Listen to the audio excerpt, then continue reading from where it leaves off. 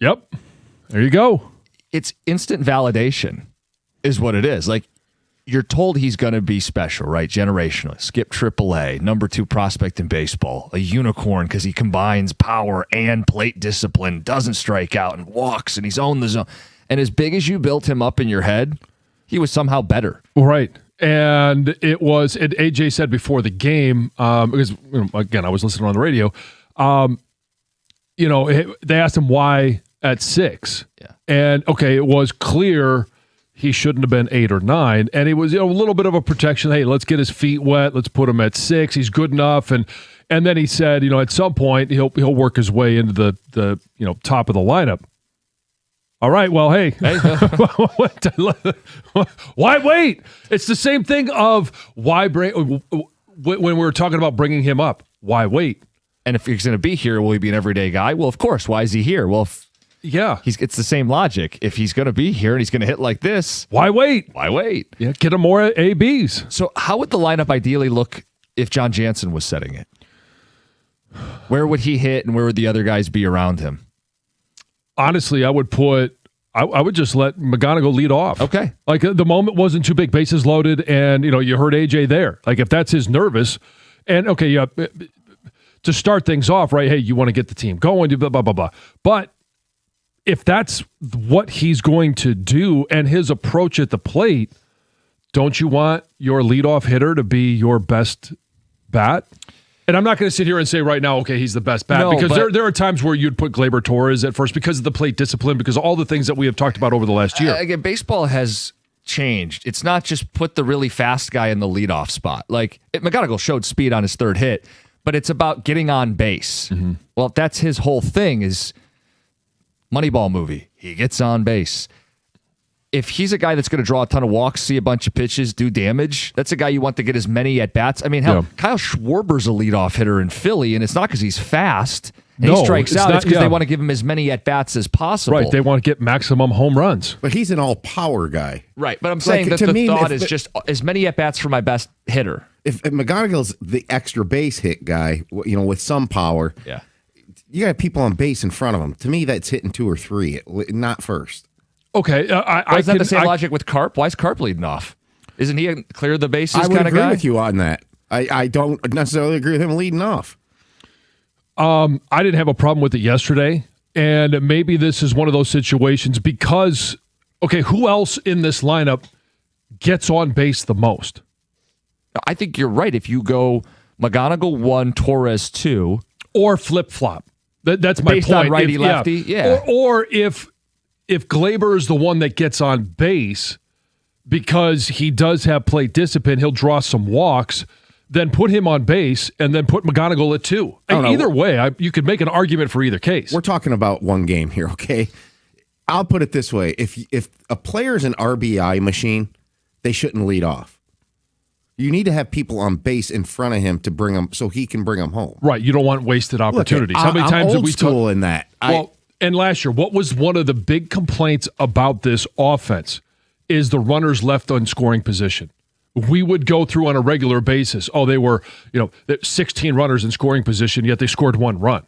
Or, that's an exaggeration. But if they had 8 runners in scoring position and they can't knock anybody in, right. McGonigal's the one that you want at bat with other guys in scoring position. Because if he's following Parker Meadows, is Parker Meadows going to even be on base? Even be on base or even in the lineup, who knows? Yes, remember, we need to get the guys on base to drive them in. Right. So, yes, it is important to have RBI. It's not important who gets them. Correct. Right. Because it's a product of who you are of where you are in the batting order. Right, but if you're playing the analytic game, Tom's right. You want him to be up to bat with guys on base. Yeah, the analytics, though, have said, let's put Schwarber in the 1 hole. Right, because he scores without anybody on base. Correct. It's one swing and he scores. I think there is a world I would agree with you guys on him leading off and Torres is second and Green's third and Torque's fourth. And you're going lefty-righty. Sure. And if that's up to Torque and Green to provide the power. Yeah, and I know they both had 2 strikeouts yesterday, but if you look at the at-bats, look, the Tigers as a team, if we want to talk the biggest takeaway beyond McGonigal, they saw 40 more pitches than the Padres. Like, Riley Green had a strikeout, but it was a 6 pitch battle for one of them. And the first at bat, the pitches were all over the zone, but he didn't chase on a curveball in the dirt. Like that, they showed as a team, a collective, more plate discipline, especially in that first inning to break things open. What was your biggest takeaway? Obviously, the McGonigal stuff's there. You want to react to him and more, 248-539-9797. John, you did go there. You mentioned the stranded runners last year in the postseason. Yeah. Did it cross your mind at all? What if they had him last year in the postseason? I'm not fair or unfair. It crossed my mind. It didn't cross my mind. I mean, that is you. That is so Smarm. you. That is, smarm alarm to I didn't say they made a mistake. I just said it crossed my mind. Oh, come on, man. This guy's Superman mixed with Batman, Spider-Man. He's the whole damn Marvel universe together. I'm thinking, what might they have been? What if they had Kevin McGonigal in 2013? Right. Yeah, Yes. what if they did? Yeah. What if they had the 10-year-old McGonigal? Yeah. I just asked if it crossed your mind. His mommy was on there talking about, hey, he was carrying his bat everywhere. Always had a baseball with him, so maybe he was ready at 10. Just asked if it crossed your mind. and no. And the answer is emphatically no. No one else thought that, Jim. Just you. Tell you about Shaner Roofing. People have been talking about them 30 years. They've been helping out Michigan homeowners. If you need a new roof, windows, or siding, they're big decisions, and you need a company you can trust. It's Shaner Roofing. 5-star service to windows and siding, and here's what sets them apart. They're local, they're family-owned, and they treat every single customer like a member of that family. Every roof they install, lifetime transferable warranty. They've earned a 4.9-star Google rating. That's thousands of happy homeowners. And you know, with a reputation like that, it's not bought. It's earned through decades of doing the job right. So if you're in the market for a roof, if you need new windows or siding, you owe it to yourself to get a quote from Shaner. MyMichiganRoof.com. MyMichiganRoof.com. Shaner Roofing, windows and siding. Michigan's name you can trust.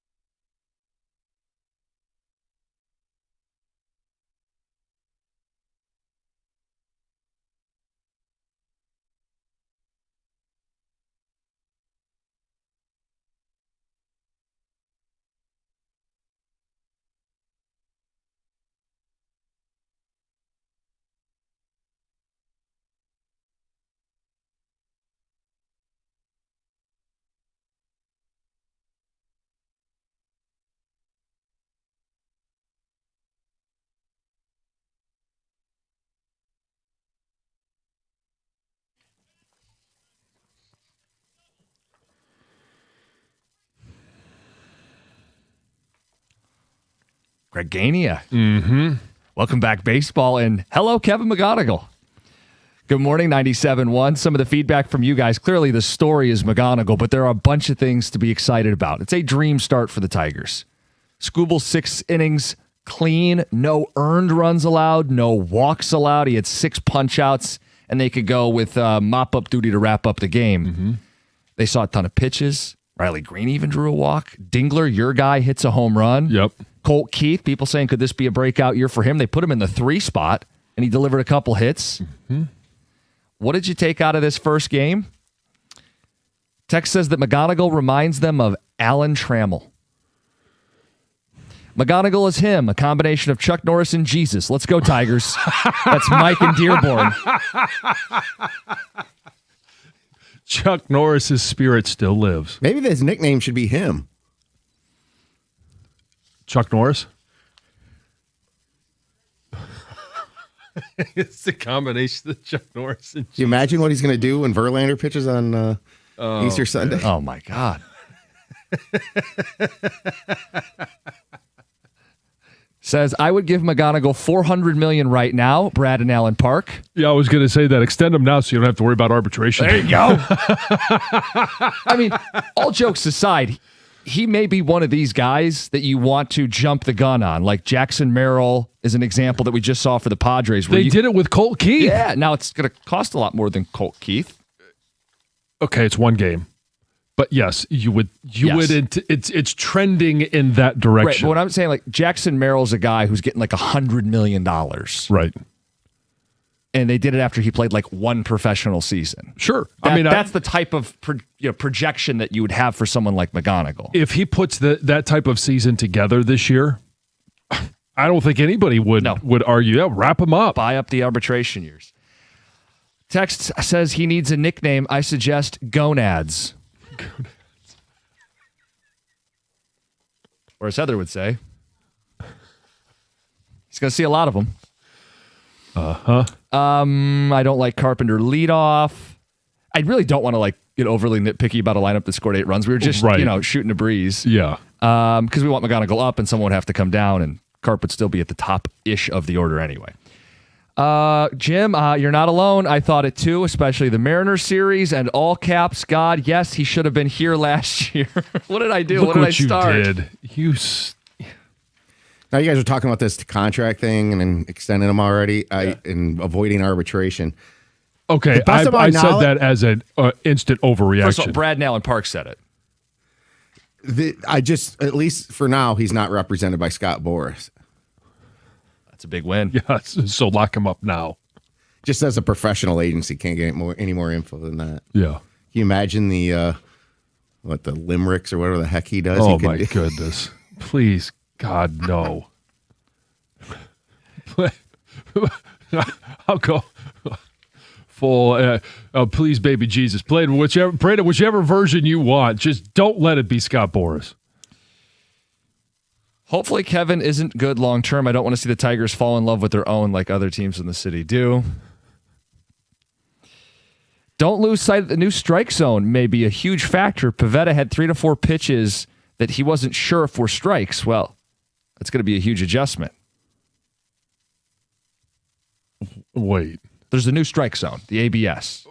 Oh, okay, yes. It's still the same strike zone. It's just how they're officiating it. Yeah, they didn't change the box. No, but they are going through, and now you have a specific strike zone based on your measurements. Correct. As opposed to what the ump feels that day. Right, yes. Well, if you go in a good mood or a bad mood at the ballpark, it doesn't matter. Right. Yes, you are correct. And if you get 2... And if you're wrong on 2, then, hey, after the 4th inning or whenever you use them, it's the same strike zone as it was before. You see Javi, the first Tiger to use it. Yeah. And he was right. Mm-hmm. Yeah, he's got that laser beam eyes. Got the Eiserman eyes. So he can tell when the pitch is out of the zone? Why the hell is he swinging so many of them? Yeah. Hey, wait a second. I didn't swing, and I know I wanted to. And you know what? Come on. It changed the at-bat, though. Got to give me a little credit. Instead of being 0-2, it's 1-1, Yeah. and what does he do? Right up the middle for a single. Yeah. That's all Javi needed. Talk about overreaction after one game. Guys, let's see what happens at game 40. I 100% agree with that, but can you just let us have some fun? Could you imagine? We even said this pre-show. It's one game. You don't want to overreact, but we do want to talk about the game that happened. So, do I think he's Billy Bean? I think he's a little better. I think that we won't go 2 games in and think, okay, here we go.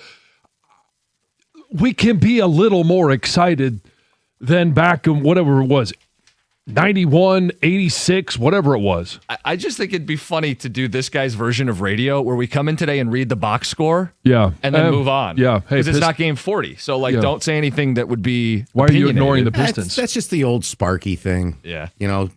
We know what our team is after 40 games. McGonigal had exactly 4 hits and 5 at-bats. Take nothing from it. It is only one baseball game. Yes. They Now, won maybe- 8-1. I do think giving a 8-2. little love to Dylan Dingler and Colt Keith yesterday, they're getting glossed over because of what McGonigal did. Well, yeah, because you guys are spending too much time glazing. McGonigal. McGlazegill. McGonigal's pronouns are he is him. That's a ticket He text. is him. Guys, liven up, have some fun. I'm glad most people are on board. 248-539-9797. I am excited about Colt Keith because this is the year. We saw some improvements last year, and he wasn't the hitter that we expected him to be last year. But 2 hits yesterday, and again, it's one game. It's not 40. It's not 100 at bats.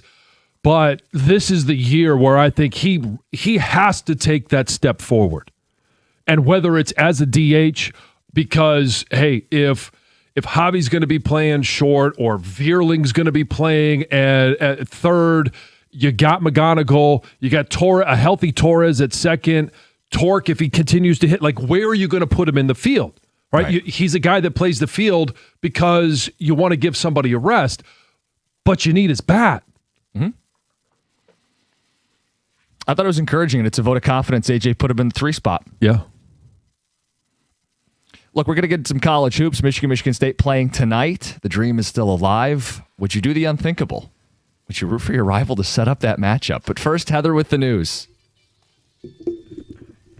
Good morning, you guys. Happy Good Friday. morning. Yes, thank God. Thank goodness. I'm ready for the weekend. You guys, Jarvis Butts, the man who was recently convicted. I know, right? It's a serious story, but an unfortunate last name. Jarvis Butts, okay? So the man, he was recently convicted. I've said his name before, John. This isn't the first time I've said it. But and last time, what was my reaction? I know, but the same. It was muted more. It wasn't as... vocal, sorry. I guess. It's Sorry. okay. Yes. Anyway, he was recently convicted for the murder of Detroit teen Naziah Harris, and he was just found dead in jail on Thursday. So just about 2 weeks ago, he was sentenced to 35 to 60 years in prison. Not only was he found guilty of second-degree murder, but he was also sentenced for 5 other cases of criminal sexual conduct. Well, according to the Michigan Department of Corrections, staff tried to provide life-saving measures but were unsuccessful. His death is currently being reported as a suicide. So redevelopment plans for a large portion of the former Packard plant site in Detroit have stalled out. So city officials say that they have terminated the agreement letter with the developers. And this project, known as Packard Park, had really big ambitions. There was going to be housing, manufacturing spaces, a skate park, like other community spaces. Like it was going to have a whole lot of things going on. But the letter of intent for the project expired. And then with new city administration in place, officials say they want to take a step back and explore other options before moving forward.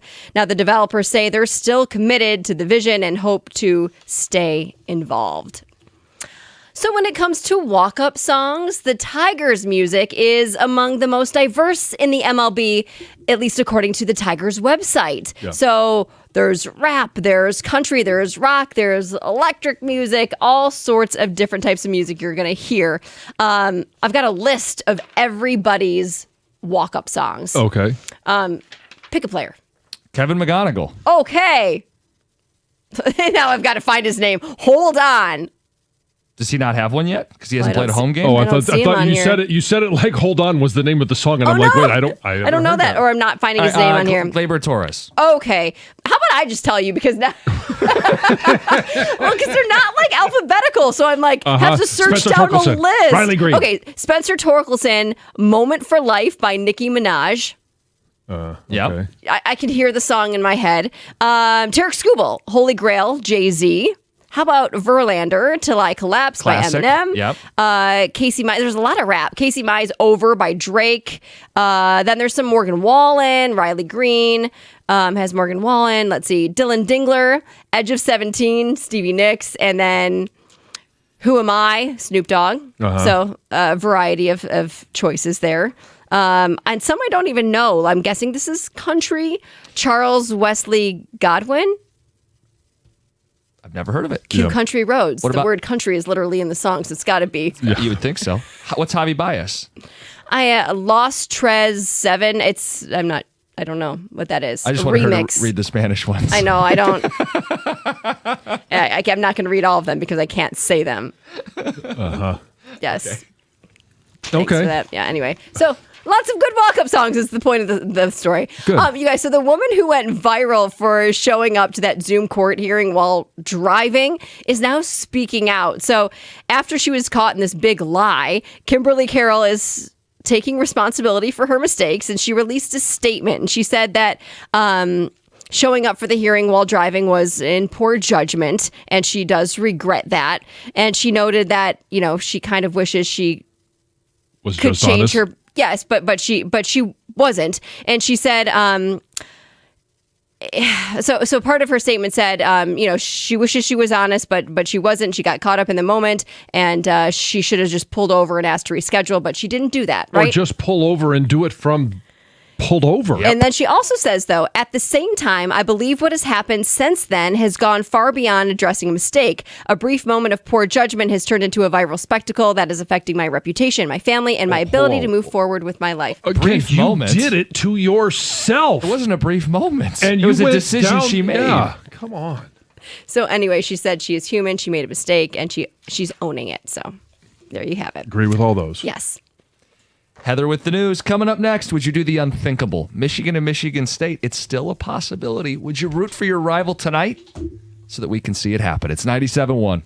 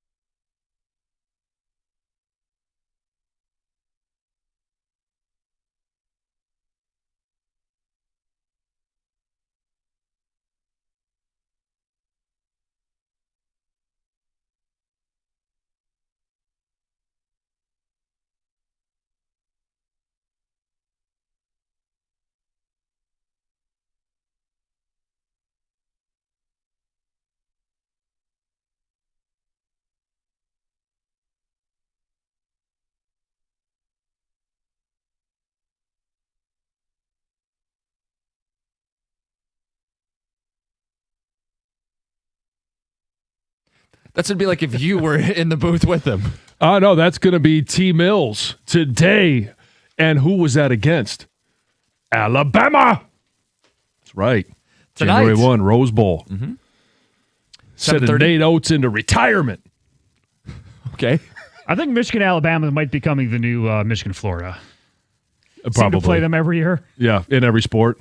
Actually, Ruby this weekend is rowing against Alabama. No kidding. And I said, I don't know who their coach is, nor do I really care. But I said, you do your job, and you send that coach into retirement. For the crew team. Kamari Lewis is the head rowing coach of the Alabama Crimson Tide. There you go. Sorry, Mr. Lewis. Misses. I'm sorry.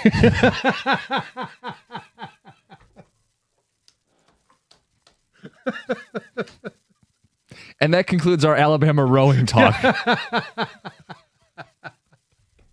Would you prefer we talk about the hoops tonight? Mr. Nate Oates is going to be coaching for Alabama. As of now. What we want to do, we could talk about the game. And Michigan State's playing UConn too, which is going to be a hell of a watch. You got to stay up late for it. Are you rooting for your rival so that both these teams keep this thing going? Can you bring yourself to root for your rival if it means it could set up the showdown of all showdowns for the national title?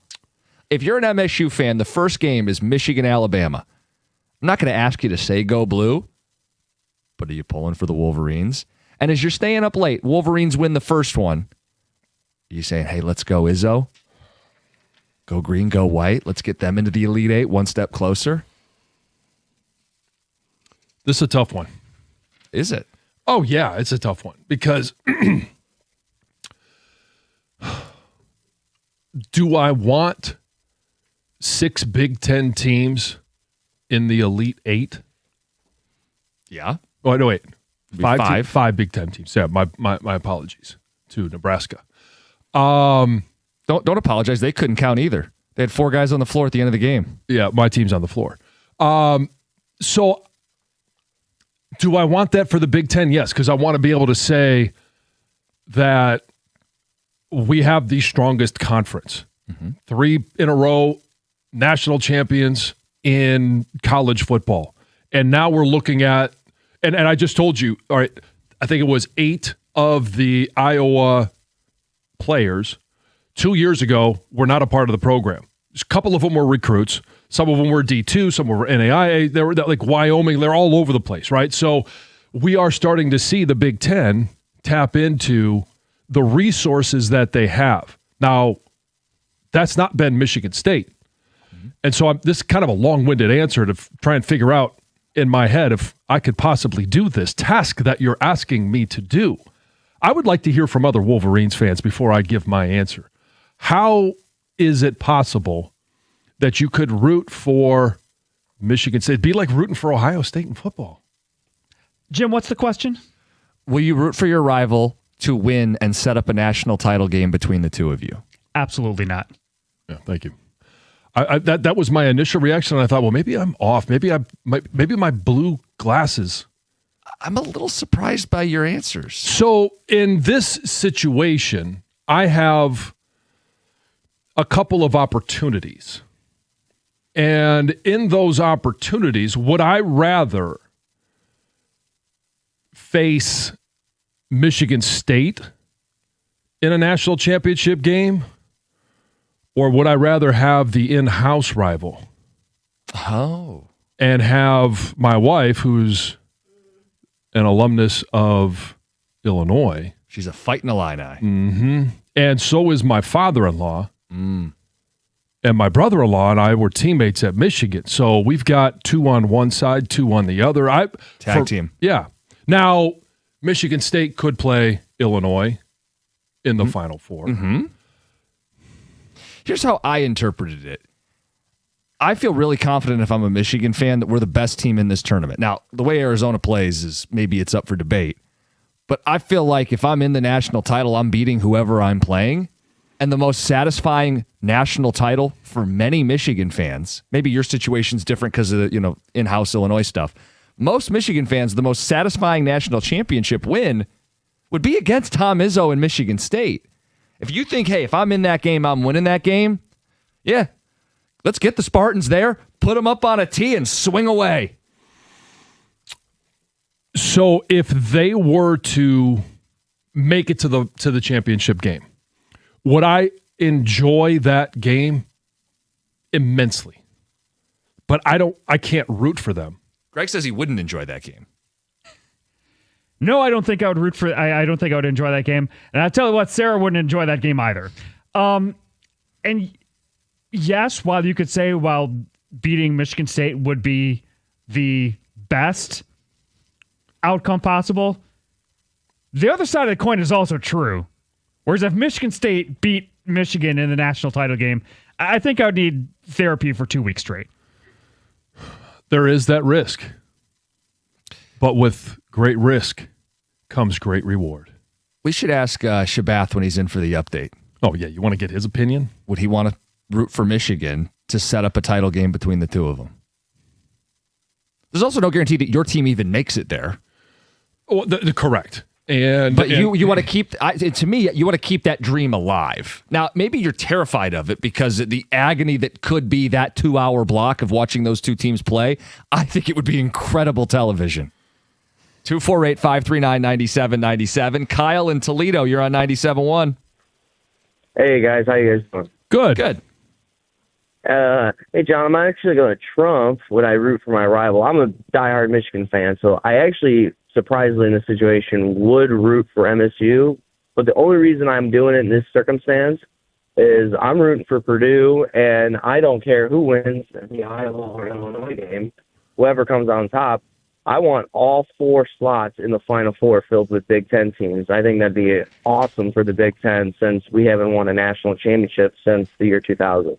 Right. You guaranteed somebody would win a national championship. Now, you are guaranteed somebody's going to be in the Final Four, obviously, because Iowa and Illinois are playing. And I understand that. And I would love to have an all Big Ten Final Four. It would be amazing. And look, the chances of it happening, I mean, Michigan is going to be favored not only tonight, but if they win, they'll be favored in their next game. Now, don't get me wrong. Would I be... Oh, sorry. No, it's saying Purdue's got a puncher's chance against Arizona, but go ahead. I was like, don't get me wrong. Would I be... If we did get the ultimate showdown of Michigan versus MSU in the national championship, I don't know if I could actually enjoy myself watching that game just with the pure agony of potential defeat, because that'd be the ultimate rivalry, whatever you want to call it, throw at your rival if we were to lose that game. But they'd hang it over your head forever. That game, yeah. Oh my God! But if we were to win that game, it'd be, you would remember that for years to come, for the rest of your life. Oh yeah. I mean, but if your glass is half full guy, you think you're winning the game. Yeah. Bring it on. Give me the greatest win in the history of my program. And speaking of recent topics, if that was how you sent Izzo out. Yeah. He said he's got at least 2 more years after that reporter buttered him up last weekend. I'm not going to be rooting for Michigan State.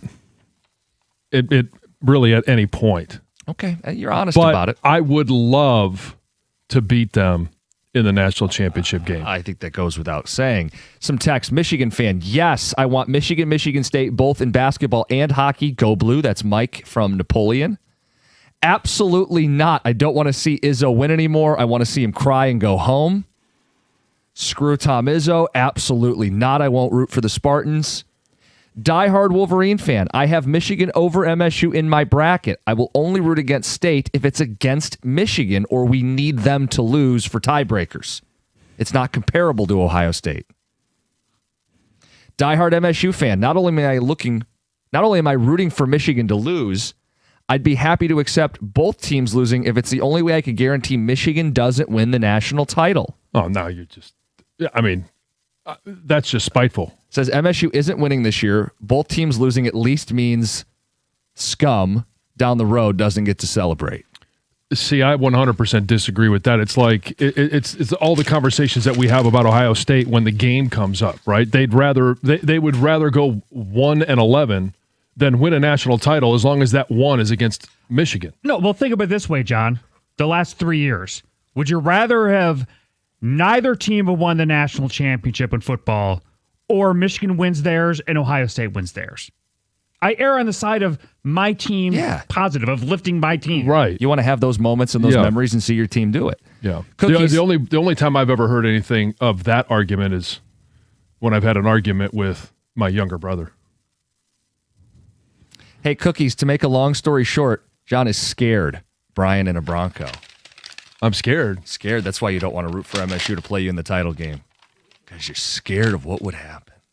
I'm not scared of it. Brady Cat Jansen. We've handled them twice already. We'll handle them a third time. That's what I would think. And honestly, I don't really care who's in the national title game. I just want to see somebody show up against Michigan. Feedback phones 248-539-9797. Then we get right back into the Tigers' dream start to the season. McGonigal, how about that for a debut? It's 97.1. If you're looking for a great lawn this summer, you got to get in touch with Natural Way Lawn and Tree Service. That number, 888-GET-GREEN, or on the web at naturalwaylawn.com. If you purchase a full lawn program now, it's only for a limited time. You're going to get free grub control, but you got to mention my name along with 97.1. And we all know, we've been talking about it. You hear it all throughout the day.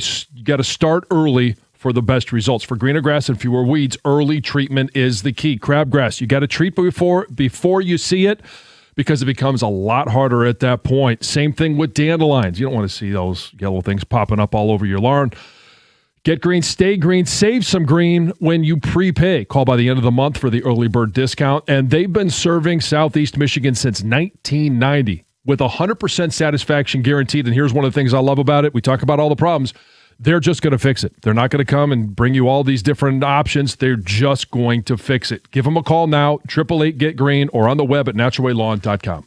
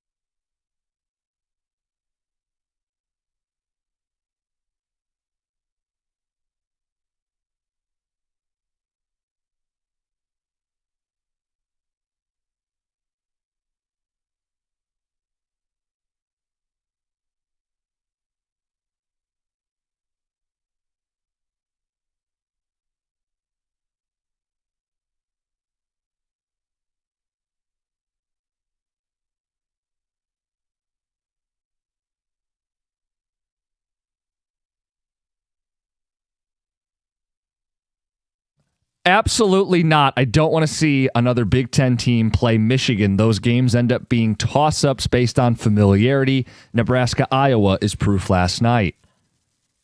Would you root for your rival to set up the national title matchup? Are you rooting for the Spartans if you're a Wolverine fan? And if you're a Wolverine fan, you're saying go green. Tex says, I would love to see Michigan play Michigan State and send Tom Izzo into retirement. DeVell in Madison Heights, hell yes. I'll absolutely root for the Spartans to get to the title game against Michigan. Could you imagine the eternal bragging rights that Michigan would have from that point on? Hashtag go blue. See, the reason that I can't necessarily, I'm never going to be rooting for Michigan State for anything. I would love to play against Michigan State and beat them in the national title game, because I would love to be able to hold that over their head forever. The unique situation that I'm in is I can be king of my entire castle. If Michigan plays Purdue in the Final Four and Michigan wins, I have the ultimate over Lucy. Mm-hmm. If Michigan then plays against Illinois in the national title game and they win, that's a bigger angst game for me, because outside of the walls of my house, hey, I can handle anything that happens in that Michigan State game. Inside the walls of my house, my wife, if they win the national title and they beat Michigan, I will never, ever hear the end of it. Roy and Clarkston, all I hear is Big Blue fans and John are Charmin soft cat enthusiasts who don't want to have a chance of losing to Sparty. Go green, go white. Yeah, says every underdog ever. How much you guys think the tickets would be if those two teams met in the title game? Oh, wow. Especially since it's in Indy. Like, I mean, it's obviously it's a drive to. That would be amazing. It's out there for you guys. 248-539-9797. Talk Tiger baseball. That's a dream start. It's only one game, but as far as one game goes, John, how much better could it possibly get? You know what? Not only was it a dream start, it was a dream first inning. That could not have gone any better. And it's 4 runs before Tarek Skubal even takes the mound. Mm-hmm. And, I mean, how many times last year did we say, can we just get Tarek Skubal a run or two? And right there on a platter. Now, Scoobs, go out, do your thing, and let's move on to Friday. Yeah, and look, he didn't exactly what they did. He didn't walk anybody, which he hardly does anyway. But when you give him a lead, he can just challenge people all night. Yeah. Good luck. Yeah, he goes 6 innings, no earned runs, no walks, 6 strikeouts, and done at 73 pitches. I don't need to see him go deep at the opener. Great, good stuff.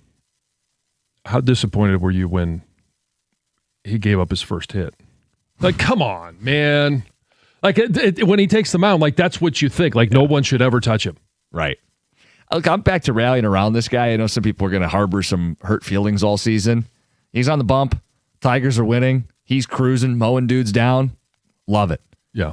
But I think the thing most people want us to focus on is Kevin McGonigal. And how could you not focus on a guy who goes 4 hits in his opener? First career at bat, bases are juiced, and we're all thinking it.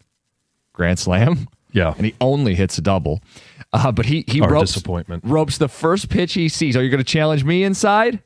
I got quick hands. I'm going to make contact, and it's hard, loud contact. Yeah. His second hit was 106 miles an hour. He nearly pulled it for a homer. His third hit, he has to sprint and show off the wheels down the first baseline. Mm-hmm. And his fourth hit, for good measure, as much as we built this guy up in our head, you got instant validation. Yeah. It was a lot of fun. And I don't know how it was in everyone else's house. I can tell you what it was when I finally got in front of the TV. When McGonigal was at bat, everyone paid attention. Yep. Yeah, hey, Cole Keith is up, and you know, I'm okay. I want to see Cole Keith get some hits, but you know, I'm making dinner and doing all these things, and then you know, Torque is up, and all of a sudden, hey, everything stops. You turn the burners off. You pay attention to what's going on when Kevin McGonigal is up to bat, because there was such a buildup, and he absolutely knocked it out of the park without knocking it out of the park. So we'll ask you guys for your biggest overreactions after one baseball game, but there's a lot of good to come out of that. Your guy Dingler hits a home run. Yeah. Colt Keith in the 3 spot. Is this a breakout year? They trust him to put him in the 3 spot. He comes up with 2 hits. Mm-hmm. How about Riley Green, who drew 46 walks all of last year, his very first at-bat, he's laying off the curveball in the dirt and he draws a walk. Is this going to be a year of plate discipline for Riley Green? There's an overreaction for you. It's only one game, but hell, he talked about wanting to be that guy. Mm-hmm. Did strike out twice, but he worked 6 pitches in one of them. Yeah. Let us know. 248-539-9797. And just for the Tigers offense, right? It's 12 hits. And you were flooding the base pass with runners. You were giving yourself opportunity. The tone was set in the first inning. They were taking pitches. They saw 40 pitches, 38. Damn near 40 pitches more than the Padres. That's encouraging. 248-539-9797. Quick phone call. Jeff in East Lansing. Rooting interest, you're on 97.1. Hey, fellas. Good morning. Hey, I think if you're a true Spartan fan, I think you want Michigan to go down tonight and go down hard. Oh, are you scared? Are you afraid? How dare you? What? Hey, John, I'm with you, man. I just want my rival to go down, and so I think tonight's going to be. I think they have the most elite players on the court. They've been the best team overall, Michigan, all year. They spanked us twice, right? So getting to that one final game, I would give Izzo the coaching edge, but I think with your rival, Michigan, I've been rooting them to go down since round 1, and it's just how it is. I think if you're a Spartan fan, true, you're not going to be rooting for them tonight to go all the way. No way. Can we get confirmation from Brendan Shabath, who's walked into the studio rocking a Spartan hoodie today? We asked a question to people: are you rooting for your rival to set up the national title matchup? No, not at all. No, Are you afraid? No, I just don't ever want to see Michigan succeed in anything, whether it be the first game of the year or the Sweet 16 game. Well, hold on. You think MSU's the better team, having seen them in person in East Lansing. So why would I be scared? So you should want to play them and beat them for bragging rights forever. No, because it's happened again. I don't ever want them to win. I'd be okay if they won tonight, because I think I basically need to go perfect in my bracket to have any shot after Houston screwed me yesterday. But no, I'm not rooting for them. I mean, I'll be okay. I'll be fine, but I don't want them to win. Brendan Shabath. Scared. Frady cat. 97.1.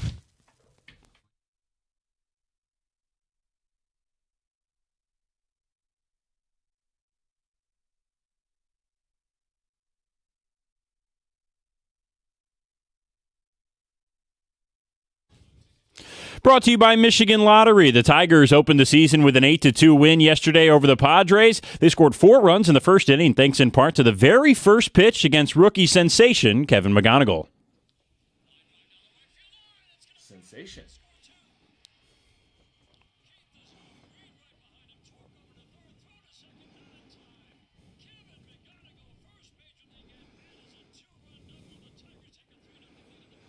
McGonigal finished his debut 4 for 5 with a pair of doubles, RBIs, and runs scored. After the game, he said why he was so aggressive on the first pitch of his career.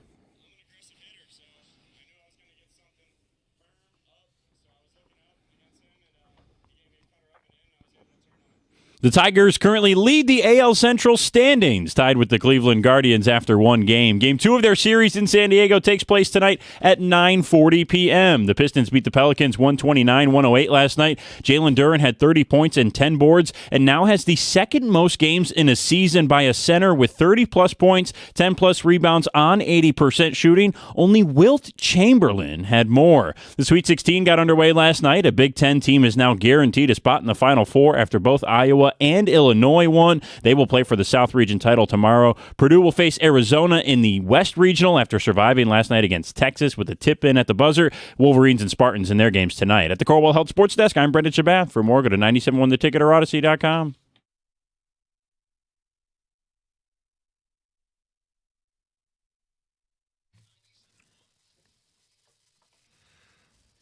Good morning. Happy Friday. 30 minutes away from the cookie jar.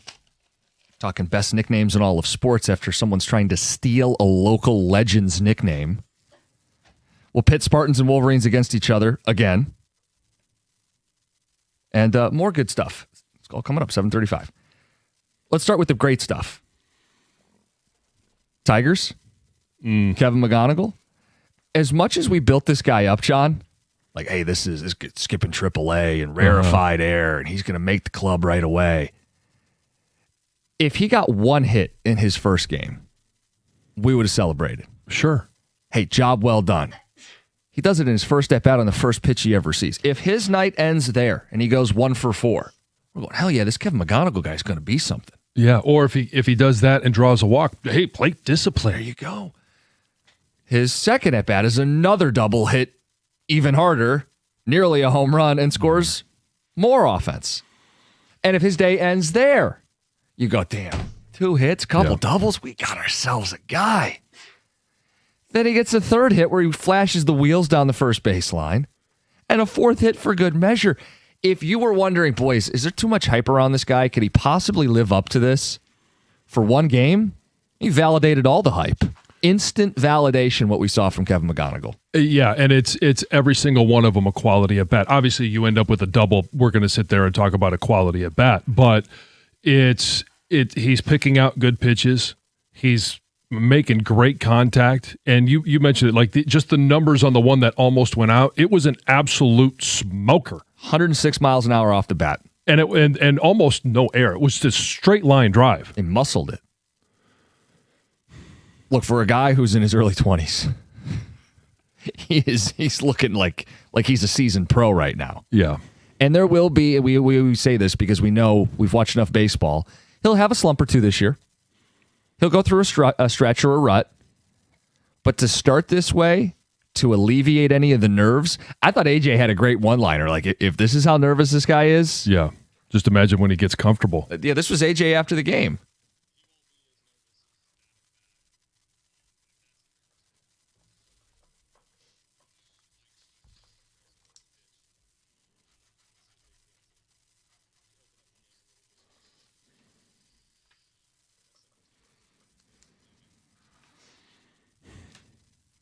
I mean, there's no question it did. And the amount of excitement going into the game. I mentioned it already. Hey, when he was up to bat, like everything in the house stopped. You were listening to a little pregame about AJ talking about McGonigal and yeah, and one of the things that he was talking about was, he was given all the reasons why he put him in the 6th spot, right? Mm-hmm. He's good enough to be able to be behind those guys because he thinks those guys will get on, and McGonigal can knock some of them in, and he didn't want to put him in the 8 or 9 spot because he's just a better hitter than that. And then he ended it with, at some point this year, we believe he'll move himself up in the order. Well, why not tonight? I was yesterday and earlier this week. I was like, hey, why not put him in the top 3? Right. Go ahead, move him up. Get him as many ABs as possible. The idea that he's one of the best hitters on this team is, I don't feel like an overreaction. That's his profile. That's what he's here to do, who he's here to be. And if they want to ease him into it, I respect it. Sure. But that's what he's supposed to be. I think maybe the thing I'm most excited about is that instead of AJ having to hide batters in the lineup, you still may have to hide Parker Meadows. At times you may have to hide Javi, but you don't have to play both every day. No, but now it's last year when we were talking about, wouldn't it be nice if AJ just knew he had a leadoff hitter that could be his leadoff hitter every time, or somebody that just always hit in the 3 spot, somebody that was always a cleanup, because it didn't matter what it was. And maybe AJ's never going to be that guy because he likes to play the matchups. He likes to tinker with the lineup, but to actually know that you've got a guy, hey, McGonigal, no matter where he's playing in the field, he's going to be in the top 3. Right. We talk about it from a standpoint of if McGonigal, left-handed bat, can hit lefties and righties, you play him every day. You're looking to see guys like Colt Keith, young batter, lefty. Yeah. Can he hit righties and lefties? If Riley Green's an all-star. If you get to the point where you got all these guys that you can say, oh, they're playing every day, not because we don't have another option, but because they've developed into all well-rounded batters. That's a great situation for a manager. Right. And it's one game. It's one opportunity from Kevin McGonigal. We understand all of that, but we do have, as Tigers fans were last night, if you were anywhere on social media or just around town, everyone was talking about Kevin McGonigal and the Tigers. And what did we say yesterday? There's a lot of ifs. Mm-hmm. If Colt Keith, if Spencer Torkelson, if Riley Green, and certainly if Kevin McGonigal. But if some of those are actually true, think about this offense. Yesterday, 8 runs, 12 hits, and being active with runners in scoring position. Just that if that is a trait of this offense, you pair that with the pitching staff that they put together. Yeah, you start getting texts like this. Is it too early to plan the parade down Woodward? We asked you for overreactions after one game. You could focus on McGonigal, Skubal, Keith, Dingler. Well, I don't Green. think there could be any overreactions for Tarek Skubal. No, I don't. Okay, maybe the overreaction is he ever going to have an earned run this year? Or And the answer is yes, he will. and I didn't hear this, but Tom, people were calling Rieger, calling him soft because he only threw 73 pitches. Yeah, I was pretty stunned. I was listening to him after the game yesterday, and a lot of people were texting in or calling in and saying, why do you only go 74 pitches? Why do you only go 6 innings? All right, Tommy Tough Guy's out there. Like, it's the first game of the season. Alliteration. I know. It's the first game of the season. There's no reason to throw extra innings there when you're up 6 runs. Oh, right. So, but the argument is, okay, you save the arm when you can. Yeah. But you're hoping to be able to use it when you need it. Well, okay, and that's a different conversation. Okay, but it's a conversation we had all offseason. No, I know, but it's people still hung up, and maybe you'll never be over last year and his You'll decision. get over it when they win the ALDS with Skubal on the mound and he comes out for the 7th inning. But the time to, like, put the screws to him isn't the first start of the year when they're up Right. 6 No, I agree. runs and he's I agree. cruising. Look, we can spend some time on it. I don't want to dwell on it, but people that are hung up on it are wild to me. I'm rallying around this dude. He's got the ball. He's a bulldog out there. I mean, he didn't walk anybody. He's challenging every single batter. He went into the 6th up 8-0. I actually was a little surprised that he pitched in the 6th. I thought this was an opportunity for them to, hey, take him out and put in Anderson, put in any of the arms that they want to get broken in that we haven't seen. It's just a disconnect I have with the section of the fan base. I am rallying around him while we've got him. He is one of, if not the best arm in all of baseball. This team's best chance to win a World Series is on the back of his left arm. Mm-hmm. So I'm going to rally around him and hope for the best possible final year because I've accepted it's his last year here, but I'm going to rally around the idea that he can drive them there and not sit there and bitch and moan about every time he doesn't throw 100 pitches in the regular season. Right. And, I mean, I'm the one that started it here with calling him soft. It's your fault. And that was not coming out when we needed him most. Did we need him in the 6th inning or the 7th inning of the first game where he's going into the 6th with an 8-0 lead? No. If it was 1-1, maybe I would have a different opinion. Maybe, yeah. But I'm not sitting there going, hey, he's got to get to 85 pitches in game 1 with an 8-0 lead. That's dumb. Most pitch counts are managed the first 3-4 starts of the year by virtually every single pitcher in baseball. Yeah. You'll see it with the other guys the rest of this week. Oh, yeah. Text says Skubal equals good, Green equals bad. Let's focus on getting the correct person off the team. Trade Green 2026. That's Eric in TC. Another says overreaction, more of the same from Riley. The swings looks even longer and more uppercut. If you saw Riley's at-bats beyond the first, you know he's going to go for another 200 strikeout season. He worked a 3-1 count, only to swing at 3 straight balls. That's the takeaway. Is Riley Green's going back in the tank? Random thought about the new strike zone and the challenge system. Clearly, it's a much smaller strike zone. In my professional fan opinion, I believe Torkelson will make a huge jump this year. He's always had a good eye and can lay off the high heat. What other Tigers do you guys think would benefit most from this new system, DJ at work? Well, I mean, it may be the perfect timing for Kevin McGonigal. If he's got the eye and the plate discipline that, Scott Harris has talked about, then he may benefit from it. Torque, I think, is another guy. How about Gleyber Torres? Yep. Torres is, we talked about last year, probably the most professional hitter on the team. Yeah. And smaller strike zone and barreling stuff up and punishing pitches over the plate. Let's call this season the Chronicles of McGonigals. Wasn't a no.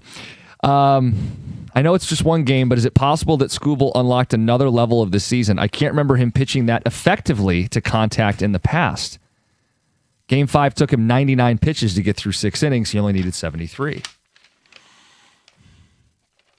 I mean, I thought he did a great job yesterday.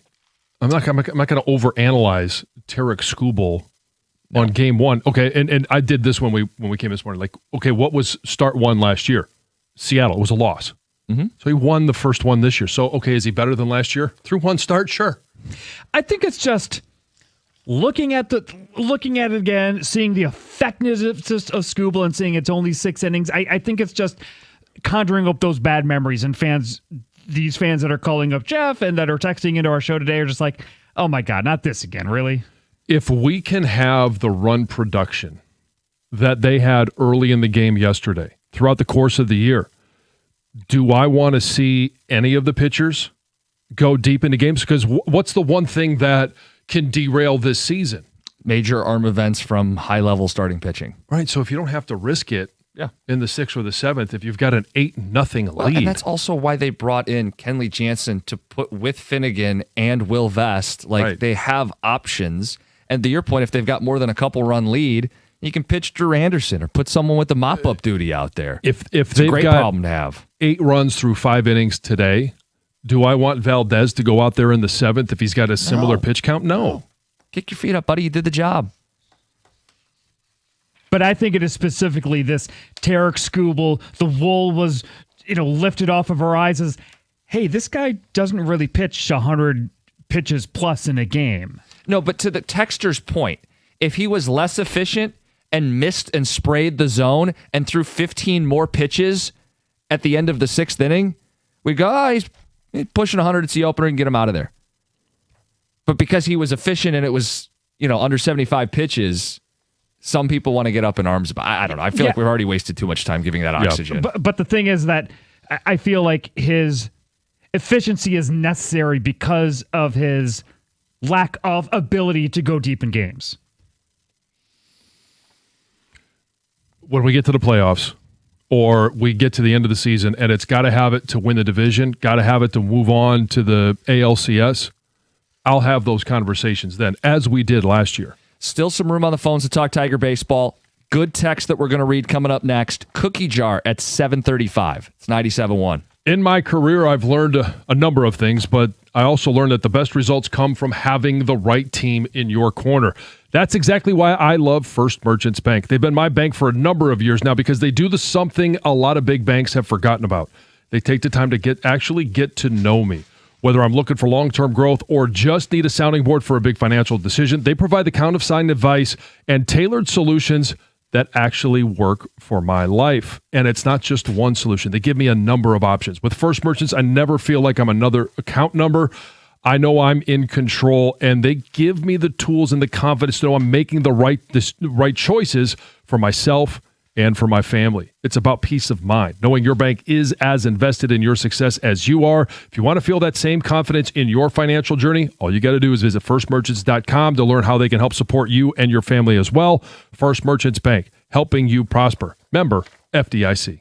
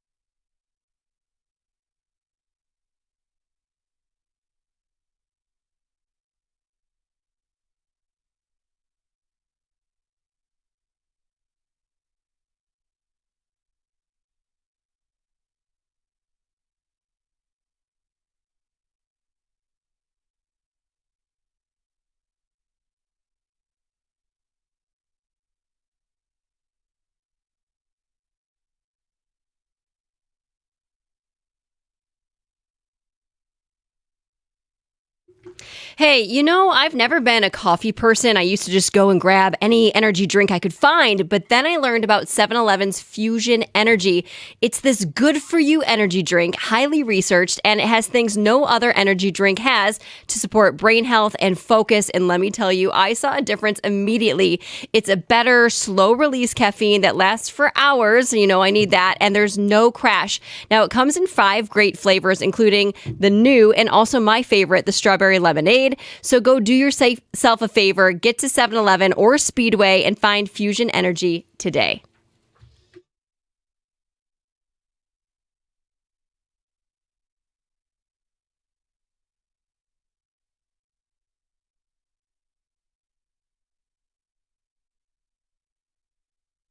Dickerson back on radio tonight, right? I assume. I won't say.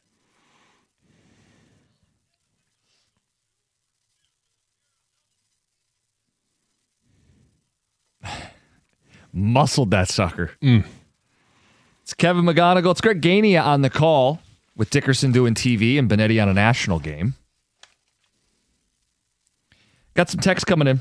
Wanted to have some fun, some overreactions from the first game. And if you just want to be measured and give us some takeaways, we'll take those too. Response says, easy boys, 1 game, long season. I still think this team will get 88 wins though. Hey, that's fine. 88 wins probably wins the division. And I'm not going to walk back or walk up my 89 wins. I just, can we just enjoy the moment? I think we are, and we will. John, I think you hit the nail on the head. Tom in a truck says, you mentioned they don't have to hide players in the lineup. That's the biggest difference I noticed from last year to last night. Meadows is maybe the only guy who doesn't instill some fear in the opposing pitcher. My overreaction, this will be a top 5 offense this season. Well, to start the year last year, I think they were a top 5 offense. And, okay, let's go back to last year. Did I think for the first half of the season that they were a legitimate top 5 offense? No, I think they were punching above their weight level. At the end of the year, when things really got bad and they couldn't generate runs, they couldn't even get anybody in scoring position, did I think they were a bottom 5 offense? No. I do think this team will have a top 10 offense. And if it's 8, 9, 10, it doesn't matter. So you pair that with the pitching staff. Yeah, then you got something to work with. They finished last year at the number 11 offense in baseball. They were top 10 for a good chunk of the year. They just took a nosedive at the end. The idea that they could be a top 10 offense if McGonigal is this player. No, not at all. Could they be a top 5 offense for the course of the season? Sure. Yeah, again, we're going to get down to the margins. If you're a playoff team, if you're winning your division, if you're advancing in the postseason, you're going to have to be not one of the 10 best teams in baseball. You're going to have to beat teams that are also top 5 offenses or also have incredible rotations. But we'll do those shows when this team's playing in those games. It's an awesome start. It's not just 8 runs. It's an approach to the plate where you see 40 more pitches than the other side. Yeah. It's when your new, fun, shiny toy has 4 hits in his major league debut and validates all the hype surrounding him. Yeah, this is a great day. I said it's a dream start. Call it what it is. It's only a start, right? But it's a dream start. And no one is sitting here going, well, 35-5, look out. Hey, those 84 Tigers better watch out. Right. We're encouraged by what we saw from some of the ifs. Yeah. Those questions have to be answered repeatedly. It's a long season. Right. Guys, the Tigers are going to have their first 100-win team since they won the series in 84. Right on cue. Keep in mind, they've only won one game. And they've only won 90-plus games 5 times. Right. In that span. And they were on they were on pace for much of last year to get above 90. A blistering pace for most of last season. Yeah. And as good as this rotation is, they once upon a time had Scherzer, JV, Price, Porcello, and Sanchez, and only won 90 games on the nose. That's why I said 88, but hell, if you're trending up at the right time of the year, that's all that really matters. Mm-hmm. Set yourself up for the postseason. 1 game in, we got some more takeaways. Says it's absurd that Skubal could go down as the best pitcher in Tigers history, and there's a section of the fan base that's going to be angry with him for his final year. Yeah, I do think that would be absurd. If you're mad that Skubal didn't pitch past the 6th, then you don't know baseball. Tiger fans, stop being butthurt. We have the best pitcher for one more year. Embrace it. Let's make a run. Yeah, let's make a run. Let's go. Let's get to Heather with the news. Heather, what's going on? Good morning. Hey, good morning. This news is brought to you by Gardner White. So Indiana head coach Kirk Cignetti is making headlines after ripping into one of his newest players, and it all started with shoes. Yep. Yes, so transfer wide receiver Nick Marr showed up to the team's first spring camp practice wearing gold cleats, and Cignetti was not a fan.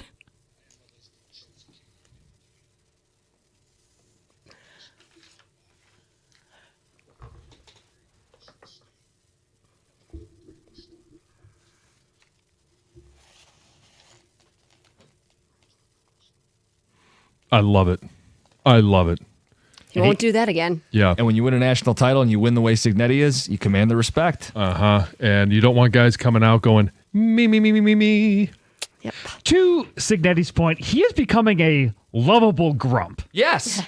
Yeah. He did add a little bit of praise in there at the end, so that, sure. that was nice, right? Yeah, Yeah, he made sure to... Well, he's going to get the most out of his guys. Yeah. Your Netflix subscription just got a little more expensive. So Netflix raised their prices yesterday for the second time in less than 2 years. So the standard plan with ads went up by $1. So it's now $8.99 per month.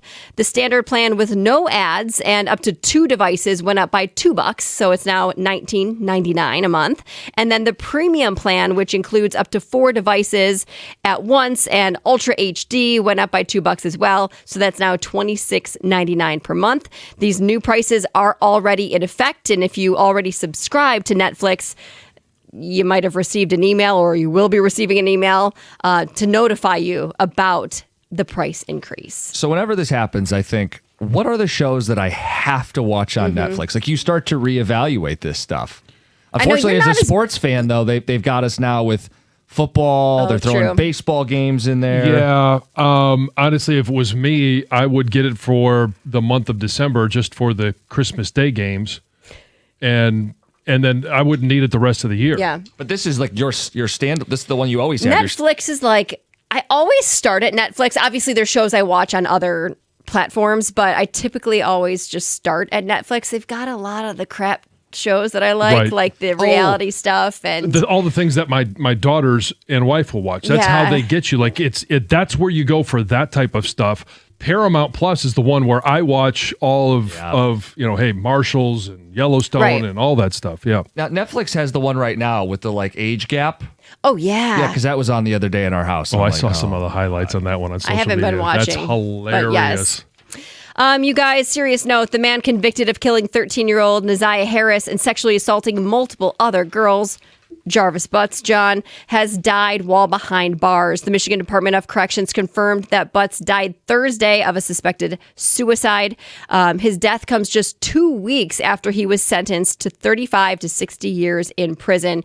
Now, there were no tears shed from Harris's family after the news of his death, but they are worried that her body will never be found because that was part of his plea, was that he would have to reveal what happened to her, where her body was. Now that he is no longer here to share those details, that's what they're worried about. The Detroit Police Department says they are still committed into finding her remains. So gas prices across the U.S. are surging. We're all well aware of it. We talked a lot about it this week. But we're not just paying for our own gas. The U.S. Postal Service wants to impose a temporary 8% fuel surcharge for packages and express deliveries to deal with the rising gas prices. So the Postal Regulatory Commission still has to approve it. But if they do, it will go into effect April 26th. They will remain until January 17th of next year. And they say that 8% fee would apply to postage on all Priority Mail Express, Priority Mail, USPS Ground Advantage, and Parcel Select products. They're not the only ones that do this. FedEx and UPS already impose rolling fuel surcharges, and they've already spiked as well. So if you have to go ship a package, does anybody go to the post office anymore? Yeah. Where do you go? Well, I go to UPS or I go to FedEx. Oh, I guess I'm going to UPS. Yeah. And not going right to the It's just Christmas cards. Anytime I send, Right. I go to the post office. Yeah, if you're but shipping otherwise, a package, I don't even think of going to the postal service. yeah, I go. You're right. I've met a lot of people when I've gone there for There's a things. line, yeah. There's always a line. So people are definitely still going there for sure. Still just trying to get their passports. Really? Is that where you at the go? postal service, yeah. Post office. When you first get it, yeah. Yeah. I guess I've had it for so long you I've just renew, forgotten what yeah. I just keep renewing it. Okay. I've got another one. This is an interesting story, and it's for you guys. If you think that you have some strong swimmers and you want to compete on a world stage, the 2026 Sperm Racing World Cup might just be for you. Oh, how do I enter? Well, you go online. You have to be at least 18. You can't have any. Used a different word. You can't have any STDs or anything like that. You have to be able to provide a sample, and you have to be available. On demand?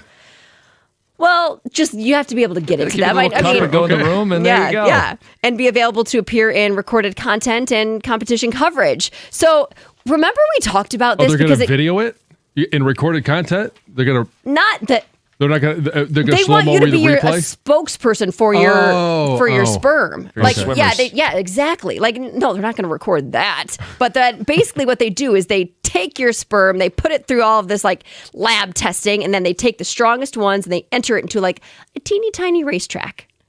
And then like How many laps? all these sperm compete against each other. Okay, now Is it straight away, or do they have there's- to make a turn? Oh, there's turns, Obstacle and course? there's Oh, also wow. like a current that you have to swim against. Like it's not easy. This is not okay. easy. Now the organizers say they want to turn health into competition, and they want to shine a spotlight on the fact that male fertility has quietly decreased over 60% in the last 50 years. They say, well, this is fun.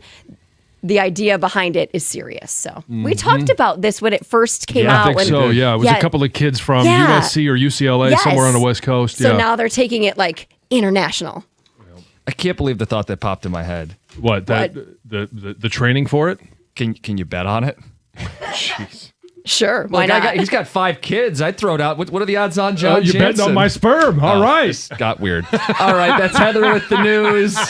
Cookie jars next, 97.1. All right, you guys, just a quick heads up. Michigan Hair Restoration is one of those places where if you wait too long, you end up on a wait list. Dr. Mark Berkowitz has been doing hair restoration for over 30 years, and he intentionally limits how many patients he takes at one time. So obviously, when that consultation calendar fills, it closes, and yes, you're going to be on a wait list. So a lot of guys might look into flying overseas because it seems cheaper. You know, you talk about going to Turkey, but what they don't think about is follow-up care. What happens if something doesn't go perfectly once you're home?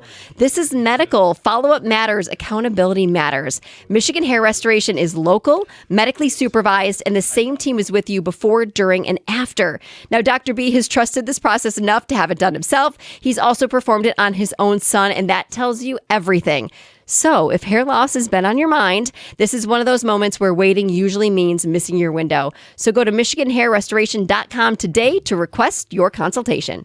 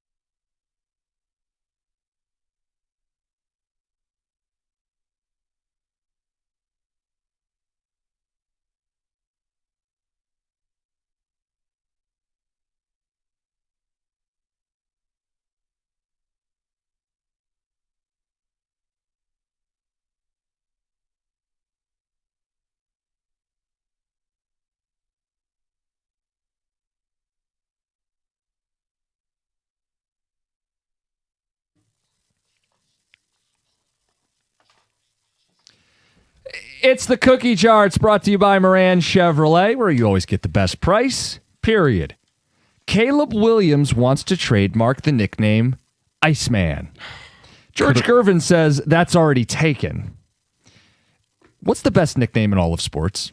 Not sure I could like him less, but I guess I already did. I'm really stuck in between two nicknames, but I'm going to go with one, and I'll let you guys, I think one of you will probably hit the other one. If not, I'll mention it at the end, but I'm going to go with Iron Mike, Mike Tyson. Like in his prime, and boxing is pretty much dead now, but Iron Mike was so much fun to watch, and what an unbelievable nickname. Okay, I don't know a ton of nicknames, so I'm going to go with Megatron. Okay, that's a good one. It works. Yeah. Rudy Gobert, the Stifle Tower, describes both his nationality and his style of play. Prime time. Come on, man. He lived up to everything. All the hype, all the trash he would talk, and then he would back it up almost 99% of the time. Yeah. I have to say a second favorite is Beast Mode. I think that was my other one. Yeah. I was going to peg you for the guy that had Beast Mode. Yeah. Don't peg Tom. Oh.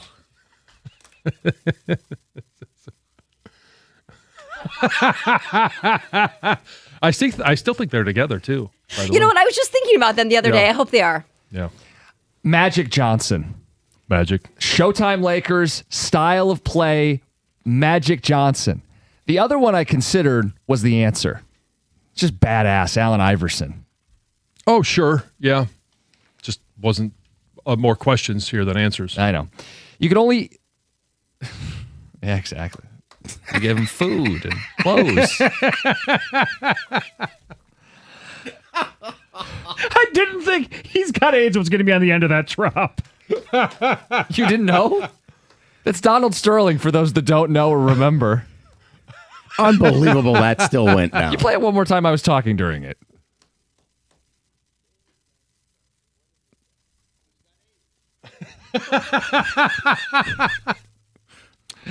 Moving on. You can only eat at one restaurant for an entire year, and it has to start with the first letter of your name. Oh, this one was easy for me, and so you think I thought the same thing first when I saw this. The reaction that you just had of like, how do I come up with a restaurant with the first letter? Jets Pizza. I hate you. We have the same one. Really? Jets.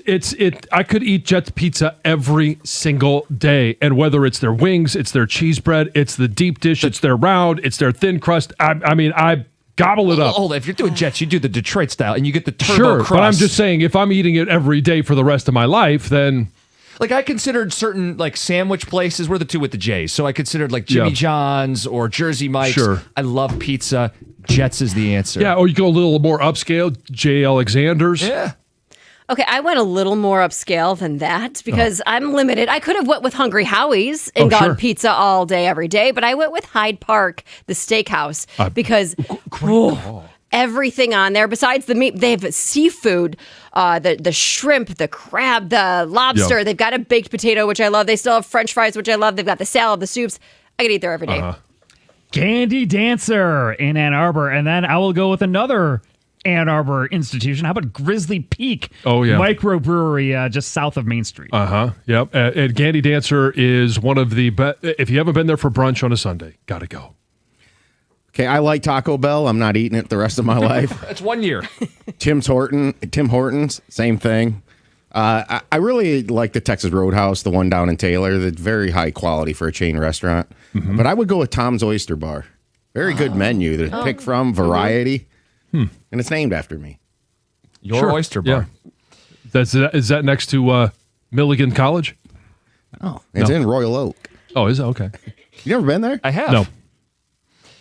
Who would you rather coach your basketball team, Dusty May or Tom Izzo? Dusty May. Like this is an obvious answer. Dusty May. And part of it is, okay, yeah, Heather's going to say Tom Izzo, but it's also, there's just more runway for Dusty May. At some point, I would think in the next 5 years, Tom Izzo's going to hang him up. Heather? This is obvious. Tom Izzo. Why? I think he's a great coach. He coaches hard, but he also develops good relationships with these boys and his players, and he not only prepares them for the game, but also for life. I don't know. They're men.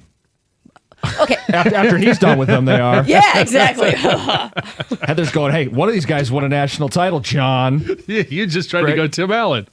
I would rather have Dusty May coach my basketball team because Dusty May coaches my basketball team. Okay, Right. thank you, Greg.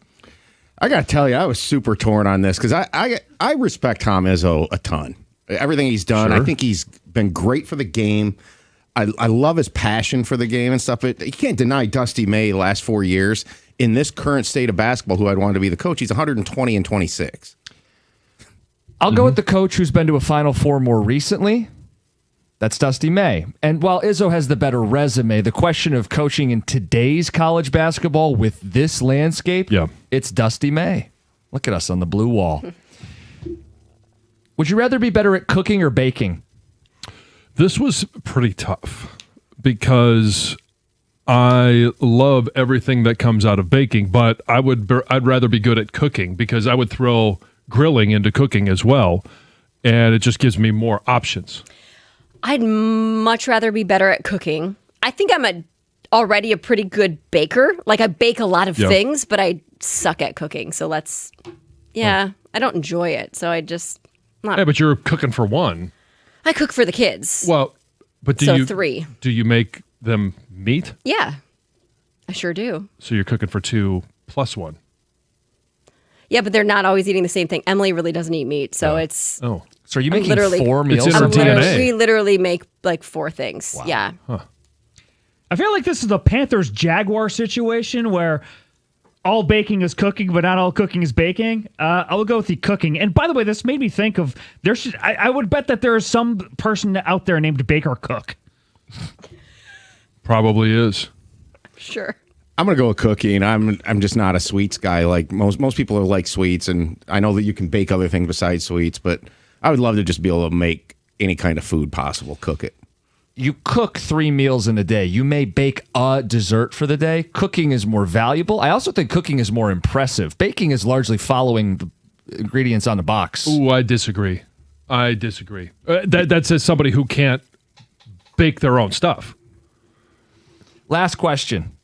It's National Joe Day. Seriously, I didn't make this stuff up. It's National Joe Day. Who's your favorite Joe of all time? This one was easy for me, too. It's G.I. Joe. Oh, my.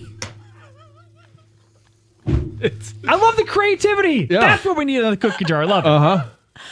That's great. I don't know. Joe Pesci, Harry from Home Alone. Yeah. Gotta love him, Yeah, right? well, and I think he is hairy. Is he? I wouldn't know.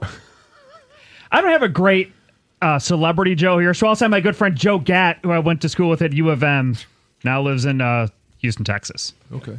Heather stole mine. It's easily Joe Pesci for Goodfellas, Home Alone. He was in Casino. My Cousin Vinny. Oh, yes. Those are when I was growing up. And When you were a Ute. when I was a youth. Yeah. How about someone who won an NBA championship as a player and then architect another as the GM? Give me Joe Dumars. Okay. I mean, it's very local. Yeah, Finals well done. MVP. That's your cookie jar. It's brought to you by Moran Chevrolet. It's 97.1.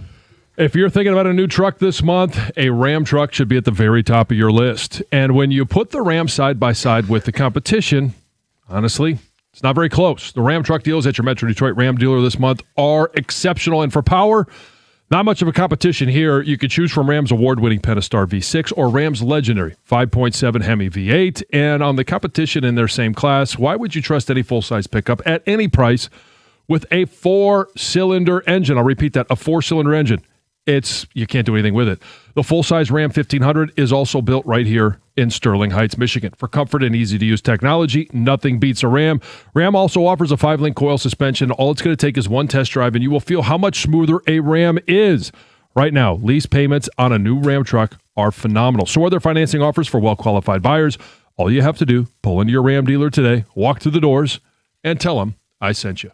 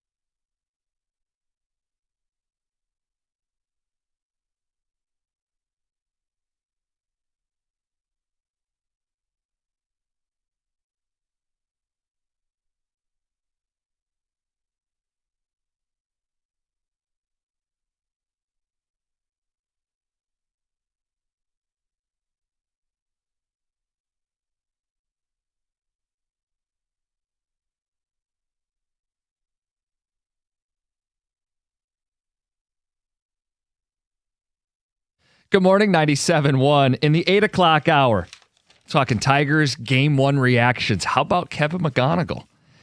We've got a confrontational Colin story hot off the presses from yesterday. I know. I can't wait. I haven't told you guys anything about it. No, got one just what we saw sentence. in the prep email, Yeah. and I am in full support of confrontational I Colin. don't even know the full story. How are you in full support of him? I just can imagine, and I'm in full support. I've had a similar experience, and we'll share it when we get there at 8:35. Perfect. I have reaction to Cookie Jar, an entire page on sports nicknames, and then everything else. Start with the sports nicknames. Yeah. Caleb Williams wants to be the Iceman. One problem. Yeah, somebody's already there. George Gervin. Hello. Senior Smoke. Yeah, Best nickname, Big Poppy. That's Christian in Tampa. sure. How about Mr. Hockey? Yep, Gordie Howe. Tommy the Hitman Hearns. Yeah, the Hitman is a great one. I thought really about good- that yeah. one. Yeah. The Italian Stallion. Clubber The Clubber big, Lang. Yeah. The Big Unit.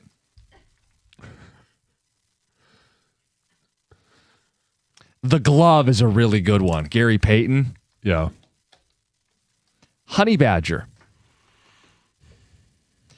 Short period of time, but I loved the Nigerian Nightmare. Oh, sure. Was that Christian Okoye? The Little Ball of Hate. Best nickname, Magic. That's from Joe. Yeah. How about the Microwave? Oh, Vinny a really Johnson. good yeah. nickname. Another local one that I'm surprised nobody has texted in or brought up. The Bus. Jerome Bettis. Yeah. You mentioned Clubber Lang, and it got me curious. Is that his nickname or not? I didn't know this or not. It is his nickname. He has a real first name. Other than Mr. T? No, that's his real name. Is that his real name? That's his real name. James Lang. Just doesn't have the same. No. Jimmy Clubber Lang. Yeah. The Human Highlight Reel. Sure. Yeah. The great one. No one texted that in, but yes, Yeah. the great one. I mean, we could probably do an entire Sultan hour of SWAT. on nicknames. Oh, it's Babe Ruth. Yeah, there you go. Look, if you want to call in, we'll take some of those. We've got other reactions to the Cookie Jar. Cooking is an art, baking is a science. I would agree with that. Baking, you're using like measuring cups and you're measuring things to get it just right. Cooking is a little more you're tasting and a little more salt, a little more of this. I know. I think there's art in both, because there's sometimes when either it's my wife or I are baking, and yeah, there may be a recipe in your mind, but she knows I like a little bit more brown sugar in this, or maybe you need a little bit more salt here, a little more cinnamon over here. I think there's an art to both. Heather, baking is not throwing tater tots and fish sticks in the oven. Oof, I definitely don't do that. Yeah. I make all of our food. We are not eating a whole lot of. Once in a while, we have like chicken nuggets, and I put them in the oven or the. Sure. But everything else is homemade.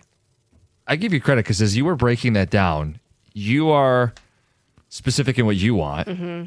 Your kids eat differently than you in some ways, and Colin is going to always. eat differently. So you guys are making like 3 meals on a given Well, night. that's We what make a lot. happens I when do you a have lot kids. of meal prepping though. A lot of the food I make for the kids, I freeze, and then so it's easy. So because Brooks is eating something different, I can just take his out of the freezer, and Yep. it's quick. When my oldest 4 were, I had 4 that were, 5 or younger. One would only eat spaghetti. One would only eat mac and cheese. One would only, it, like there was. I got to a point where it was, hey, the meal is in front of you, eat it or not, but not at 3 or 4. I'm trying to get anything in them possible. I have done that before, and then they go without eating pretty much that and night. then you pay the consequences. Yeah. Favorite Joes? Joe Mama, Bob in a truck. Joe Mama. Nick in Clinton Township says Cup of Joe. Sure. Yeah, I'm a big fan. Genuinely surprised John didn't say Joe Dirt. Seems like his level of Yeah. sophistication in comedy right there. Joe Dirt is a great movie. No question about it. The Sloppy Joe, the favorite Joe. Can't forget Joe Exotic from Tiger King. Oh, wow. I didn't even think of that one. Aaron and Walt Great Lake. poll. Who would you rather coach your basketball team? No question. Tom Izzo. The problem with this question is Dusty won't coach your team. He'll just pay to get great players and let them do what they'll do. He's not a great coach. He's a general manager. Okay. He's putting out a team there that wins. Did he have all the paid best players at FAU when he went to the Final Four? You just outspend everybody to go to the Final Four at Florida Atlantic and noted power Boca Raton. It was, and last year he wasn't spend a whole lot of money on that roster. There were some transfers, but Yes, they do have a talented roster that they got from all across college basketball. They also play a very good style of basketball. So Kentucky spent like $22 million, right? Famously, that's what people were saying on their roster. They didn't finish in the top half of the SEC. So you can go out and pay for players. That doesn't mean you're guaranteed anything. right. And Kirk Cignetti has gone out there and paid a whole lot of players. And I think it's really hard in football to get all those new players, skill sets, personalities to play as one. That takes coaching. Hope that time preparing young men worked out well for Mateen Cleaves. See, the problem is Dusty May won't coach your team. He'll just keep paying to get new players to play over your kid. And then coach them up to be a team. Play the best players. Yeah. We got some phone calls to squeeze in here under the hour. Jim in Dearborn, you're on 97.1. Yeah, and two more sport nicknames for you guys. Yeah. Big Hurt Frank Thomas Great one. and the kid Ken Griffey Jr. Griffey. Yeah, some great ones. There's no question about Couple it. good baseball ones. Yeah. I don't think we had many baseball Yeah. ones. I grew up with Sweetness. Yeah? Walter Payton. Walter Payton. And she'll like it too. That's right. Thanks, Frank. Thanks, Frank. Larry in Ann Arbor, good morning. Hey, good morning, guys. How you doing? Good. Good. Hey, couple things. One, unfortunately, there's no more brunch at the Gandy Dancer. That's been gone for a while, and that's too bad because that was awesome. I agree, but that's no more. Two, Air Jordan, which I'm surprised nobody's mentioned yet. And three, you guys are awesome. Could you guys spend a little bit of time today, tomorrow, the next day talking about J.J. McCarthy, former Michigan stud, struggling with a horrible fan base that doesn't support him whatsoever, a very negative environment for a young kid, and what you think his future really is. I'd love to hear you guys talk a little bit about JJ and where you think you might be traded if you think that. Thank you. It right now, not looking like a great future. And I understand Minnesota. Now he's been banged up, but what has he done to instill confidence? He's hardly played 2 years in, and when he's played poorly. I Yeah, don't know. Where's he going to play next? Bad nicknames. Let's go with 9. Where's he going to get traded? I don't know. Did the Alouettes need a quarterback? Is there a CFL team that could use his services? I don't. Can you give yourself an own nickname? Well, that's another thing. Caleb Williams wants to be the Iceman. You can't give yourself a nickname. It's 97.1.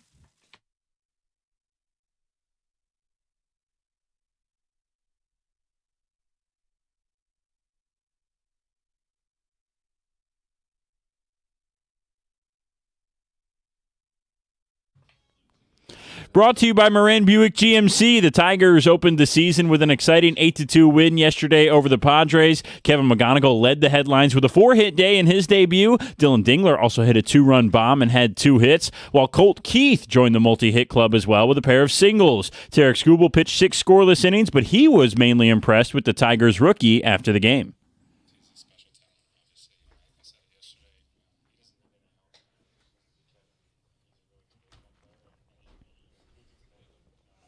Someone said it's nice of JJ's dad to call him. Yeah. The text. It was nice of JJ's dad to call him.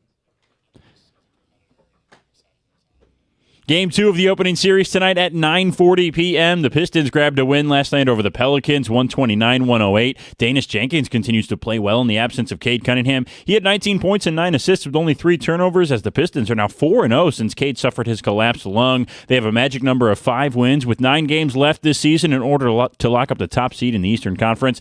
The Sweet 16 got started last night and the Big Ten showed out again. Purdue survived against Texas 79-77 at the buzzer. Iowa won a thriller over Nebraska, and Illinois Illinois impressed by holding Houston to 55 points in Houston to advance to the Elite Eight. Michigan and Michigan State both play in their Sweet 16 games tonight. At the Corwell Health Sports Desk, I'm Brendan Shabath. For more, go to 97.1 The Ticket or Odyssey.com.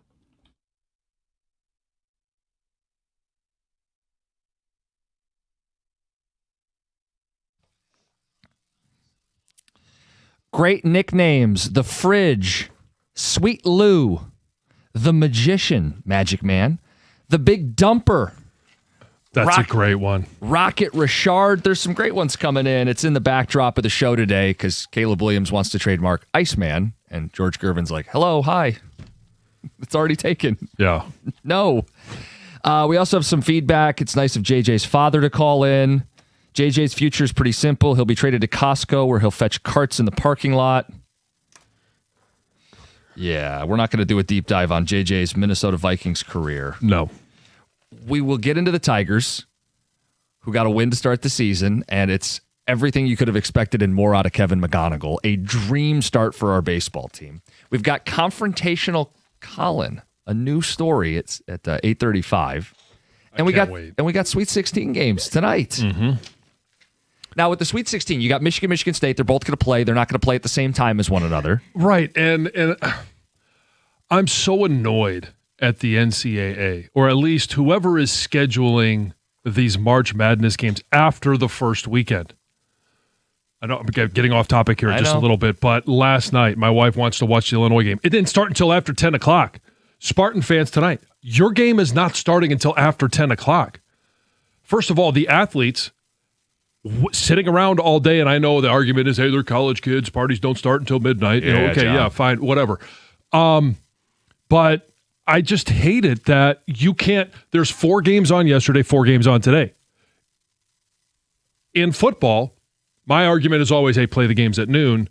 And your argument is, well, no, play them at 8 o'clock because that's when prime time is. Yeah. Okay, let's take that theory. Fine. Yeah, more viewers. You're splitting your viewers in half. Right, you're fracturing everything. You can't watch both games. You can't, like Duke St. John's, I'm really interested in, but it's the same time. I can watch like the first 5-10 minutes, and then Michigan's going to get their game going, and that's going to be the focal point. Yeah, it's dumb, and Michigan State got screwed. I think they got screwed by having to play at 10 o'clock at night. I'm not going to, come on. Both teams are going to play at 10 o'clock at night. I understand that, but it's.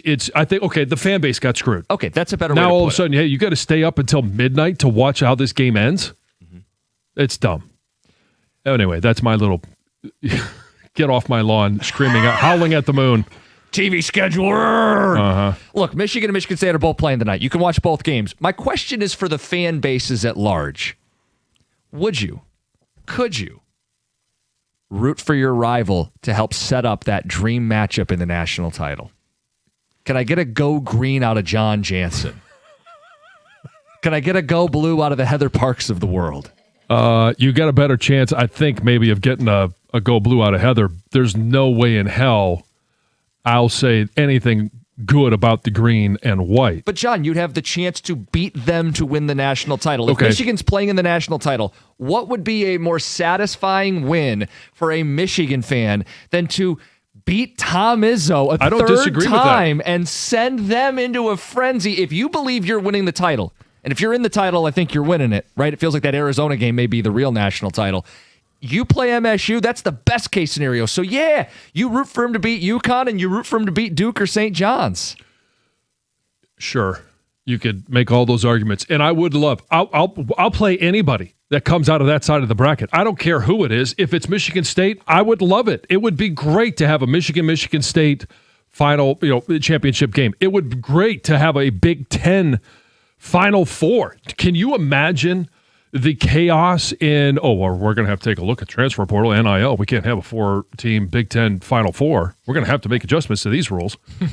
It would throw college basketball, college sports into an absolute frenzy. But it's a little complicated from my situation because while I would love to beat Michigan State for a third time, I would love to have been there when we sent Nick Saban into retirement on the football side of things. Could we possibly do that with Tom Izzo on the basketball side of things?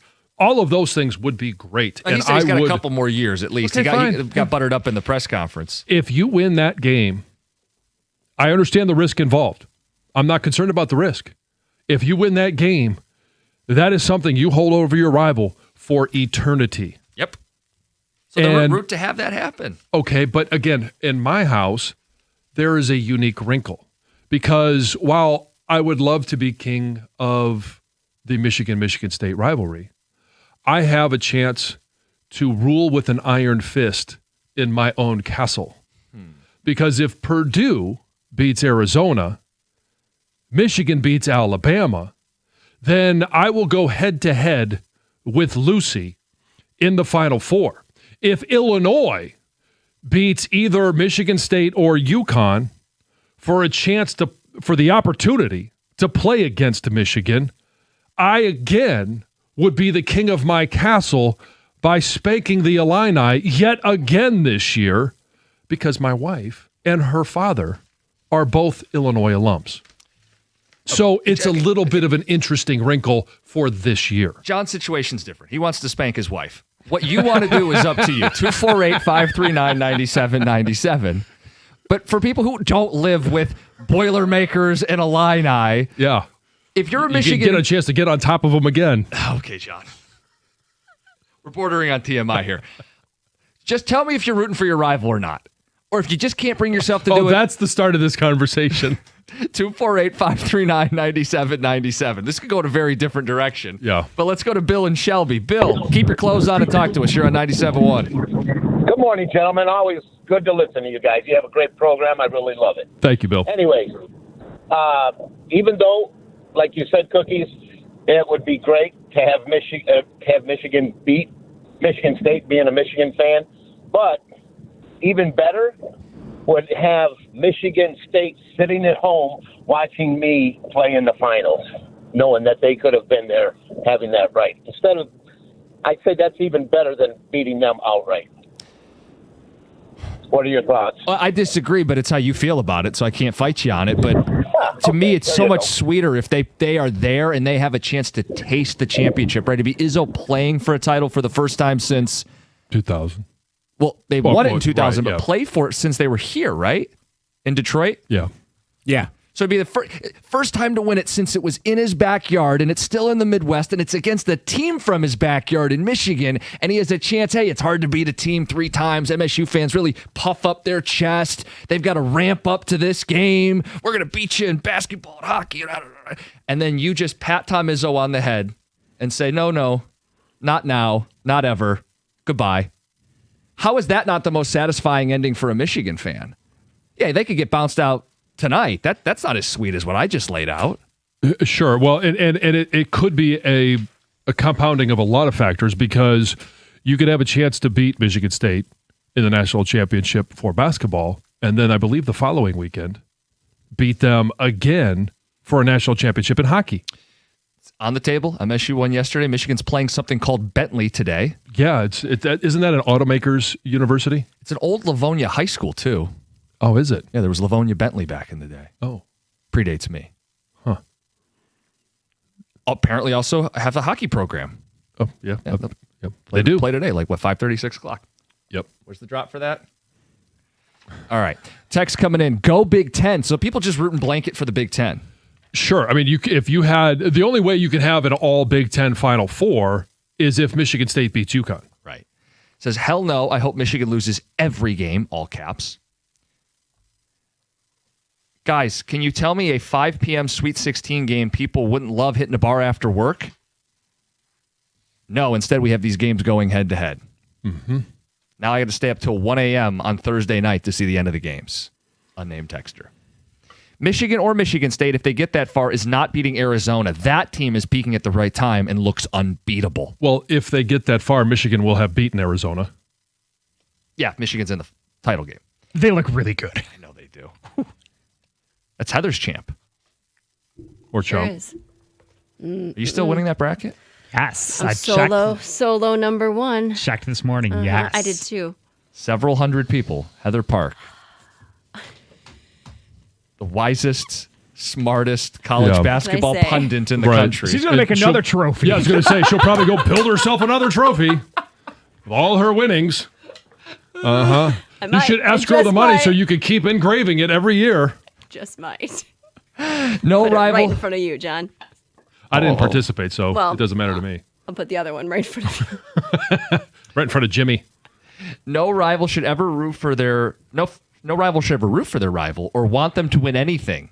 No level of gaslighting by the Blue Wall Radio will convince me otherwise. Well, I'm not gaslighting you. I don't care what happens to him. I'm not going to root for him.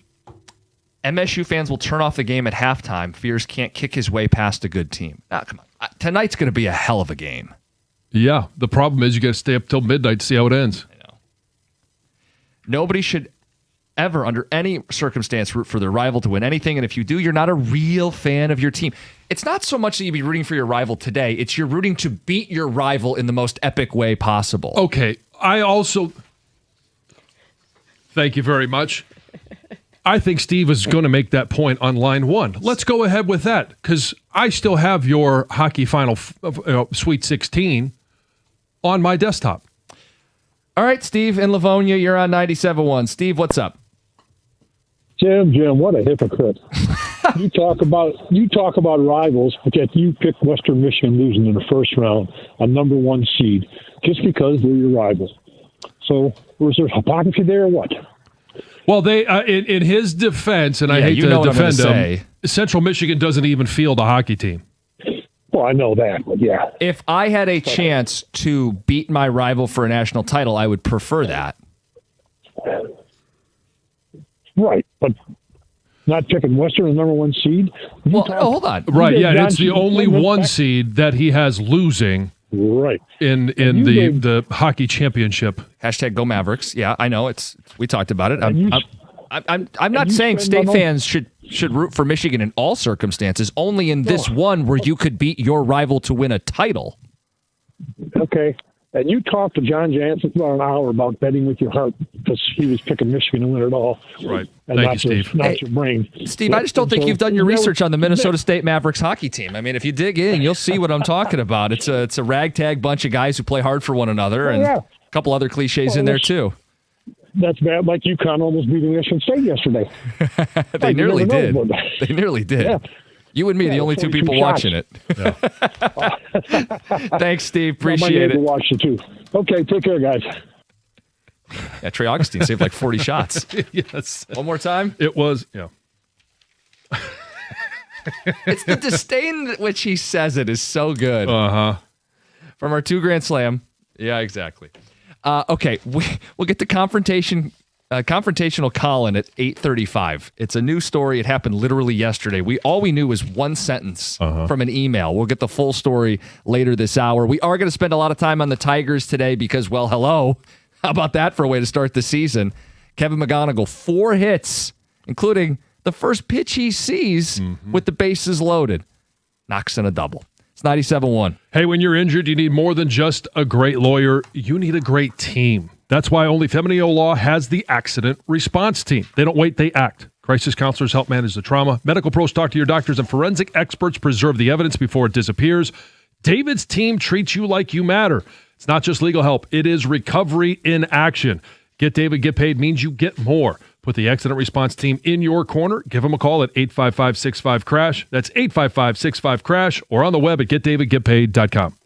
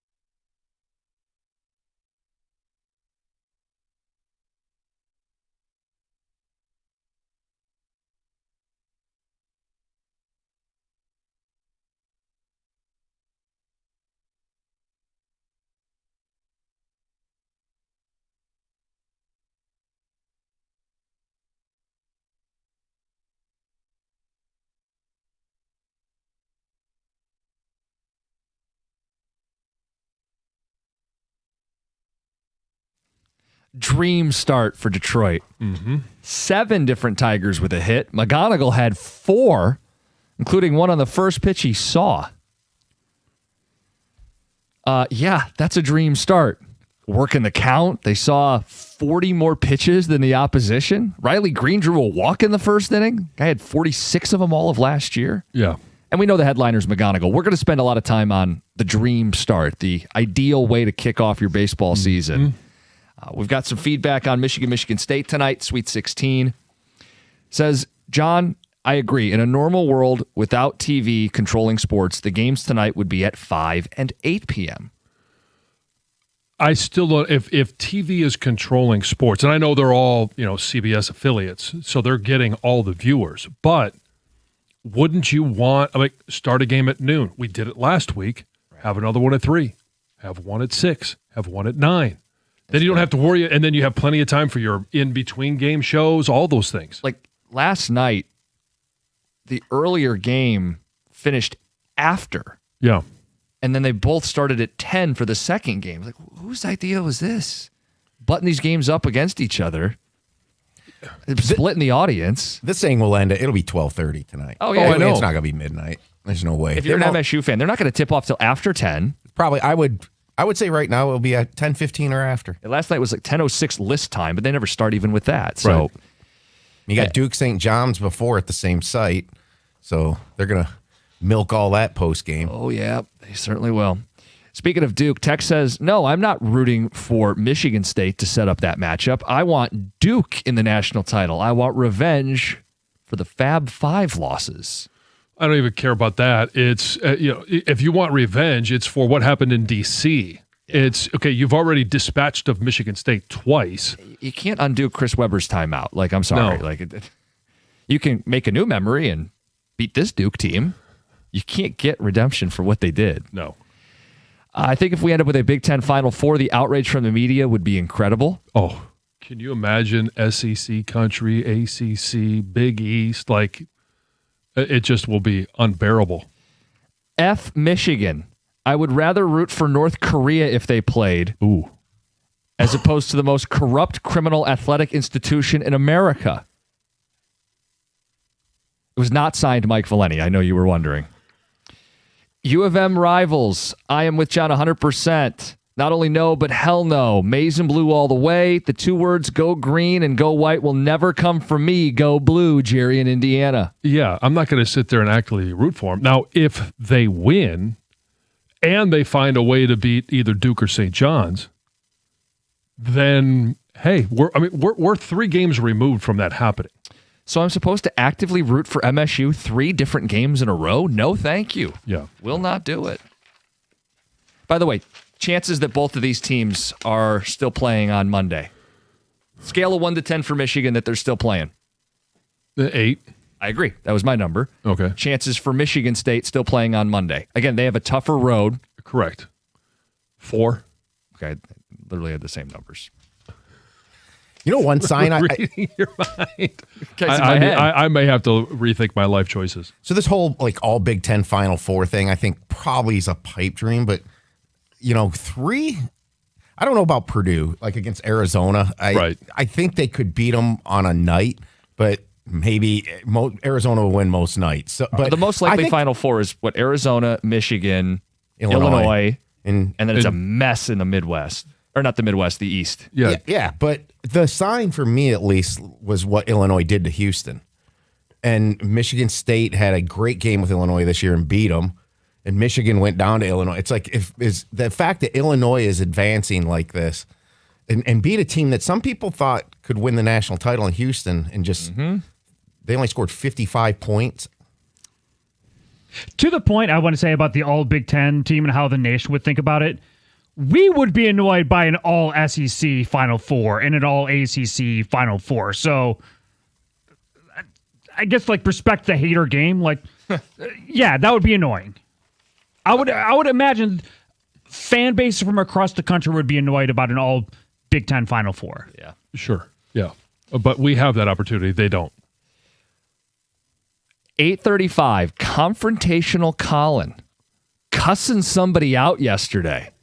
Let's get to Heather in the news. Oh, boy. This news is brought to you by Fusion Energy. So, a Detroit woman is facing up to 20 years in prison after pleading guilty to leading a high-volume theft ring that targeted Ulta beauty stores across southeast Michigan. So, this woman pleaded guilty to the felony of conducting a criminal enterprise. And officials say that she organized more than 13 thefts during October and November of 2023. And what she would do wasn't that sophisticated. She'd get a small group, they'd enter the store, they'd grab as much high volume items as they could, they'd run out to a getaway car, and then she'd sell it all on Facebook Marketplace. I mean, a very simple operation, but she's been caught, so she will be sentenced on April 17th. Right. So Tom Brady isn't coming out of retirement to play in the NFL again, but he did at least think about it, because he recently revealed that he asked the NFL if he could return to playing even while being a minority owner of the Las Vegas Raiders. And as you can imagine, the league shut that down pretty quickly. Yep.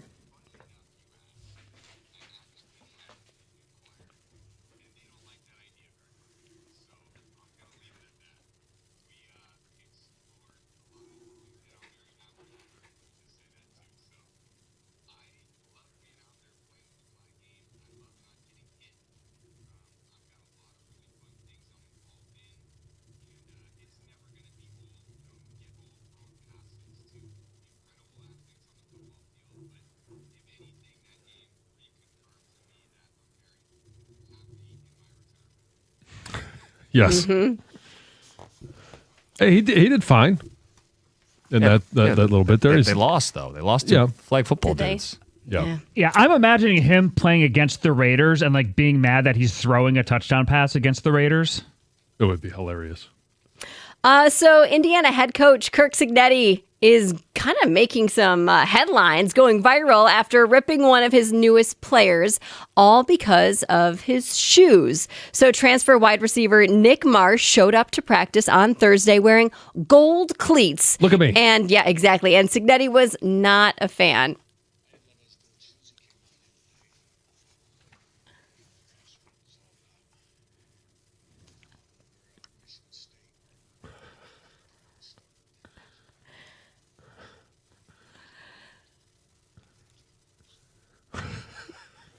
Love it. Mm-hmm. Absolutely love it.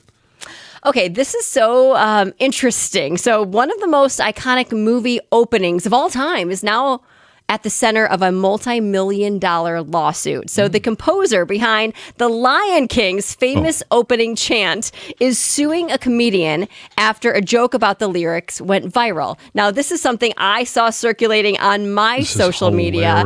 But it all comes down to the opening line from Circle of Life, right? It's in another language, and the composer says that the chant actually translates to something really powerful, like all hail the king, right?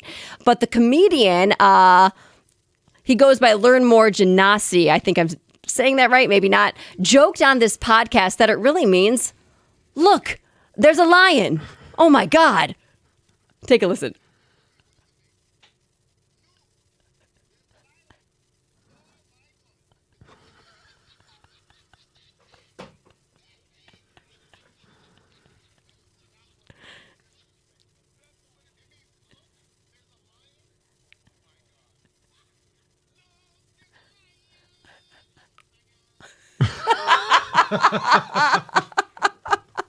I listened to that over and over when it went viral, and it did blow up online. And now the composer is basically saying, hold on, this wasn't just comedy, but a false statement presented as fact that damages the song's cultural meaning, his reputation, and even his relationship with Disney. And he is suing for up to $27 million in damages. Meanwhile, the comedian just says, hey, it was a joke meant to spark conversation. And it was hilarious. It was funny. Yes. He's a comedian. Yeah. I mean, geez. Lighten up. I could did you listen to that and say, oh, that is the literal translation? No. I mean, I had no idea what they were saying. Like, so sure, look, there's a lion. Oh my God, that could be fine. Not sure I'm good with that. I was dying The singing is top notch. You know who I think is responsible for this? The two hosts of the podcast. I believe they think that guy told the truth. Yeah, he may have fooled them. But all the best jokes come from actually being able to fool someone. Yeah. You guys, the 2026 Sperm Racing World Cup is right around the corner, and if you can prove you have the strongest swimmers, you could walk away with $100,000. Okay, how do you prove it? Well, you're going to compete. So it's going to feature participants from 128 countries. They're going to include qualifying rounds, head-to-head matchups, and knockout stages. Basically, your sperm is going to compete in a microscopic racetrack. Okay, so this racetrack, how are they going to know which sperm is which? Because I don't know, John. You actually said it there. Like, is it actually a head-to-head competition? It kind of is. Kind of. Yeah. My gosh. Anyway, the creators are basically saying, hey, this is a fun thing to do, but we want to turn health into competition. We want to shine a spotlight on the fact that male fertility has quietly decreased over 60% in the last 50 years. And they say sperm mobility turns out to be a massive factor in fertility, and it's something that you can actually improve. So they're doing this for fun, but also for sure, you science. always do it for fun. Yeah. And they're going to have it's oh boy. So the World Cup, the actual trophy is a little plastic cup. Exactly. It's a participation trophy, really, because everyone will get one. Yes. You get the trophy before you've even participated. Yeah. All right, then. We're going to spend a good chunk on Tiger baseball the rest of the way. But first, we do need to get to this. Confrontational Colin with an appearance yesterday cussing people out. Story next, 97.1. Hey, you want to work on your mobility? Head over to Planet Fitness, where you can work on your health and fitness. Hey, it's a clean environment. I mention that every single time because as a former gym owner, I know how hard it is to actually keep the gym clean. And they do a great job. All their machines, the floors, the locker rooms. It is one of the first things that you're going to notice. The next thing you're going to notice is when they welcome you. It's a great group of people. They're friendly. They'll help you in any way they possibly can. And if you want a free tour of the Black Card Spa, that includes the hydro massage, red light therapy, cryo lounge. They'll give it to you. And it's with the Black Card membership right now. It's a great value. $1 down, first month absolutely free. So you got plenty of time to figure out, is this a place for me or not? And once you're there, you will find out that it is because you have access to every single location. You can bring a guest any single time. Find your nearest club and join today. In club, online, and on the free Planet Fitness app. We're all strong on this planet. Planet Fitness.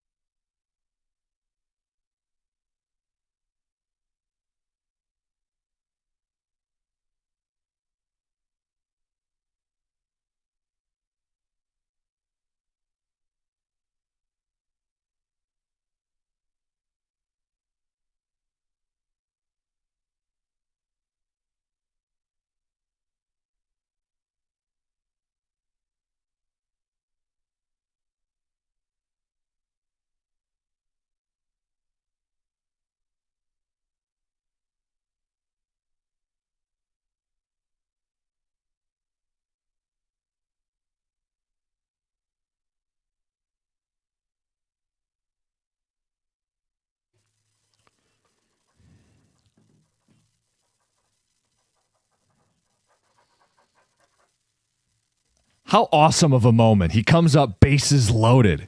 First at bat in the bigs. First pitch. Oh, you're going to challenge me? I'm going to get my hands inside and drive this. Yeah. Kevin McGonigal, 1 of 4 hits yesterday. Beautiful. Absolutely beautiful. Quick note, he needs only 4,186 more hits to become the Tigers' all-time leader. Oh, well, he's well on his way. Fast approaching. Yeah. Look, as hyped as this guy was, he came through. He delivered on it in day one. We'll talk more about it. We got to get this story out of the way. Heather, what happened with Colin? Oh, my gosh. First, let me say this. Like, Colin is, I swear, the nicest man, very caring, very easy to talk to. But something happened yesterday where he wasn't that person I just described. But so Brooks has been sick all week. He's had a fever and I believe an ear infection and just has not been feeling great. So I was able to get him down for his nap yesterday because it's hard for him to sleep when he has an ear infection because laying down bothers him. Yeah. And so finally he got down for his nap. And Colin works from home, so he's in the office working. And I went downstairs to work out, and all of a sudden I hear the rah, rah, rah, rah, rah, rah, dogs barking, and I'm like, no, don't wake Brooks up. Like, so I'm hustling upstairs to try to get the dogs, and Colin's already at the door. The doorbell had rung. And we do have signs, and I put out a sign on the door when Brooks is sleeping, especially when I don't want him to wake up, like, please don't ring the bell. And we have another sign that's like, no soliciting, that's like stays by our porch. Because we used to get a ton of just random people coming to the door. So we do have some signs posted. And Colin was at the door. I grabbed the dogs, took them downstairs, and then checked the monitor. I'm like, oh, okay. He's still asleep. He was moving around, but still asleep, and got back on the treadmill and just started doing my workout. And maybe about 10 minutes after that, Colin came downstairs. He's like, do you know what just happened? I'm like, I don't know what happened. What's going on? He's like, well, this is what it was. There was somebody came to the door, right? And here's what I said to them. And I can't say it on air, what he said, but he basically was like, read the signs. Yes, get off my porch. Get off my lawn. Called him some names. Yeah. And then shut the door. But he did it quietly because I didn't hear him yelling because he didn't want to wake Brooks. So he was. Was this somebody selling Girl Scout cookies? No. It was somebody wanting to trim trees. Oh, okay. But Colin said he felt so bad after the fact because he let this guy have it that he ran outside and tracked him down. It turned out he was with his dad. He was like a 19-year-old, 20-year-old guy, and they were handing out flyers. And he apologized. 19, 20. Hey, Dad, come with me. They were driving around handing out flyers, and he apologized and felt really bad for what he did. I don't think he needed to apologize, or honestly should have. Well, if you were to hear what he said, I think an apology. So I fully support Colin. Now, you started this off by saying Colin is a very kind individual. And so anytime we get a chance, most of the time it's at Lions training camp, right? Yeah. And Jim and I had this conversation before we met him, or before he was there. It was like, hey, let's make sure we don't, upset Anger Colin. him. Walk because we want to make sure that he stays nice, Colin, and we don't want to get the confrontational Colin. But I've had a very similar experience where I've done the same thing. I have the signs up that say no solicitation. And doorbell rings. I go to the doorbell, and it's somebody that is trying to say, hey, new windows or always new roof. windows. It's always windows. And we live in a house that was built literally a year ago. Yeah. And so the first thing I do when I go out there is I look at the sign and I look at them. And they're like, sir, can I have a moment of your time? I look at the sign, I look at them. And I'm like, no, you can't have a moment of my time. I said, because apparently you can't read. And I'm like, can you tell me what this sign says? And they'll say, well, no solicitation. I'm like, what are you doing? And it's gone on and on before. And as they're walking away, I have some more choice words for them. Oh, really? Okay. For the same thing.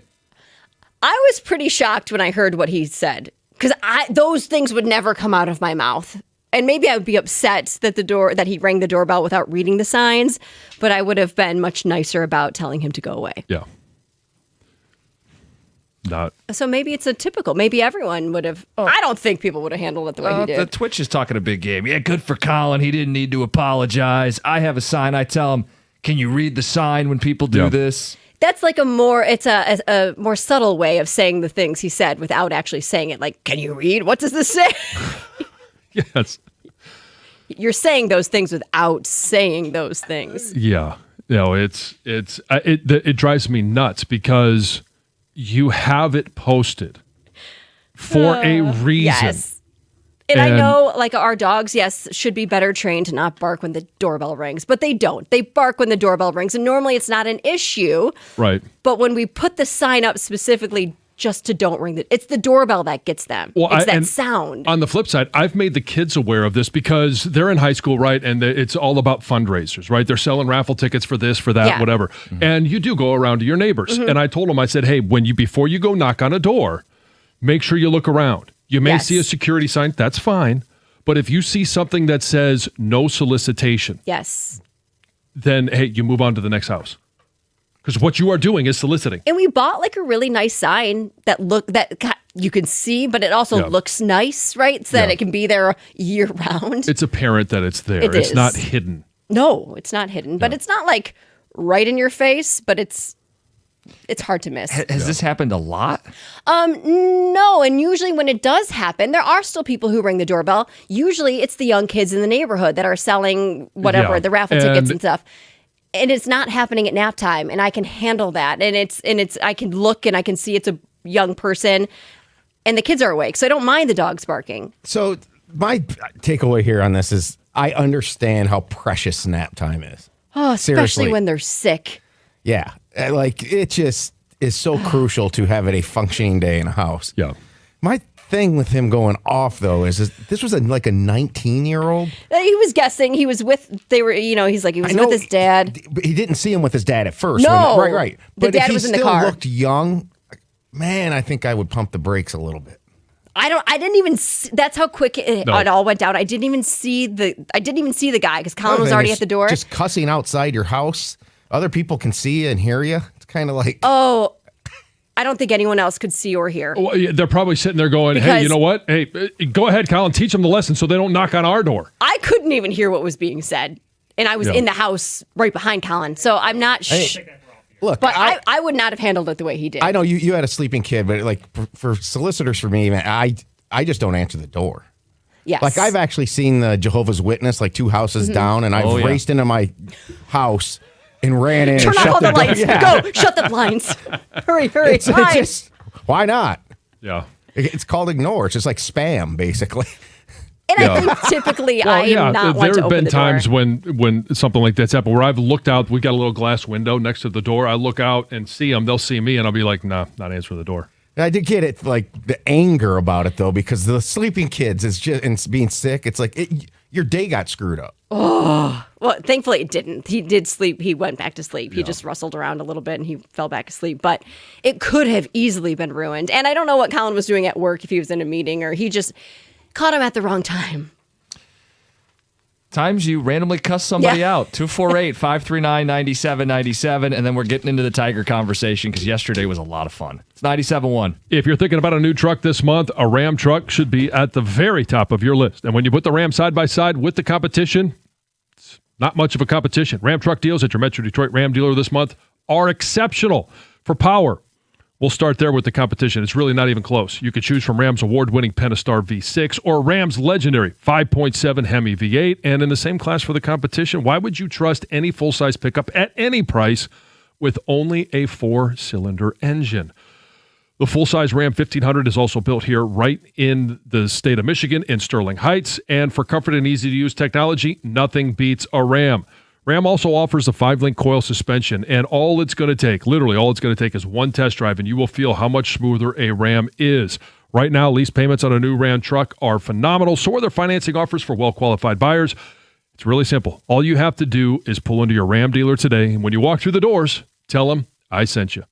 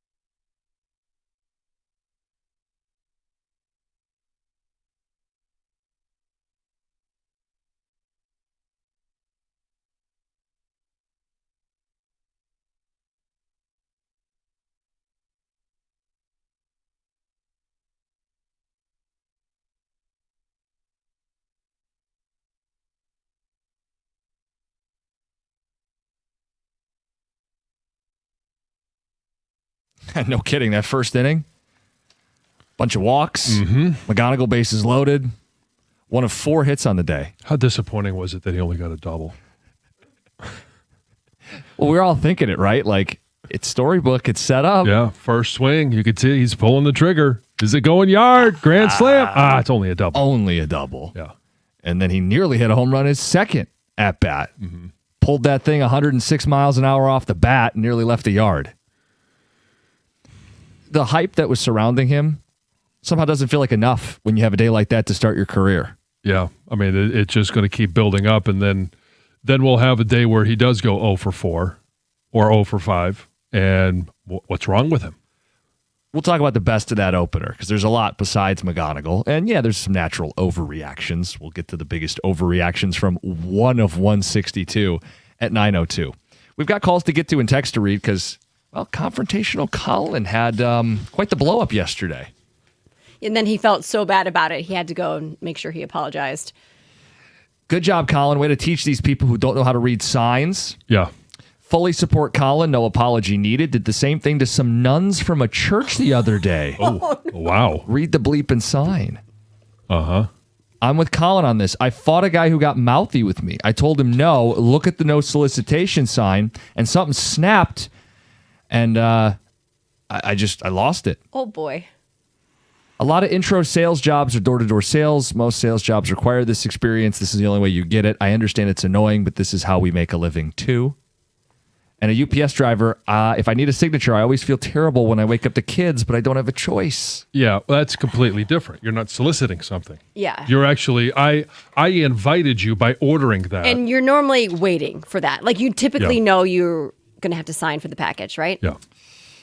Colin did nothing wrong. Salespeople need to be better. I work from home, and it's awful. I had a guy ring the doorbell 5 times while I was on a work call. Like, ring it twice, wait, twice more, wait, ring it again. Awful. Mm-hmm. Let's get to the phones. Alex, you're on 97.1. Hey, good morning, guys. Good morning. So I'm with Colin on this. You see the sign, don't come up to my house. And I wouldn't have apologized either. But this week I actually had someone coming through our neighborhood, and I saw him stop at my neighbor's house. And I was like, darn, I should give him a call so I can intercept this guy. And I asked him, I said, what is he selling? And he said, I don't know. I didn't answer. I said, but your front door was open. He goes, yeah. I was like, you just sat there? He goes, no. I stood there and I was smoking my joint and drinking a beer. I waited till the guy left. Man. So, okay. You guys have a great day. Thanks, Alex. You too. Have a good weekend. Let's get to Mick. Mick, now this is interesting. I want to hear this story. Mick grew up a Jehovah's Witness, and you got cussed out a lot? Oh, yeah. It happened pretty, not all the time, but it would happen, regularly, where people would get ticked off that you come to their door. The worst one is that, so I've been an ex-Jehovah's Witness for 30 years. I left the cult a long time ago. But they are, the worst time is that on Christmas Day and Thanksgiving Day, when most people, Jehovah's Witnesses themselves, have the day off of work, it's like one of their big days where they get together and go out door to door, which is just, can you imagine Christmas Day and here they come knocking on your door? That's be when me you that really day. get people ticked off. Yeah. Yes, people would just get, but they, and they push for that. But they are also trained to how to handle people who cuss them out. Mm-hmm. So, because of the brainwashing techniques, they're taught that this is going to happen from time to time. But I also know some people who were attacked in the religion, physically attacked from time to time by people who would just get ticked off coming to their door. So, were you also trained that if you see a no solicitation sign, like, okay, don't knock on that door? No, and here's why. There is a law that says that no solicitation signs does not apply to religion. How about no trespassing? No trespassing, the same thing when it comes to, because of freedom of religion. Now, some communities, the police ask that they call them first to say, hey, we're going to be in this neighborhood, because people will call the police and say, hey, there's people coming up, whatever. And then the police will be like, oh, no, it's just Jehovah's Witnesses. Don't worry about it. So they have all their bases covered. They really know what they're doing when it comes to this stuff. But yeah, I've had people cuss me out, yell at me like I'm, 10, 11, 12 years old, and had somebody throw an orange at me. Oh my God. But then the people in the religion itself, the people in the cult, they'll go back and they'll talk about this stuff, and it'll like excite them. Oh, we went to a door and this guy was yelling at me. Isn't that cool? So if you think that you're hurting their feelings, you're really not, because they kind of get off on that. Honestly. Interesting. Thanks, Mick. Yeah. It sounds like you could be meaner, apparently. Wow. Well, you would just boo them, right? Yeah, boo. Yeah, that 10-year-old comes to your door. I don't have to worry about, waking up a napping kid. But yeah, if the sign's outside, read the sign. Yeah, come on. You're bothering Roomba. We might have a cat nap time. Reality show in the making here with what that guy just said. From the solicitor's point of view, that they're videoing. Oh, yeah. And they put the best of customers going on. Oh, God. It'd be outstanding. It really would. Colin's new nickname is Little Ball of Hate. Oh. I can't stop laughing. I live in what would be classified as an apartment, but looks like a condo. People come by all the time to solicit windows, landscaping, etc. Yeah. We don't own the property. We can't purchase what they're selling even if we wanted to. That's Tom and Macomb. Mm-hmm. If you answer the door buck naked, Jehovah's Witnesses will not stop by anymore. So I've heard. Oh. That's from Roy. I don't even think I would go that far. No. What if you thought it was a Jehovah's Witness and then it really wasn't? It's like your neighbor. I just needed a couple eggs. And you're like, oh well, hello. Whoops. How is she? Oh, okay.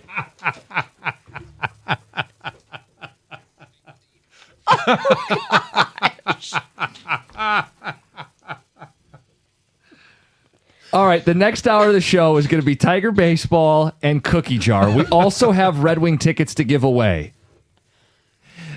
Pair of tickets for their game against the Flyers tomorrow, March 28th. For tickets and event info, nhl.com/Red Wings. You're going to want to listen to the 9 o'clock hour for the drop of Stoney saying, I love wood. When you hear that drop, call in. You win the pair of tickets. You see the Wings and the Flyers on Saturday night. What are you really winning? You said it, not me. Look, I still have another game left this season. But they didn't get any breaks yesterday. It only got worse last night. So hole's just getting deeper. All right, we'll talk Tigers next. 97.1.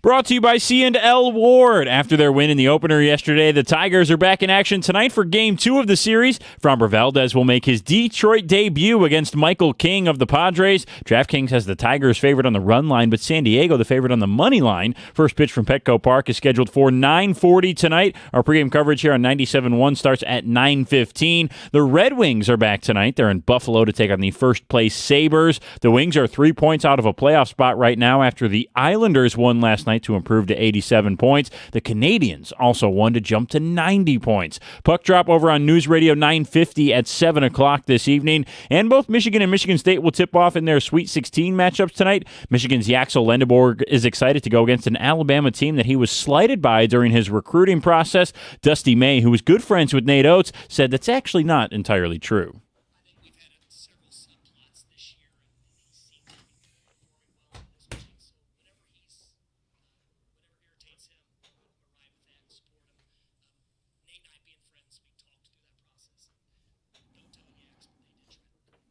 Wolverines and Crimson Tide at 7:35 tonight in Chicago. Michigan favored by double digits in that game. The Spartans and UConn Huskies tip at 9:45 this evening in Washington, D.C. At the Corewell Health Sports Desk, I'm Brendan Shabath. For more, go to 97.1 The Ticket or Odyssey.com.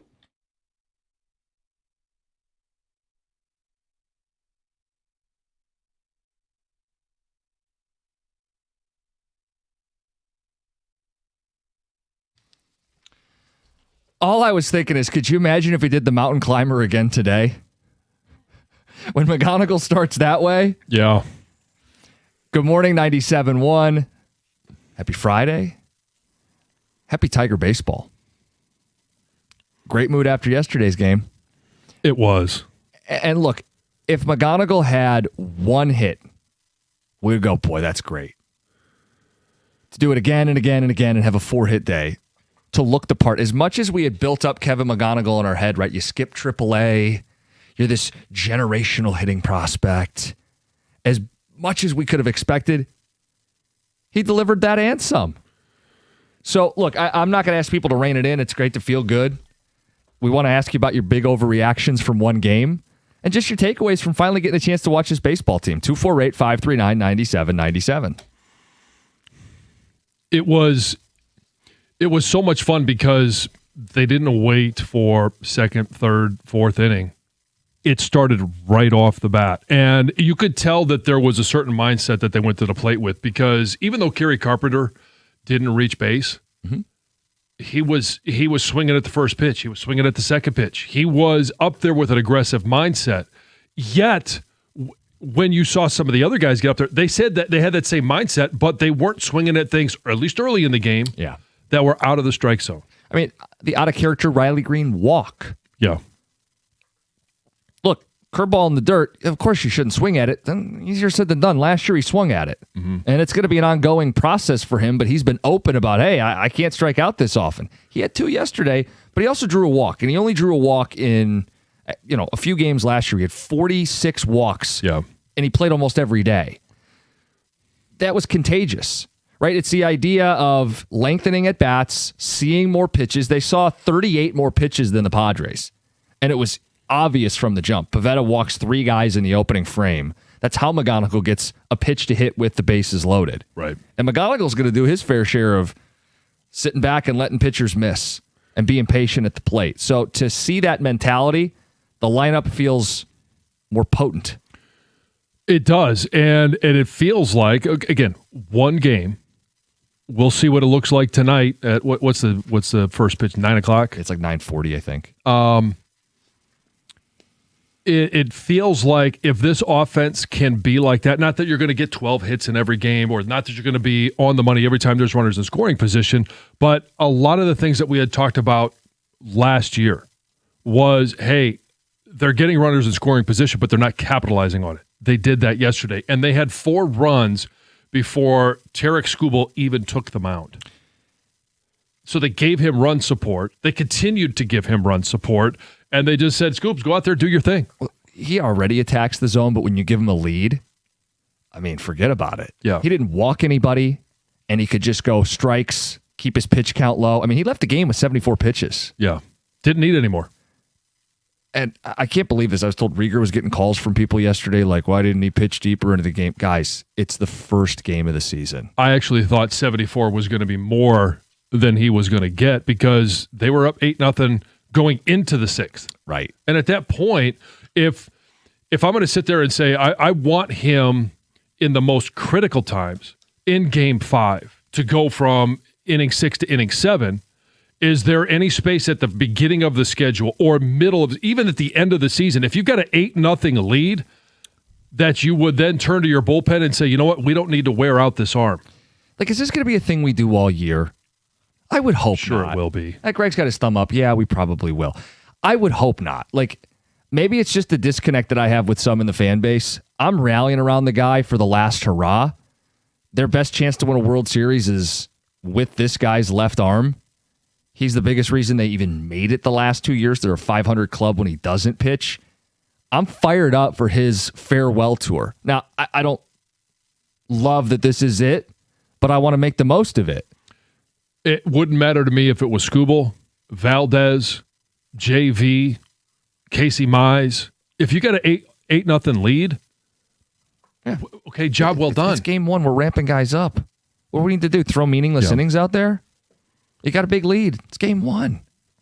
Now, look, if people are hung up on that, I mean, again, I didn't hear these calls. I was told that's what Rieger was dealing with a little bit post-game yesterday. Which, of all things to talk about from the game. Right. No, people were calling in saying he's Charmin.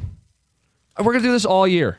I hope not. No, I said the other day, yesterday or the day before, I've completely put everything to rest. Yeah. It's about this season now. Yeah. Other players have left this city before, people. Right. But Is it nice? No. Do I like it? No, but it's part of the deal. I think it's the fact that it's so telegraphed. It's like, I do think it impacts how people feel about him, and I just think you got to separate it. It's business. It's business. Can we call out every other hitter in that game from that point on? Well, yeah, that's the thing. Is the biggest reason they lost was they couldn't knock anybody in. It's like sometimes the wrong blame gets put on things. You know? Well, this is festered. The Scooble stuff is festered. No, the WBC stuff, too, got people riled Which was up again. stupid, too. It's an exhibition. Weren't you glad he pitched yesterday instead of getting hurt in that? Right. Anyway, of all the things to talk about from yesterday, that would be like... Way, way, way down the list. 20th? I mean, look... Yeah. And everybody knows we love negative radio. But that was still way down the list. Right. It's just, we do radio of the moment. And the story of the moment is McGonigal. Because you got instant validation on what you hoped this guy could be. The story is McGonigal because as much as we have built him up in our head, he was even better. And it's like, oh, did you realize he's also fast? Watching him sprint down the first baseline on his third hit of the day. Yeah. Oh, did you realize that he's got pop and power as he muscles a pitch damn near out of the ballpark at 106 miles an hour?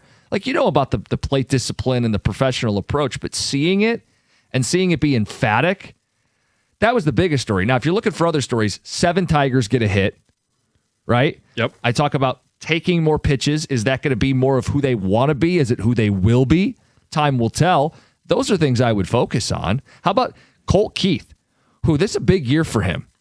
And they put him in the 3 spot on the opening day lineup, and he comes up with 2 hits. Mm-hmm. Yeah, I like that a lot. I was kind of thinking he might take a jump this year. I really liked his approach last season. He was a sneaky 1.5 WAR player. Is that outstanding? No, but I think he performed better than people think. And I like his approach at the plate. It just has to come together. And I was still open to the concept that would happen this year because it's just year 3. But if you get him and Dingler both taking a step from last year, this team is going to be a way better hitting team than we thought. And Dingler went yard. That's your boy. Mm-hmm. When are you getting his jersey? I've got a Tigers jersey I like to wear.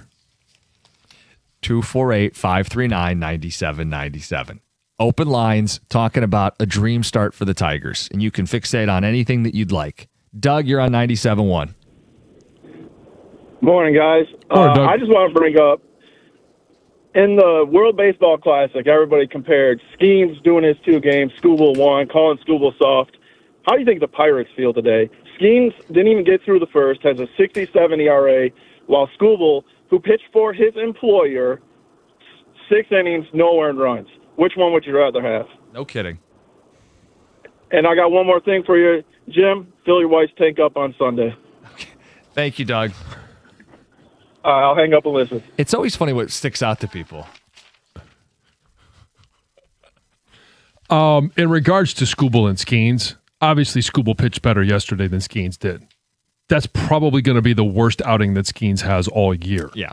I'm not going to sit there and say, well, what has happened to Paul Skeens? I'm also not attributing to the WBC. Right. I think the WBC is whatever. If you pitched in it, you did. If you didn't, you didn't. Yeah. So because he pitched 6 innings in it and pitched well, that's what caused him not to pitch well in the first inning of his first game? Apparently. First game of the season, yes, but he had a chance for a complete game shutout. I'm surprised Verlander didn't murder him on the bench. Okay. Hey, guys, I don't want to hear about any negative talk with Scooble. Skeens got run off the mound in the first inning against the Mets. Yeah, but if you also watch that game, like Skeens got a little screwed because O'Neal Cruz can't catch a fly ball in center field. McGonigal feels like the perfect blend between Colt Keith and Green. Controlled swing like Keith, but bad intentions like Riley. He comes off very confident. He does. I mean, it doesn't feel like any moment's going to be too big for him. He was calm, and collected the entire time. He is kind of that blend of like what old school baseball guys want mixed with what new school analytics guys really gravitate towards. He's got that quick swing, launch angle, exit velo. He's got all those things. Good eye, which is what the old school scouts would say, but then you get on base, which is what the new school guys will tell you. Yeah. I never want to see Kerry Carpenter bat leadoff again. That was a joke. And I don't want to see Green higher than 6th in this lineup. I'm super close to just saying I'm done with him. The at-bats have not improved. He looks lost. Who? Kerry Carpenter? Riley. Oh, Riley. I mean, yeah, he did have the 2 strikeouts, but were we overreacting to McGonigal? Clearly. Yeah. We're enjoying the moment. I'm not going to overreact to one game for any of these guys. With Kerry Carpenter, they've done the leadoff thing. It's this mentality of get as many at-bats for one of your most dangerous hitters. Kerry Carpenter against righties, very good batter. They did that in Seattle. Yeah. You're right. Do I think Kerry Carpenter has to bat leadoff? No. I mean, ideally, if McGonigal keeps hitting, he profiles as a top-of-the-order guy. It becomes a Torres, McGonigal top 2. 1-2, yeah. And then you're right into the meat of your order. Or maybe that's where Carp is. It very well could be. And we know AJ's not going to have one static lineup that he puts out for 162. Right. What world are we living in here, though, where eventually, like with Riley Green, if he continues to strike out like he did last year and Carpenter plays well, that Carpenter hits where Green does and Green slides down maybe to 6 or something like that. Well, didn't AJ start to do that at the end of last year? I mean, Green worked his way down the lineup. I mean, they pinch hit for him in a playoff game. Let's hope that doesn't happen again. People shouldn't overreact. You liked his approach at the first plate appearance. A lot of people are hating on him on text. It's funny because, I don't agree with a lot of this. His first at-bat, he draws a walk. He only did it 46 times last year. It's something intentional that he spoke about and then delivered on in his first at-bat. Is he still going to strike out? Yeah, he's still going to strike out. One of them was a 6-pitch at-bat. Like, the thought is, yeah, he's going to swing and he's going to miss, but can he mix in twice as many walks as a year ago? Yeah. Cut down on strikeouts by 10, 15%? Like, those two things in tandem would make him a much more palatable hitter game in and game out. And I thought you saw signs of it in the first game. Look, he struck out on 3 pitches when they brought in that Rodriguez was the reliever, and no one touched him. Like, Colt Keith couldn't touch him. Yeah. Riley didn't touch him. I didn't have this like doom and gloom vibe from Riley yesterday. No. We've been getting texts like this all morning, though. I don't know. I like the first at bat, and I'm of the belief that this is something he is publicly owning and working on. So I'm not in this panic sense of here we go again, 200 strikeouts from Riley Green. Anyway, cookie jar coming up at 9:35. It's 97.1. Moran Chevrolet, because it's truck month, Michigan's #1 selling Chevy dealer 2 years in a row. Truck month means loaded deals for Moran Madness. GM employees and immediate family members can lease the 2026 Silverado. That's the 4x4 crew cab, starting at $199 a month, 24 months, only $999 down. Shop anytime. It's MoranExpress.com. Stop by. They're on Gratiot, just north of 15 Mile in Clinton Township. Moran Chevrolet, where you always get the best price. Period. Chevrolet. Together. Let's drive.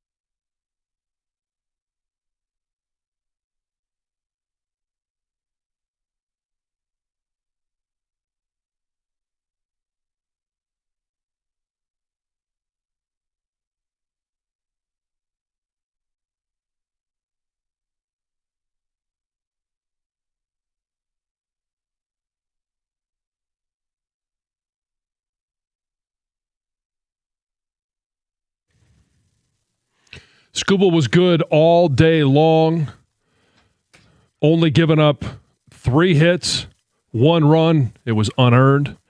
In 6 innings, 74 pitches, he was good. And then by the end of the game, they brought in Will Vest, and he punched everybody out in the 9th. It was the recipe that you're looking for. If you're going to script it. Yeah. That's basically how you want it to go.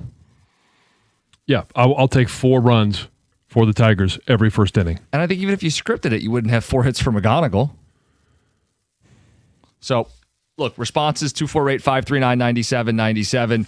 Takeaways from the first game, only 1 game, but the 1 game we have to talk about. I mean, that's from the jump, an improved approach at the plate, and a piece they were missing, Kevin McGonigal. Mm-hmm. I mean, you're putting a lot on a 21-year-old. But the idea was this is the type of player they were missing. Yeah, but when you obviously we played the audio from Scott Harris yesterday, and when you listen to AJ, they're keeping their expectations within check. Mm-hmm. Are they excited? Sure. And every time you get a game like that, it's not going to be his only game where he gets 4 hits. There's going to be more of those, but there's going to be more of 1-hit games, 2-hit games, no-hit games. Look, I gave you the numbers. Guys that win AL Rookie of the Year tend to be the best bats on their team. If he's the favorite, and was and is, you're talking about a guy that could end up being the best bat on the team. Well, for a team that desperately needed a bat, again, I'm trying to keep in mind this is only 1 game, but this is better than anybody could have hoped from his first game. Right. Now we'll see what he does tonight. We'll see what he does this weekend. Well, and especially if they put more on his plate, bump him up the order. He sees pitchers get a sense of who he is and pitch him differently. All of that's got to be part of this evolution for him, but to grab the bull by the horns in your very first game, to swing at the very first pitch you see and deliver immediately, and then not exhale and settle, but get in a groove and really start doing some damage. And the excitement continues because now we're wondering, okay, what's his encore performance? What's tonight going to be like? But we also get a chance. We anticipated what we were going to see from Skubal, but tonight we get a chance to see Valdez. Yeah, now he's going toe-to-toe with Sweet 16 hoops, so you're going to be juggling, using the remote, multiple screens, whatever you got to do. But yeah, people want to see what Valdez looks like in a Tiger uniform. Sure. And he's going to pitch the home opener. It's an exciting time because of the possibilities. And yesterday, I mean, they just fueled that fire of excitement. Yeah. I've been a little surprised by the green stuff. The Skubal stuff, I understand the animosity. I don't agree with it, but I understand it. I kind of anticipated we would get some of that with the 2 strikeouts because that's going to overshadow any plate discipline he had on the first at bat. It's going to overshadow a lot of things because of what happened last year. He didn't completely change his swing. It's still going to be a longer swing, but it's about mixing in a few more walks, working a few more counts, and it's going to be a work in progress. Mm-hmm. Yes, he's on pace, John, for 320 strikeouts. And McGonigal's on pace for how many hundreds of hits this season? Yeah, I mean, it's in the 500s. Move over Ichiro. Yeah. We'll be there before you know it. I mean, by the time he even hits arbitration, he's going to have the hits record. Didn't we have a guy text in and say, pay him already? Yeah, extend him now. Which is a funny joke, and at the same time, a conversation we could be having at the end of the season. Sure, because we saw the Tigers be proactive with Colt Keith. We've seen other clubs after a year, for people to say, they've already said, hey, we don't care about the service time. He was up, and if you're going to win Rookie of the Year or be second in the voting in Rookie of the Year, the whole service time thing wouldn't matter anyway. Yeah, what'll end up happening is if he's the player who does it all year, you'll want like a Jackson Merrill type situation. So Jackson Merrill plays for the Padres, hit the ground running. After about a year in, they inked him to a deal, and it was like $130 million. They bought up all of his arbitration and the next handful of seasons of his free agency, and they did it with a lot of confidence because they felt like we're actually going to save money doing this, and we get the security of locking him up and making him part of our team for a very long time. Yeah. So hey, McGonigal, just keep going out there and doing it. Just keep doing it. Nothing subtle about that. And minutes, Heather, with the news. Just throw it to me. That's fine. This news is brought to you by Gardner White. So Savannah Guthrie is officially heading back to the Today Show after stepping away for nearly 2 months amid her mom's disappearance. So it was announced today that she'll be returning on April 6th. Oh, okay. And it sounds like her coworkers are ready to welcome her back with open arms. Prior to this announcement, Today aired like a sit-down interview with Guthrie where she did say that it's going to be hard to return to a show that's got to be so upbeat and light when she's feeling all these emotions. But she did say that she views her return as part of her purpose. So she wants to feel joy again, and this is going to bring her that. Well, you think, too, it would give her a distraction. Something to do. That, Yeah. That's what I meant. Distraction. Yeah, so she's been with her family in Arizona, but obviously returning back to Take your mind off it for a few hours New York during the City. day. Yeah. Yeah. Okay, this is an interesting story. Philadelphia Phillies third baseman Alex Bohm is suing his parents for millions of dollars, accusing them of misusing large amounts of his money. So according to the lawsuit, he claims that his parents were siphoning millions of his money into financial accounts that they managed for him and then using some of the cash to pay for their own expenses. And he's seeking at least $3 million in damages, along with full control of those accounts and a full financial audit. His parents, however, are denying any wrongdoing, saying that they've always acted in his best interest and they plan to fight the claims. It's terrible. It is, because it is now clearly going to destroy your relationship that you have with your parents as well. Yep. It's a terrible. tough story. Yeah. Police are searching for the driver involved in a deadly hit and run on the Lodge early this morning. Right around 2:30 a.m., Michigan State Police received calls about a pedestrian walking along the southbound side of the freeway near Claremont. And shortly after, police were notified that that person had been hit.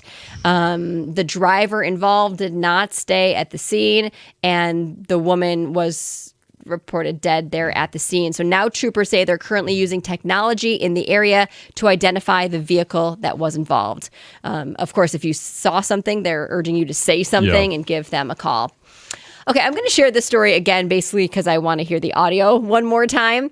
The composer behind The Lion King's famous opening song, well, In the Circle of Life, is suing a comedian after a joke about the lyrics went viral. So it comes down to the opening lyrics in The Circle of Life, and you know the song. It's in another language. The intro. So nobody. Can you give us a little bit?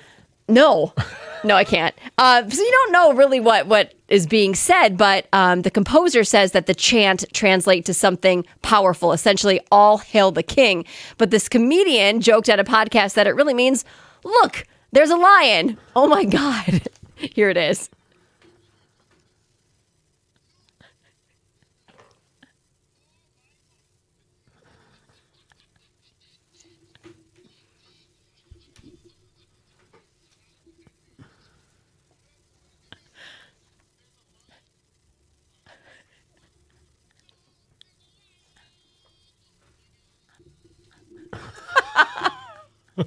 It's a lion. I love that. Yeah. Oh my gosh, it was great. It blew up online, obviously, and now the composer claims that it wasn't just comedy, that it was a false statement presented as facts, basically saying that it's damaged the song's cultural meaning, the composer's reputation, also his relationship with Disney. He's suing for $27 million in damages. Meanwhile, the comedian says, hey, it was a joke. Right. Meant to spark conversation, as jokes do. Yeah. Yep. Tom Brady isn't coming out of retirement to play in the NFL again, but he did question it at least. So he did recently reveal that he asked the NFL if he could return playing even while being an owner of the Raiders. And the league obviously shut it down pretty quickly.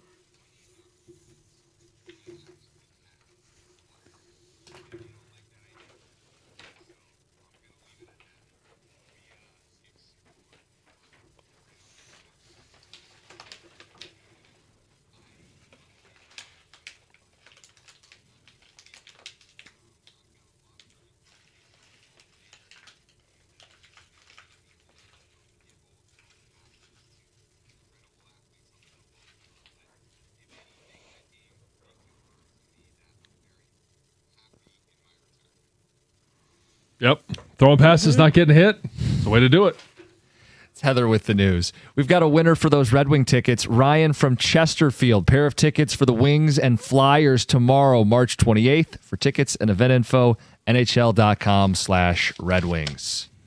Congratulations. To Ryan? Yeah. I mean, I guess. Gets to go to the LCA, watch the Wings play. Come on, man. Playoff push. Let's go. Yep, absolutely. That's, Yep. Cookie jar next, 97.1.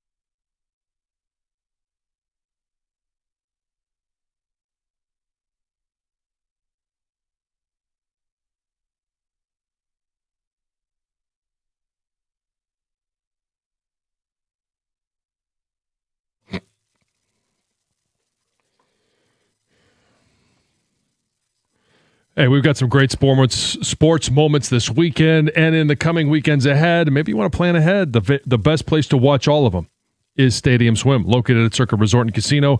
Catch all the biggest games at a viewing experience built for sports fans. Chill at one of the 6 pools on 3 different levels for a perfect view of their massive 40-foot tall high-definition screen, located at Circa Resort and Casino in downtown Las Vegas, and it's right there on Fremont Street. Stadium Swim. Book your spot today at circalasvegas.com.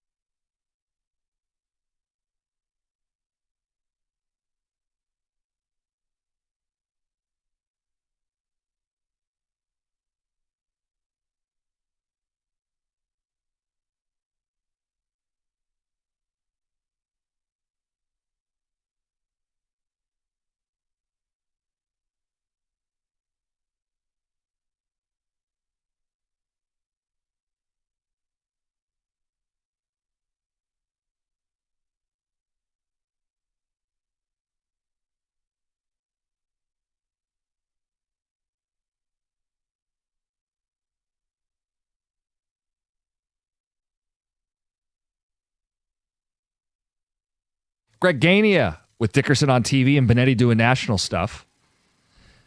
I mean, that's an awesome start for the Tigers. Oh, it literally couldn't have been any better. Text coming in, lots of cookie jar feedback. Favorite Joes? Multiple votes, back to back to back. Joe Mama. Can't believe nobody said Joe Louis. Joe Louis, yep. I thought about that one. Joe Montana. Sure. The kid who thinks the greatest Joe of all time is G.I. Joe is probably the same kid who needs a divider plate for their food. Yep, That's Chad in the all truck. fits. Yep. It does fit. I just imagine how excited I was when, after 3 girls, I finally had 2 boys, and now I get to play with the G.I. Joes again. You had one as a kid, I take it? One?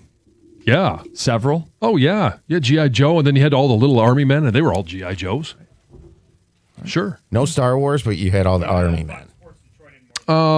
Sure, we had a Luke Skywalker and a Han Solo. Yeah. No Darth Vader? We probably had Teddy's got a bunch of Darth Vaders. He loves Darth Vader. Now, some of the arms are ripped off, but... Did you do the Vader voice with him? Oh, yeah. I always do it behind the fan, too, anytime there's a fan in the summer. Teddy, I am your father. Sports nicknames. The Big Unit for Randy Johnson is the best one.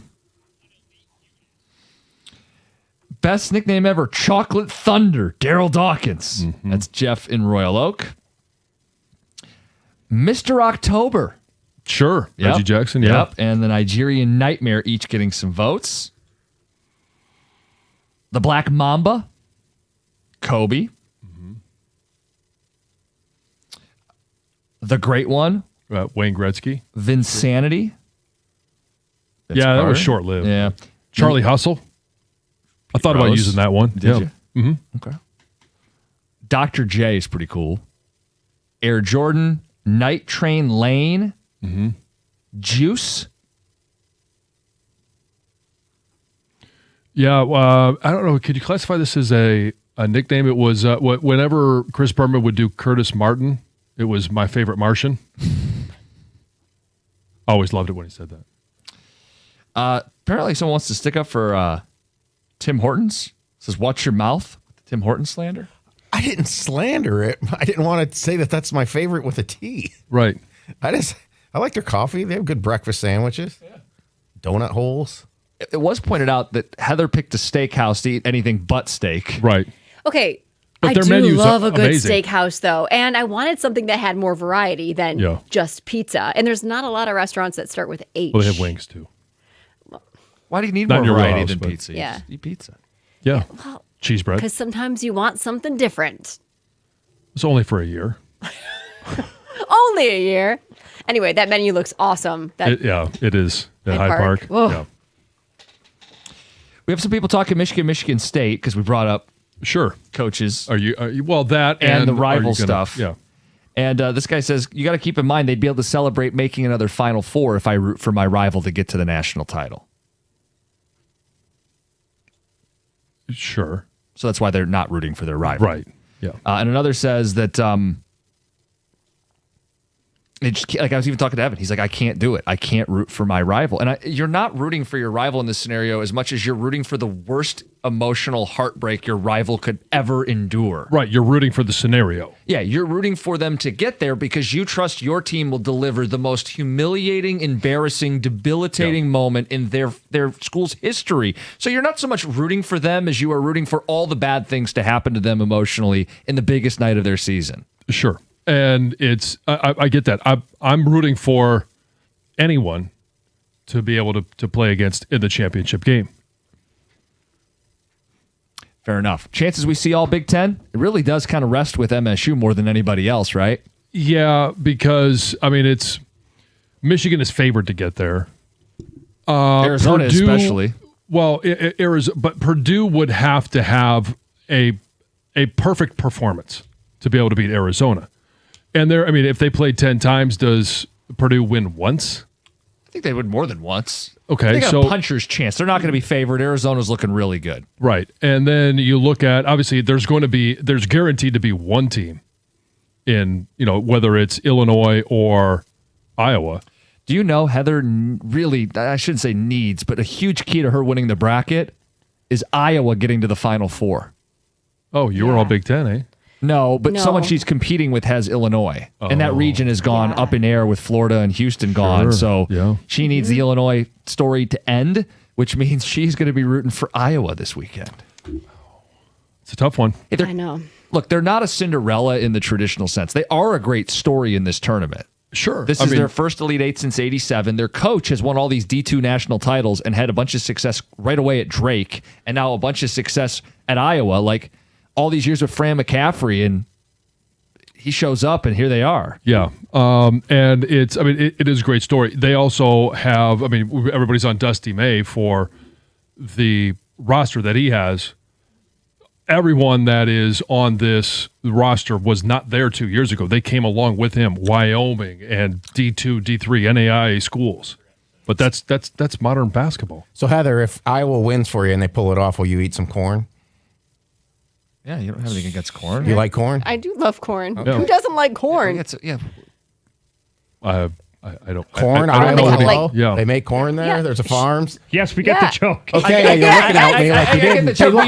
You said They it like looked would at she me eat, like they didn't get the joke. No, Tom, it's like you said it like, would she eat cockroaches? Like, would you eat corn? Yeah, I mean, Yeah. put some Yeah. butter Your on it. palate And is let's so, go. like, Well, the joke is minor. I love I like corn. Yes. yeah. The joke is better if it's Nebraska. I know. Corn Huskers. I'm glad it's 9:57 on Friday. So are we. Yeah, Jeez, exactly. you guys yeah. are like when you say, Hardy har har. Look, you got a lot going on tonight. I think we should ask Gator that question. We should ask Gator that I think question. his answer will be very similar to mine. One of the things we did today is I said, could you root for your rival to set up the national title? Would you root for Michigan to set up playing them for a national title? And for John, would you root for the Spartans to set up that matchup for all the marbles? No. Okay. Never root for my rival. Yeah. It's not so much rooting It's for so your rare. rival There as have been like maybe a handful of times in my life that I've rooted for Michigan. That's it. This is not one of them. No. No. The way I tried All to due respect, and I know it comes back. the same No, way. it was the same answer I had. Yeah. Gator, the way I try to explain it is you're not rooting for them so much as you're rooting for the most agonizing way for them to lose. I don't care. I just want to win. Okay. I don't buy into any, that other stuff is like that's like trolling stuff, and I don't get into that. I'm focused. I'm focused right here, John. Oh. I'm focused right here. Laser focused. Wow, we locked eyes. Yeah, that's it. You feeling Who's good going to about blink tonight? first? I don't feel good about with the basketball team. I wouldn't say I feel good about it. I feel fine about it. I mean, I think they've got a great chance to win. I think Michigan State's a really good team, but UConn's a really good team. So I just hope that what I don't want to see is a bad game. Mm-hmm. Give me a good game. If they lose in a good game, so be it, right? But I don't want to see it like it's obvious why they lost because nobody could shoot from the outside. And somebody gets in foul trouble. They're calling the game tight, and then you start seeing some stupid stuff from fears. I don't want to see any of that stuff. Just go out there and play well, and may the best See what team happens. win. Yeah. I imagine you guys are going to be talking a lot about the Tigers today. Oh, yeah. I mean, wow. We use the term juice. Like him being on the roster alone brought some juice to the season, and that's exactly what it is. Excitement, buzz, people talking, texting. You see what the kid's doing? Like, I mean, that's fun from day one, moment one. Mm-hmm. The question is, of course, how good is he going to be? Is he – because I don't think he's an 800 hitter. No? You're the one. So You're the given the two push that chances, out I would today? say under.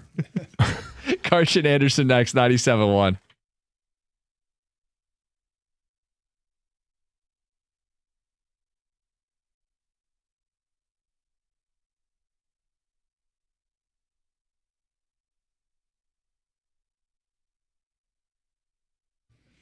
Game 2 of the new Tigers season takes place tonight against the San Diego Padres. This will be the first instance in which we get to see Framber Valdez since Detroit signed him to a 3-year, $115 million contract this offseason. Last year, Valdez pitched 192 innings with a 3.66 ERA. He struggled a little bit in his only start against the Padres last season, had 3 walks, 2 strikeouts, and 2 runs allowed in 7 innings there. Tonight, he'll have a chance at revenge against Michael King for San Diego. First pitch is at 9:40 this evening. Our pregame show begins here on 97.1 at 9:15. The Red Wings will be over on WWJ News Radio 950 tonight against the Buffalo Sabres. Puck drop in that one at 7 o'clock. Pregame coverage at 6:45 against Buffalo, who is tied for the most points in the Eastern Conference this year at 96 with the Carolina Hurricanes. And both Michigan and Michigan State will play in the Sweet 16 tonight. Yesterday, both head coaches spoke at their press conferences, and Tom Izzo was asked if winning with the same players year to year is rewarding in this day and age. He said yes, because only the players are the ones that lose when they leave and transfer from school to school. He said he could also add 2 things to college basketball. It would be transparency and a pay cap. Spartans tip off tonight against UConn at 9:45. Michigan at 7:35 against Alabama. At the Corwell Health Sports Desk, I'm Brendan Shabbat. For more, go to 97.1 The Ticket or Odyssey.com.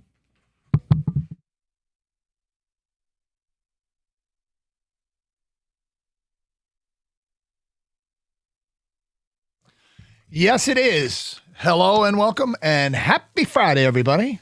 I'm Doug Karsh. And that over there is Scott Anderson. Hello, Scott Anderson. Hello, Jug. What's up, man? I'm beaming. You're beaming? I'm beaming. Why's that? Kevin McGonigal, man. I mean, there are debuts and there are debuts. Yeah. I mean, right off the bat, I'm like, this is maybe the best one that I've seen.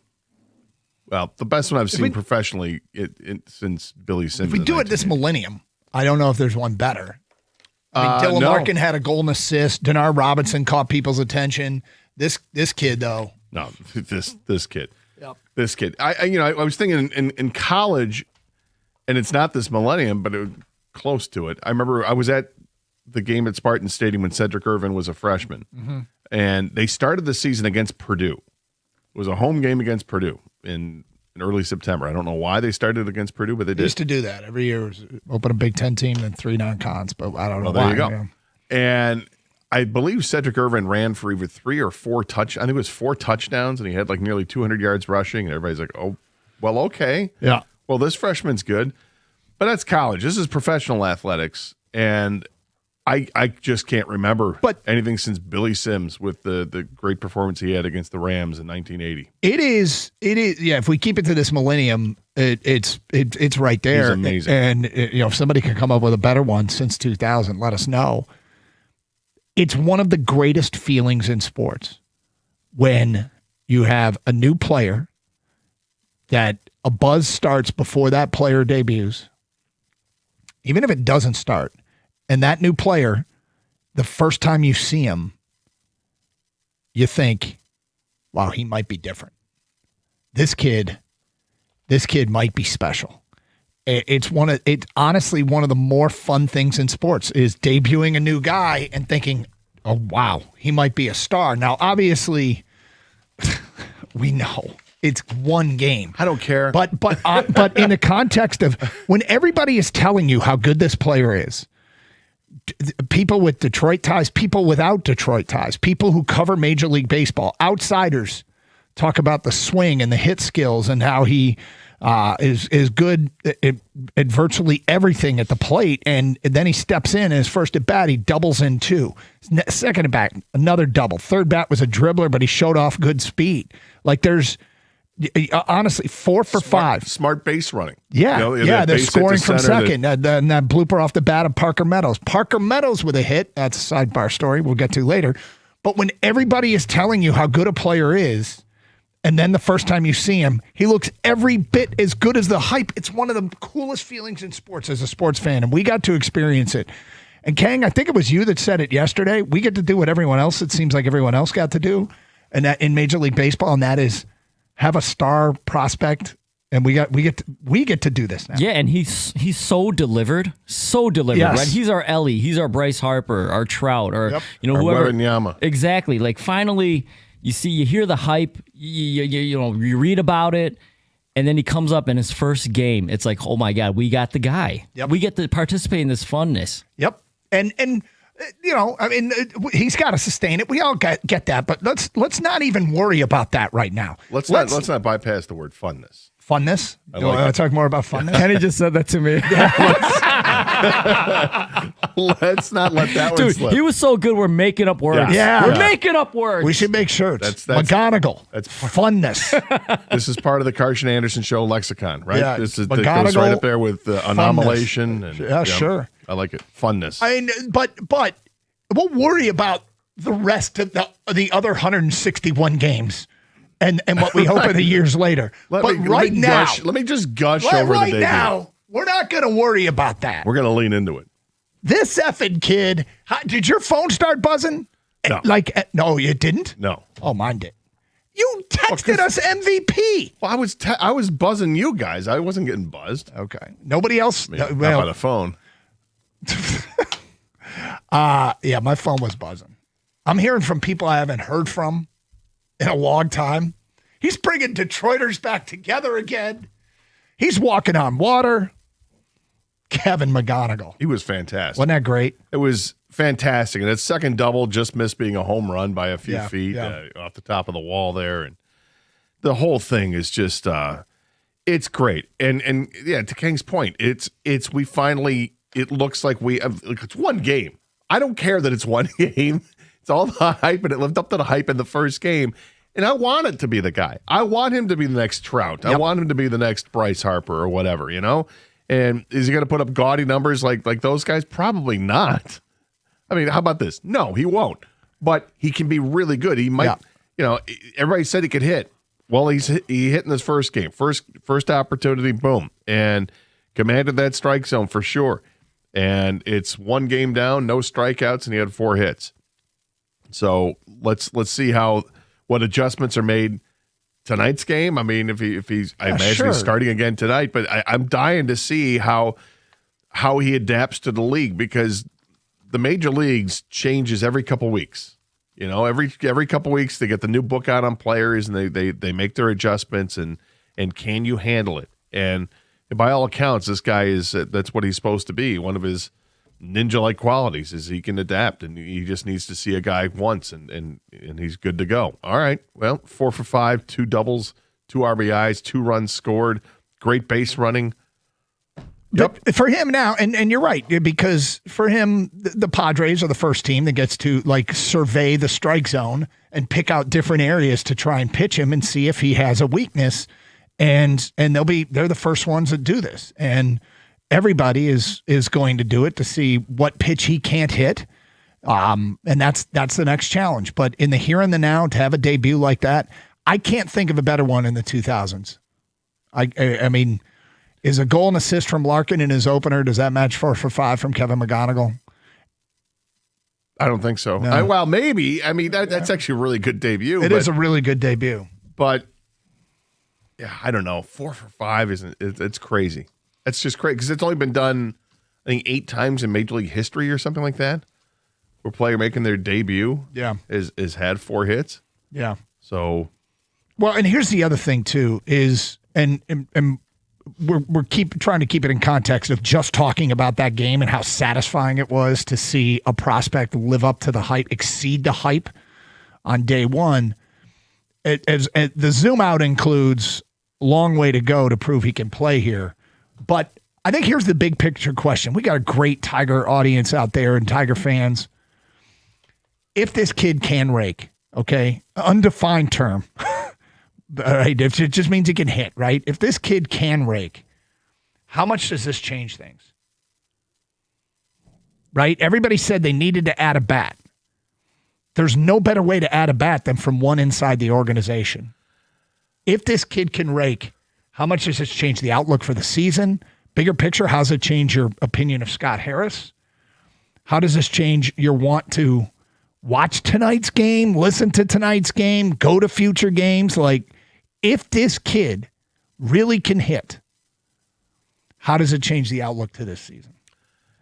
It's I think it changes it dramatically because people said they didn't get the bat. You wanted to get Bregman and failed again for a second year in a row to get him or to land any bat for that matter. There was no Suarez, none of it. Right, going to go roll with the same guys and give some of these minor league prospects a chance to compete. And nothing was given to him. He flat out earned it. So that is I think it does change things around. I did come up with one name from this millennium. Yeah. It's a Tiger, but he was a one-hit wonder and gone. And that was pitcher Andy Van Hecken. Really? Andy Van Hecken in his debut back in 2002 against the Cleveland Indians went 9 innings, gave up 8 hits, 2 walks, only 1 strikeout, but 0 runs. He threw a shutout in his first ever game and then only threw 4 more games for the Tigers in his career, if I'm not mistaken. Okay, Tiger fans, how does this change your outlook for the season if this kid can hit? If he is the bat that you wanted all off season, if the call came from inside the house? How does this change things? 248-539-9797. This could be a horror story for the rest of Major League Baseball. Could be. In the meantime, we have potential, rather sizable breaking news from March Madness that impacts one of our local teams. We will get to that at 10:16. Carson Anderson, 97.1. Hey, the decision on who to call after an injury is huge. Take it from me. I know the Bernsteins personally. They don't just ask for respect from insurance companies. They demand it and they get it. They've been winning for over 50 years. If you want respect, call Sam.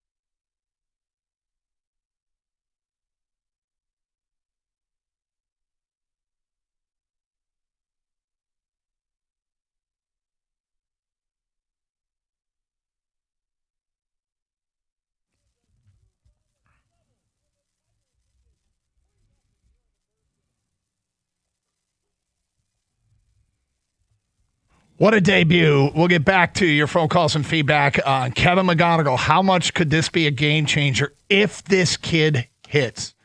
If this is indicative of him really being able to impact this team offensively, as he did all spring, as he did against Venezuela in a World Baseball Classic warm-up where he hit the ball to the moon. Going 4 for 5 in the opener does nothing but give encouraging signs that this team might have found a bat. And how does that change your outlook for the season? In the meantime, the potential breaking news here, and it's potential, is that a court injunction is allowing Aiden Holloway, the Alabama Crimson Tide guard, to travel out of state while he awaits charges on having 2 pounds of marijuana, which was believed to be potentially distributed. And he didn't initially travel with the team to Chicago. He can now travel out of state, and he still has hurdles to clear to get cleared for tonight's game because he has been officially removed from campus, and I guess Alabama has to reinstate him. Wow. So, is that all that has to happen? Mm-hmm. Guess what's going to happen? Think Alabama might go ahead and bend some rules to try to advance in sports? They might. The NCAA availability report released Thursday night listed him as out for the game, and when you list a player as out, then they can't play. Well, it happens, and then you get fined. I'm sure they'd pay the fine. Oh, a fine. He needs to be cleared by Alabama's Office of Student Conduct, which removed him from campus, according to AL.com. That might have already happened. The office does not make the rulings public. Does the NCAA have any say in a player getting busted? It's not an NCAA issue. It's a legal issue. It is a legal issue. Yeah, and I don't think the NCAA has all this stuff. I don't think NCAA has any authority over legal issues. Doug, is there a world where he gets cleared by everything, but they still don't play him? I think there is. Okay. And it's and there's a couple reasons why. Nate Oates might take the moral stand. That's what I'm asking. Would he actually Keep in mind, do he that? played a player that had was an accessory to murder charge against him last year or 2 years ago? But he may decide not to. The other thing is, coaches care about missing practice, and it's not that but if you've missed practice and haven't prepared for a team, he might choose not to play him because he might not think it's in the best interest of Alabama. But he might play tonight. We'll get into March Madness, Michigan and Michigan State in the 11 o'clock hour. But right now, Detroit is a buzz about Kevin McGonigal. From Scott, if he hits, say, 280 with 14 bombs, 100 RBIs, it will mean a whole lot to this lineup. All of a sudden, we could have a top 1/3 offense in the American League, which when you combine with our arms, that would be pretty hard to beat for anyone. Yeah. Yep. Kevin McGonigal is the natural replacement for Chuck Norris. Timely. Wow. Yep. I don't know if I go that far. Next text. Even if it's only one game, it's giving me Bryce Harper vibes. I don't think that's out of bounds. And I'm not saying, because you're not saying he's the next Bryce Harper. You're saying on one day, in 5 plate appearances and in the field, you got Bryce Harper vibes. And that's okay for one day. We're all responsible here. We're not going to take people's comments out of context. No. Let's just enjoy the one day. Remember Charles Rogers' first game? Everyone thought he was amazing. We all know what happened after that. That's from Sean in San Diego. From an unnamed texter. Good morning, gentlemen. I would like to revise my season win total from 87 to 117. New major league record when they go on a 2-game losing. I don't know what this cut off right there. McGonigal is gigantical. That's from Kendall in Washington. I mean, right there on the scouting report, it says has potential for multiple batting titles. That's from an unnamed texter. Kevin in a van says, the amount of times I said, oh my, yesterday was indeed funness. And Kevin had some nice fielding as well. LFG. It was gigantical, too. Mm-hmm. Jordan in a shower writes in, McGonigal is so good, they hit a single and his OPS went down 400 points to 2.666. Got to rash people in the shower lately. Yeah. Didn't realize how popular we were with those. Showering. Look, Get excited. Sure. Everybody has been telling us he's going to be a great bat. Then the first time we see him in a major league game with our own eyes, he's a great bat. So the scouting report and the performance align. I mean, you mentioned Andy Van Hecken, right? And he had a great debut. Yeah. He was a moderate prospect. I remember his name in the organization, but he wasn't showing up as the top prospect in the game. Oh. You know what? Think about how many times we saw this with other teams, right? Where we're like, why couldn't we have Wyatt Langford, right? Where we see somebody else's. Don't say that name. Sorry. Yeah. Bad name. But an example, the Bryce Harper or Shohei Ohtani or whomever. I mean, Nick Kurtz last year for Oakland was unreal. And we said, okay, if we have a Rookie of the Year candidate here, what difference would that make? Because this is what the Rookie of the Year did last year. And even we tamped down expectations and sort of settled in on 250 batting average, double-digit home runs. And 350 on base percentage. Yeah, 350 on base percentage. And maybe that's what he is, and that actually be a pretty damn good rookie year. But, man, he could be better than that. He could be. And, look, I don't want to heap too much praise on it, but I want to have fun with it, too, because that was a lot of fun to watch him play, and I can't wait to see his at-bats tonight. Sure. This is what's great about baseball. With 162 games, it's a long season. Hell, yes, it's a long season. But it's also fun when you get stuff like last night, and you want to see the next one right away. Like, let's keep playing. What's up? Oh, we got to wait till 9 o'clock? Damn it. Okay, here we go. This from an unnamed texter. I understand the hype of the new kid, but let's stop all this Detroit stuff we always do with a shiny new toy and always expect it to be the next best thing without any substance in the big leagues.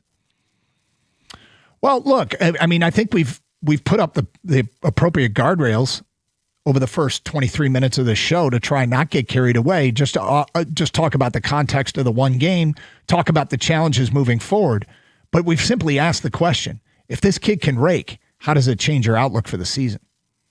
The word if was there. You did say if. I used the word if. You said if. Maybe a dozen times. And whoever sent this, we can keep putting up guardrails, and we will do so. We will have the fine print warnings throughout the day about it's so early. We know that. Everybody knows it. Everybody knows it. But when everybody's telling you a kid's going to be good, Detroit-based reporters, national reporters, rankings of minor leaguers done by non-Detroit, nobody with Detroit ties, right? This isn't the Homer evaluation. This is everyone's evaluation. I mean, there's plenty of Homer evaluation. Plenty of it. But when beyond that, you'll see, the Jim Callises of the world and the Jeff Passons of the world and all the John Morosi's or whatever. Everybody is just, they're really enamored with what Kevin McGonigal can be and what he has been in the first game. Yeah, this isn't Chris Shelton. This is like we saw this as a real possibility of him being a star in this league. This is Brennan. It's not Brennan Bosch or something like that. This is a guy that's been hyped up, and he's delivered, by the way, in the minors, and then he comes up and delivers in the first game out. And you talked, Doug, about the question, how does it change your expectations? If McGonigal's a real player, like a real hitter, a World Series is not out of the question. Like they were in the second round of the playoffs last year, and everyone hated the lineup. You had a real bat, and hopefully the other guys that you hope to get better, like Riley Green cut down on strikeouts, Torque gets better. Yeah, I think they got enough in the lineup, especially with the pitching and what we believe the bullpen ceiling could be. World Series is not out of the question at all. No, I mean, they already have World Series aspirations. Yes, so. And then you add a real bat? 248-539-9797. Jay in Redford. Hi, Jay. Hey, how you guys doing? We're good, Jay. Hey, I think he's the truth. I think he's going to turn out to be a really great hitter. He's not Brennan Bosch. It doesn't look like he has any holes in his swing. I mean, his swing it's just different. I mean, it's just different. And the way he makes contact, that ball comes off. It comes off the bat differently. He makes solid contact. He's squaring that ball up nicely. It's a compact swing that is it's designed to hit and find gaps and hit line drives and look, if he's able to put the ball over the fence, great. I don't know how many times I expect him to do it, but he can. He clearly can. He's got all the hit tools you want. I think the home runs will come, but he's a solid hitter, and he's going to help the Tigers out tremendously. I know he's going to go through slumps. It's a long season, like you guys said. He's going to have ups and downs. Sure. But I think he's going to be consistently good. Well, we're along for the ride. Can't wait to see it play itself out. If this kid it really can hit, how does it change your outlook on this season? 248-539-9797. It's Carson Anderson, 97.1. Whether it's a new roof, windows, or siding, these are big decisions for your home. And when it's time, you want a company that you can actually trust. For over 30 years, Michigan homeowners have counted on Shaner Roofing. And now they're bringing that same 5-star service to windows and siding. And here's what sets them apart. Shaner is a local family-owned company, and they treat every customer just like family. Every roof they install comes with a lifetime transferable warranty, and they've earned a 4.9-star Google rating from thousands of happy homeowners. And that kind of reputation isn't bought. It's earned through decades of doing the job right. So if you're in the market for a roof, new windows, or siding, you owe it to yourself to get a quote from Shaner. Go to mymichiganroof.com. That's mymichiganroof.com. Shaner Roofing, Windows, and Siding, Michigan's name you can trust.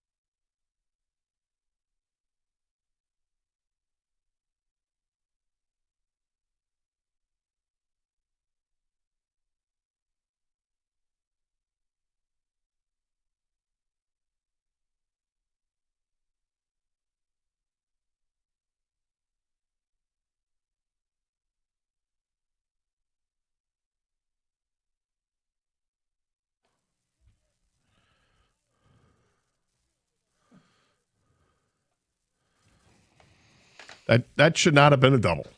That throw was right on, and he's got that good slide speed, was right? great. Yeah, he's got great speed, and he's left-handed, so he has all the advantages. He took a chance. Yep. I'm so glad he slid in safely, but he was just barely safe. You know what? We've got the possibility here of having the real deal. And this kid looks like he can hit. And the question is if he can, all right? If this is indicative, and we're not talking about 4 for 5 every night, we're talking about just really good stick added to this lineup. How does it change your outlook for the season? 248-539-9797. And if you can think of a better debut, college pro, locally, since the turn of the century in the 2000s. I mean, Billy Sims famously went for 153 yards against the Rams. Isaiah Thomas had 31 points in his debut. But this millennium? This might be it in the first this century. 26 years here, this century. Let's go to TJ in Farmington. What's up, TJ? Hey, how's it going, fellas? We're good. Hey, I was just chiming in about the McGonigal situation you guys were talking about. I think if you just look at, obviously, we're only looking at 5 at-bats with what he's shown at this level, but, I mean, for him to take a cutter up and in the high 90s and turn on it, that's something, and I played a little bit of ball at the upper level myself, but that's something that you don't see commonly. Especially in a first at-bat. And funny enough, Kevin even said, I might be a little nervous, in the first at-bat, but then we'll get things going. But he didn't look nervous at all. And, I mean, if you're coming out the gate looking like that, I really do think we have the real deal. And I also think we got our bat, within the organization. I wanted your guys' opinion on that. I don't disagree. I mean, I don't know if we sat here yesterday and said, here's how it's going to go. We already got the one tap the brakes text. Can you imagine how many we would have got yesterday if we said he's going to go 4 for 5 with a couple? I expect this kind of impact in game 1. We would have got inundated with tap the brakes texts. And absolutely. And now I'm pretty I'm pretty chesty and bullish about the possibility here that they might have found their bat. And if they have, if they have, and I can't use the word if enough here and emphasize it enough, the impact on this team this season is extraordinary. Absolutely. I mean, this is a situation where I see what they did with Colt Keith. Initially, I think a lot of people were a little skeptical about it, but I think going that route with McGonigal also could be something that, could really benefit this team's future. Mm-hmm. I'll shut up and listen, but you guys have a great day. Appreciate the phone call. Can he hit 273? Can he? Yeah.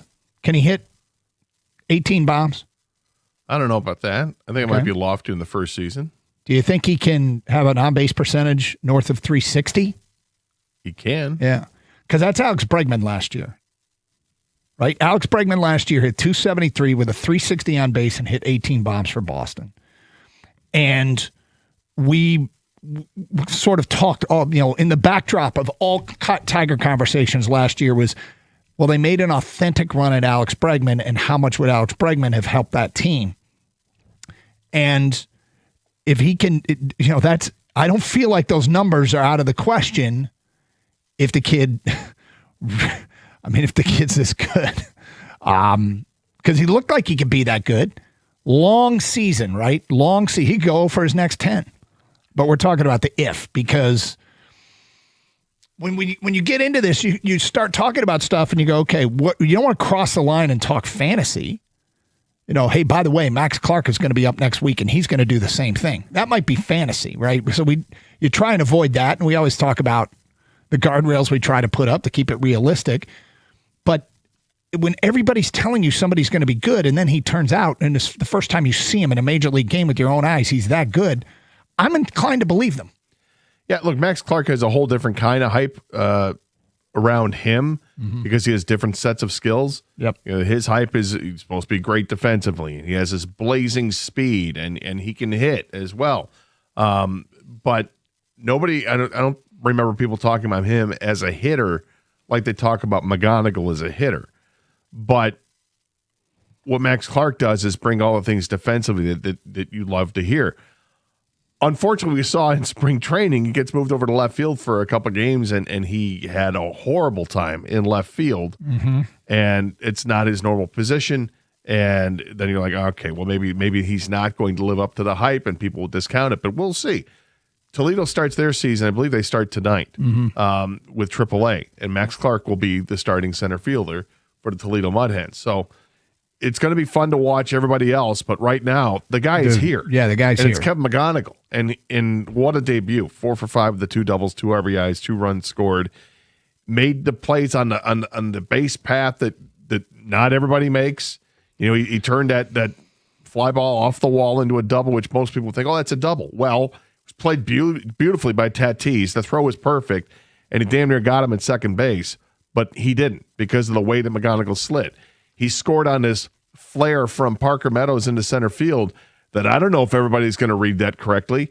You know, he goes not quite halfway, and then like, oh, that one's dropping, and then just sped into home plate because he's got great speed. We've already seen all the aspects except for the fielding. We haven't seen him get many chances. I don't think, did he get any chances yesterday? Yeah, he did. So we passed that with flying colors too, I guess. But it's so exciting to watch somebody come in and start their career like that. Dude. And I can't wait to see every at-bat that he has. Paul is next on 97.1. Hi, Paul.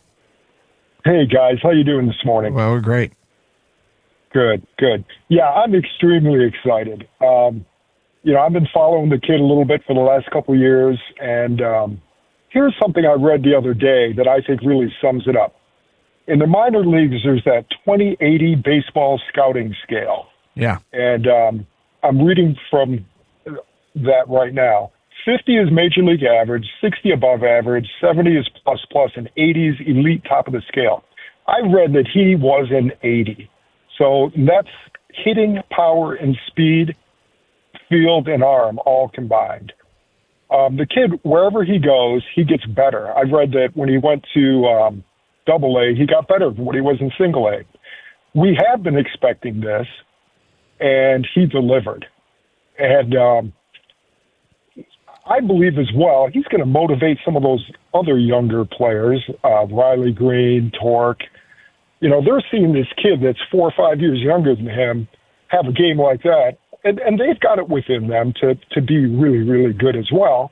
I think he's going to motivate the whole team, and it's such an emotional game, and the vibes. I mean, look what happened after the All-Star break last year. I think that maybe they got a little bit of a big head, you know, and maybe that derailed them a bit. Maybe. So many things go into this, making a great team, and last year I never expected them to go to the World Series, unfortunately, because I felt like they lacked that positional player superstar. They might have that now. They might. I mean, we're doing a lot of if today, and thank you, Paul. There's a lot of if today, and it's responsible, and we're all being as responsible as we can be. But you know, if he can hit, it's such a game changer. If they just got Alex Bregman-like production for what, $40 million less, whatever it was, you know, I mean, this is the best kind of way to add a bat. All the different ways you can do it. You can trade, free agency, blah, blah, blah.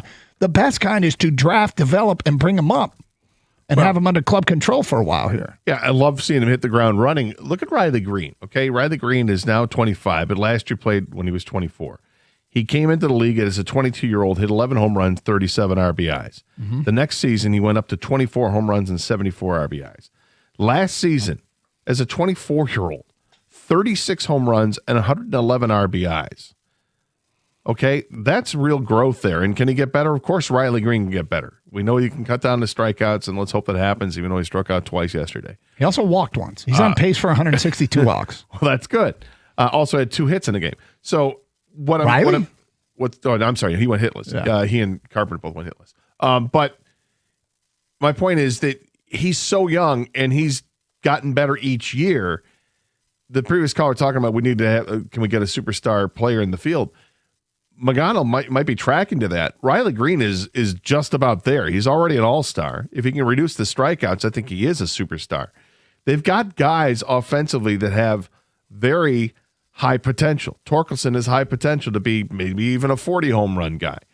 Kerry Carpenter hit 26 home runs last year and with limited at bats because they don't like to use him against left-handed pitching. Well, maybe that changes. They've got guys that can definitely raise the ceiling a little bit for this team offensively. From an unnamed texter, doesn't change my thought process. Good to see a young kid do that well in his debut. If it holds up, that's great, but it's still a weak lineup. Next text from Ryan in Rochester. Gator McGonagall sounds like a character from The Simpsons. We need a nickname for this kid. I don't know if we need a nickname for him, but I will agree that the name McGonagall sounds like it's something from a sitcom of some kind. You know, basically, it'll happen organically. Yeah. Something will come up. Is it just K-Mac at this point? I don't know. The Mac? What would his hockey nickname be? Probably Max. Max? Yeah. Okay. Usually there's a Y on the end, but Maxie? It could be. We'll get to your phone calls and feedback. If this kid can hit, if this kid truly can rake, how does it change your outlook on the season? It's Carson Anderson, 97.1.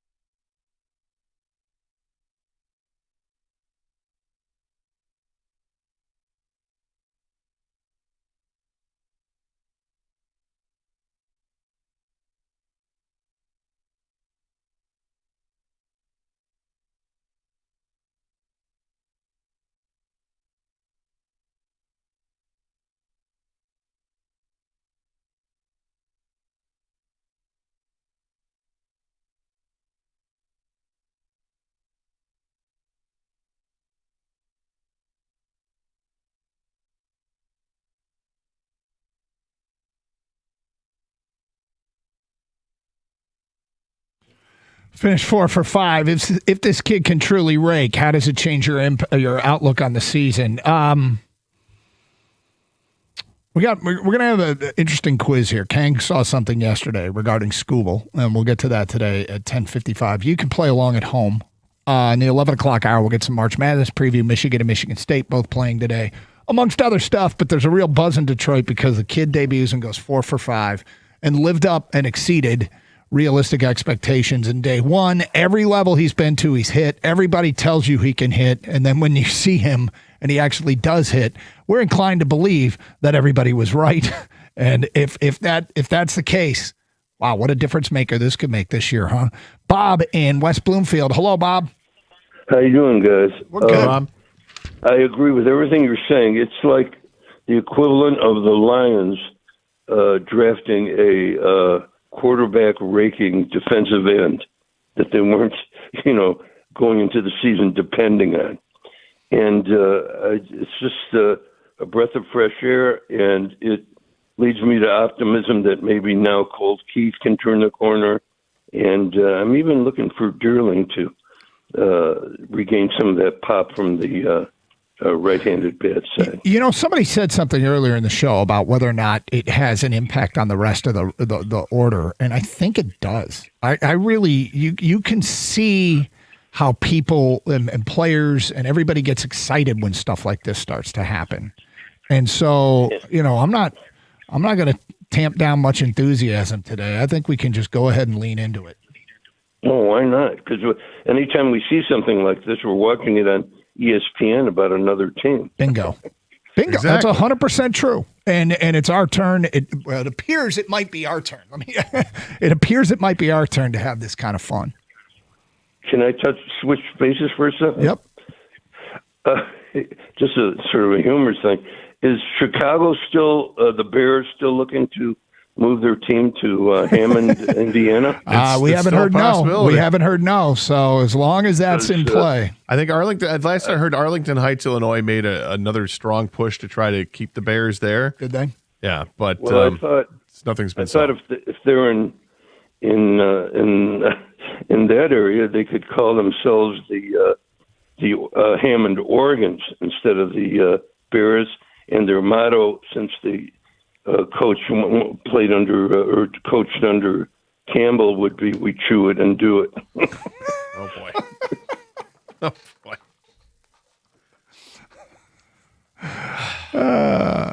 248-539-9797. I am really looking forward to a world where the Bears play in Hammond, and I hope we see that. That will be pretty funny. Good for the city of Hammond. It really would. It's about time Hammond got some love. Hammond needs a little love. Tom is next on 97.1. Hi, Tom. Hey, what do you guys know? How you doing today? We're good. Hey, before the spring training even started, I went up to a local casino and I put 20 down on the Tigers to win the American League Championship. That was 9.5 to 1 odds. I thought that was a pretty good bet, given the movements in our rotation and stuff like that. Okay. But, I'm thinking about taking another trip up there, thinking, because I don't think up until this point, I didn't think we could get past the National League. The National League's just spit strong up there. There's a couple teams to contend with. We did make it to the World Series. But now I think we're a contender. I think this kid gives us hope and promise and praise, and I'm ready to jump on the bandwagon. So you're not using the qualifier if, I've noticed, Tom. No. No, we're making a run for the American League Championship. That I'm sure of. Tommy's buying in. Yeah. Well, I feel that deep in my bones. That was before McGonigal had the 4-hit game. So yeah, I hear you, man. There's reason to be excited. I like that Colt Keith had 2 hits last night. That was good to see. And shows promise. Yeah, and I forget if it was him or somebody else that just actually stung the ball right at the shortstop. I think it was Colt Keith that hit a line drive right to second baseman. Second baseman. Yeah. So good swings. Good swings are contagious, and this team needs to have good swings. Tom, thank you for the phone call. Guys, I just wanted to throw that out there. Appreciate your time. You guys are great. Appreciate the phone call. Jacob in Minnesota writes in, the debut of McGonigal was awesome. I'm so excited to see what he does next. Unfortunately, I'm too practical of a person and have already come back to earth with my expectations. That's fair. I mean, we admittedly are just trying to focus on the today and how good this feels to have a prospect live up to the hype and play the game if he's this good. Watching the game, and Dan Dickerson was doing the play-by-play on TV. Dan brought up something that I hadn't realized, and that is the strike zone is totally changed. Like, I knew the strike zone was going to be defined because of the ABS that they have, the automated balls and strike system. But I didn't realize that it basically chops off the top 2 inches, at least the top 2 inches of the strike zone. And that's dramatic. You know, it makes it tougher on the pitchers. And you take away that high strike, that's a lot. Because that was an emphasis that they were calling the high strike over them when it was 10 years ago. They said they were going to start expanding it and call the high strike. And now you're taking it away. If you're taking away 2-3 inches from that top of the zone, guys that have a propensity to swing at that pitch, now they really have to calm themselves down and say, hey, I really don't have to go up and get it. Anything that looks like I got to go get it, let it go. Mm-hmm. It's going to be a ball. And that means guys like Riley Green and Kerry Carpenter can really kind of flourish. And for Riley Green, this is a golden opportunity for him to really calm down the strikeouts that he has. But he struck out twice last night, which kind of sucked. But as you pointed out earlier, he also drew a walk, which he doesn't normally do. Another guy who drew a walk last night was Javi Baez, who never draws walks. Right. He had a base hit and a walk. These are good signs. And it was also good to see, okay, the Tigers they understood the strike zone to a point. I mean, they did strike out 10 times. It didn't affect Tarek Skubal at all. Skubal went out there and threw 6 shutout. Well, he gave up a run, but it was unearned, and struck out 3 guys, only gave up 3 hits and no walks. He's unfazed by any of these changes, which is good to see. The hitters have got to be the ones to respond to this, and in game 1, they definitely responded by throwing up crooked numbers in a couple of innings early on. 248-539-9797. Feedback still pouring in. Hey, boys, does McGonigal play hockey? That's from Scott in Plymouth. If he did play hockey, I feel like he'd be like an intensity of an Alex DeBrincat type guy, just running into stuff and putting the puck in the net. If McGonigal's only half as good as he was last night, he'll be the first player to hit over 400 since Ted Williams. But you know what? We've seen a lot of debuts, right? We've seen a lot of hyped prospects, and you think, like last year, I was real buzzing about, speaking of the Red Wings, Carter Mazur, and that lasted like 30 seconds before he got hurt. Yeah, and that one shift. Yep, and he hasn't been back since, right? He's still down. He came back. Well, not to the Red Wings. Yes. No, that's what I mean. To, Grand Rapids. You think about the debuts that have lived up to the hype and debuts that haven't. This one is clearly, I mean, I think it's probably number 1 for this millennium. We're still looking for more. 248-539-9797. McGonigal was fun to watch, agreed, but it's only one game. The Red Wings are in first place in February. That's from Matt and Grossiel. Yeah, we know. I mean, we have really done our best to offer all the qualifiers that we can possibly offer to put into proper context that it's only one game. But if this kid can hit, we're talking about getting the bat that everybody was after. Somebody sent in this for a debut. How about Kenneth Walker at Michigan State? Yeah, I mean, if you're going college, and we've done a couple carry. Did he go like 80 yards again? 75, yeah. And he had 23 carries, 264 yards, and 4 touchdowns, and had a great season. Charles Rogers had 2 touchdowns in his debut with the Lions. Yep. And that led to a lot. Wasn't that also who's on the other side? It was Antoine Bolden, his debut too. Yeah. Anquan, yes, thank you. But yeah, Chuck had 4 catches for 38 yards, but 2 touchdowns. That was good. But yeah, I mean, Kenneth Walker's debut was great. Scott writes in, yesterday we went downstairs for baseball Christmas. We opened up that thing that was shaped like our dream gift, and it was. Yes, it was. 248. Is this a football? Is this a fishing rod? 248-539-9797. What if this kid truly can hit? All right, Kang saw a Skubal complaint about his start yesterday. Any guesses as to what it was? 248-539-9797. It's the ticket.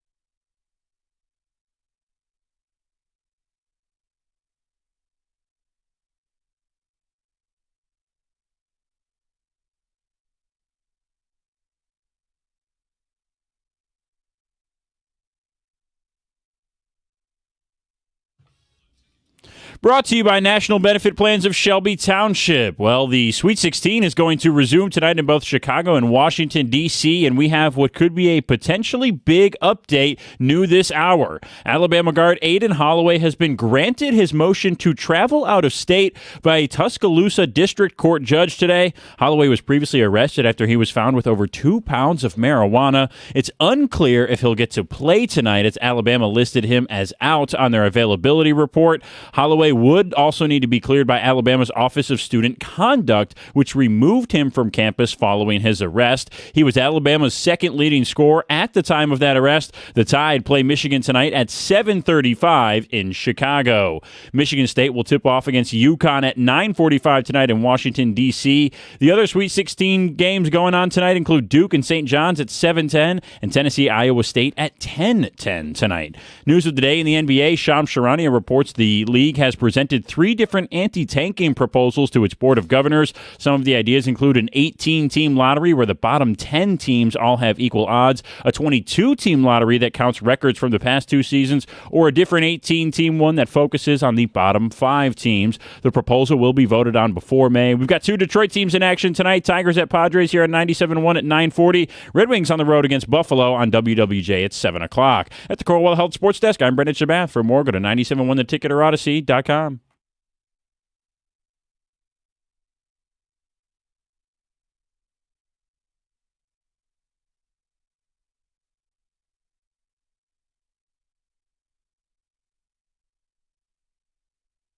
Doug Harsh, Scott Anderson, 97.1. Somebody on the Twitch stream had mentioned Akil Badu in his debut. Con Nasty said he looked like God after those first few days. Yeah. He had 5 hits in his first 4 games, including home runs in his first 2 games as a Tiger, and had, I believe it's 7 RBIs in his first 4 games. Really good.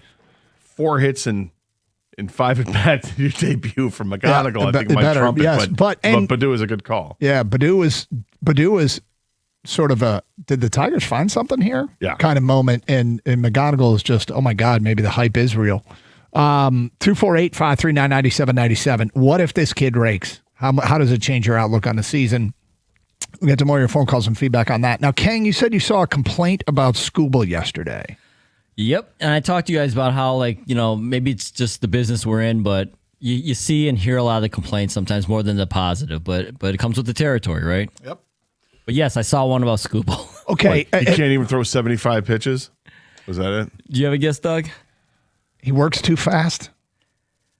Gator, you're pretty damn close. The complaint was, why would you want to pay this guy? He's 74 pitches, 6 innings. He can't even come out for the 7th. I don't know. You got a 7-run lead, and but this is going to happen every long start, season. right? I mean, if they're going to do this They at won their 8-2. first start, right? They were up 8-1 when he left the game, and it was an unearned run that he gave up. Yeah, he's 6 innings, 3 hits, 6 strikeouts.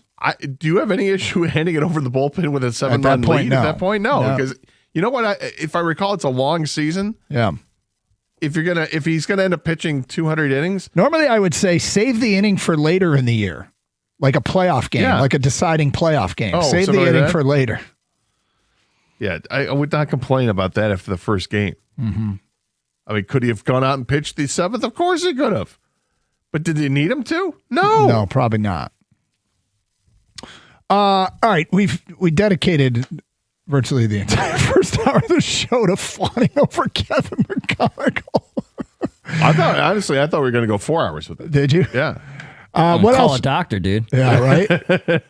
You might have to. What else stood out yesterday? What'd you like? What worried you? The Riley Green, the morning show said Riley Green's 2 strikeouts led to a lot of negative feedback in the on the texts that were coming in. And I'd point out that he did walk, and that was something he didn't do a ton of last year. So I think Dylan Dickler stood out. Yep. He had the 2 hits, the home run. He looks like that's another guy that maybe they have. You know, he has a good frame to be a quality power hitter. He's a really good defensive catcher, Gold Glove guy. This is a good guy to have. Good guy to have on your roster. So I was encouraged that, he starts this season. It's 1 game, of course, it's 1 game. But, he had a really good year last year as a rookie, and he's following that up. for a second-year player. My Drew Anderson best bullpen potential in the league call didn't exactly age well. Not a great outing for Drew, but that's okay. Get it out of the way. It didn't cost him. Yeah. And if you missed yesterday's show, I think the Tigers, and I'm not moving off this position just yet, flag is planted. I throw tomatoes my direction, but I think the Tigers have best bullpen in the league potential. And part of it is how dominant Drew Anderson was in spring and how dominant Manuel De Jesus was in spring and, unlocking something if they get fettered up. But at the end of the day, that was not a good appearance. I mean, seeing Javi at the bottom of the lineup, he went 1 for 3. He had a walk. That was encouraging. Mm-hmm. And you know what he is defensively, so it's great. So if he's fine hitting ninth and he's going to do that every game, or if he's going to hit close to 300, yes, we'll take it. I know he's not going to hit for power anymore. He's going to hit occasional home runs, but if he's just able to, if he continues to draw walks, will be huge for him. If he can get anywhere near like 100 walks on the season, yep, you'll take it. If you can get near 80 walks on the season, yeah, sure. And I mean, Parker Meadows, his hit wasn't exactly a screamer, but he did put the ball in play, flared it into the outfield, and drove in 2 runs. Did what he had to do. Yep. And that was great base running by McGonigal. Yep. So, there's some stuff to work with. It's funny. I do, Kang mentioned that already people complaining about Skubal getting pulled out of a game, but I guess my question is, are we all good here with Skubal? If he's going to go out and do that, can we get through this relationship knowing it's probably about to end? Well, I prefer that he go out the way that he did as opposed to Paul Skeens. Yeah. Too soon? I love Paul Skeens. I know, that was a rough outing. It was, but pulled in the first inning. That's baseball. Yeah, that is baseball. It happens to everybody. I'd still like to have Paul Skeens, and I'm sure the Pirates are still very happy to have him. But yes. So Tigers win the debut, and everybody's talking about the kid. What a performance from Kevin McGonigal, going 4 for 5. And if you'd like to share your thoughts on if this kid can rake, how does it change your outlook for this season? We'll get to some March Madness stuff coming up here shortly as Michigan and Michigan State both play tonight. We'll do that today at 11:30. Michigan State hockey took down UConn yesterday in the college hockey tournament. One and done. It was such a typical college hockey, nerve-wracking. That was a lot of ready, set, puke going on in that one. Yep. Yeah, and I don't know if I've seen a team that had the puck on their tape with an empty net as much as Michigan State did and not score in the last 2 minutes of that game. I was like, oh God. Well, they didn't have great chances with the empty net. I mean, they were taking shots from they were inside their blue line basically. But hang on, I was just happy they held on to that one. It was a great effort from the goaltender Trey Augustine, Red Wings draft pick. Stood on his head, 40 saves or something like that. Porter Martone is great. He had a goal and an assist in that game, and he looked like he was the best player on the ice. Of the position players, non-goalies, he looked fantastic, creating his own opportunities, and his passing is elite, and he's a great player, and I don't think he's going to be back at Michigan State next year. I think he's probably going to be playing for I think it was a Flyers draft pick. So, but the play of the day was the first goal for Michigan State by Riker Lee, who I don't know how he was able to score that goal. It was a phenomenal, I can't even describe it. In tight to the goaltender and just flipped it, roofed it up to the top. It was incredible.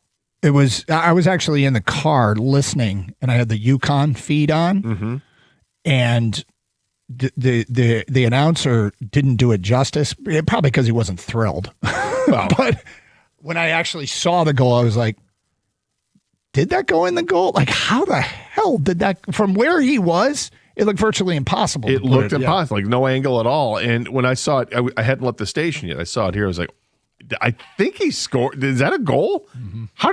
No, that couldn't have gone in. And Jimmy was walking by, and I said, come watch this. And then we both saw it. It was sick. Pretty sweet. It was great. So now Michigan State gets Wisconsin? I didn't see who won that other game. Wisconsin won, so they're going to play Wisconsin on Saturday. Big W on the helmet. Yeah, it's a Big matchup. Big matchup. Michigan plays Bentley tonight. Pistons. Nice performance last night. Again, shorthanded. We'll talk about them today at 11:16. Michigan State basketball preview at 11:30. Let's go to Derek. You're on 97.1. Hi, Derek. Hey, how you guys doing? We're good. Yeah, last night I was listening to Rieger, and people were calling it just blasting Scooble about coming out early. I'm like, it's the first game of the year. We had an 8-run lead. Why keep him in there? It's pointless. I just don't understand why people are acting like that. And Ken will appreciate this one. I bought 3 mechanical graded rookie autograph cards, and they're already up a couple $100 from when I bought them a couple weeks ago. To the moon! To the moon! Sell, Mortimer. Sell. Derek, it just all goes back to last year. Well, yeah, but do you think for the people that are hating on Scooble, do you think if the game were a 4-3 game and he had thrown 74 pitches that he'd come out? I would guess no. No. Right. I mean, it's a 7-run game. Yeah, why keep him in there? It's pointless. There's no need. Yeah, I mean, and that to me is probably 100% an AJ Hinch call that we're not going to leave him in there. Yeah, no, there was no reason for it. We didn't need it, and it's good to see the other pitchers pitch too. Yeah, it's a good time. It's a good time to take Drew Anderson out for a test drive, and give up a run right away, and go, okay, maybe this isn't a thing, but it's a good time to do it. Yeah, and if you found out doing that leg kick takes 3 times in a row, he got blasted on it. Don't do that again. Derek, thank you. 248-539-9797. We'll talk some Pistons next. Michigan to Michigan State basketball at 11:30 here on Carson Anderson on 97.1. Yep, a lot going on, isn't there? Stage is set tonight. Maize and blue, green and white, and Twin Peaks is ready to bring you all the action. Both teams back on the court tonight for a chance to make it to Sunday. Maize and blue tips off at 7:30, green and white 9:45. Get in early for your front row seats for all the slam dunks, half-court shots, buzzer beater, all the drama of March. Twin Peaks brings you the ultimate man cave experience as well. Each lodge boasting over 50-plus TVs, some as large as 98 inches. They're pumping the volume there, too. That's a big thing if you're at a sports bar, right?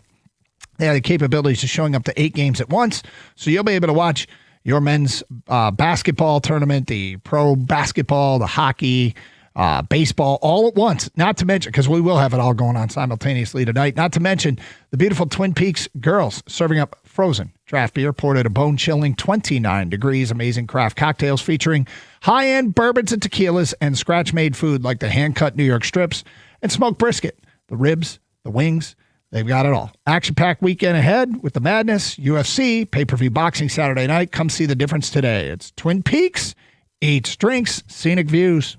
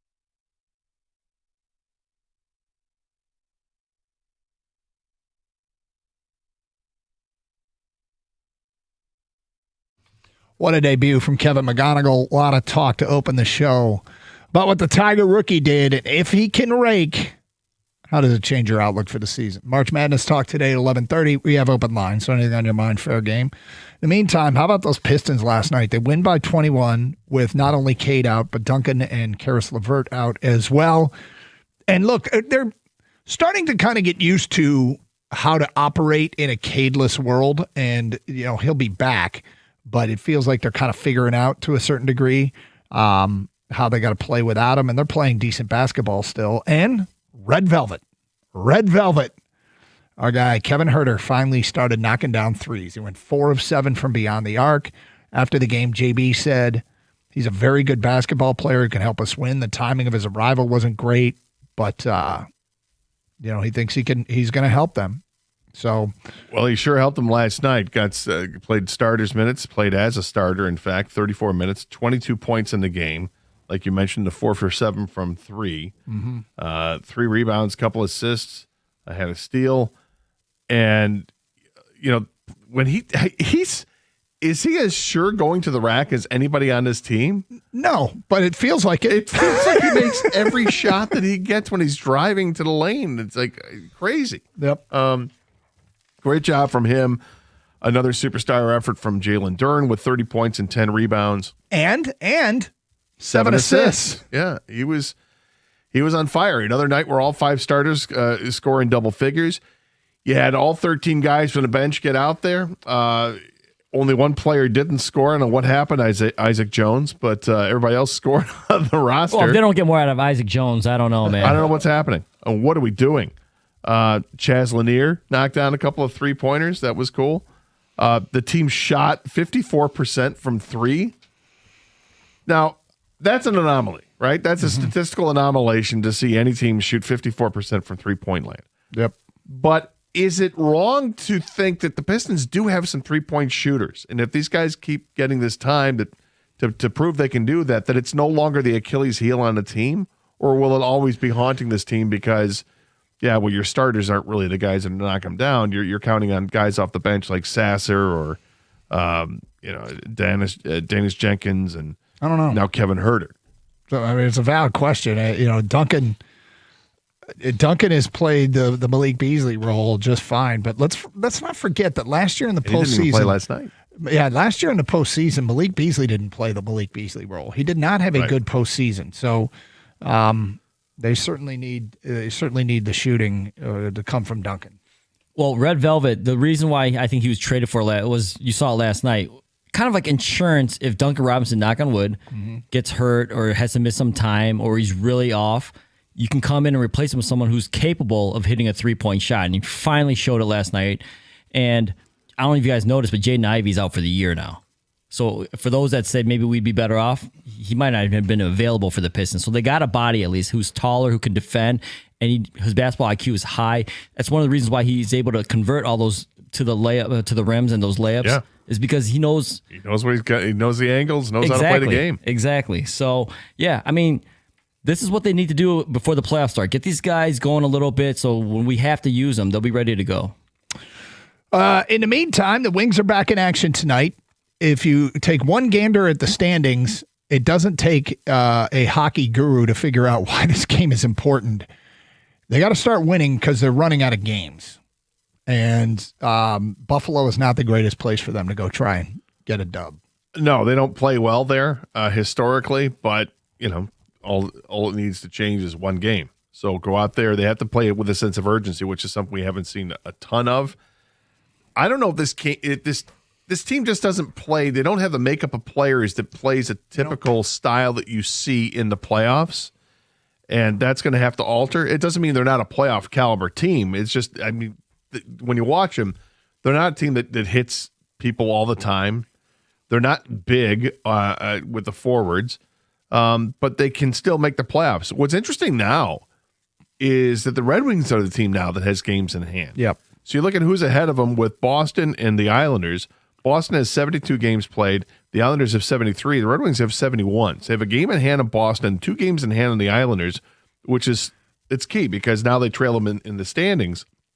But, if they have a good weekend here, if they win both games, win tonight and then win against Philadelphia, then they can vault right back into this thing and be right back in as being a wild card team.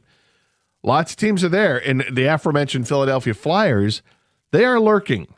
They are playing well. They're 7-2-1 in their last 10 games, and the Red Wings play them 3 times. 3 times down the stretch here in the last 11 games of the season. 3 in the last 10 because they don't play them until tomorrow night. And Philadelphia trails the Red Wings by only 2 points now. Yep. So that effectively is a playoff series, Detroit and Philadelphia. They have got to start stacking points. They have very little room for error. There's room for error, but it's very little. Very little. And I'm kind of playing the card of maybe being on the road is going to bring in that extra gear that we didn't see the other night at home. I don't know if they just thought they'd step on the ice and Ottawa would fold with all their injuries and playing on the second night of back-to-backs. And I don't know what happened. I have no idea what happened that night. I don't think they have any idea what happened that night. That was a highly discouraging performance. Put them on the road. Everybody hating you. Do it. Yeah. Maybe that'll bring out something that being at home didn't bring out. And as great as Gibson's been, he's been even better on the road. So he'll get the start tonight.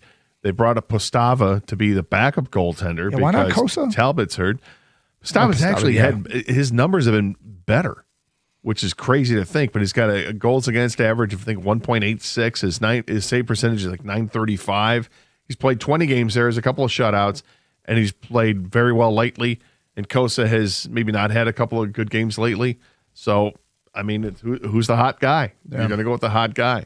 But it was a question I asked myself. I'm like, this is interesting. They're going to bring up a goaltender, but it's not Kosa. Well, if they're bringing up, I mean, hopefully it's somebody. There's a moot point because you don't expect to see him. Well, but they play back-to-back games, and Talbot didn't practice yesterday. McClellan said he tweaked something. He's literally day-to-day. They don't know, but it's not a good sign they didn't practice. And if it's back-to-back games, you don't know if they're – I can't imagine they can play Gibson in back-to-back, but maybe you do because the games are so important. We'll see. That's for tomorrow night. For tonight, all the focus is on the Buffalo Sabres. Yeah, it is, and it's a big one looming for our Detroit Red Wings. As a game you'll hear here on 97.1. We have Tiger baseball coming up later tonight too. Tigers really have people buzzing after that opener. A game that saw Kevin McGonigal go absolutely crazy and go 4 for 5. And the only thing that could have been better is he'd gone 5 for 4. Yeah, can you do that?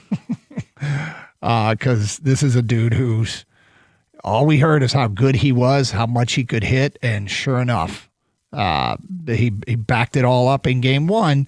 It's super early, obviously, and we've put up the guardrails to try and be as responsible as possible, but we're asking you if he can truly hit, if this is indicative of things to come, of having another reliable bat in this lineup. How does it change your outlook for this season? 248-539-9797. Just a reminder, you can stream the show with the Odyssey app. Download it for your mobile device today. I know we've got text today from Minnesota and Florida.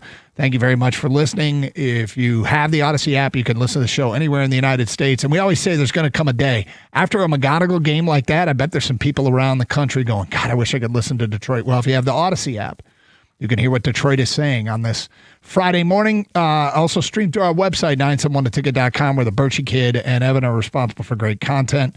Stream with video on twitch.tv and youtube.com. Do appreciate all of you that do just that and participate in the streaming chat on both sites. All right, so March Madness rolled on. Controversy or embarrassment with one Big Ten team last night. Meanwhile, the Big Ten's locked in with one team guaranteed to the Final Four. Now that Illinois will play Iowa. And, of course, we got Michigan and Michigan State trying to stay alive in advance tonight. Wolverines, the early game against Alabama. Michigan State, a late game against UConn. We will preview those next at 11:31 here on 97.1.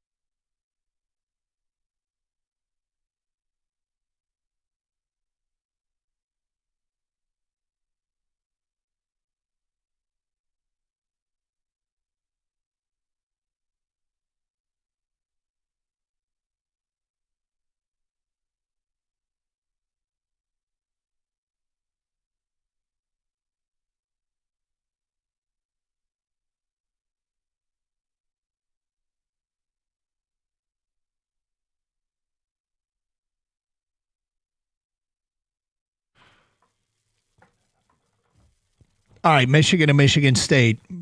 Back on the March Madness floor tonight. Ready, set, puke. You know how these games are. And here we go. We'll start with UConn and Michigan State. Played an exhibition game earlier this year. Nothing really stood out in that game other than Michigan State fell behind 8-1 and never really narrowed the lead. Pretty much trailed by double digits most of the way. But, exhibition game, I don't know if it really matters in any way whatsoever. Gator, what are your thoughts on this matchup, Michigan State and UConn? Well, Michigan State's playing really well right now, and they've gotten scoring from a bunch of different threats beyond the arc, and that definitely helps them out. If Michigan State continues to play the way that they have, I think they have a really good chance of beating UConn.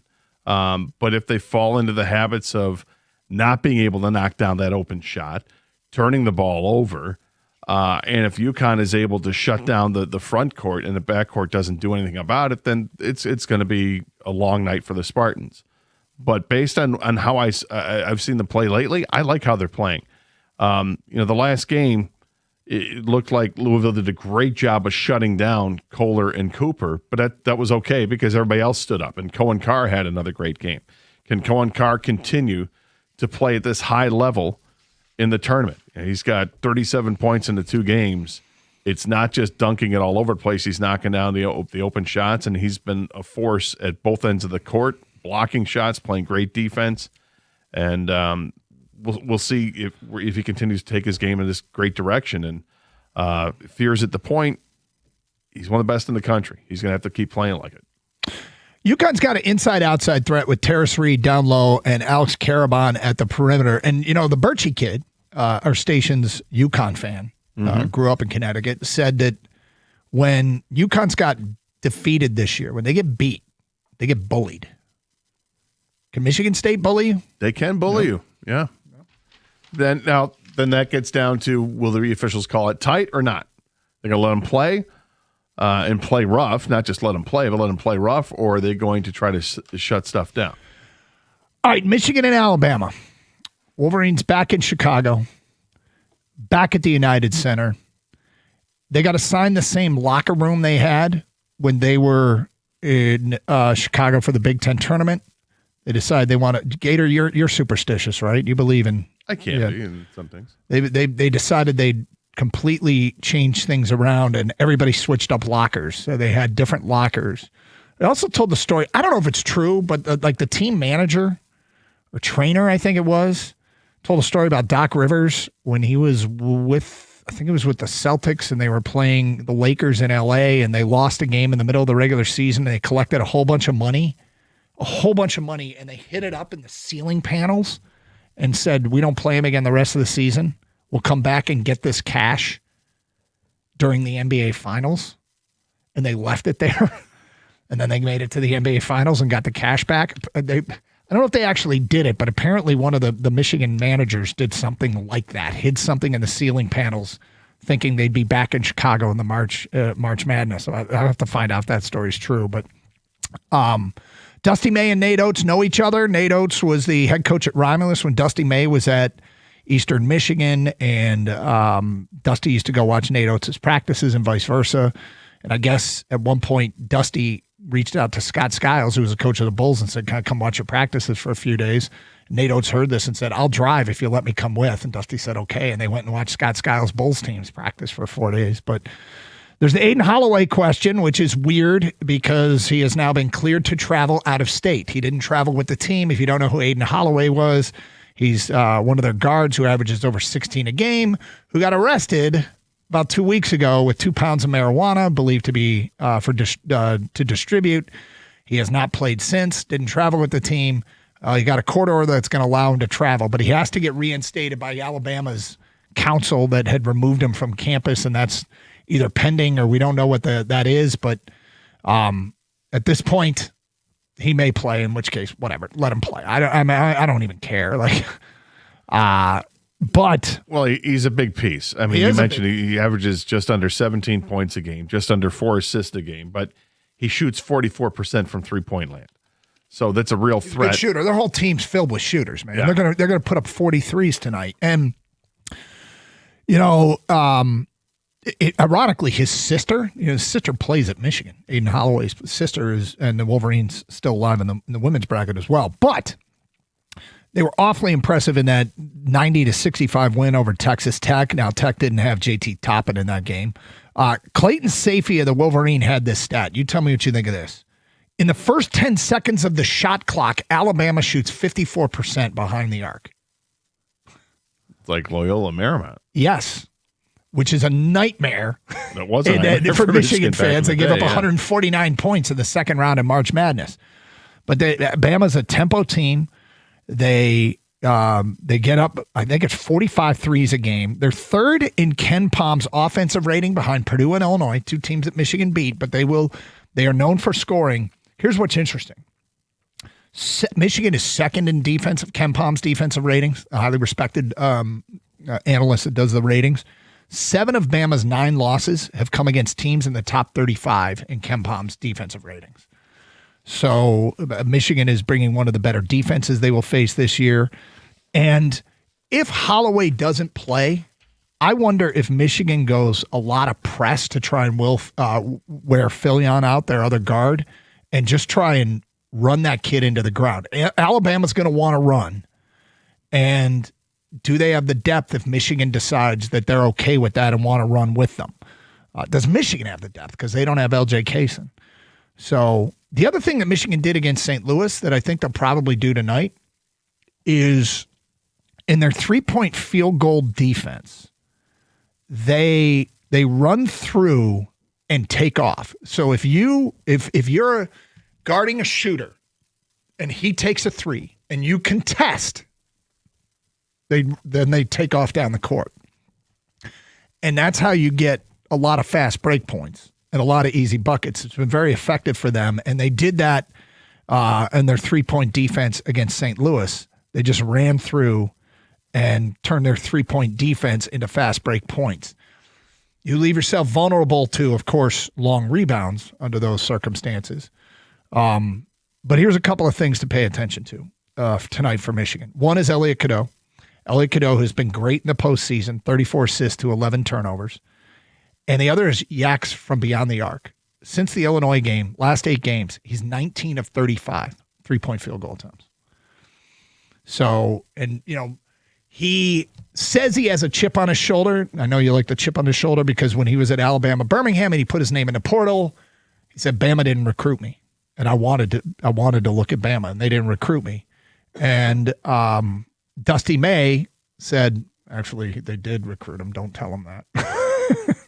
But he's got that chip on his shoulder. But here's our question for Michigan and Michigan State fans. Both teams have a star player. Yaks for Michigan, Jeremy Fears for Michigan State. Who's the other key guy tonight? If you're to pick one guy outside of Fears for Michigan State and Yaks for Michigan, who do you think that other key guy is? 248-539-9797. Who needs to have a big game tonight? I have a feeling you're going to say Cohen Carr. Because I'm going to say Cohen Carr. Okay. Because he's been the guy the last 2 games to be consistently good for them. He needs to keep being good. It's not just what he does scoring. It's how he works the other end of the court. And he can bring the crowd with him, that's a fun player to have, a real fun player to have. With Michigan, do you think it would behoove Michigan to just play the game, run your offense, and run it and take your time with it, feed the big guys inside, and work the clock? Because if Alabama works so fast, they average 92 points a game. But the games they lose, they don't score much. And I wonder if that's because the tempo gets slowed down. Maybe. I don't. I'm not saying run the Princeton offense there, but can you work some clock at least, and then because you have advantages. They've got size advantages over virtually everybody. Not like the Pistons, but everybody in college basketball, they're bigger than everybody. So yeah, throw it down low is a really, really effective offense. They've done a nice job at entering the basketball. Mara's back to the basket game is really good. Morris Johnson's in a weird place in that I don't think he's playing poorly, but it doesn't feel like he's making as much of an impact on the offensive end as he has. But Feedback coming in. Once they start letting criminals with pending charges play in tournament games, I'd argue that was the beginning of the end of the decay, or the beginning of the decay of societal norms. That's from an unnamed texter. I'm all for innocent until proven guilty. I am too. But this one seems, Yep. It's up to the school, though. I'm not even a Michigan fan, but what are we doing here? This is crazy.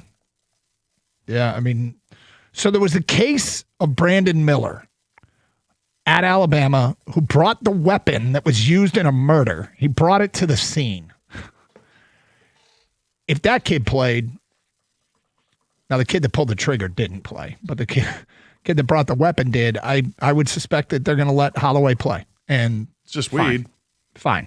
Well, I mean, that's kind of where we are. Pounds of weed. Yeah, and it's the intent to distribute is the problem. That's the problem, yeah. And in a state where they frown on the weed. All right, let's get to your phone calls next. Outside of Fears for Michigan State and Yaks for Michigan, who has to have a big game tonight for your team? Wolverine and Spartan fans will get to your phone calls and feedback straight ahead here on 97.1. Hey, if you're looking to upgrade your outdoor space, Builders First Source has you covered. Do what my mom did. Give them a call. With 4 Metro Detroit locations, they specialize in top-quality composite decking, brands that you trust, like Trex, TimberTech, and AZEK. So whether you're a DIY enthusiast or you need a certified installer, they are going to help you out. They've got the expert team that will help you build the perfect deck that stands the test of time. Go ahead and visit one of their locations today in Lapeer, Auburn Hills, Clinton Township, or Shelby Township, and discover why Builders First Source is your go-to for decking. Quality, service, and unbeatable value, that's the Builders First Source promise. Search buildersfirstsource.com.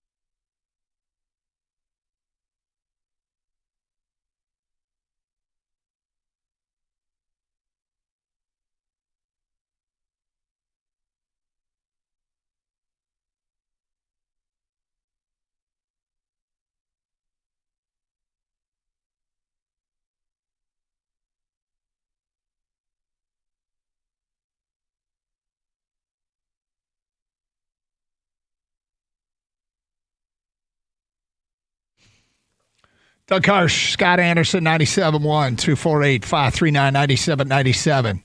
Fears for Michigan State, Yaks for Michigan. Those are your star players, but there are others that are super important. Who else has to have a big game tonight? Michigan versus Alabama, Michigan State versus UConn. Let's go to Josh here on 97.1. Hi, Josh. What's up, fellas? Hey. Hey, I think it's going to come down to the guys down low, both centers. Which game are we talking about, Michigan or Michigan State? Both of them. Okay. I think, Carson Cooper, at Michigan State, and then Mara over at Michigan. I think they both need to have big games tonight. So Cooper's big game might have to come on the defensive end against Terrace Reed. Yeah, for sure. Getting rebounds, boxing out, and then even on offensive side, too, just getting offensive rebounds. And then, Bama's got that big boy, too, at center in that, what is it, Badeko, whatever his name is. Yeah. Oh, no, he's not playing. You're talking about the guy that was with the Pistons? Yeah, he's not with them. Bediako? Oh, yeah. Yeah, he's not with them. They lost that case. Oh, okay. Yep. But, I mean, look, as far as, you mentioned getting rebounds. Michigan State's like one of the best offensive rebounding teams in the country. And if they do that, that always helps. Second chance opportunities. Denying Reed the basketball, not getting in foul trouble, is probably pretty big for Cooper tonight. And it would be big for Michigan State if they could do those things. Yeah, if the bigs can play bully ball, then it's going to go well for Michigan State. 248-539-9797. Jason in Royal Oak, you're next. Hello, Jason. Hey, Gator and Karsh, thanks for taking my call, man. Sure. Who we need, I don't really care about Michigan. I mean, I got money on them, but I don't care about them. For Michigan State, the number 2 person who, besides Spears, who needs to step up, and I believe he will because he's a senior and he's going to be recruited, or he's going to be drafted into the NBA. Anyways, but he's going to raise his stock in the tournament. Jackson Kohler needs to step up, and he is going to. I believe he's going to. He needs to keep hitting threes. He needs to play defense like he's been bully ball defense, like he's been doing all year, and he needs to be able to, control the rim, He is going to do it. He will step up. Take care, guys. Bye. Thank you. I don't know if he'll be a pro. That was intense. I think I don't know if it'll be a pro either. NBA. I don't know if it'll be an NBA pro. And I'm not sure it's relevant to this conversation whether or not he will be a pro. But if he goes out and plays like a guy who's a pro, well, if he plays like we've seen him play before, where he's been knocking down 3-point shots, he's a force inside and plays strong defense, then yeah. Mm-hmm. But has he done that consistently enough? I mean, there was a middle stretch of games where he was kind of non-existent with that, but get it back. So far, he had 12 points against North Dakota State. He had 10 points against Louisville. He's hit 5 3-points, 5 of 13 from beyond the arc. So, he stretched it out. We'll see. Juan is next here on 97.1. Hi, Juan. What's up, fellas? Hey. All right. I think, of course, Yaks was the star. This is about Michigan. Definitely Cadeau, because Cadeau, we need him to control the tempo. It's kind of like what you said, Gator.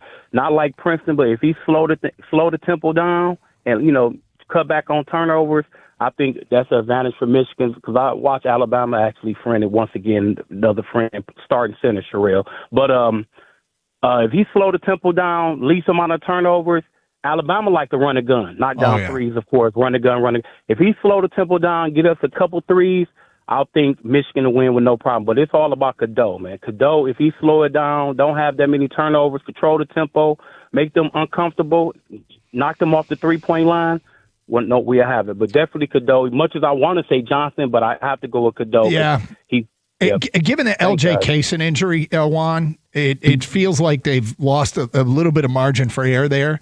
Like, I always go back to that Northwestern game where Michigan got down, and in Evanston, second half starts, Cadeau and Namari Barnett end up on the bench, and it was LJ Kaysen and Trey McKinney, the two kids that led the comeback. And I think Barnett came in like right at the end of the game, and I'm not sure Cadeau played the rest of the way, but maybe I got him backwards. But whatever. they had a safety net.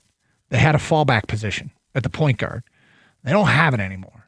So if Cadeau is struggling or gets into foul trouble, the ball gets put in whose hands? Trey McKinney, the freshman. He's done some really good things. It feels like he's hit some really, really big shots at timely times for Michigan throughout this postseason.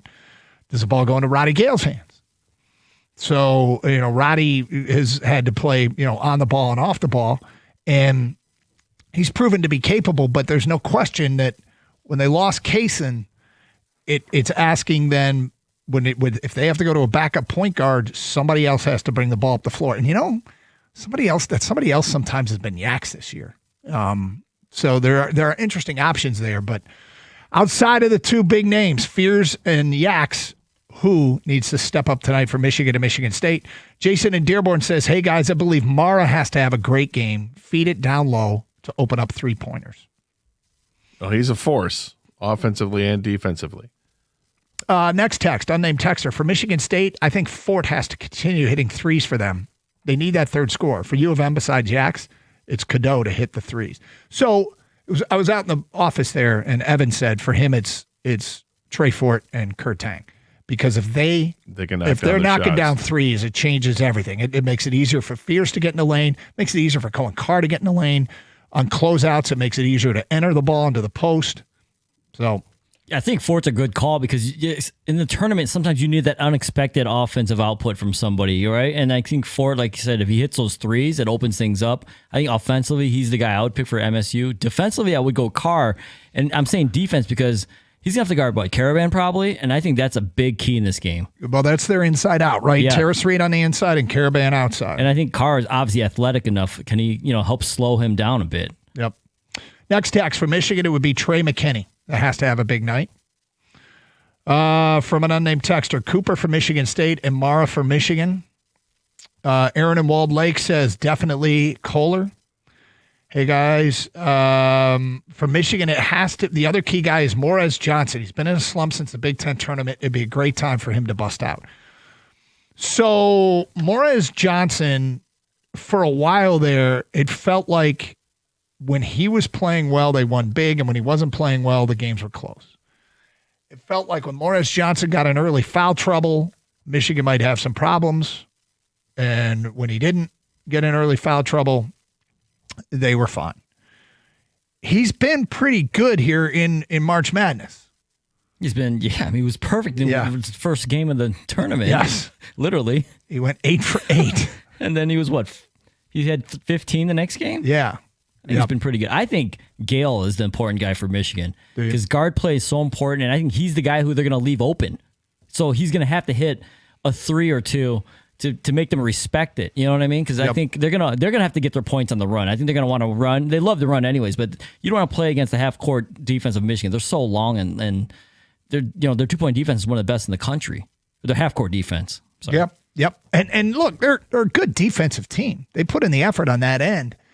It's Alabama is similar to St. Louis, and St. Louis terrified me. And does Alabama terrify you? Well, yes and no, right? Because I use the term terrified for when you're playing a team that you should beat, but you think is going to give you problems. Alabama's really, really good. Yeah, they're good. And so, they present many of the same challenges. They obviously passed the test with flying colors against St. Louis. Well, and if they get Holloway, if he's able to play, then that makes him even more formidable. Yep.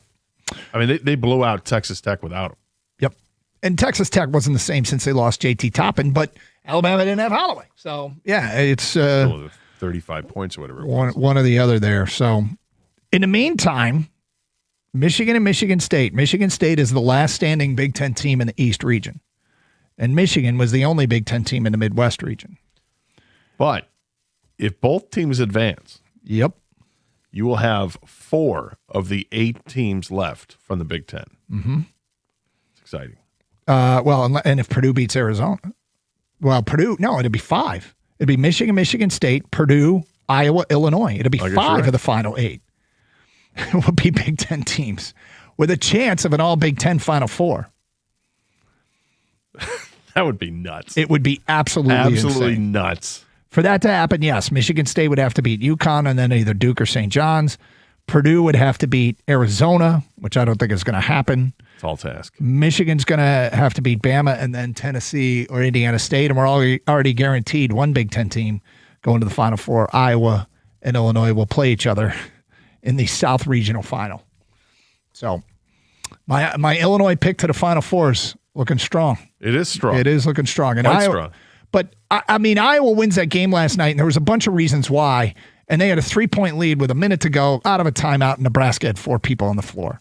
And Iowa threw it over the top to the wide-open Vulgaris, who dunked it and got fouled by somebody trying to chase him down. They had 4 guys on the floor, man. And Hoiberg's a good coach, but that's like going to be a lingering rash on his resume. That one hurts. But, I mean, yes, they were down already in the game, but still, you can't leave a guy like that open because you forgot to put somebody else on the floor or that person forgot to step on the floor. McGonigal created a buzz yesterday. We'll get to that coming up in the noon hour, plus more on 97.1.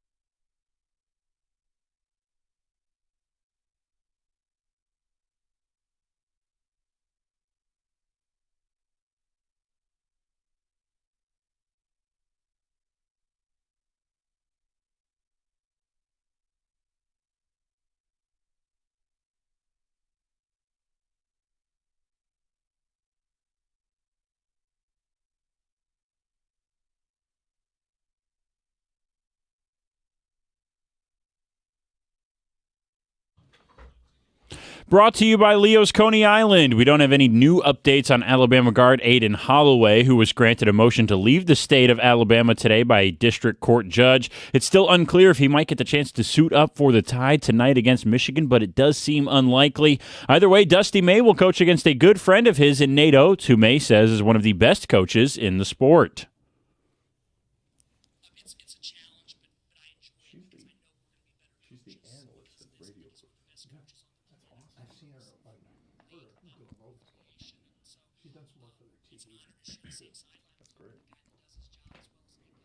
Wolverines and Crimson Tide tip off at 7:35 tonight. Michigan State and UConn are in Washington, D.C. at 9:45. Other Sweet 16 games tonight include Duke and St. John's at 7:10 and Tennessee, Iowa State at 10:10. Tigers back in action tonight against the Padres. Framber Valdez will take them out in his Tigers debut. He holds a career 3.13 ERA in over 21 innings against San Diego. He'll face Michael King on the other side, who's been very tough against the Tigers in limited action in his career. King has pitched 8 1/3 innings against Detroit and has a 2.16 ERA with 2 walks, 11 Ks, and an opponent OPS of just 4.97. First pitch here on 97.1 at 9:40 tonight, pregame at 9:15. Red Wings take on the Sabres tonight as well on WWJ at 7 o'clock, pregame there at 6:45. At the Corewell Health Sports Desk, I'm Brendan Shabath. For more, go to 97.1 The Ticket or Odyssey.com.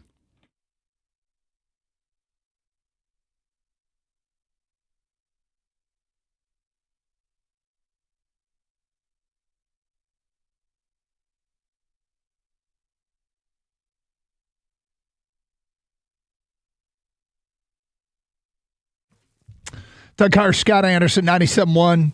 We got open lines. It is Sweet 16 Friday. Michigan taking on Alabama tonight, 7:35 in Chicago. Michigan State in D.C. Spartans taking on UConn in a 3-versus-2 game as far as seeding's concerned. Should Michigan State advance, they'll take on the winner of Duke and St. John's. That's the first game that'll be played in D.C. Michigan would then sit back if they win and watch the second game between Tennessee and Iowa State. Yep, Michigan State and UConn, two teams that really play well on the defensive end. I expect that to be a low-scoring affair. Meanwhile, Michigan and Alabama, Bama is going to run and gun, and they like to shoot early in the shot clock, and they're good at it. Michigan, of course, will know that. One of the better defensive teams in the country. I do still expect it to be a high-scoring game because Alabama is damn good. And we await news on Aiden Holloway and granted the right to travel out of state. And I'm like, whatever, let him play. He's why they're part of their seeding. And if you're going to win it all, you got to beat good teams. So be it. In the meantime, dude, Kevin McGonigal. Kevin McGonigal goes 4 for 5 in the opener. Now, we spent the first hour talking about this, and I want to bring it back for the lunchtime audience. We are talking about putting up the appropriate guardrails to not overreact to one baseball game. However, when the entire baseball world is telling you somebody's good, and then the first time you see him in live action in a major league game, he goes 4 for 5. Well, let's just say I'm all too enthusiastic to believe everybody that's been telling us that he is good, right? I mean, what a potential find here.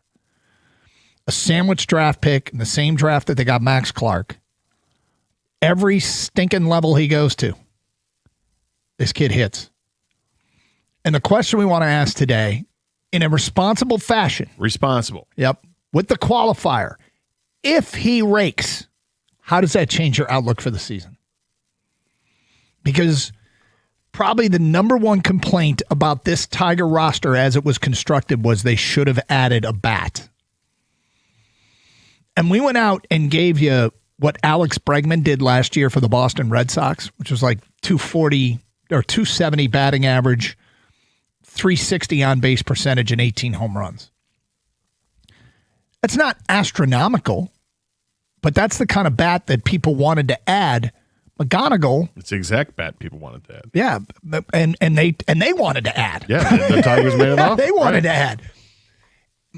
If McGonigal can hit, and you know, it's got to change the outlook for this team for this season. And I'll also add this: it's better that they didn't sign a free agent or trade for somebody. When the call comes from in the house and you don't have to give anything up, and oh, by the way, he's under club control and it didn't cost anything in the grand scale, you're talking about if he can hit, and we'll use that qualifier over and over. If. Yeah. Huge game changer. And what a start. Oh, massive game changer. I mean, this is a guy that going into spring training, we knew he was going to get a chance. And I think the Tigers were even kind of downplaying it. Like, oh, he's here. We'll see. We know he can hit, but he's got to do it. There's a long way before we can say he's ready to be on this roster. And he hit from moment one. You get this exhibition game against the Dominican Republic, and he launches a home run. The first pitch of the game, 460 feet away. If you can hit at 460, you've got serious power, right? And this is a guy who's only 5'10", and whatever he is, 190 pounds. But he's compact. He's got the short, compact swing. He knows how to hit. He's got incredible vision, and he does everything really well. The last thing to come to the surface is he able to field? And yes, he's able to field. He checked all the boxes, and he belongs on his team. And this is absolutely a piece that this team needs, and it's a cheap piece because he's a rookie contract guy. Yeah. So he's here for nothing for the next 5 or 6 years unless they decide to give him an early extension. Look, they did that with Colt Keith. Yep. At a very reasonable price during the first few years of his career. Will they be willing to do that with Kevin McGonigal, or is he going to wait it out? We'll see. I don't really care. All I know is right now they got him for dirt cheap, and that's huge looking forward. Like to say next year, if you no longer have a Cy Young Award pitcher on your staff, it's okay because the money you're saving by having this kid, if he's great, is money you can spend elsewhere. It's so funny, Scott, because something that makes me bristle in doing this job is watching short-term results and drawing long-term conclusions. And there's no greater example than one baseball game, the first baseball game of this kid's career, and claiming, doing victory laps about how we've got an all-star. But that's why we're using this qualifier, if, because there's a lot riding on his success or failure. Look, that's a team that, with many of the same players, and maybe not as good a roster a year ago, went to the American League Division Series and were basically one timely hit away from playing for the ALCS. If the bat is added from within, doesn't cost anything, allows them maybe to get a little bit more aggressive at the trade deadline, it says a lot. And the other thing that we got to do here in Detroit that we've watched other fan bases get to do in baseball. When's the last time Detroit had a prospect like this that was ranked as the top in baseball debut and kill it? Sure, we had two guys that were 1-1 and there was some excitement about it, but I don't remember the anticipation building like it did for Spencer Torkelson, not at this level with McGonigal, and the same thing with Mize. Nothing's at this level. They've had guys we've gotten excited about from the moment they made the roster. I remember Nick Castellanos, so he made the roster. He was like, okay, this is a guy who really hit well in the minors. Let's see what he can do. But not like this. Because Nick wasn't the number 2 prospect in all of baseball. He wasn't the number 1 hitting prospect in all of baseball. Kevin McGonigal is. So this is unprecedented territory, and it's awesome. We haven't had excitement about a player like this since Justin Verlander made his debut. And there have been other guys we've been reasonably excited for, but not to this level. And then he delivers in the first game. In resounding fashion. I mean, ridiculous. Like first at bat. Like we see this all the time over the last, forever, but just thinking over the last few years when you've seen players making their debut with the Tigers, and they've got the camera shot and the family out in the field. And they're like, hoping, and the player strikes out or pops up or whatever, and got to keep waiting and waiting and waiting and waiting and waiting. Nobody had to wait. Family and friends at the game, get ready because here it comes in the first at bat. Boom, base hit, and or a double, whatever it was. It was a double. It was awesome to see that was the nobody has to wait for it. I remember when Cody Clemens was with the Tigers, and I started feeling bad because it kept bringing Roger out to come to the games to come see that first hit, and it felt like it took forever. But this guy is, I mean, you don't like to use the word phenom too often, and yet he's kind of a phenom. Well, when everybody's telling you he's going to be good and then he looks good, you're really excited to think, oh, maybe those people are right. And it's one game, right? Got it. But if he can hit, how does it change your outlook? How does it change your outlook on Scott Harris, who drafted the kid, believed in the kid? And he did say a couple of times in the offseason when the question came up of adding, he did say, well, we think we got some help maybe coming from within. We think some guys in our lineup can get better. That was his belief. And the very, very early returns are really, really good. But a lot of baseball to be played. The Padres are the first team that are going to start like surveying the strike zone and moving the baseball around a little bit to see what weaknesses he might have, what pitches he can't hit, what he may. So they're the first. Everybody's going to do it, and he's got a lot of challenges ahead. But that's why we're saying if. If. Yeah, there's a great fan base starving for World Series success. It's been a while, and now we got a team that has a pitching staff. The questions were about the everyday lineup. Not everything went great yesterday, but a lot did. But this was number one with a bullet. Kevin McGonigal, 4 for 5 in the opener. 248-539-9797. We talk to you next here on 97.1. Weather's changing. The grass is going to start getting greener. Make sure that you do the right thing and take care of that lawn. And call Natural Way Lawn and Tree Service, where you get green and stay green with Natural Way. 888-GET-GREEN is the telephone number. And get green and stay green and save green when you prepay. Call by the end of the month to get the early bird discount. This is a company that offers a 100% satisfaction guarantee, and Natural Way has been serving Michigan since 1990. So if you're tired of fighting weeds and you're tired of watching your grass thin every single summer, great lawns don't happen by accident. You need the right timing and the right program. This is what Natural Way provides. A full menu of services to accomplish your dream lawn. It's easier to prevent a problem than it is to fix one. Early treatment set the tone for the entire season, and for a limited time only, if you purchase a full lawn program, you will get free grub control when you mention my name, Gator, and the station 97.1. Call right now. You get the beautiful weed-free lawn, 888-GET-GREEN, or go to naturalwaylawn.com.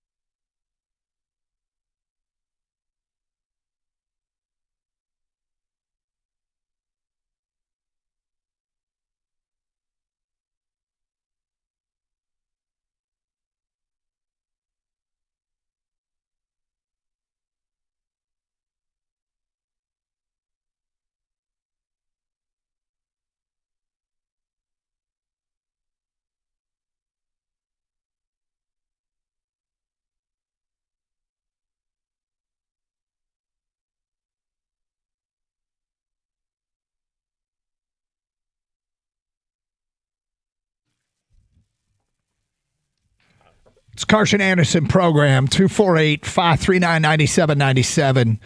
Kevin McGonigal's debut. He goes 4 for 5 and created quite a bit of buzz. And in the context of one day, one game, and 9 innings, you're allowed to get excited, and that's okay. Understanding and everybody being responsible, understanding it's just one game, no short-term results, long-term conclusions here. But if he can hit, boy, will that help this team, and will that help this lineup, and will that provide a lot of flexibility for other moves maybe being made come trade deadline, because hopefully they'll be in it. It's one game and we got a long way to go, but we'll see how it plays itself out. Encouraging as hell, though. Let's go to Jeremy in Brighton. You're on 97.1. Hello, Jeremy. Hey guys, good afternoon. How are you? Good. Hey, listen, he looks every bit of the part, right? Nice swing.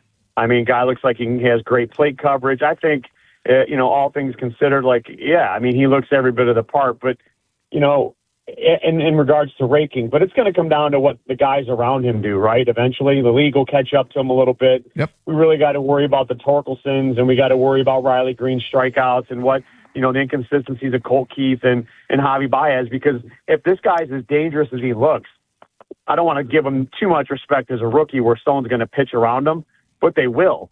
Because if you look what we did in the playoffs, we didn't score. And if he was the guy that was the one dangerous piece, they would have just probably put him on because they knew no one else was going to drive him in. So it really depends around the other guys. But, yeah, I mean, by all means, one game, one snapshot. This kid looks legit, and he's proven it at every level. I'm sold. Yeah, I mean, I'm I'm always hesitant to try and not get sold after one game, but it's hard not to. He was a top prospect in baseball. If you look back at top prospects in baseball, there's a possibility here we finally have one that's going to pay off for a Detroit fan base. We haven't had something like this in a long, long time. In fact, when we brought it up, Jeremy, some old head called up and said, honestly, it was Whitaker and Trammell when they came up together is the last time I was that fired up. Well, I remember Torey Lovello got some buzz, if you remember. When he was coming. Remember him? Well, there was a lot of hype that Sparky gave lots of players. Yes, he did. Yeah. I mean, then Matt Noakes came out of nowhere. So, but yeah, this kid, look, I mean, if you just look at him, I mean, look at his swing, look how he cut. I mean, he looks every bit of the part, but he's going to need help. I mean, in this team, the inconsistencies of Torkelson by disappearing for a couple months, the strikeouts of Riley Green, and you bring those guys up because those are marquee pieces where you drafted them, and those guys were coming up as top prospects as well. They have to do something. You can't depend on Kerry Bonds against right-handed pitching all the time. But we can't also just got to have this guy with Riley Green. You can't just focus on 205 strikeouts is insane, but he had 36 home runs. He drove in 111 last year. He had a heck of a season last year. Now, absolutely, the team has to be more consistent because the second half was night and day difference from the first half. I don't expect this team to be as good as they were in the first half last year, nor should I expect them to be as bad as they were in the second half last year. Find some sort of middle ground and be good. And this team has potential to be good. They're healthy right now, knocking on wood here, that they can stay that way and keep plugging along. And because they have so much, we talked about this a lot yesterday, because they have so much versatility available with the roster to manipulate whether it's just the lineup or to manipulate who they're going to put in the field and at what times, they have the ability to really kind of protect against overusing guys. And if you go back to the 84 Tigers, there were not, I think there was one guy on the team that played more than 150 games. So you got to go back and understand it. You don't have to go back and look at that if you don't want to, but I'm just saying that team was a special team, and maybe some of those traits can be looked at on this team as well if they can be productive. I made the comment yesterday, I expect pitching chaos from a couple of years ago to be replaced by lineup chaos, and the truth is lineup chaos has always been part of AJ Hinch. Like he does it, mixes and matches and plays the hands that he gets dealt as well as anybody in the majors, and he's just got more tools to work with now. And McGonigal provides some flexibility to move Colt Keith around, get the right matchups there, and McGonigal can play multiple positions. Yeah, I misspoke. The Tigers had no players that played 150 games in 18. Yeah, I didn't think so. Let's go to Chuck in Jacksonville. You're next. Hi, Chuck. Hi. How you guys doing? How are things in Jacksonville? It's nice. It's 80, 82. Everybody down there talking about McGonigal? I haven't heard. I'm in a wheelchair by my pool. I don't get much. I don't get out much. By your But I pool, thought nice. that was fantastic. But I'm mad about them bringing Meadows north instead of Wenzel. Wenzel's a better hitter. Sure, he didn't have a great spring. I don't think Meadows did either. And he's a competent fielder. That way you can put McGonigal at short, Keith at third, and Javi at center. What do you think about that? Well, I mean, maybe AJ will answer that question. As you said, he didn't have a good spring, and maybe it's a little bit of He came out at the end of spring. Yeah, maybe it's a And bit then of an they made- audition for Parker, like last chance. He's 26. And Wenzel Perez came on after the decision when he hit the 2 home runs Yeah. in the last But do we have time? exhibition. Do we have time to let Meadows start hitting? Well, they do because they can afford to have Wenzel Perez go down to the minors because they still had options on him. And Meadows had a hit last night, drove in a couple. We'll see how he goes because towards the end of spring training he was hitting the ball. But if it goes a month or 6 weeks where if he's not hitting above 200, I don't think he's got a long. I don't think he's got a long leash either, and they have plenty of options like a Perez that they can bring up. Okay, I agree with that. Thanks for the platform. All right, Chuck. Have fun next to the pool there. Stay safe. 248-539-9797. Said wheelchair by the pool. Yeah, I hope he's doing okay. Yeah, hopefully. Yeah. Make sure those wheels are locked. Right? Yeah. 82. Phone calls regarding Kevin McGonigal. Ticket text coming in. Still about Michigan and Michigan State. We did ask the question. You got Yaks with Michigan. You got Jeremy Fears with Michigan State. Look, those teams can win if those guys aren't great, but they're the most likely ones to be great. And so who else needs to step up tonight? Feedback. Trey Fort will be a huge factor tonight. Another one, Morez Johnson needs a huge game. Bama shoots all those threes. We can't give second chances. He's got to be huge on the boards. That's from Frank in a truck. Jordan at MSU. We need Cooper to step up and play well. He is the key to this game specifically on the offensive end. It's funny, Jordan, because I brought up I think his biggest contribution might be on the defensive end in terms of handling Terrace Reed.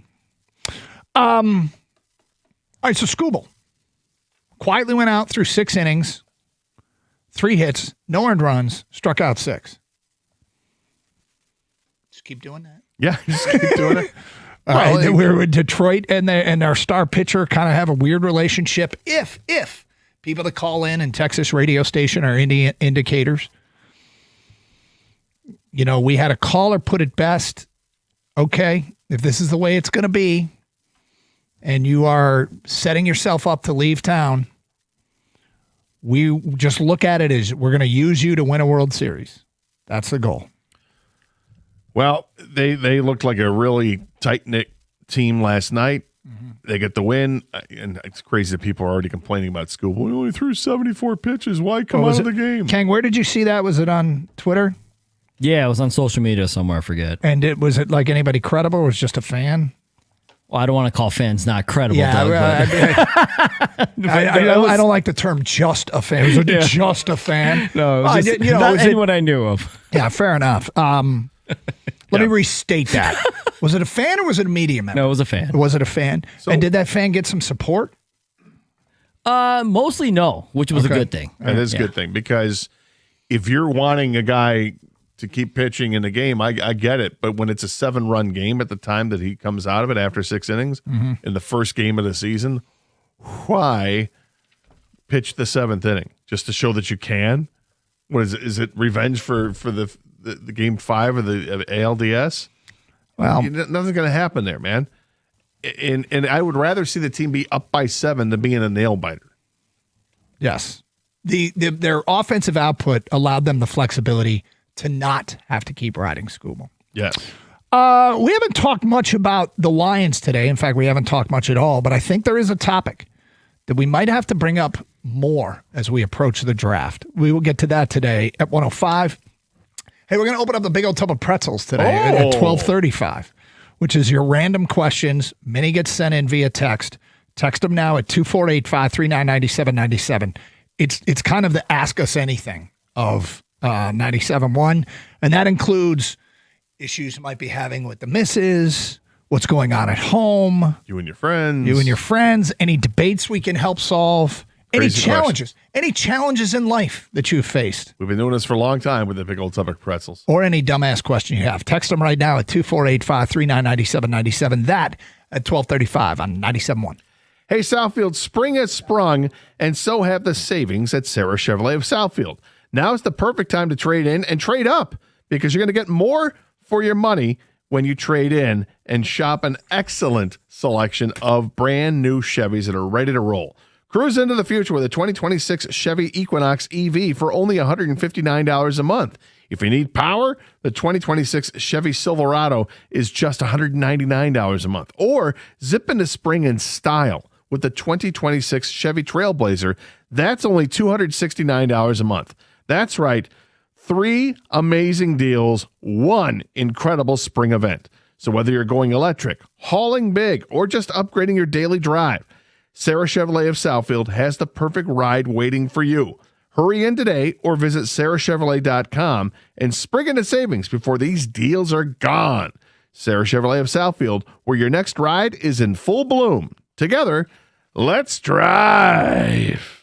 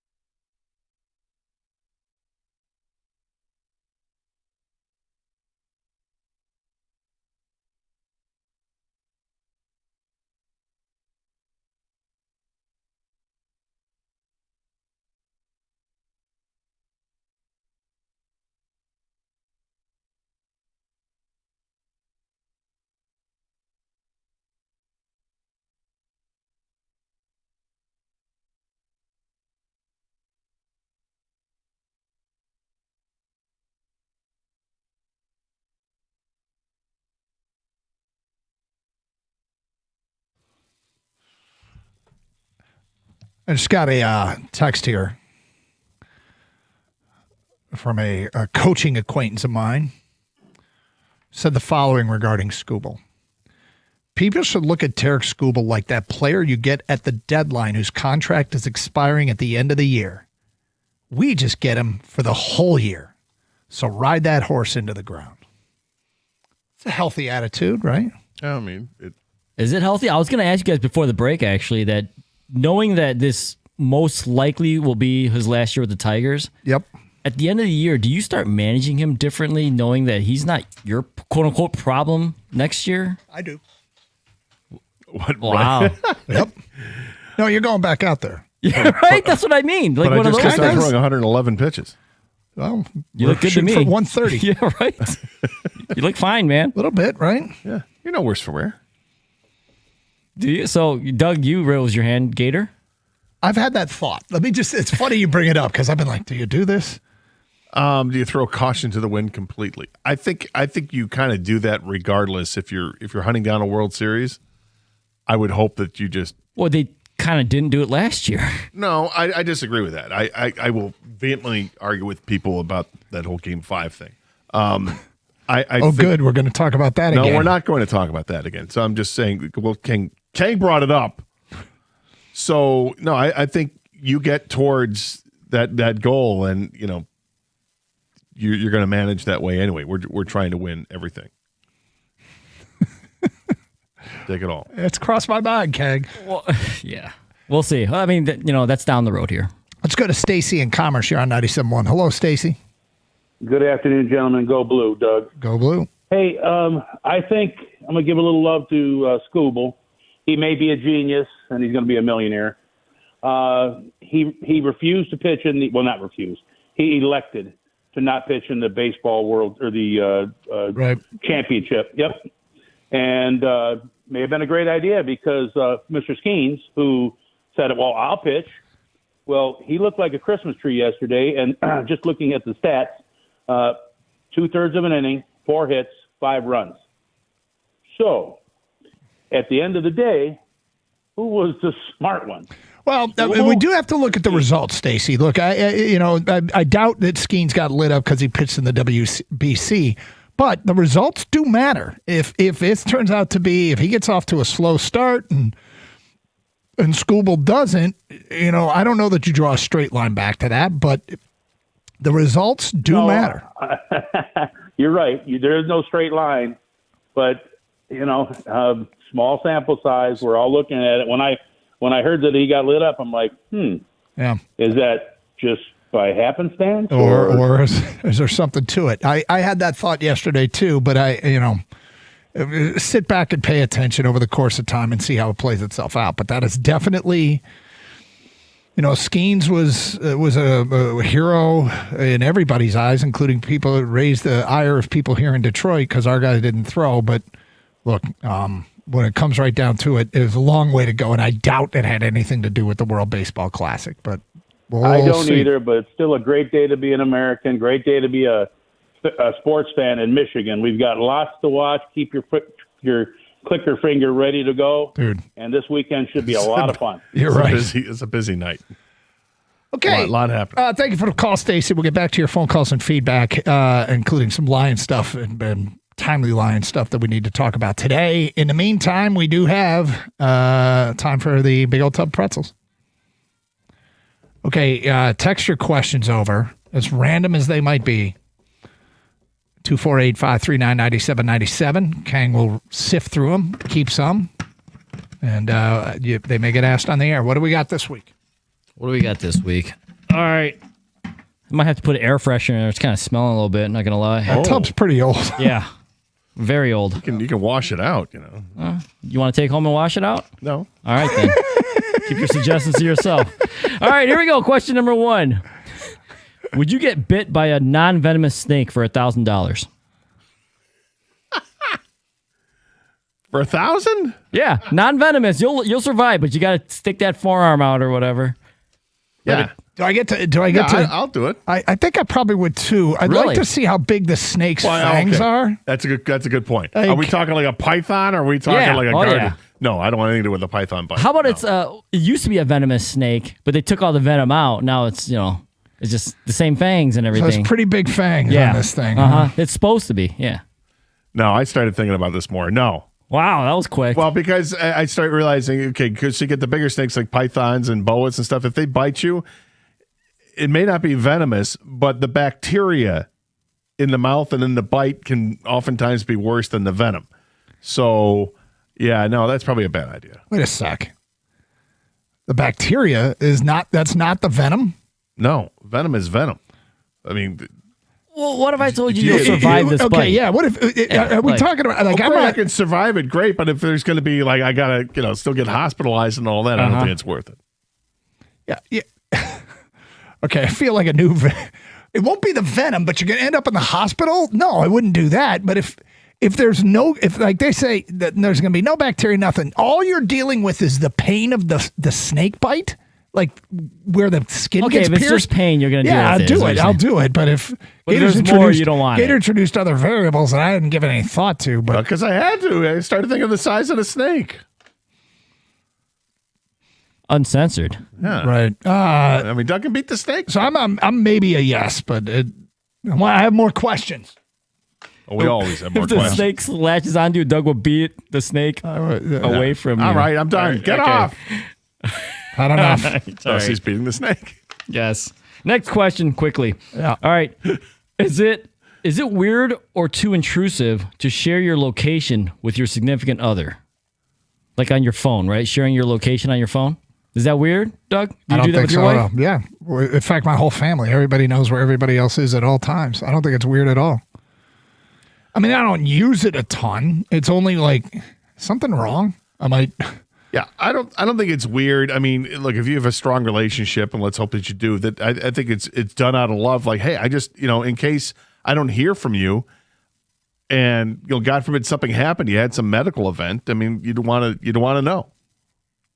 Safety first, right? Yeah, it's about safety. I will tell. Do you have your location? Your kids don't have phones yet, do they? No, but they we're tracking them. Are you? Yeah. How? Well, it's not me. What, It's my wife. Get a chip put in or something? Basically, they're watches. Oh. And nowadays, Doug, they have these things you can put in shoes. Like Yeah. they like where air pockets are normally for Nike Air Maxes or something. Yeah. Skechers I think has one, but no, our girls have actual watches or just basically like air tags. This is fantastic. Yeah. So they know, like she knows when they get to school, all that stuff. All that stuff sounds insane. It all sounds until they're like 21. Of course. It all sounded insane to me until I became a parent, and then I started getting scared of everything. That's when you started getting scared of everything? Yeah. I feel like you were that before you were a No, parent. I was a lot different before when I became a parent. All of a sudden, I'm watching. Because now he's responsible. I'm for watching people. Mr. Holland's Opus, and I'm crying, and I'm like, "Where did this come from?" But anyway, sorry. All right, next question. Beautiful boy. Would you rather have to eat cheeseburgers or pizza for a month straight?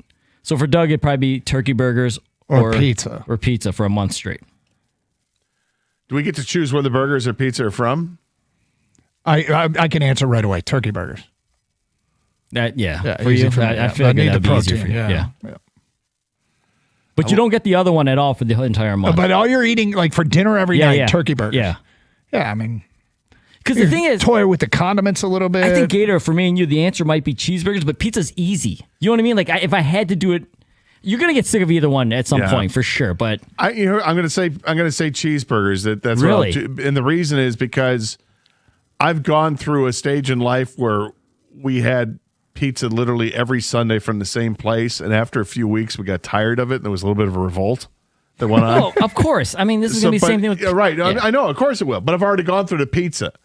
So you want to be I don't want to miserable with resent it cheeseburger again. now. Yeah, I'd rather resent it. You want to try that, yeah, bro? Yeah, the cheeseburgers resent cheeseburgers after a while. I'm gonna say pizza because I feel like at some point, like day 21, I'll be able to power through pizza the last 10 days, and I wouldn't be able to do it with cheeseburger because it's still pizza, right? Yeah, that's the question really. What can you power through the last week when you don't want it at all? There's a lot of questions. Like I said, it matters where you get the pizza from. Are we talking? Can I change it up? Do I go Detroit style one time, thin crust another time? Do I get hand tossed? Is it New York style? What am I? Can I do all of that, or is it no? You just have it's like you have buddies or jets, and that's it. I've got questions. Turkey burgers. You want one more? Yeah, sure. All right. Here we go. Can a bar of soap get dirty? Every time I'm in the shower, that bar of soap gets dirty. Then how does it get clean? You know what's hysterical is I've never given it an ounce of thought, but where that bar of soap goes and some of the things like yes. Oh, it's been through and seen? Yeah. That soap has seen things, man. It's rough being a bar of soap. It's been places. Yeah. Do I hose it off after I'm done with it? Yes, I do actually. Yeah. Yes, I feel like a bar of soap can get So dirty. it can get dirty then. Yes. Yeah, I think so. Look, you don't want to leave the bar of soap after it's been where it's been and just once you're done, cleaning yourself, then set it over to the side. I mean, I feel like you have to be responsible with it. So, I mean, you're the only one that can use that bar of soap, though? Yeah, in my house, because I'm the one in my house, yeah. Yeah. So I'm saying, but would you use another person's bar of soap that's been used? No. I would prefer not to. Then that means it's 30, right? Yes. I mean, my wife has No matter all what. these shower gels, and right. So I don't know if she even messes with the soap. I'm pretty sure she doesn't. Yeah, this is a great reason to have some sort of body wash. I mean, right? what that you just squeeze out of the bottle. So then it's up to a washcloth or your hands or whatever. Then it's done. Like the soap has done its job. It was dispensed. If you're talking about a bar of soap, it's a whole different ballgame, right? The non-Neanderthals out there are saying that's why you use a face cloth.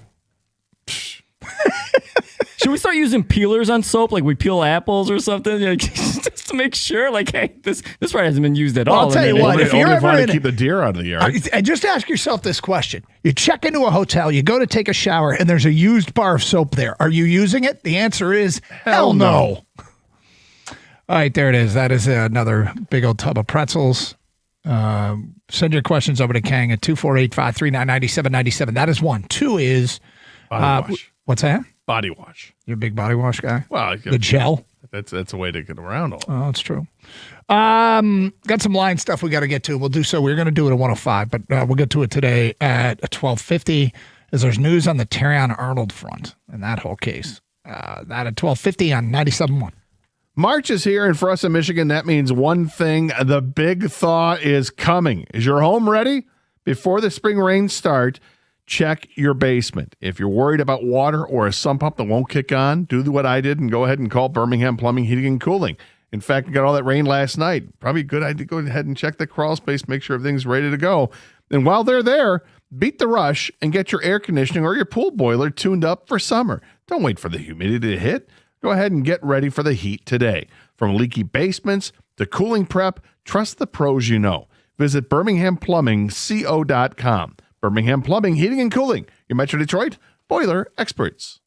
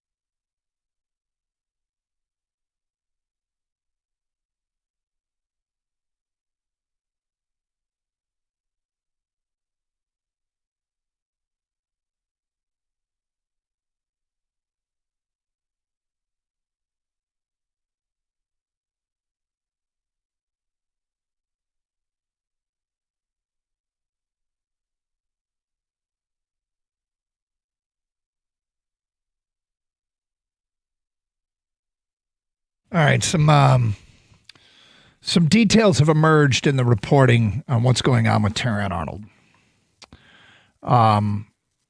I got the story from the Detroit News. It's long, but Terrion Arnold was with some people in Florida. There was a belief that the rental house they were in had been robbed. Arnold went to the police and reported the loss, theft of high-end bags, guns, jewelry, a cell phone, $100,000 cash, and he filed a police report.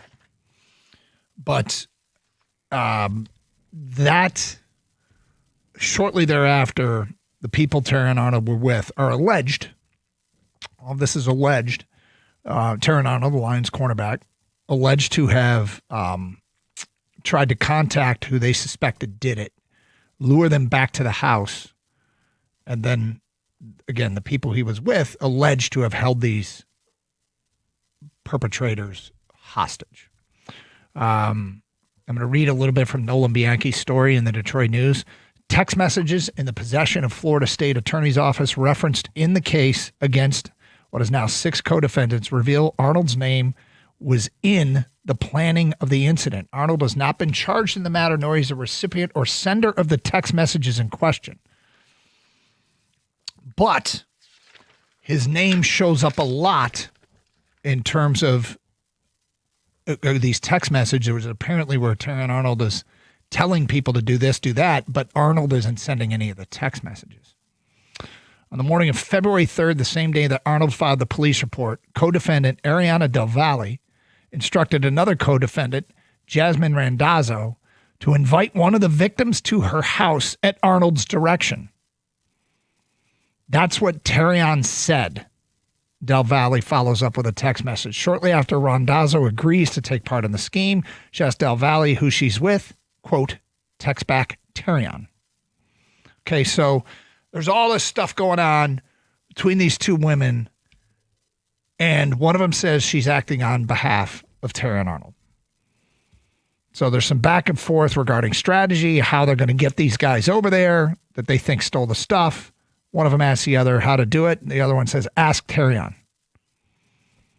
And so a lot of people implying that Terrion was in on the scheming of this caper, okay? So it worked. They got these people they suspected over to the house. And when they got there, two people jumped out of a closet holding guns. They took the 2 people they suspected that stole the stuff hostage in a bedroom, interrogating them, beating them, and pistol whipping them for the better part of an hour. A third alleged victim grew suspicious of the weight. He was sitting in the car. He walked inside. He immediately got pistol whipped and taken into a bedroom and held hostage.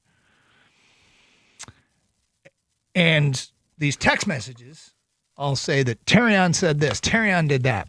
But Terrion didn't send a text. Now, it's complicated, and I hope people are following this, and I'm not even sure I've 100% got it right, so I'm a little bit hesitant here.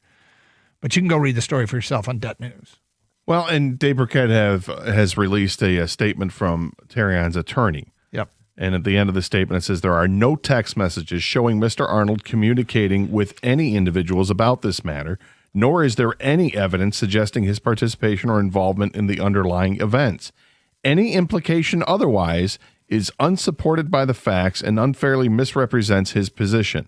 We urge the public and media to rely on accurate, verified information rather than speculation. Mr. Arnold maintains his position that he had no involvement in this situation, and the available evidence clearly supports that conclusion. Okay, so that is the statement just released by the attorney.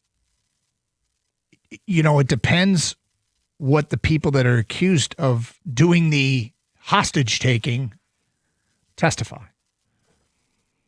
Right? I mean, there's the text messages. The reason I think that Terrion Arnold hasn't been charged here is because the text messages, he didn't send any. The text messages imply that he was part of the scheme. Did I just cough on the microphone? I'm sorry. That's all right. The text messages imply he was part of the scheme, but that's what the defendants in this case, their phones revealed. So look, I mean, we do something here as part of the show. Just there's no need to rush to judgment. Let the authorities handle it. We don't like trying and convicting people on the air. At the end of the day, I think is in a very sports shifting the focus manner. We need to talk maybe more about drafting a corner, and it's not because we know anything, but they may have to prepare for life without Terrion. I feel like we're a long way away from that being the case. But if you were Brad Holmes, would you be thinking, I need to address this position? If I was Brad Holmes, before I heard of this whole story, I was thinking of drafting a corner, because why wouldn't you? You didn't have Amik Robertson. You lost him. You're going to count on Terrion Arnold coming back and being healthy. Ennis Rakestraw, same thing. You don't have many corners. Yeah, you went out and you signed one, but you still have to. You've got 9 draft picks in this upcoming draft. I'm guessing at least one of them will go to corner, as it should, regardless of what happens with Terrion in this situation. Now, if you know that it's going to be a bad outcome for Terrion, then you start thinking about, okay, do I need to use my first or second round pick on a corner? Now, right now, I'm not doing that. I'm going to use a pick on a corner at some point during the draft, but I'm not likely to go ahead and use one with the 17th pick unless the top corner in the draft slips all the way back to 17. I think they have to consider it because at this point, when it comes to Terrion Arnold, I mean, kind of piggyback off what you said, we're not even sure how good he is yet. He's got promise. And one of the things that's disappointing about this is Terrion Arnold, at best here, is guilty of, I would feel pretty safe in saying, I need to be careful here. God, he shouldn't have been hanging out in this situation. He shouldn't be in this situation. He shouldn't be in this situation. Whether you're hanging out with the wrong people or you're making terrible decisions, as a first-round pick at an NFL team, you got so much to lose. Nothing about this makes sense. And so I hope he's wrong dude and betrayed by people he was with or people that were in his house, and that's all this is. Because the Terrion Arnold that we get to see that has made public appearances and is wildly entertaining on social media. And when he does interviews, like last year during the NFL draft, when I think it was the second round, and they just happened to bring him up when a Bama player got drafted and ESPN Radio had him on. He was like the most entertaining guy ever. I was like, I'm really rooting for Terrion Arnold. And maybe this is nothing. Maybe this is absolutely nothing, Scott. But it sucks that he's in this situation, whether it's by his doing or he got betrayed potentially by people that he knew. Maybe he didn't know.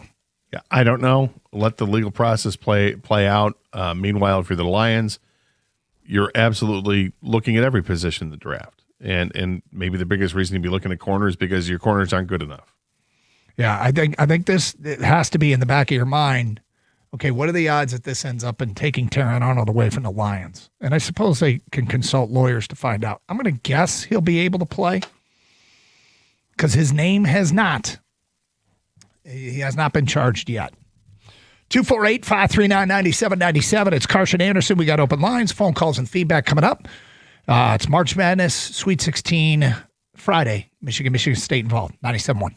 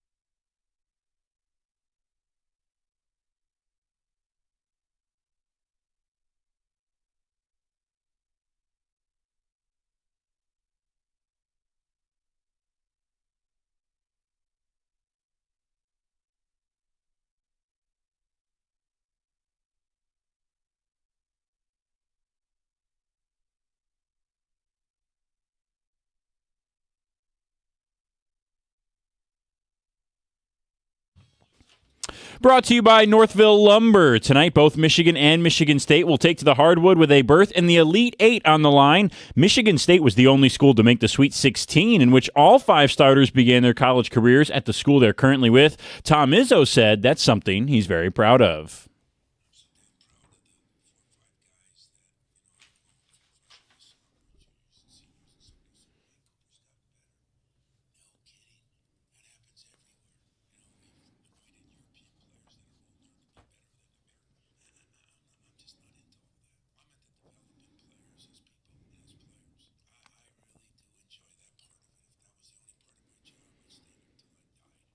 Izzo and the Spartans will face Dan Hurley and the UConn Huskies in the nation's capital tonight at 9:45. Before that, Michigan will play Alabama at the United Center in Chicago. The last time the Wolverines were there, they won 2 games to advance to the Big Ten tournament title game before eventually losing to Purdue. Tonight, they face Alabama at 7:35 in Chicago. Some other basketball news today. Detroit Pistons owner Tom Gores currently owns the LA Chargers, too, is now in the running to buy the San Diego Padres. The Tigers face those Padres right here on 97.1 tonight for the debut of Framber Valdez. First pitch at 9:40, pregame at 9:15. The Red Wings have another tough road game tonight against the Buffalo Sabres. That face-off at 7 o'clock over on WWJ. At the Carwell Health Sports Desk, I'm Brendan Shabat. For more, go to 971theticket or Odyssey.com.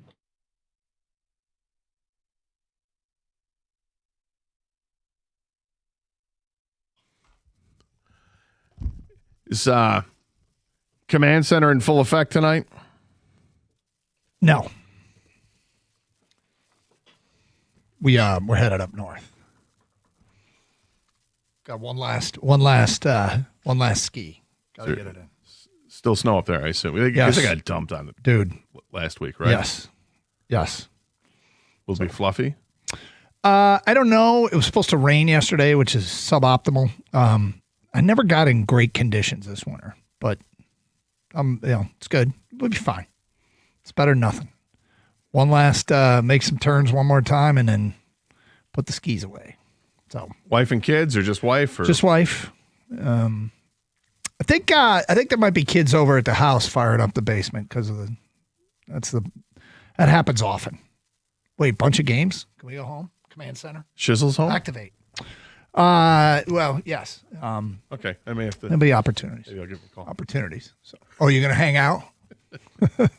Well, if you're not, Uncle Gator's gonna. Party? Is there gonna be a party at my house? I heard. And you're gonna throw it? Great. Okay. I did you see the trailer for the highly anticipated spin-off show of Yellowstone? Did you see the trailer for Dutton Ranch? Yes. Okay.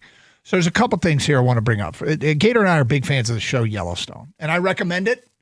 I think it's a very good show. One of these days, they might do a marathon on TV, and you might have an opportunity to check it out. How many seasons were there? 3? No, there were 2? 4. Yellowstone? Yeah. How many seasons? 6 or 7? Was there that many? 5, 6, or 7. I forget which. God, that flew by. Okay, so Yellowstone, really good show. There's been 2 spinoffs that have 5 one is seasons. 5. Yeah. There's been 2 spinoffs executed. One is Marshals, which follows Casey Dutton, and you've watched that. I caught 15 minutes, the last 15 minutes of episode 2, because I forgot that it had started, and I'm like, well, I don't care if I parachute in. I just want to get a kind of feel for what the show is going to be like, and I didn't like what I saw. You didn't. I did not. That's disappointing. It's disappointing. Casey's a likable character. He is. I like Casey as a character, and I haven't gone back to start from episode 1. I suspect that I will at some point, but that was a bad glimpse. It left a bad taste in my mouth watching that. Well, Jimmy came in here and he doesn't like it either. No, he corroborated what I said. And that sucks. It does.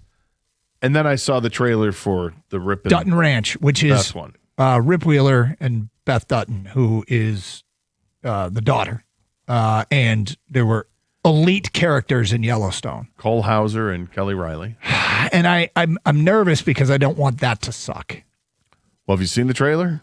I did. The trailer wasn't particularly. We wanted to play the trailer on the air, but we realized it wouldn't translate. It wouldn't translate at all. Yeah, You weren't fired up based on the visuals? No.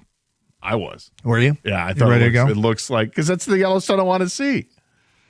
Well, Rip Wheeler is one of the greatest characters in television. Yes. Yep. But I just hope that it's not going to turn Rip Wheeler takes over for Chuck Norris. That's what it is.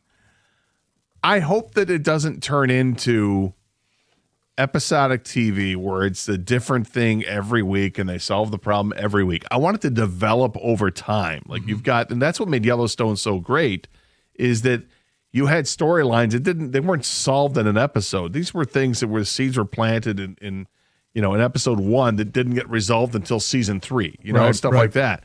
Now, there were some common themes. There were always people that were against the Dutton family and their hoarding of the acreage out there. But again, it was there were stories that would be developed over time. I get the feeling that Marshall's is like a new story every week, and that's why it bothers me, because I don't need to see that. If I wanted to see that, I'd watch CSI, right? Or one of the other shows. Nothing against those shows. Apparently they're great, but that's not what I want on the Yellowstone. So the trailer I saw for the Dutton Ranch looks like it's there's some intrigue there. There's some mystery, dark side, and because So you think you can get into it? I think I can get into it. Plus, I'll give it more of an opportunity because I'm a huge Rip fan. Okay. And Beth fan. Gotcha. Well, I wanted to get your take. I didn't think you were enamored with Marshall's, and so wanted to get your take on what you saw here. So report back. I don't think I'm even going to start Marshall's. I feel like now I owe it to at least watch the first episode and see if it intrigues me to or compels me to watch the next episode. Yep. That's when you've got a good show. If you're able to stream it or whatever, go to watch it on Netflix or whatever service, and you start watching, it has the episodes. Okay, go start watching episode 1, and you get done with the first episode, and it just goes into the next one, and you can't, and you don't stop it. No, you just let it roll. Yeah, which is what happened the first time I saw the first episode of Yellowstone. Yeah, I hear it. I'm letting it go, and I watched like 5 in a day. Okay, 248-539-9797. We got a bunch of stuff on the table today, including Kevin McGonigal's debut. He goes 4 for 5. Our question today that's got a lot of traffic, and I'm intrigued to hear what you think out there, Tiger fans, as it pertains to your expectation for this season. If this kid can rake, and we're not saying hit 800, we're not saying go 4 for 5 every game, but just if he's a real legitimate bat from day one and that it was totally worth the hype, if this kid can rake, how does it change your outlook for the season? In terms of being that bat people wanted, creating some flexibility to add something else at the trade deadline, solving what I think was probably people's number one concern was, is the everyday lineup going to be able to produce enough after last year's offensive collapse at the end of the year? How does it change your outlook for the season? Bigger picture, how does it change your feelings towards Scott Harris, who drafted the kid? They developed the kid. He apparently believed in the kid and thought he might be part of the answer. He did speak to having high impact players that he thought were close to being interjected into the lineup, and then one of them maybe expedited the process in Kevin McGonigal here. Does it make you want to go to more games? Does it make you want to buy more stuff? Does it make you even like tonight say, oh, I'm watching. I'm making sure I'm seeing his at-bats. How has his debut impacted your thoughts about this season? As much as one game can. Like, I mean, we keep talking about qualifiers, things like if and we'll see, and the challenges he'll have because people are going to test him in different ways, and he's got to be able to answer pretty much everything. But to be a great hitter, you have to show very few, if not no weaknesses, that they can't just throw you the same pitch and get you out every time. So 248-539-9797, how does it change your outlook? Michigan and Michigan State in action. This got some traffic too, and I'd be fascinated to hear what you have to say. We are assuming that Yax and Jeremy Fears are going to have good games. They're not. If they don't, others can step up for these teams. But outside of those two marquee players, who's the next guy that you think is most important to your team's success? Michigan taking on Alabama tonight at the United Center. Michigan State in D.C. to go up against UConn. Who's that next guy that you think needs to step up? Additionally, Lions, we were just talking about the Terrion Arnold case. Is anybody thinking corner might be in play at 17 now? Arnold's attorney released a statement pointing out there's no evidence that ties Tarion, directly to this. The text messages from the people who were in the house that he rented, the text messages back and forth say it was Tarion's idea. Tarion says do this. Tarion says do that. Maybe he had nothing to do with it. And he is just the victim of the people making terrible decisions that were in his rental house. But that's got to get vetted out. So that, you got the Wings, huge game tonight in Buffalo. Pistons with a nice win last night with Red Velvet. Kevin Herter stepping up 4-7 from beyond the arc. So there's what we got. That's a lot. Yeah, 248-539-9797. We'll get to your phone calls and feedback coming up here on Carson Anderson on 97.1. DraftKings Casino is putting the power in your hands with new exclusive Flex Spins. 100 million Flex Spins up for grabs, and you choose how to use your share. With Flex Spins, all players can flex their fun across 100-plus slots, a reward only available on DraftKings Casino. It's your play, your way. Head to the app to play for your daily share of 100 million Flex Spins now through March 29th. The crown is yours in participation with DraftKings Casino. If you or someone you know has a gambling problem and wants help, call 1-800-GAMBLER. 21 plus, physically present in Michigan. Eligibility restrictions apply. One reward per day. Reward amount and claim of or play requirements vary daily. Rewards issued as non-withdrawable Flex Spins for choice of select games that expire in 7 days. Terms at casino.draftkings.com/promos. Ends March 29th at 11:59 p.m. Eastern Time.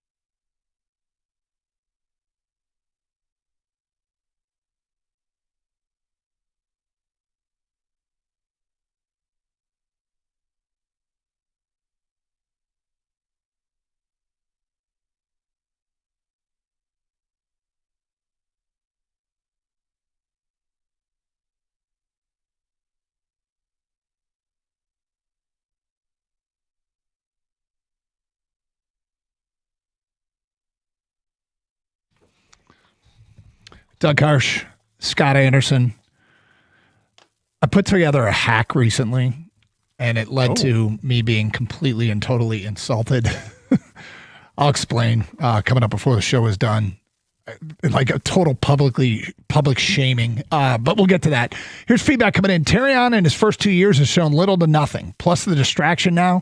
Doubt could even trade him for anything. Might just be released. That's from Shane.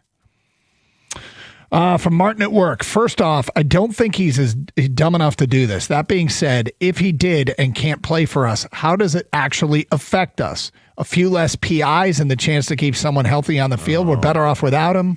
Philly will take him. That's from Martin at work. Here's the thing. You may not like him as a player, but I bet he's better than Khalil Dorsey. I bet he's better than Nick Whiteside. You know, and maybe he's not better than a healthy Ennis Rakestraw. I don't know. I'd give a guy who's 23 years old or 24 years old, whatever he is, give him a chance. I would too. He showed some growth in the first year and a little bit in the second year too, but injuries, unfortunately, they rear their ugly head. I want to get, hopefully he's ready to go, healthy, and the stuff off the field is a non-factor, and I'm intrigued to see what he can do. I mean, if you want him released, okay? If you want him released, but are you going to count on those guys? Then you're either going to have to draft a guy high, sign a guy in free agency, or roll with Rock Ya-Sin. And that might be, you might be cool with that. I would argue that Terrion Arnold would be better long-term than anybody else they have on the roster, with maybe the exception of DJ Reed, who's going to start on the other side. Look, if he proves that he's not a good enough player, then so be it. Then you move on like you did from Jeffrey Okudah. But I'm going to give him more than just 2 injury-riddled years. Next text. Arnold needs smarter friends who can't use real names, especially if your name is Terrion. LOL. That's from Roy. Eric says, I don't think Brad needs to concern himself with Terrion being healthy. I think he needs to be concerned of whether he's a liability on and off the field. 248-539-9797. Well, look, hopefully this thing sorts itself out, and hopefully Terrion had nothing to do with it, and his lawyer's right. And, you know, this could be a case of the people around him letting him down, but we shall see. All right, so look, we have talked about on the air here, both of us, our love for Busch Light Apple. Yes. And it's not for everybody, but if you like a lighter beer, long haul beer, I scoffed at the notion of Busch Light Apple when it was released. Then I had one, and I'm like, oh, what do we have here? This is delicious. Kind of liked it. And Busch Light Apple comes and goes. It seems like they discontinue it for 11 months, and then they bring it back for a month, and then they discontinue it again. And rumor is it's going to be released again soon. But recently, I decided to come up with my Busch Light Apple hack. Okay. Which was I took a Michelob Ultra and a Blake's Hard Cider, and I mixed them together, 50-50. Mm-hmm. And I'm like, this is actually pretty close. Yeah. So I've been experimenting with different amounts, but it's pretty much 50-50. And I'm like, I can work with this. It checks the box. And so if you are a Busch Light Apple fan, I suggest you maybe the cider of your choice, and the Busch Light Peach is terrible. In my opinion, I thought it was awful. I was all fired up. Let's give this. You have a problem with peach. I have a problem with peach, So but I was willing to break it because I'm like, first thing you said. Yes, but I don't mind it. Oh, don't you? Okay, No, good. I think it might be a little bit sweet, but I thought it was fine to have, kind of one and done. I actually poured cans of it into a giant white sangria that I had made. Mm-hmm. Delicious. Added a little peach flavor. It was Okay, great. so I if you like the Busch Light Apple, mix it with get a light beer, mix it with cider, and you could have something there that simulates it. And I've taken this out to the public, and I struggle in craft beer places and brew pubs that brew their own beer because I don't do well with stronger and heavier beers. Everybody has their own taste, right? So when I've gone into several places, I told the story about a couple of years ago. I was at a brew pub, And I asked, it was summer, it was hot, and I was in the mood for a summer shandy. And I said, do you guys have anything that's like summer shandy? And the bartender looked at me and said, no, and walked away. So this time I'm in a brew pub and I'm standing there and I go, okay, they've got this golden ale and they've got a cider. Maybe I'll see if they can mix them together and I can go for my hack. So I'm standing there and the bartender at this brew pub, I say, hey, I got a thought here. Can I mix a golden ale, half that cider? And he goes, oh. I said, yeah, you don't think? And he goes, well. And I'm like, huh. So you wouldn't do that? And he goes, no. And I said, why not? And he looked at me and he says, because that's not what the brewers intended. Okay. Really? Yeah. Really? Yeah. And I was like, hey, you know what I said? I have a water. I was like, I'm not getting anything from here. That's insulting too. I like that. I like it's good. I mean, I may have as well.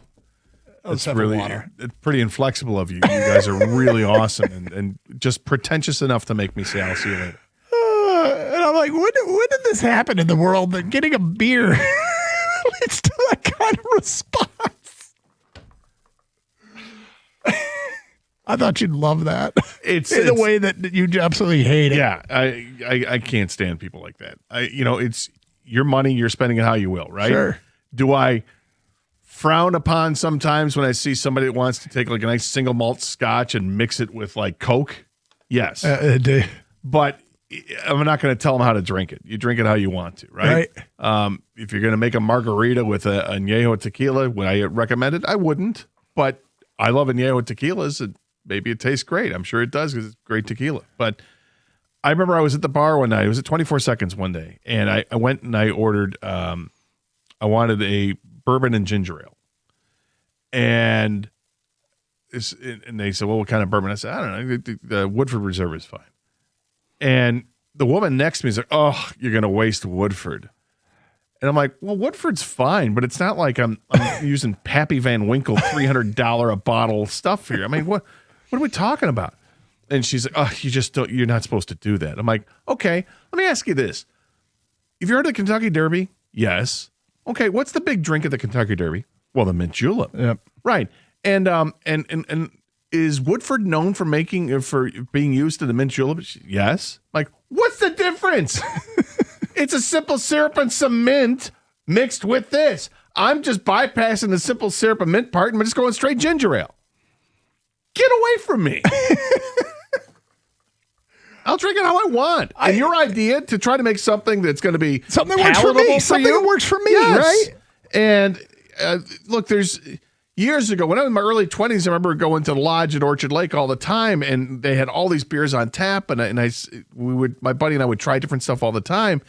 And then they started getting some ciders, and there was a drink, it was a snake bite. And a snake bite was Bass Ale with a cider.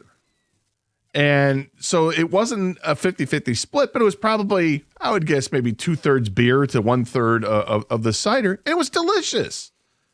So when you're bringing this up now, it takes me back to my early 20s. And would I do that? Absolutely, 100%. I would like, because it's a good drink. Yeah. I mean, look, in the defense of the guy, I kind of asked for his opinion.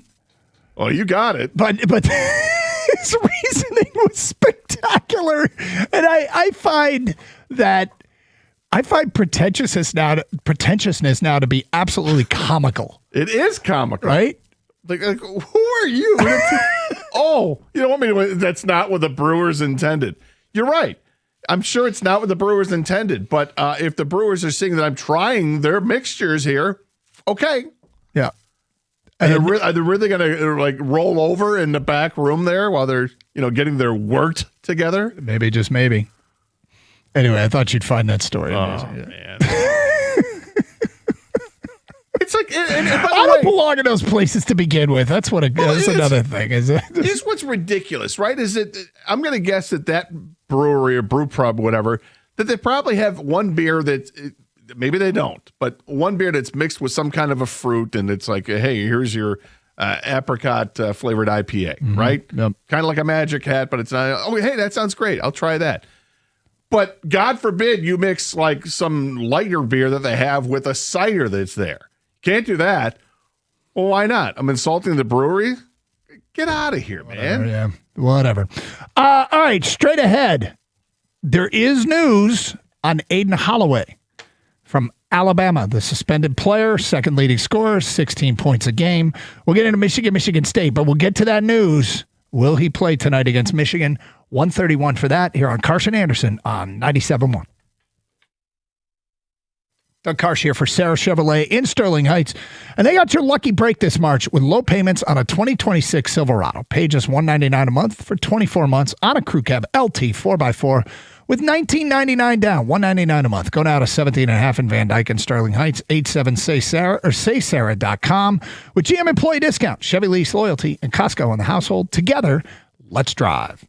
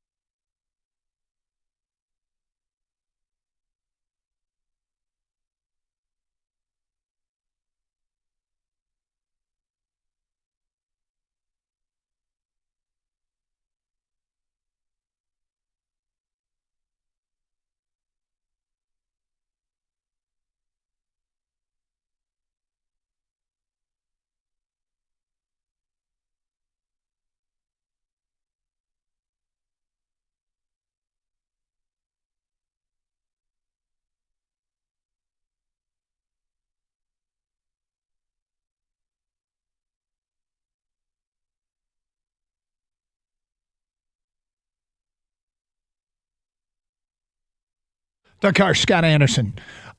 Story breaking at this hour from ESPN's Myron Metcalf. Aiden Holloway will not be with his team on Friday when Alabama faces Michigan in the Sweet 16 in Chicago, even after an Alabama judge granted his request to travel on Friday per statement from the school.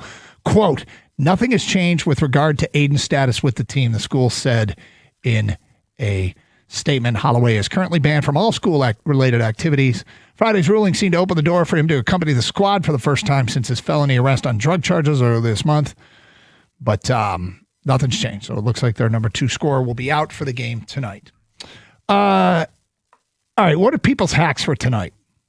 Because tonight is kind of an insane sports night. There's a lot going on.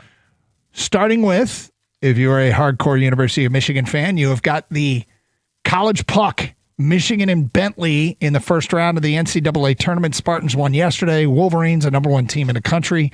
They play tonight at 5:30. So that could kind of start it off for you. But that bleeds into the 7:30 tip, Michigan and Alabama. And there's kind of not a do or die Red Wing game, but it faces off at 7. Right. Against Buffalo. Then you've got at 9:40, the Tigers, game 2, with the Kid taking on the San Diego Padres. That starts 5 minutes after the Michigan State UConn game is scheduled to start. I'm sorry, 5 minutes before. Wow. There's a lot happening. This is a night, isn't it? It is. And just get your hand ready. Flex it out, stretch it out. For the ninja? Get your fingers ready to roll, yeah. Because if you don't have a command center, nope. There's going to be a lot of last. Yeah. Sports bars, I imagine. Sports bars are a great place to go sports today. Bars is like an elite. I got a text from buddy Nate who's posted up at Fraser's in Ann Arbor and all day long. And I'm like, yeah, it'd be a good spot to do it. Yeah, he's got a whole crew going. They're getting there at 2. Are you going 2 to midnight? Okay, 3 hours before the hockey game starts? Yeah. That's dedication right there. I mean, that's a little early for me. Yeah, we call them animal days. And I remember doing this in college when March Madness, you're like, oh, I'm not going to class. I'm going to be sitting in front of my TV from noon to midnight. Yeah, but not nine in the morning. No, but that's an animal day for Nate and his crew. So how do you handle this tonight? I would imagine probably if you have Michigan State allegiances, those March Madness games take priority, right? The second game of the baseball season. If you don't care about Michigan and Michigan State, it's probably easy for just a Tiger fan. I'm going to have problems tonight, man. I'm not lying to you. I got lots of problems tonight because the Red Wing game, obviously, that's at 7:00. That's got precedence right away. Mm-hmm. That game is going to end around 9:30. I'm going to need that game to wrap it up before, and let's not go to overtime. Yeah. Unless the Red Wings are trailing, then of course let's go to overtime. Because I don't want my viewing interrupted. It's already going to be bad enough flipping back and forth between the basketball and the baseball, because I will be watching a lot of the baseball, and of course I got to watch the hockey or the Michigan State basketball. Here's the question: I'm going to be a mess tonight. Will a hardcore Michigan State fan turn off a March Madness game for the anywhere between 15 seconds and 3 minutes that Kevin McGonigal will bat, and then go back? If they're hardcore Tiger fans as well as hardcore Spartan fans, I think, yes. I think you go back and forth to watch McGonigal hit. Do you? Okay. I mean, I don't know, because I look at myself in that situation. What you will do? Yeah, absolutely. I mean, a lot of it's going to be dependent on the flow of the basketball game. And the problem with basketball is it's a game of runs. Yep. So you may think you've got, they're up by 17, not a problem. And then you go watch baseball for a few innings, you come back to the basketball, and next thing you know, it's turned the other way. Now you're down by 5. So you have to pay attention to the basketball. Kang, what about you? How do you handle tonight with everything going on? I got to talk to the wife nicely. That's how I handle things, Doug. Are the kids, do you ever have that put your foot down moment? Or have you been preparing for this by like being the best husband and father ever? Okay, so there's one thing that my wife will she doesn't respect what I do, right? I don't respect what I do sometimes. Okay, so let's just be honest, all right? I'm just what? This is a circle of trust, no? What? Like, you do your little sports thing, whatever. I'm just being honesty, right? You and your games. Yeah. But the one she does respect throughout the year is Lions football. And so she'll say on Sunday, she knows, like, this is like me in the office, essentially. Like, I have to watch the game. Right. Everything else is like a juggling act. You know what I mean? Like, I'm DVRing, I'm putting the kids to bed, I'm getting ready to this. It really is. That's what it is. So, and yes, I'm being a good husband, I'm being a good dad, and I've got to find a way to fit in the Pistons, the Wings, and the Tigers. I know, Gator, I know. I'm sorry, man. This is what... No, I understand. I think you lost a lot of respect for me So in the tonight- last 10 seconds. No, not at all. You've got Just like stuff- your wife. So is this... She had none to start with for me. Yeah, So. is this... So you basically are going to have the game on, but you're going to be husbanding and fathering, well, until everybody goes to bed. Yeah, like it's... In fact, you're going to come in Monday, and the only thing you're going to be ready to talk about is the Michigan State game. So or the Tiger I game. like plan out like my chores or whatever to get the kids ready for bed around like timeouts and halftime. You know what I mean? Yeah, Like sure. breaking the Halftime. action is when I start doing like other stuff. I mean, I remember this before we were empty nesters. I do remember, like, I would say things like, God, I wish halftime was longer. Yeah. Because I got to get halftime's way stuff too done. I short. got to get, What's wrong with a little sleepy time tea? What? Oh, you're trying to get the kids? You're going to drug them? Say, what time do kids normally go to bed? Drug the kid? What? Oh, I'm the first. I'm the first person ever suggested that. I think you might be. As if parents don't do that. Like parents don't give the sleepy time tea. Rest assured, we never drugged our kids so I could I watch didn't a say game. drug. I said tea. Sleepy time tea. It's like, serve them chicken, the turkey, get the tryptophan working, whatever. Little red wine with a pill in it. Gator, you're close to I saying said nothing of the sort. He's like roofing the kids. I said nothing of the sort. Dude, Doug, he's a step away from saying gummies. Yeah, right. All right, so you're giving the kids gummies? No, but Doug, you know this, or you used to know this. There is a process to bedtime. It's not just go to bed. Dude, you know what I mean? it's- Like no, there's it's- a it's whole. like, you don't tell them, This go, is why you okay, gotta good let- night, go yeah. upstairs. Yeah, right? No. You hope you can lean on the wife a little bit and she can handle the process so you can enjoy it. But of course, it's a 2-person show there. Yeah. I understand. Maybe I feel you should for you. I feel suggest for to you. her, be happy because the guy I work with would drug the kids. I never suggested that. I never suggested that. Doug, it's kids and all of them. Yeah, right? So Hellborn Elfchild posted this on Twitch. 5:30 U of M hockey. Wallpaper for while I'm cooking. Red Wings till my kids go to sleep. I will stay in the bubble for the Michigan basketball game and start it after I put the kids to sleep and finish the Red Wing game. Then I will have 2 screens with MSU and the Tigers in the bubble. Boom. So you're going to tape Michigan, MSU, and the Tigers, and you're gonna try to watch the Red Wings and Michigan hockey and take it all in. Hellborn F-Child, you're going to be up till 4 a.m. watching games. I got to which is fine. I hate putting myself in a bubble for sports games and then recording them and trying to watch them later. And if I've successfully done that and then now I'm sitting down to watch it, I hate it because I'm skimming through the game. Because I don't watch it like I would have watched it if it, really intently. It takes a level of discipline. And A I hear you. big level of I hear discipline. you. I've gotten exceptionally good, and I used to struggle with that too, where I don't skim. I let it roll through the commercials because if you get the option to skim, if you start skimming a lot, maybe more than you need to. Mm-hmm. But I mean, definitely skim past the commercials, but I end up like putting it on like one time at the 1 time, 2 time, 3 time, 4 time speed. Yeah. I just put it on like 1 times and just watch it that way a lot of times. Mm-hmm. And I'm definitely missing something because then you're not hearing the audio, you're not hearing commentary. Something could be big there. I just hate putting myself in the bubble. And it's not. You can be really successful of avoiding contact with the world, and hey, somebody wants to spoil it for you. That's not it. That's the easy part. yeah, you got to put the phone away. Yeah, the hard part for me is once I've sat down to watch it after I've successfully completed that part of the bubble, is to not skim. Mm-hmm. It's really tough. No, I understand. It's not. You have to be committed, and many people aren't. They did release start times for Saturday's games in March Madness. Illinois will play Iowa, sending one Big Ten team to the Final Four at 6:09 on Saturday night. Arizona Purdue will follow at 8:49 the Wildcats and the Boilermakers. Michigan and Michigan State, should they both advance their start times in Chicago and D.C. I feel like, given the time zones, the Washington, D.C. game will be the first one, and the Michigan, if Michigan advances. So Michigan State, I suspect, will get the earlier of the two starts, and Michigan will get the later of the two. Mere speculation on my part, though. And Saturday, you got Michigan State hockey against Wisconsin in round 2 of the NCAA. Do you know what time that? Do you got a time on it? 4:30. Okay. That's 4:30. Yep.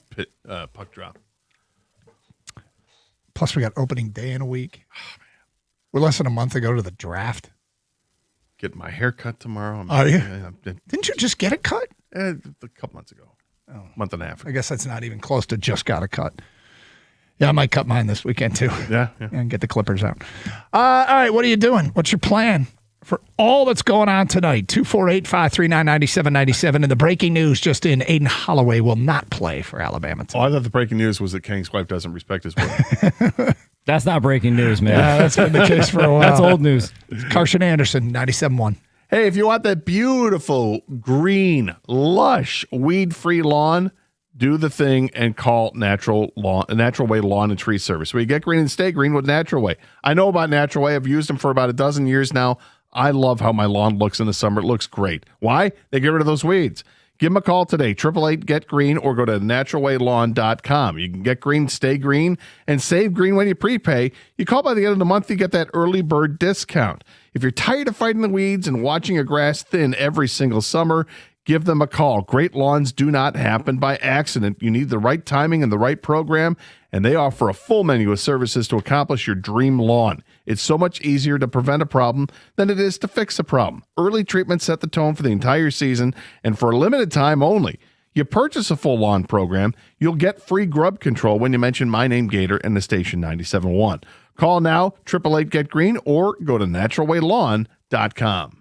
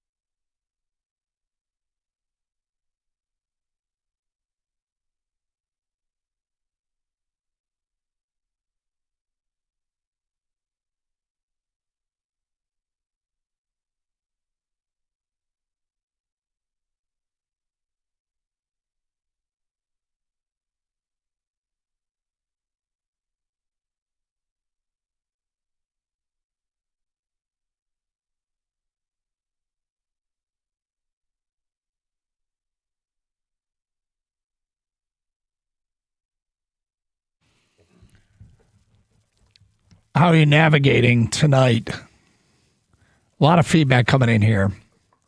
Because there's a lot going on in sports. We're actually, this is a really good time to be a sports fan in Detroit. And it's been that way for a couple of years now. And God, it doesn't feel like that long ago we had almost nothing. Now we got it. Everybody's interesting. Seriously, everybody is interesting. And maybe the Red Wings won't deliver. In fact, they've eroded faith, but they've been interesting. That they have been. Marlon in Wall Lake says, gentlemen, as far as I'm concerned, the Red Wings season is over, so I have no interest in watching the hockey game. Yzerplan has failed. I'll be glued to both college basketball games as well as the Tiger game. I cannot wait to see Valdez make his Tiger debut. That's right. Framber Valdez starts tonight. Makes that game even more interesting. Exactly. Big free agent signing. Yep. Stud pitcher. Let's go. What's he going to look like? Is he going to look like Scooble or Skeens? Well, he was great in spring, which scares me then. Scooble wasn't so great in the spring. Just because Skeens got absolutely shut. Exactly. Yeah. Scooble wasn't so great in the spring, but was great last night. Yep. So let's hope that Valdez backs it up. It'd be nice. Ooh, Gary at work, connecting dots. Gary writes in, Michigan and Michigan State, both just won in Buffalo. Hopefully the Detroit Red Wings can follow suit. That'd be nice. They own that town, huh? That would be nice. So did you see this? Darren Ravel reposted this from a couple hours ago. Prices for the Elite Eight in Houston have plummeted. Oh, sure. After Houston and Nebraska were both eliminated. Before the Sweet 16 in Houston, the cheapest seat you can get, the get-in price was $244. Now, with Illinois and Iowa advancing, it's got to be less than 100. Care to put a number on it? I'll go $95. Cheapest? Current get-in. $95. Kang? I will go over. $46. Wow. Well, I can tell you, I don't know what it's like for Michigan State in D.C., but Chicago being drivable has made this one of the most coveted Michigan basketball tickets I can ever remember. And I've got evidence that would support that. I don't know what the buy-in price for tonight's game is. Let's just look at it. I mean, issues with airports now. I think people are even less inclined. Yeah, less inclined to. Like, I'll drop everything. I'll just buy. Use one of my frequent flyer miles, whatever, and get out there. The drive from either Iowa or Illinois is not going to be. It's basically the same drive to get to Houston. That's going to take. You got to leave now. Mm-hmm. Would you have done that? What's that? Drive? Yeah. Yeah. No question. You are like your father, right? I don't care. I don't mind driving. Only $46 get in. Okay, the buy-in price for tonight's session, Michigan and Alabama, Iowa State and Tennessee, buy-in price according to SeatGeek is $289. You talk about the East Regional with Duke, UConn, St. John's, and Michigan State. The first three all easily drivable. Michigan State, you can make the drive to D.C. Yeah, it's, 10 hours? So 4 teams with huge goals that compete at a high level. The buy-in price in D.C., what do you think it is? $225. More. $300. More. $350. More. $425. $357. Wow. That's pretty amazing. I can get you tickets in row A for $5,788 plus fees. Is that it? Yep. Okay. Yep. I'll pay you back. Or do I have to pay? Because you said you would get me. I did. Yeah. So you leave now? You drive? You make it? 9 o'clock start. I don't think you could make it. No, that's not going to happen. I'll book the flight. It's crazy. More feedback. How are you handling tonight? If the granddaughter stays upstairs, I'm flipping between State and the Tigers. If not, I'm watching cartoons. That's from Brad in Clarkston. Next one, NCAA on the TV, Tigers on my phone. There you go. From an unnamed texter, go Wings, Tigers, and Michigan. Happy Friday, gentlemen.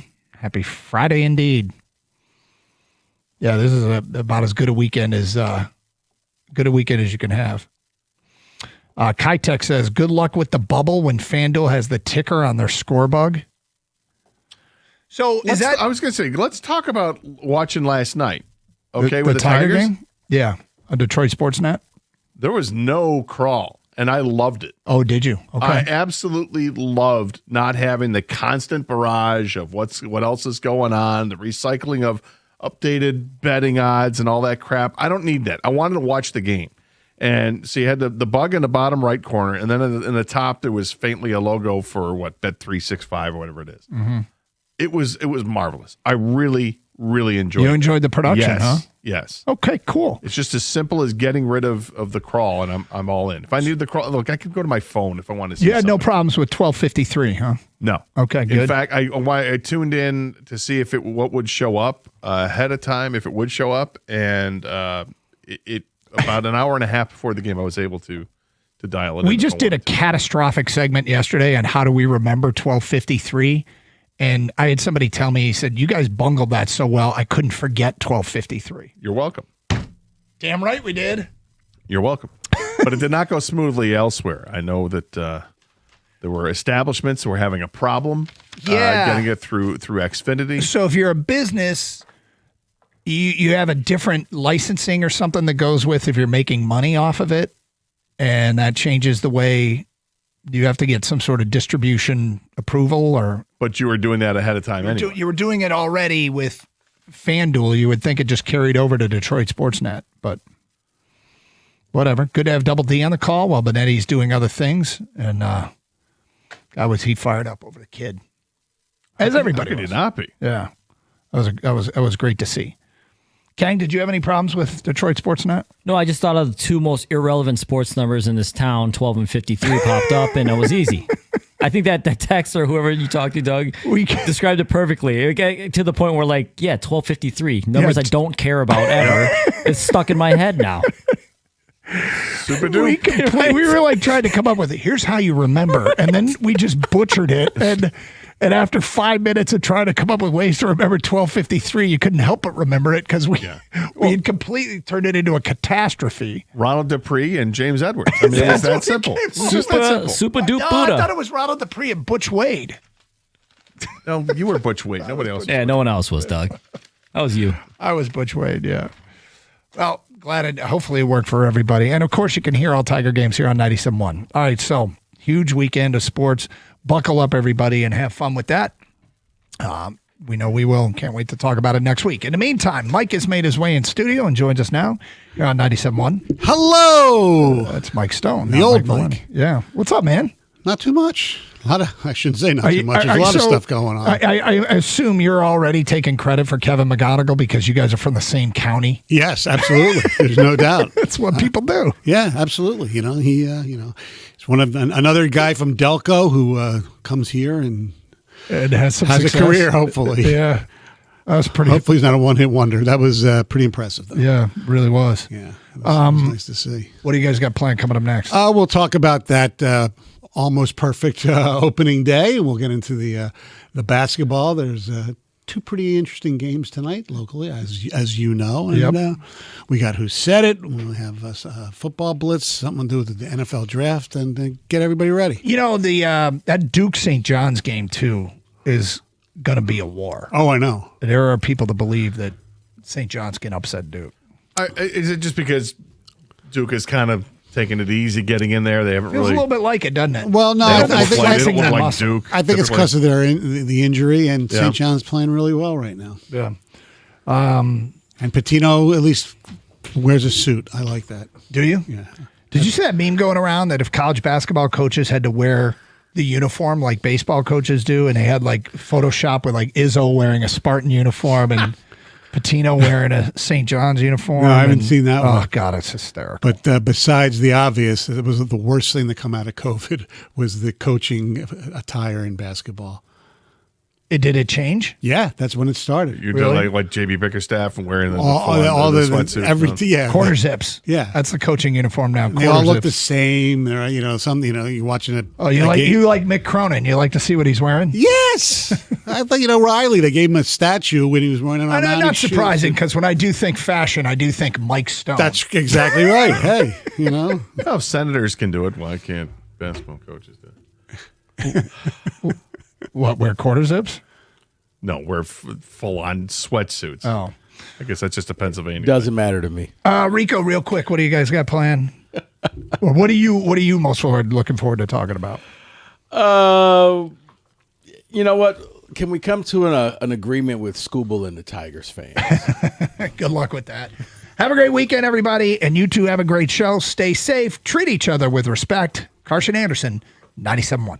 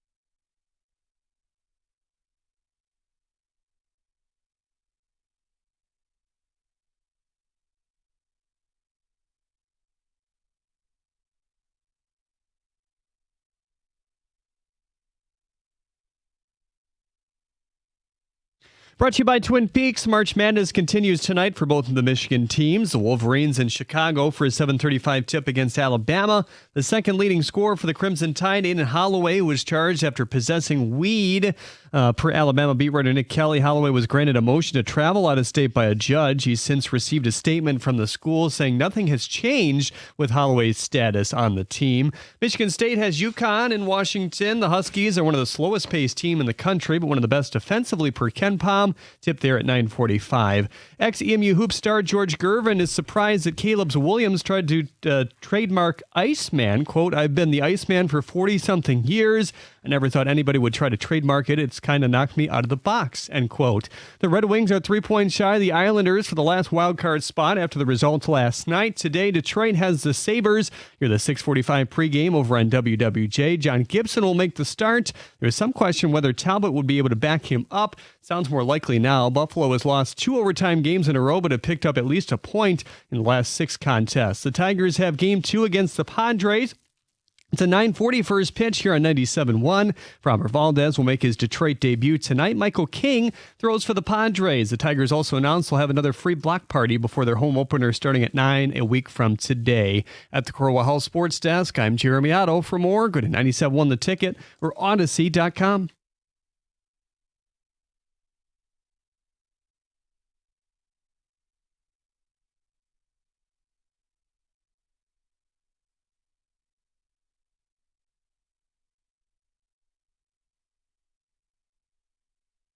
Thank you, Jeremy Otto. It is a Friday on the Valenti Show with Rico. He is Rico Beard. He is Kenny Cott. He is the Hatchet Man, and I am Mike Stone. Mike Valenti will be back on Monday. What's up, Rico? Big day, big night. A lot of big stuff going on.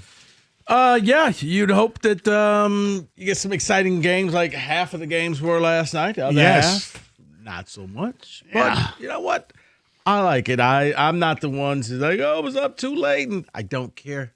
CNCAA tournament. I've been doing this for years. Well, plus, you don't have to get up early for this shift. So, you know. That's true as well. Yeah.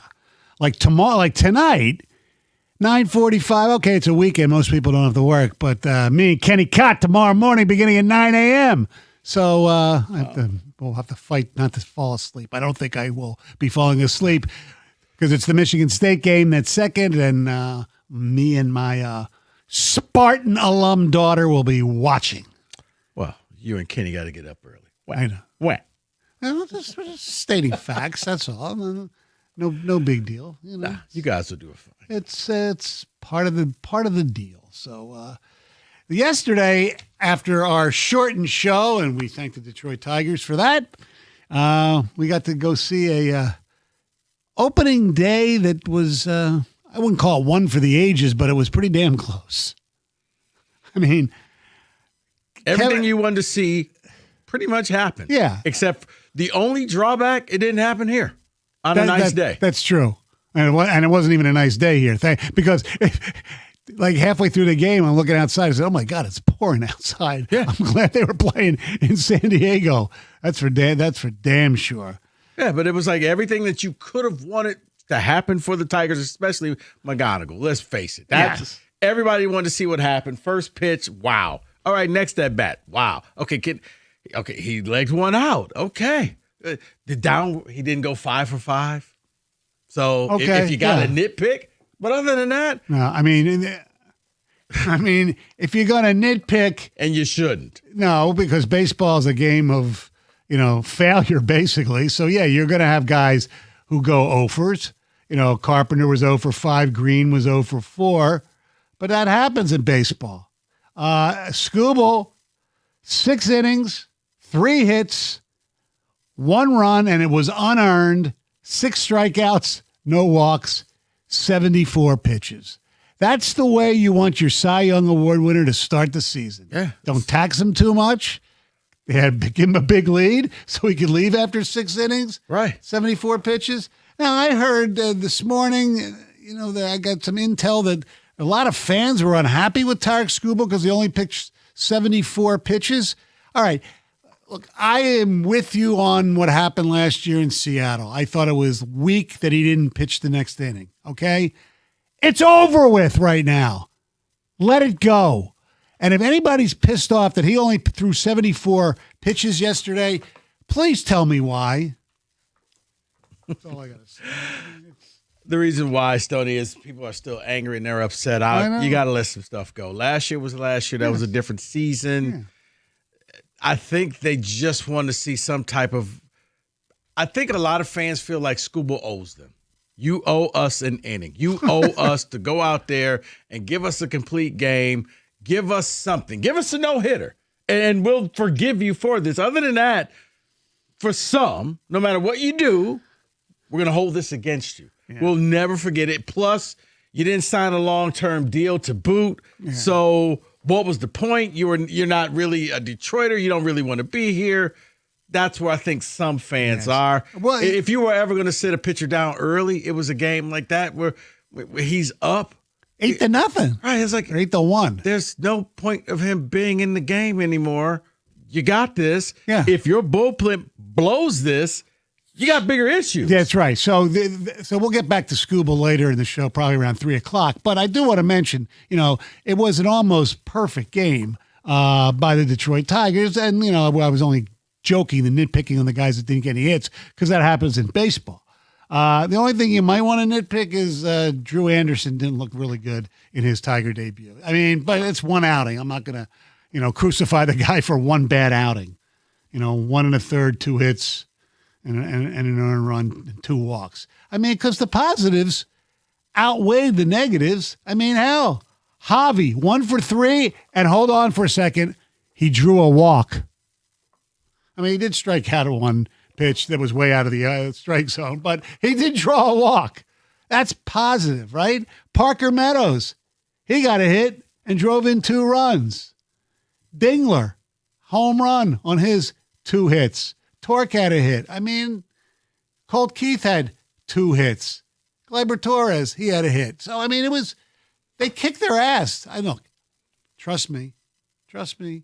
I know it's 1 of 162. I'm not putting up any magic numbers right now. It's a long-ass season. So we didn't get our championship ring yesterday? No, we didn't. Wow. No, we didn't. And, there's no guarantee they're going to even win this series. Oh, yeah. I like their chances with Valdez going today, but, Michael King's a pretty good pitcher for the San Diego Padres. 248-539-9797.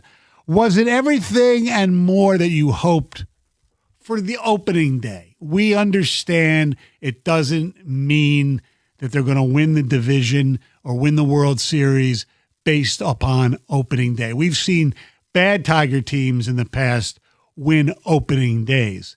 We've seen good Tiger teams lose an opening day. It's, like we said, 1 out of 162, and that's the way it is.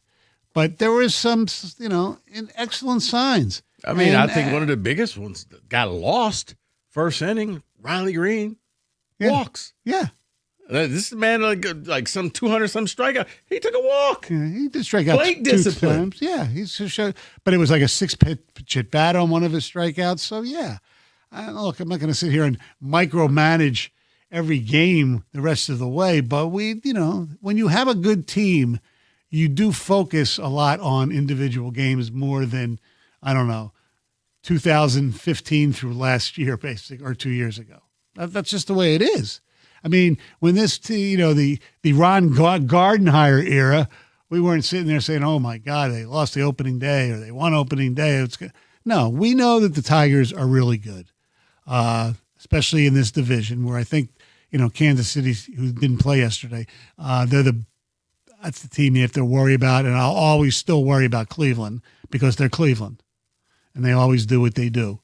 They're a pain in the ass, but they're always, well managed and they have a lot of pitching. 248-539-9797. Here, I'll give you my takeaways from opening day. Kerry Carpenter sucks. Riley Green is awful. Kevin McGonigal's in the MVP conversation with Ohtani and Aaron Judge. Yeah. Those are my takeaways from opening day, guys. We're going to the World Series. We're going to win it all. No, wait, hold on a second. Hold on, David. MVP category with Aaron Judge. Aaron Judge took it 0 for his first game. What do you Kevin McGonigal's much better than Aaron Judge. There you go. No, I'm being funny here. I know. Because a lot of people I feel are going a little bit too far, especially with the Kevin McGonigal love. I'm excited about it. Yeah. I love it. 4 for 5. I enjoyed every bit of it. I sat here and celebrated every hit that he got. But it's one game. Yes, exactly. We have a long season ahead of us. And there will be times where he struggles this season. Yeah. There will be times when Riley Green looks great. He won't go 0 for 4. Kerry Carpenter won't go 0 for 5. It's baseball. Yeah, David, a lot happens, especially for McGonigal. I look for if there's going to be a fall off, probably around the late May, June, when it's the second go round. Because the first time around, everybody's kind of looking. This is all new. By the second time he sees the teams again, that's when they're going to say, you know what? Don't throw him a first pitch fastball. Don't do this. Don't do that. Make him reach for this. Throw him this kind of pitch. And that's when we'll see, okay, if there's going to be a fall off. But right now, it's new. And I loved it. It was just like, dude, Yes. you out there living your best life right now. Like if your career ended, you had a hell of a game, you had a hell of a day, and you got some great stories to tell. I mean, look, everybody all off season was salivating to see this kid play, hoping that he'd make the team. And he was good enough in spring training to make the team where A.J. Hinch and Scott Harris and company said, you know what, the hell with service time. If we want to get better, like we said, offensively, we have to do it from within, and he's going to make us better. And he's versatile. He can play many positions, and, his first game was terrific. And hopefully that'll keep up. Kenny Cott, you're a big Tiger fan. Were you geeked, so to speak? I mean, I was happy. It was very encouraging to see it, but how many times have we seen a prospect, speaking specifically about McGonigal, come up and have a good week, a good 2 weeks, a good month. Mm-hmm. I mean, it's encouraging. I'm glad it started this way, but I'm not ready to jump out of my chair just yet. You don't have the McGonigal jersey like you have with Not yet. Well, you know what? If you're going to buy that jersey, right about now is the time to get it because he looked pretty good and nobody's going to laugh at you. 248-539-9797. What'd you take away from opening day? What did you take away? Because David has him going to the World Series. He's got everybody winning everything from Cy Young to MVP. Oh, and I missed Rookie Dingler. of the Year. Dingler has to be in the MVP race as well. Forgot about him. McGonigal for not only Rookie of the Year, but for MVP as well. But no, seriously, what did you take away from this game? Because one of the things I took away was I like the fact they looked really good. Stoney, I don't know if people remember last year they lost to the Dodgers. Right. But I was like, that's a competitive team. Yes. And the Dodgers were having their ring ceremony. They wanted to win that game. The Tigers lost. But that day, I'm like, this may be a team that can do something in the playoffs. Yeah, they lost, the first 3 games, if I'm not mistaken. They did. But in all the games, it was like, you got swept, but it's no moral victories. But damn, you looked good in L.A. Absolutely. All right, 248-539-9797. This is 97.1.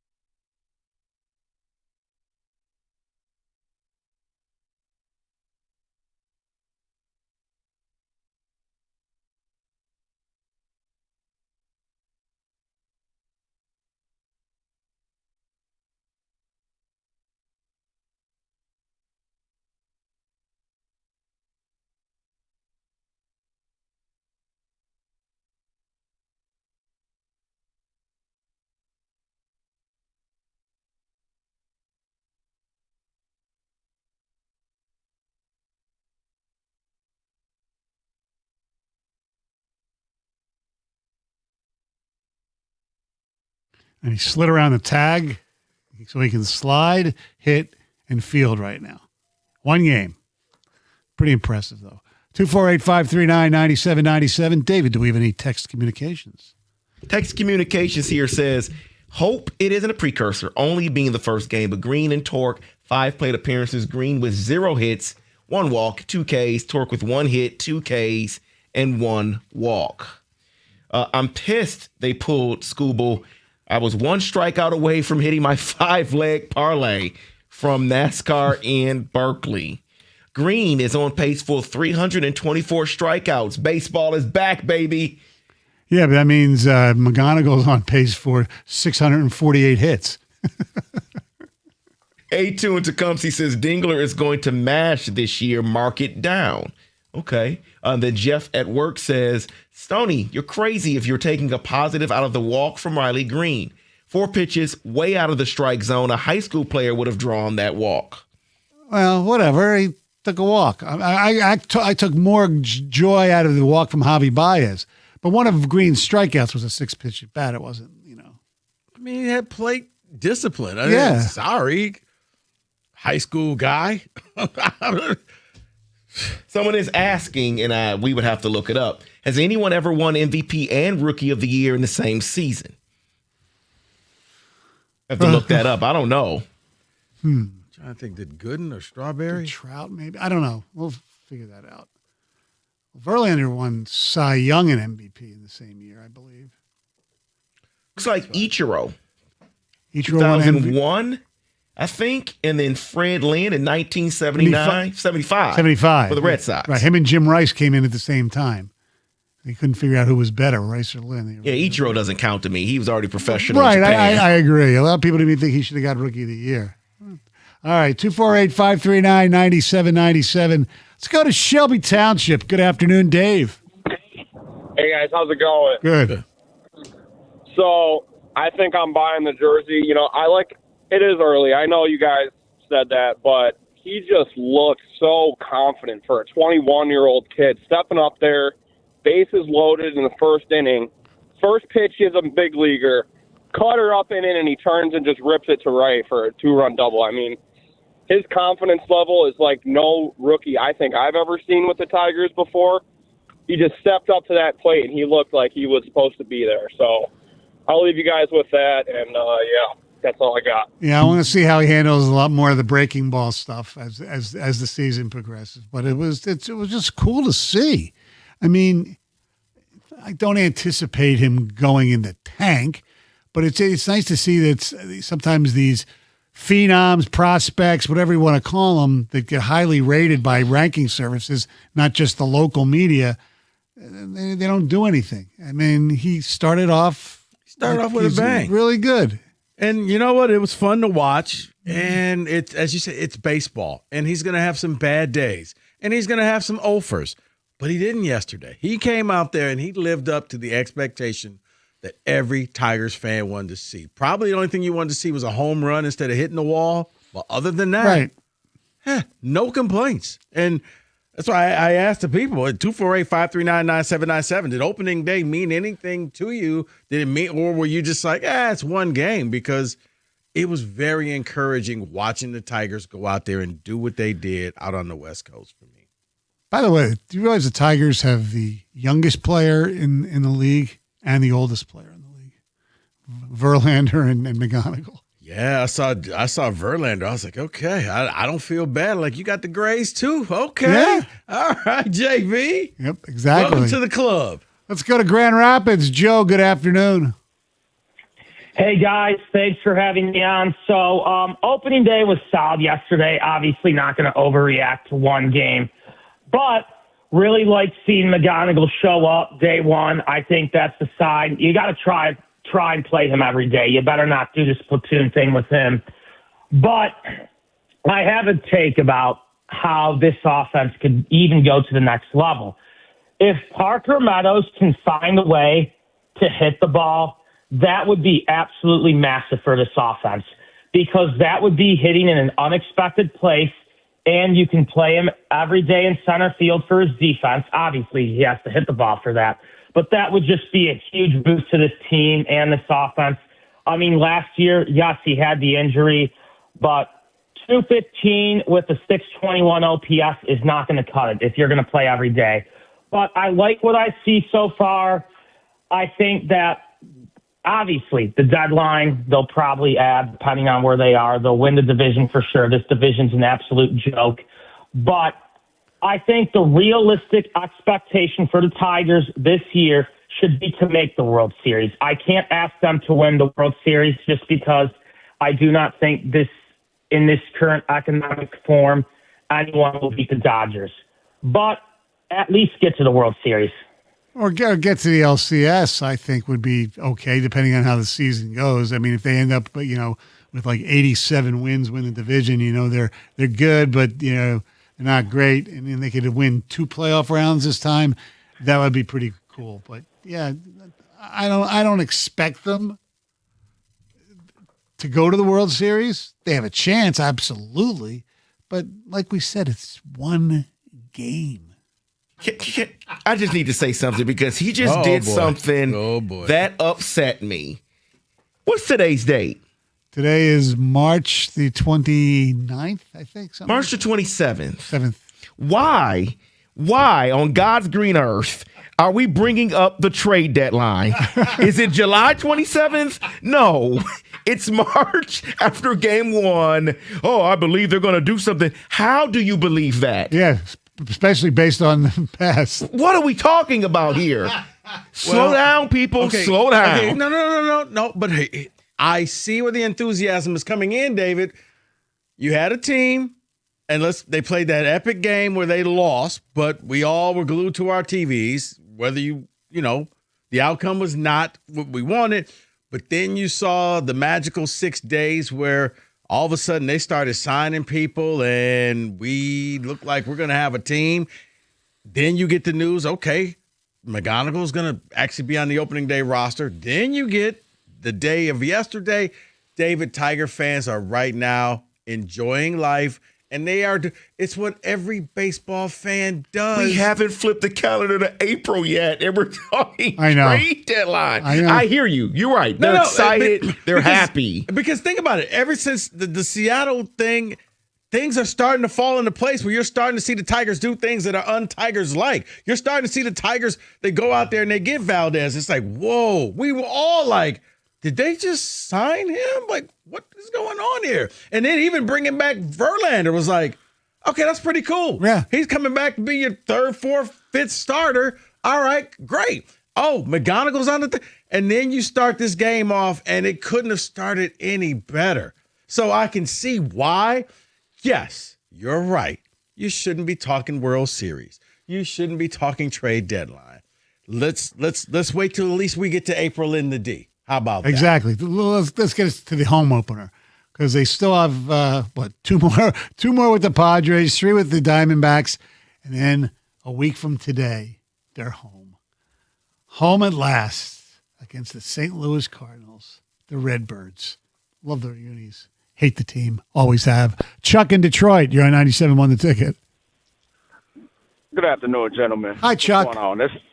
Hey, I was just called. I want to comment on the McGonigal, Kevin McGonigal. Like, yeah, I want to say, hey, look, he looked great yesterday. I want to say we need to pump the brakes a little bit, just slow down, breathe a little bit, and, we'll see what the kid is looking like in maybe beginning of June, like what you guys were saying earlier about second time around, seeing all of the teams for a second time. I just want to say that, I think he does look great.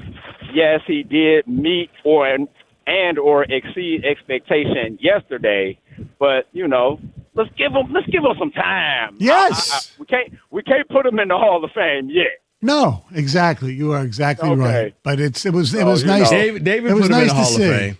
David did. I'm with you, Chuck. I also want to say this though, like Travis Fryman, could there be any parallels with him as far as a homegrown prospect, or I've never heard anybody mention that about that? Well, comparisons. They both play the infield. Yeah. Fryman was a right-handed hitter, though. Okay. But, Okay. Yeah, I forgot about that. Yeah. Other than that, people expected some really good things with Fry. Look, and Fry was a decent player, good player. He made the All-Star game, I think, at least once. He just never developed into what a lot of people hoped he would. All right, our telephone number is 248-539-9797. Still ahead, we have an NFL draft-related blitz. And, of course, in the 4 o'clock hour, who said it? It's the Valenti Show with Rico. Stoney in for Mr. Valenti here on 97.1.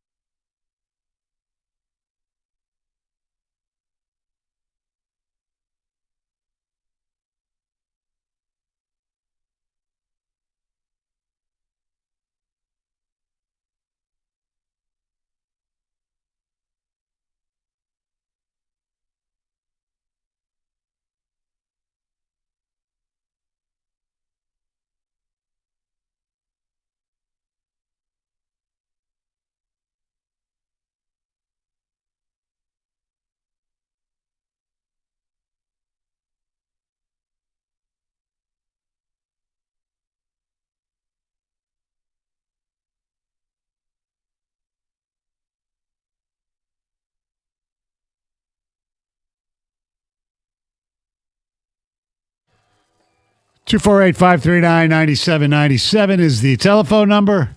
Let's go to Gary in East Point. We're asking, what did you see yesterday? What did you take away from opening day 2026? Well, I always responded with, I know my players when I see them. And what I wanted to make, the comparison between McConaughey and the young fella Jenkins from the Pistons. The first time I saw him, when Cade went out, I said, wow, where did he come from? And I convinced a lot of people that this guy was a player. And I think that I know my players when I see them. And this McConaughey kid, look, he says... McGonagall. McGonagall, I think he's saying the same thing like Jenkins, that he knew he belonged all the time. And I'm willing to make a wager that this kid might win Rookie of the Year. So I know my players when I see them, and I take that and run with it. Well, I believe, first of all, Gary, favorite he's the favorite. And there is, the difference between him and Dennis Jenkins is we've been hearing about Kevin McGonigal for about 2 years, 2 to 3 years. That's one of the reasons that they opted not to select Wyatt Langford because of the money slots and things like that.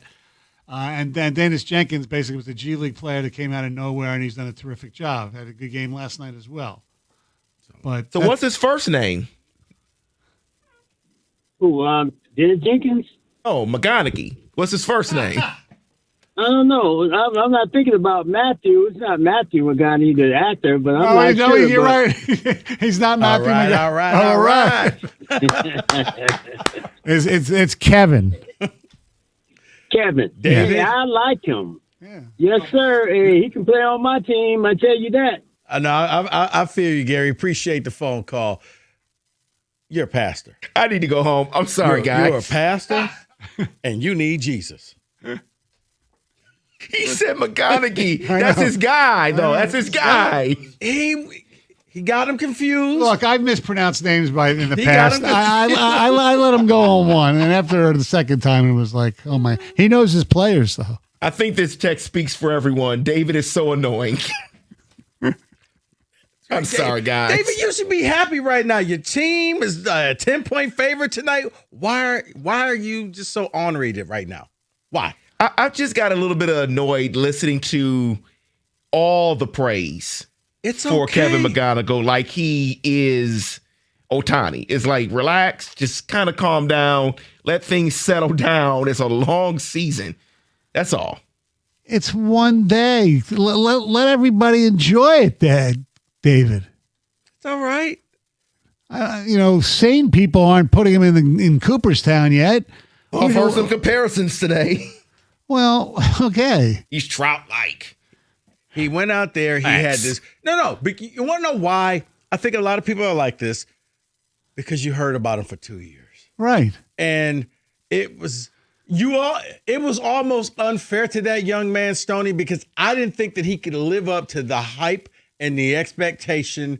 We expected him to go out there and walk on water. And you know what? He kind of did yesterday. And it was like, whoa, you mean to tell me that somebody has been hyped for so long actually did something and people were pleasantly surprised. So that's why you get people very happy about McGonaghy. I love he called him. Yeah, I loved him in True Detective. Oh man, he was he would have been a lion if he didn't break his leg in the Orange Bowl. Oh, that was McGahee. Okay. 248-539-9797. Name that Mac. How many great Kevin? What are the best Kevins we've had in Detroit? Kevin Jones and Kevin Smith. Kevin Smith. Yeah. We haven't had many great Kevins in Detroit. I'll tell you, the way he played last night, Kevin Herter. Oh, boy. Come on, he had 22 last night. All he needed was Kevin McGonigal could do what he did first, and then he said, I'm a one-up him. March 26th, the day of the Kevin. We haven't had many great Kevins. No. Text communication here says, why are people so high on McGonigal? It's a great start, no doubt, but there's a reason it's 162, and it was against Nick Pivetta. People need to calm themselves down. Absolutely. They do and they don't. Once again, it's okay for people to get excited because we don't get this type of a player. And then he was hyped up. So all I say is for the same people, if he goes on a streak where he doesn't get a hit over 4 games, he's not trash. Oh, my God. Send him down to the minors. It's baseball. Relax. That's all I got to say. Text communications. I'm sorry, Stoney. That's okay.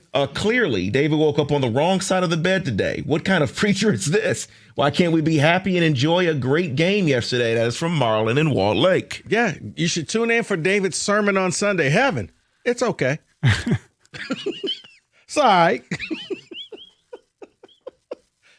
If you like that type of thing. That's right. I mean, come on. I mean, it's heaven. Here's another text says, you're Kevin. Here's go Kevin Glover.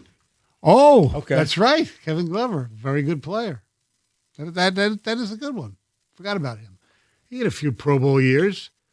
And the way the Lions treated him kind of pissed Barry Sanders off a little bit, right? It did.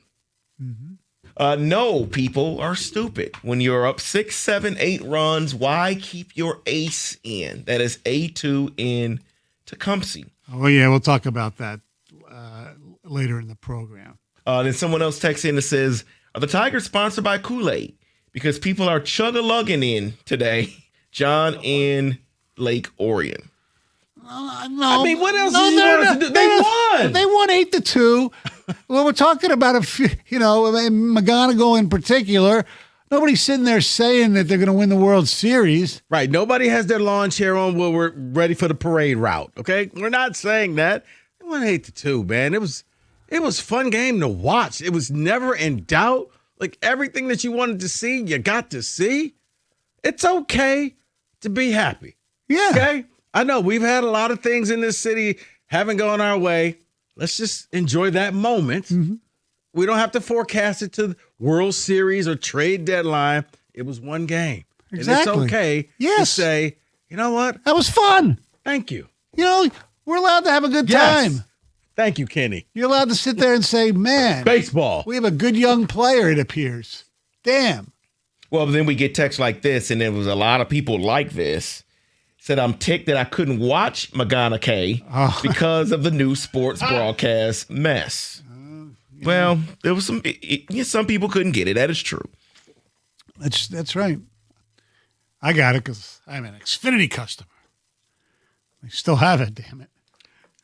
I am too, full disclosure, took a couple tries. I was like, wait, it's 12 something. You couldn't remember the channel. Right. I had to go on social media like, wait. It's 12:53. Right? Is it 3:53, right? I think it's 58. No, 12:53. Okay, 12:53. Yeah. He's still. There's another Kevin. How about Kevin Zeitler? Yeah, we miss him. Yeah, they could have used him. You know last what? We year. miss him. Yeah. The all Kevin team really isn't that impressive so far. Kevin Miller from the Red Wings. Like I said, Yeah. the Kevin team. He was involved in the Joe Kosher trade. The Kevin team is. How about former Tiger pitcher Kevin Ritz? Remember him? That just came across. Oh, really? Yeah. From Mike O. Kevin Ritz. Oh, my Lord. I'm sure there's some Michigan or Michigan State Kevins, too, that I'm not thinking of. That's for damn sure. Text communication here. Someone Kevin says. Gaines, the point guard from Michigan. Oh, well. Yeah. I forgot about him. I did, too. He was so good. Text communication says, who hurt David? No, David's been, for the most part, realistic. I don't know. He's very Richard-like today. I don't know. Well, he doesn't like when people are happy. Well, That's the bottom line. Here's the thing. I've been waiting for Kevin McGonigal. I have. But, Rico, you know me, and this came up like earlier this week. When people get too high on things, I kind of go the opposite. Right. And I don't want to go the opposite on Kevin McGonigal because okay too high. For this make sure you hit David's Easter sermon. Right. So far, so good. Yeah, right? he rose, but, didn't raise high enough. Right. Couldn't dunk. Right. Why did it take him 3 days? Yeah. 248-539-9797.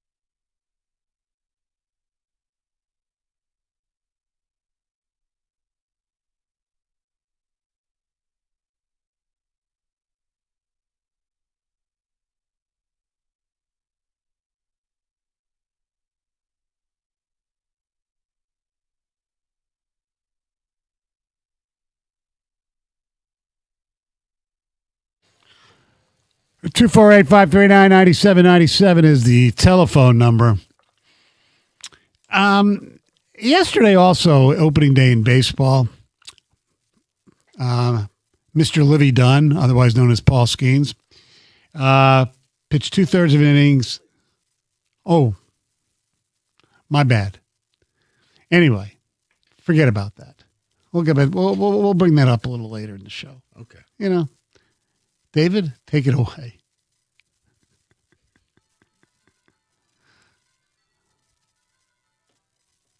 Let's get right to it, guys. We are less than a month away from the NFL draft, so we have some bold decisions that will happen in the draft, some bold predictions here for the draft. Let's see if you agree with it or not. Let's start with number 10. I don't really consider this a big, bold decision here, but it says the Raiders will provide Mendoza with a weapon in round 2.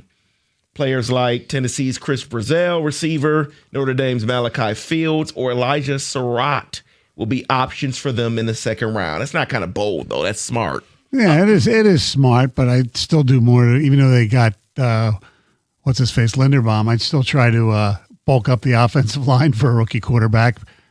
And see, that's why I think it is bold, because you need to protect him.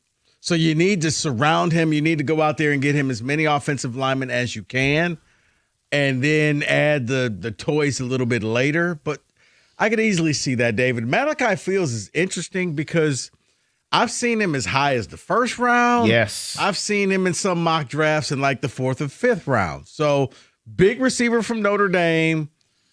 Surratt, we saw him playing for Indiana. So there are receivers out there. You know me. I think there are a lot of good receivers that you can get. You don't have to waste a second-round pick. I'd rather take that second-round pick and get the best blindside tackle that you can find. Because there's the kid from Arizona State who'll probably be available in the second round. Well, let me get to that one here, because this bold one says, and that's Jordan Tyson is who you're speaking of. No, I'm talking about an offensive lineman. Yeah, I forgot his lineman. name. Okay. Yeah. I'll get to the Jordan Tyson one. He is also from Arizona State. It says Jordan Tyson gets drafted before Carnell Tate. No. No. I think Carnell Tate, you just look at the lineage from that university at that position. Now, granted, Marvin Harrison Jr. has been a little bit of a disappointment, but you know what? I wonder if it's because you put two weird people together. Yeah. And him and Kyler Murray, because Marvin Harrison, he's not you can't have two weird people. Right. But yes, what you're saying, Stoney, the lineage, you're going to take that Ohio State. Right. You look at what JSN just did. Yeah, you got Chris Olave, who's been really good. Before he went loco Michael Thomas as well. The guy I'm talking about is Max Iaconor, the offensive tackle from Arizona State. Yeah. So that would be second That round. would is what be you would second do for the round. Raiders. There are some people have him maybe late first, but I think he's more of a second round guy, early. And they'll have the first pick of the second round. So next one here, this one maybe you consider bold, maybe you don't. It says Jeremiah Love finds himself drafted in the top 5. And it specifically says the Tennessee Titans. It says while they have Tony Pollard, they also have head coach Robert Saleh, who saw what McCaffrey did for the 49ers. And their offensive coordinator is Brian Daboll, who saw what Saquon Barkley can do for them. Bingo. They don't have, Derrick Henry anymore. It makes sense, but especially on this show, you don't draft a running back that high before. It's going to be interesting if they don't to see what Mike's New York Giants do, because, they have decent running backs, but you put him on that team. Scottibo's about to talk himself out the league. I know. Their wide receivers are promising, assuming Neighbors gets back healthy. You got a running back like Jeremiah Love with Jackson Dart. Things look pretty good. I just don't think they would take him there. You'd be ridiculous to take him. Yes. Over Caleb Downs, over Sonny Styles, right, over all of these people who can help your defense out. He is a running back. And you know what, David? If he doesn't go to Tennessee, he may fall. It may be like the Aaron Rodgers where he could fall into like the late 20s, maybe even going to Seattle. No. Well, the mock draft I saw this week had him going 7 to the Commanders. Because here's the thing. is he a want or is he a need? For a lot of people, he's a want. He's not a need. That's why I can see him dropping all the way to Seattle where they're like, well, we just got rid of our running back. We'll take him. Yes. But Tennessee could afford to do this because I don't think there's any expectation for Tennessee right now. No, you still new coach, second-year Cam quarterback. Ward. So if and I think aren't they getting ready to go into a new stadium next year? Yes. Yeah. The thing is, though, that what everybody seems to think, and it's this argument as far as economics versus ability, that Jeremiah Love, if not the best, he's the second best player in the draft. A lot of people believe that. Yes, they do. A lot of people believe that. You all mentioned the New York Giants. Let's get to them with a bold draft decision here. It says the New York Giants trade out of number 5. It says, yes, Caleb Downs could be there, but it's smart for them to trade out of that pick, get more picks earlier in the process to improve the overall roster depth. And it mentions 2 teams here that may be a possibility depending on how far they want to fall. It says the Rams, who are at 13. The Lions, who are at 17. To move up to 5? Could you see the Lions trading with the 5? And if they do, who are you going to get? Okay. Oh, you know who you're going to get? You're going to get Monroe Freeling? I think you're going to get Maliago if he's still there, the offensive lineman from Miami. Or, right? Yeah, I mean, either that or unless you want to go D-line. But, I take that back. Brad thinks his D-line is okay. So I guess Carnell Tate. If you're no, they're not. Well, let me get to my next bold one. But David, it would make sense if they would take, Bain won't be there, but that's costing you a first rounder next year or a second, definitely. No, that's 2 first rounders. I think they move up to 5. Well, because you're moving from 17 to 5, it probably would cost you a future first. But let me ask you this, because the next bold one here for the draft, and you mentioned them, it says Georgia's Monroe Freely emerges as offensive tackle number 1 is what they believe. Right. So if that's the case, and the Lions are trading up from 17 to 5 to get him, is the extra first round pick, the future pick, worth it to get him? No. I'm going to say no. I'm going to agree with you, Stoney. I'm going to say it's no because you didn't make moves in free agency. So it's not like he is the last piece of the puzzle. You're going to need that first round pick next year as well. So there's a lot of decisions here that kind of, touch and help each other. The Giants here, but maybe the Lions are trading up with that, whole Monroe Freeling situation. So there's a lot of bold decisions here, and that is your NFL Blitz 97.1.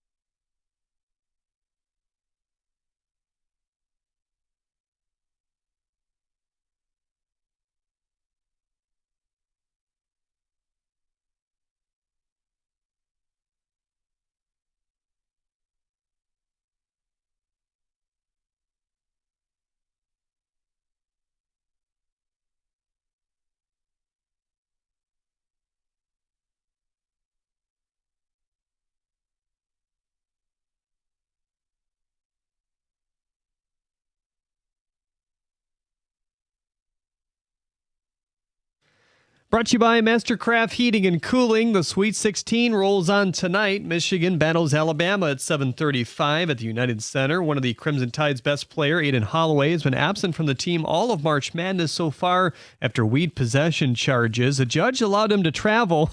Yes, a judge allowed him to travel, but as of now, it does not appear he will be playing tonight. Michigan State in Washington, D.C., readying for a battle with UConn. They tip late at 9:45. Ex-EMU hoop star George Gervin is surprised that Bears quarterback Caleb Williams tried to trademark his nickname Iceman, telling ESPN, quote, "I've been the Iceman for 40-something years. I never thought anybody would try to trademark it. He kind of knocked me out of the box," end quote. Gervin filed a patent a few days later after Williams as well. The Red Wings are desperate for a win against a Sabres squad that has a 6-game point streak going on. You can hear Ken Cal's call over on WWJ News Radio 950 at 7. The team called up goalie Michael Pastava under emergency conditions and fear that Talbot may not be able to back up, but it sounds like he will. The Tigers have game 2 against the Padres. It's a 9:40 first pitch here on 97.1. Framber Valdez will make his Detroit debut tonight. Michael King throws for the Padres.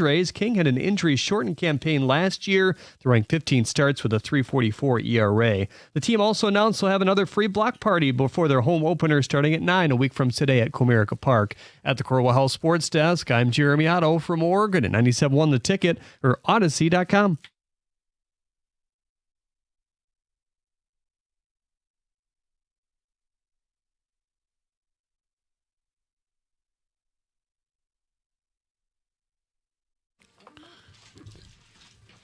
It's a good question, Mr. Otto. Should I get Stoney trademarked? Is it trademarked? Yeah. No. Okay. I probably should have. Well, should I try to trademark it right now? Should I go file one? Sure, absolutely. The Iceman, by the way, was one of the greatest posters ever. When he's sitting in that chair of ice. It was just awesome. And in my era, that made many dorm room walls. Can finger roll. I remember that commercial. Oh God, he was great. Real quick, I know we were talking about something else, but I thought that was the dumbest thing in the world. Seriously, Caleb, no. How about you crack open a book? How about you see that somebody else was called Iceman who had a long career and is a Hall of Famer? And you just say, I like this Iceman thing. I'm going to trademark this. No. Here's the other thing. It would be one thing if, I don't know, people called him that and he decided he wanted to trademark it. I never heard of Caleb Williams being called the Iceman before. The first time I heard it, I was just like, wait, who's Iceman? From the movie. Maybe Iceman should have been forward thinking and trademarked it some 50 years ago. Probably, yeah. Or has he never heard of Chuck Liddell, the Iceman? Like, you're not the only one, dude. Right, but it's one of those, I guess you don't think you need to trademark your name because it's like somebody coming out saying, I want to call myself Magic. We had one. He was Magic. And, yeah. I'm going to guess that Magic has that very well protected because he's forward thinking. That's on George, man. Yeah, but like Riley, he trademarked three-peat. That was smart. But a trademark isn't anything new. But I mean, at the time, I guess you didn't think that you needed to trademark it because he was the only Iceman. Yeah, but time has passed since. We've seen people sue for hot coffee. This is a new world. Evan, I get what you're saying, but for me, Caleb. Okay. But Caleb didn't come up with it. He was given it. Who gave him that name? People in Chicago. I don't know. Yeah, the Chicago. Because I'm like, you can't just. He didn't come up with that on his own and be like. So this ain't like 9. No, and also, I'm pretty sure he's a Nike athlete. And wasn't Iceman all created through Nike in that poster? Yeah.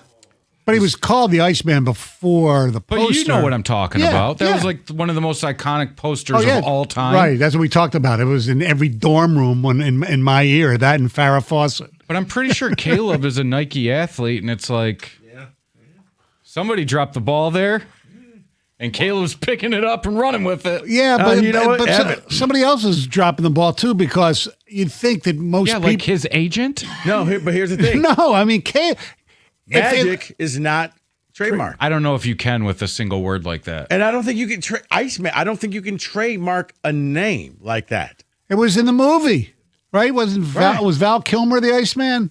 Oh, in Top Gun. Top Gun. Yeah. So I don't think. You didn't like Top Gun? I don't watch Tom Cruise movies. Oh, I know. Look, he's a weird ass. There's no doubt about it. David, are you okay? They got nowhere. Hold on a second. You sound like Jansen, because Jansen couldn't stand him because he was so small, and he was friends with friends with Daniel Snyder.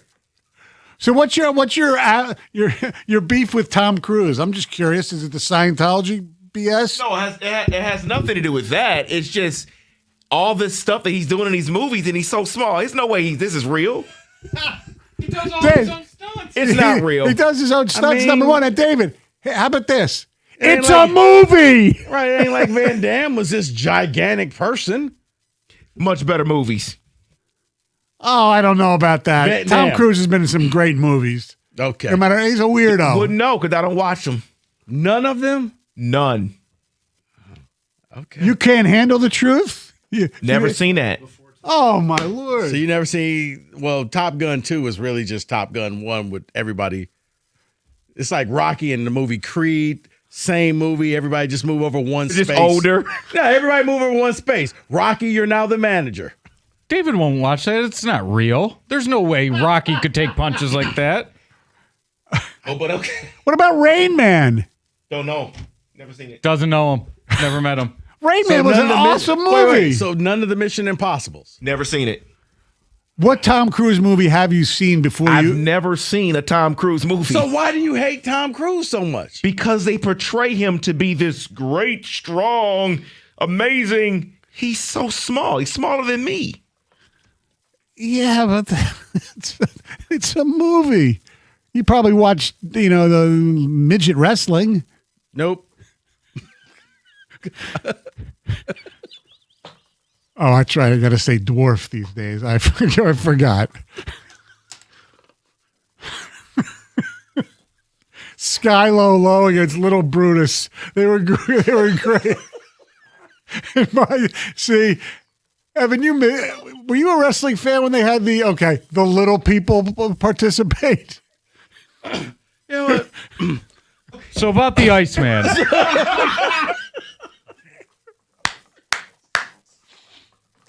I just can't get over you've never seen a Tom Cruise movie before. Yeah. And I the whole Iceman thing, though, yeah. If you're Caleb. Jerry Maguire. It's a good movie. It's not really that good. It's good. It's not great. I thought it was going to be like Any Given Sunday where it was a football movie. I'm like, this is a chick flick. This is not a football movie. Well, I knew it wasn't going to be a football movie because. By the way, Rico, my wife just texted me. You asked the question, what's wrong with me? She said a lot. Yeah. Nope. Whoa. No. What is going on? Okay. Time out. So, Iceman, should he have the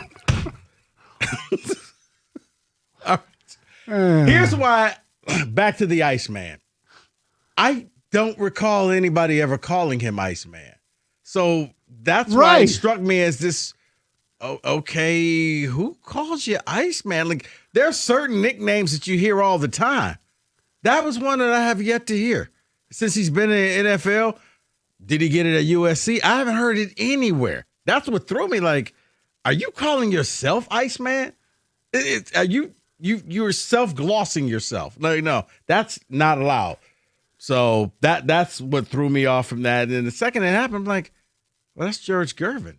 Why anybody, I guess, older than, 40, 50? George Gervin did a cameo in Marty Supreme, by the way.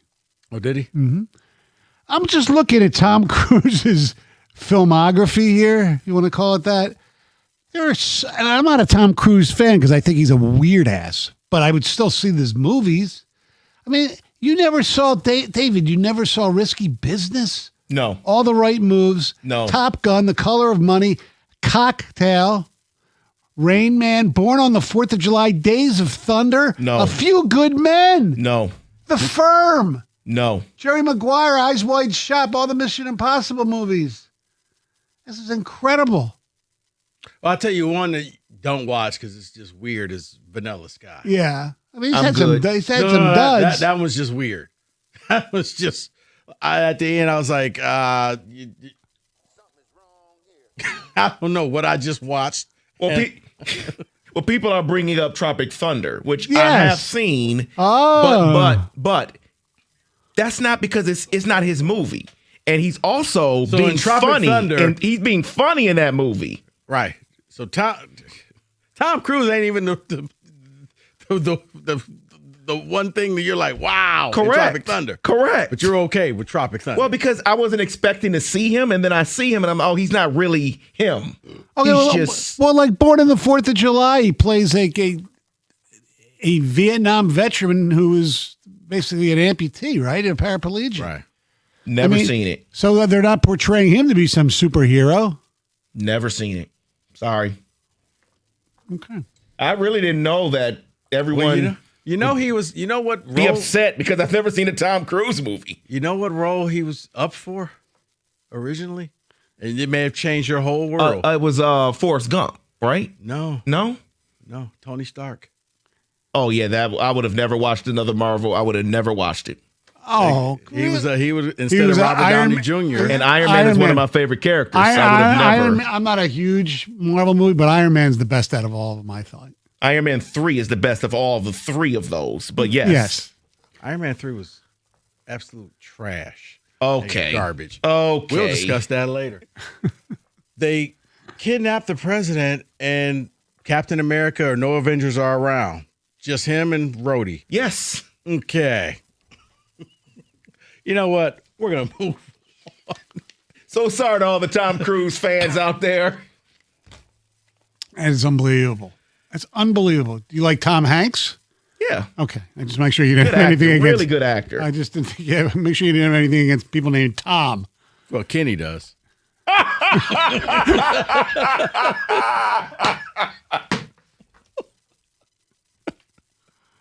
You know what? This is a good time. Hey, imagine all that can happen in 5 years. Jobs may change, your kids will grow, new memes will come out. But what if you have reliable, intelligent Wi-Fi and a price that didn't change for 5 years? Thanks to the Xfinity 5-year price guarantee, you don't have to worry about that part of your future. You're guaranteed 5 years of Wi-Fi that boosts speeds to your devices that need them the most, that finds and fixes any issue before you even notice them. It's like a super intelligent Wi-Fi that keeps you protected from online threats. You get incredible gaming speeds on multiple devices, and no one is battling for that bandwidth. For the next 5 years, all your devices will be working perfectly in harmony, and you'll get our best equipment with no annual contracts, no fees, and no strings. So even though your kids will grow up and you still don't understand what 6-7 means, your internet will stay sharp, reliable, and most importantly, the price will stay put. Plus, get online in minutes with same-day Wi-Fi, all with Xfinity 5-year price guarantee. Lock in your price and unlock the possibilities. Xfinity, imagine that. Restrictions apply. Select plans only. To get started, call Xfinity, visit Xfinity.com, or just drop into an Xfinity store today.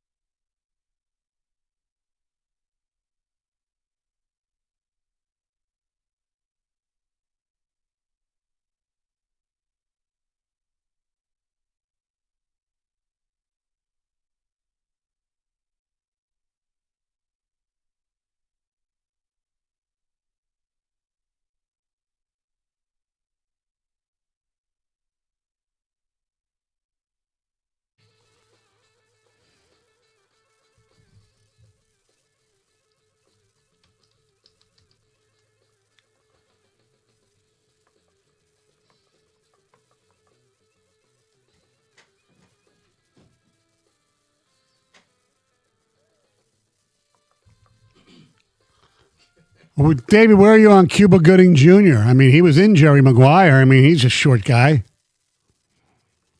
What about him? You couldn't see him as a great football player, could you?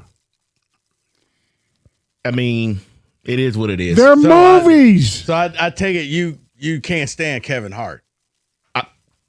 Kenny knows. I've told him I cannot stand Kevin Hart. I'm not a big I don't even think he's 5 feet. The best thing he was in was when he made that appearance in 40-Year-Old Virgin. That's it. Okay. Everything else has been not funny. I'm not a huge Kevin Hart guy either. I think he's funny, he's clever, but he's not. I mean, I'm still a little bitter that he tried to get on the podium and the Eagles won the Super Bowl. He's from your city. You should love him. I know. Well, you know. Are we supposed to love our own? Love McGonagall. Really? He tried to get up on the podium? Or something like that. Yeah, I remember that. I vaguely remember that. You need somebody to lift him up? Yeah. No, it's weird. Unrelated, but I remember every year at the end of the tournament, I always look forward. I wait to the end, no matter who wins, to see the one shining moment. And it was the year Jennifer Hudson did it. And I'm like, why am I watching a Jennifer Hudson music video? We don't need to see you. We don't need to see anything about you.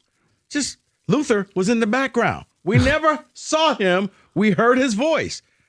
But it was like she was in about a third of the video. And I'm like, I'd rather see highlights and teams. You want to see all the magical moments. Players running over cheerleaders. Remember that one? Yeah, or crying cheerleaders or kids in the crowd devastated. Yes.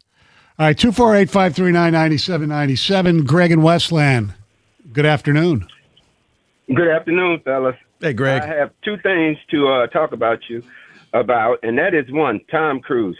Now, he's a little guy. I'm a little guy. I'm only 5'5", but I like him because my buddy, he hated him because he played Jack Reacher, and Jack Reacher in the book was 6'5" and all that. But yeah, I look at it as nobody's going to think this little guy can kick your ass, but he sits there, and I like the way he works.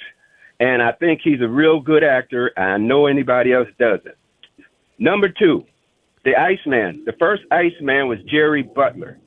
He was a soul singer back in the 60s. Oh, I did. Yeah. I didn't know he was called the Iceman though.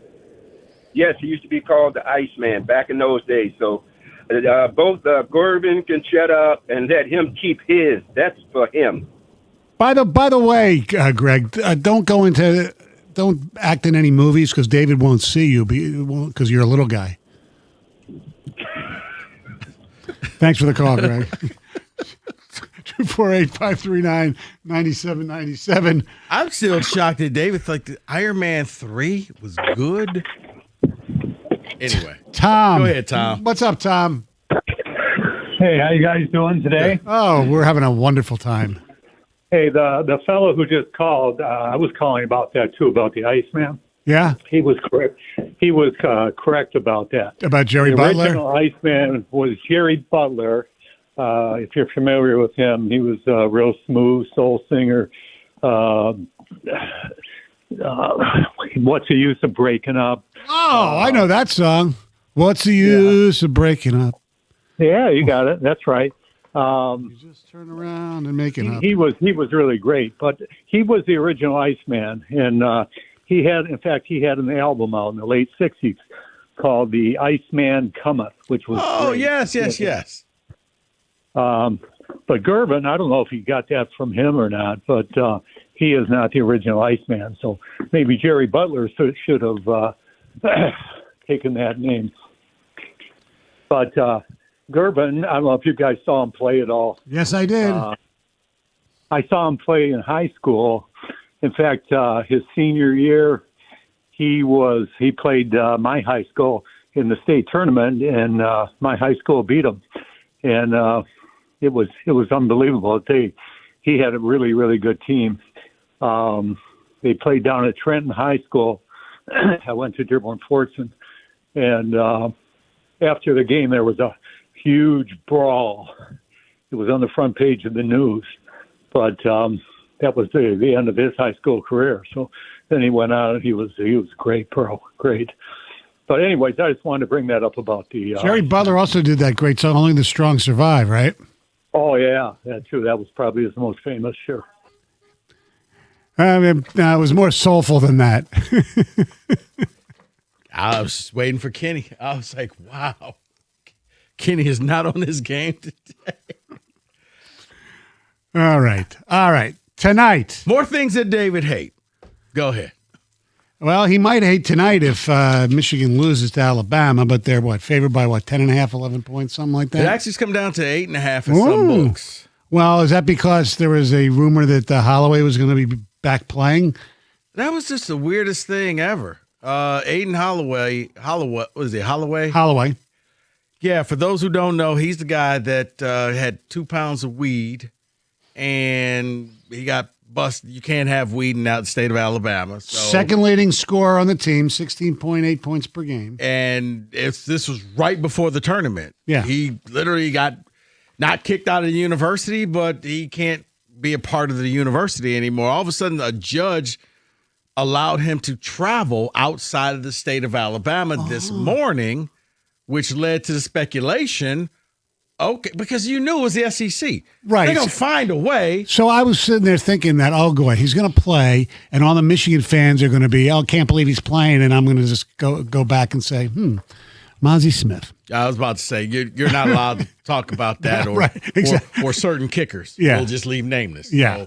So it looked like he was about to, but then I guess it's come out and they're saying like John Rothstein and some others are like he's not playing. Play. I thought maybe he would be there in the event that they upset Michigan, and then he would, we're on the team. Because he was listed as out. Because Rieger called me this morning. Right. How can he play? He's listed as out. Like, this ain't the NFL. What's the repercussions? What are you going to do? Rieger was bitching about this? Yes. He ain't allowed to play. They listed him as out. So they play him. What's the repercussions? Are they going to suspend who? It's the NCAA. There's no rules. No rules.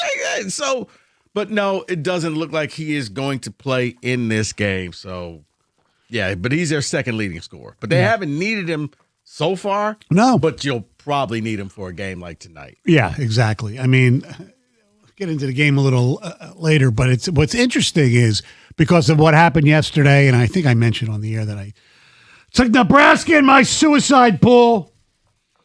Sorry, Sonny. It's okay. I went for some help. And everybody said, yeah, take Nebraska. Or some people said take Houston, which I was going to, and they lost too. Only Evan Jenkins said Iowa. Take Iowa. Be bold. Yeah, he was like, I'm going to be the contrarian. Let's just take Iowa. Take Iowa. I don't know if I put a kick in Iowa, I would have still been alive. I was watching the Nebraska game and said, okay, you know what? They have this game in hand. Let me go back to focus on Purdue, who was struggling. That was a terrific game. And then I'm like, whoa. I'm looking at the score like, wait, Iowa's about to win this thing? Nebraska went like 6-7 minutes without scoring. It was ridiculous. Right, that's what I said. I thought, okay, Nebraska has this. Sanford was out there. They were raining threes. Everything was going the right way. And then they can't count to 5. They had a play where they had 4 people on the court. I know. Coach Hoiberg couldn't figure it out. He blamed himself, which he should have. Yeah, it was a weird-ass game. But what it did do, and especially with Illinois winning as well, beating Houston, you're guaranteed a Big Ten, at least one Big Ten team is going to be in the Final Four. Correct. So we know tomorrow there'll be it'll be either Illinois or Iowa. And a Big Ten team with the initial I, and it ain't Indiana. You know what? They're a football powerhouse. That's right. Anyway, so they don't care about hoops anymore. So there still could be, if things go well for the locals tonight and then on the weekend, there could be 4 Big Ten teams. He said it. In the Final Four. You think so? There could be. It could be. It means Purdue would have to just beat Arizona. And Arizona looked great last night. They are everything that they looked like in the beginning of the year when Mike initially took that bet. Now, I thought that Arizona would do Arizona-like things and end up choking away a game. Like they said, this is the first time they've had a chance to go to the Final Four since Lute Olson in 2001, I believe. Yeah, probably. So they normally have lost by now. They've normally choked the away. last time they were in the Final Fours, Unfortunately, when they beat Michigan State in 2001. Yeah. Wow. They had a good team. That was Richard Jefferson and those guys, right? Well, and think Mike about it, Bibby. The year before that was the last time the Big Ten won. I know. To put things in perspective. Unless you count. No, we don't. You don't count Maryland in 2002. No. The Juan Dixon years. We don't. I know. All right, 248-539-9797. I do want to ask, though, taking away the rivalry part of it, are you a Big Ten person? Do you hope if your school can't get in, and I'm not asking for Michigan people to root for Michigan State or vice versa, but do you want somebody from the Big Ten to win the national championship, just shut it off, shut everybody up for now? 97.1.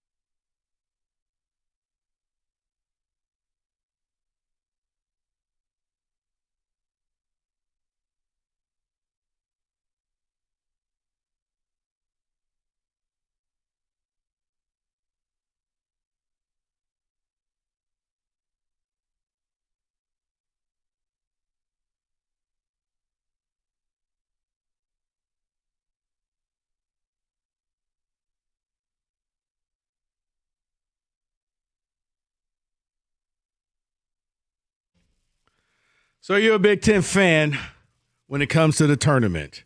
Do you root for the conference and the brand, the B1G, 248-539-9797? Because it is possible, Stoney.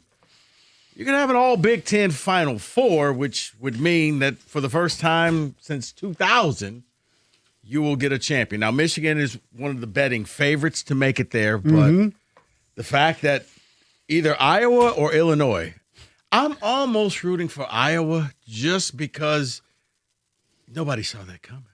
I don't even think the coach saw that. No. Like Iowa, no. Anybody who put Iowa to go to the Final Four just to make it, you're probably going to make a lot of money. Right. They are also somebody who either lives in Iowa or went to Iowa. Yeah. Because I haven't checked my the brackets of the pool that I run, and it's over 200 people, and I have no idea. I don't think anybody chose Iowa. Is Caitlin Clark in your pool?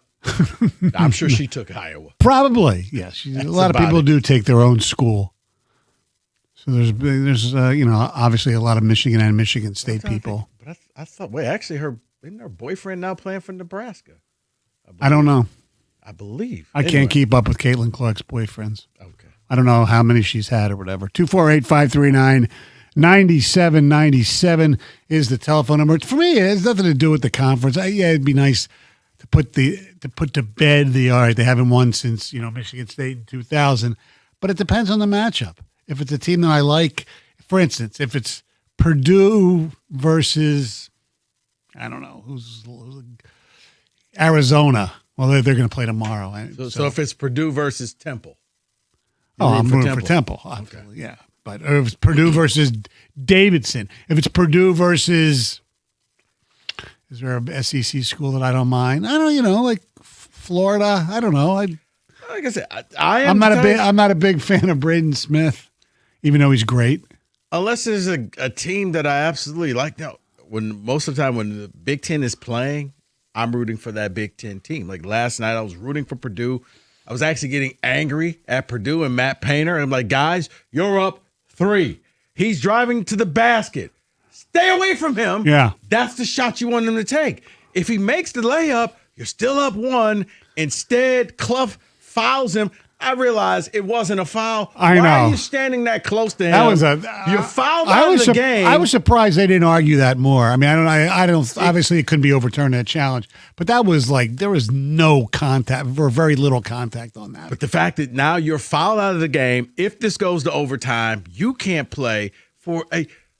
It was the play you wanted. You don't want them to shoot a 3. Right. Either you foul them or you let them shoot a 2. You're still up 1, and they're going to end up fouling Braden Smith, who shoots over 90% free throws. Ball game. Yes. You won. But I was rooting for Purdue. I mean, the Iowa. So you'll Nebraska, obviously root for anybody in the Big Ten except Michigan, I would assume. Correct. Okay. Yeah. 248-539-9797. Let's go to Larry in Grand Rapids. What's up? Great show. I'm a Michigan fan, and I still root for any team in the tournament, even the ugly green team. But I do have one question for you guys. Last night on the television, one game starts at 7:10, one 7:25. Why can't they space it apart? Because I wanted to watch some of the Iowa game, but yet they end up ending at the same time. And then the second set of games starts at the same time. And if they're spaced out a lot more, which shouldn't be a problem. But what do you feel about that?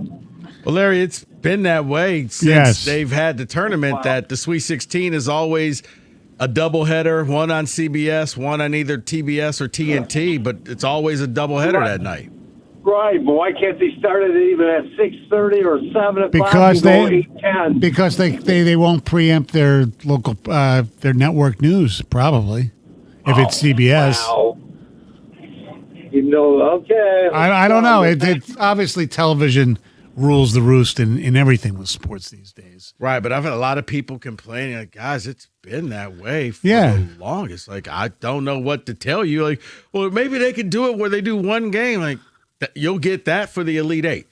For the Elite Eight, it's one solo game followed by the next game. Right. And then on Sunday, it's the same thing. A game that's going to be at 2. It's going to be another game at 4:30. They'll be the only time that you'll see the solo. But at this point, it's still staggered. And I think they also do it just in case one game's a blowout and one game is good. so you could switch to that. Now, they didn't realize that the 2 early games were going to be really good. 2 later games, not so much. The biggest atrocity in television with the NCAA tournament is round 2, when they have these Sunday games starting at 10:30 Eastern time. That's just a joke for most people who have to get up and go to work because it has nothing to do with geography either in a lot of cases. No, but the only way I think that they could justify that is that make all the West Regional the late games, because then it's the West teams. Their fans are still up because it's not 10 o'clock to them. It's 7 o'clock to them. They can still watch the game and still go to bed around 9:30, 10 o'clock. So I have to give some news here. Do not want to do breaking news here because we're still kind of waiting on what this is. But Tiger Woods was involved in a rollover crash in Jupiter Island, Florida on Friday afternoon around 2 p.m. His condition was not immediately clear, and there's no details about the cause of the crash. So I just wanted to bring that up. We're getting a lot of texts and a lot of calls on it already, but that's the news of the day. We'll see what happens with this as the day continues. Wow, yeah, Evan had just showed me something, and I was like, wait, is this today? I saw it on the bottom line on ESPN, and I was like searching for it, and then David, you did the right thing. Broke in with it. Yeah, I didn't know exactly. Wow. And we don't know anything about it? Not yet. No calls yet or condition, so we don't know. And he was scheduled to make a comeback, right? Well, he did actually. He played in the indoor finals. It was contemplating maybe the Masters. Yeah, well, there was a story today that he was going to make the announcement whether he was going to play or not, and it appeared that he wasn't. But his girlfriend's grandfather, I believe, was the president of the United States or something like that. I don't know. He goes out with anyway, but Donald Trump supposedly hinted that he was not going to play in the Masters. So I don't know. I just hope he's okay. Wait, Tiger's girlfriend's grandfather. There's something is Donald Trump, basically. It's something like that. I don't know the whole story. Somebody who's more learned than me can let me know the relationship between Tiger Woods and his girlfriend, who is related to the president of the United States. Okay. But you don't keep up with Caitlin Clark.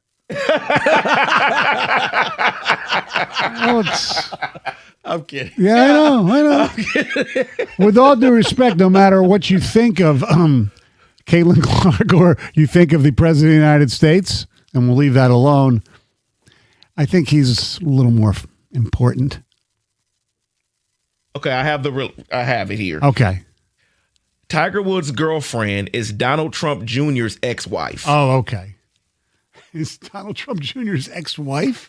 Wow. Okay. You learn something every day. Even things you didn't care. Correct. I knew there was a connection, though. I knew that. And Tiger Woods, for those of you who don't realize, he does live in Jupiter. And if he doesn't play again, that T-shirt that I got, Evan, the Jupiter Lynx, might be worth something. Damn, I should have went the following week and got Tiger to sign it for her. Could have been the last autograph he ever signed. Oh, no. Evan's wearing it now. Wearing it. I do have text communications regarding the Big Ten here, though. Someone texts in and says, diehard Wolverines fan, come tourney time, I fanatically root for the entire Big Ten. Why wouldn't you? If MSU won, I'd be happy. Okay. Another one says, I cheer for the Big Ten besides the cheaters of the North. I hope Michigan crashes and burns. Okay. Another one says, I went to Xavier in Big East. I am rooting for St. John's, but I would never and could never root for UConn. Yeah, I think there are just certain schools that you can't cross that border. Like, yeah, if Iowa won the whole thing or Purdue won the whole thing, I'm like, okay, good for you. But yeah, Michigan is the only one. Like, nah, not really. I understand. Look, I understand rivalries. I get it. It's like when it comes to football, I'll root for any Big Ten team except for Ohio State. I can root for Ohio State. I know you can. Yeah, I can't root for Ohio State or Michigan State, so I'm good. I can root for Michigan State, but I can't root for Ohio State. Yeah, you are the anomaly. I am the anomaly. You can flip the allegiance like nobody's business. Well, it's not even, Stoney, I kind of respect that. It's not even flip the allegiance. It's just when it comes to basketball, I like both. No. I really like Michigan football, so they're like my number one or two if you're listing all the teams, locally. But it comes to basketball, I'm admitted I'm a Tom Izzo slappy, so I'll always root for Tom Izzo against every other team except the American University, which no school around here is man enough to play them. The last time I like Beeline, I like Beeline. Right. I think the last time I acted and rooted for Michigan or didn't root against them. How about that? Yes. Derek Walton was playing for them. Okay. Because I like Derek Walton. Other than that, I'm good. Let me ask you this. I'm just curious. Did your hate for Michigan, was it before you went to Michigan State? Yes. Okay. Yes. The arrogance. It was Harbaugh and the guarantee over Ohio State, and it's just, okay. Just never cared for it. 97-1. Ladies and gentlemen, you don't have to be blind to figure out that Rico can't stand Michigan. But I know and coaches know it takes a top professional many years to perfect the fundamentals of his craft. And it's why 7 years ago I went to see the amazing Dr. Yaldo, the most experienced eye surgeon in the city. My near vision was awful, and the onset of cataracts was making everything else blurry. So he inserted a tiny bifocal lens in each of my eyes.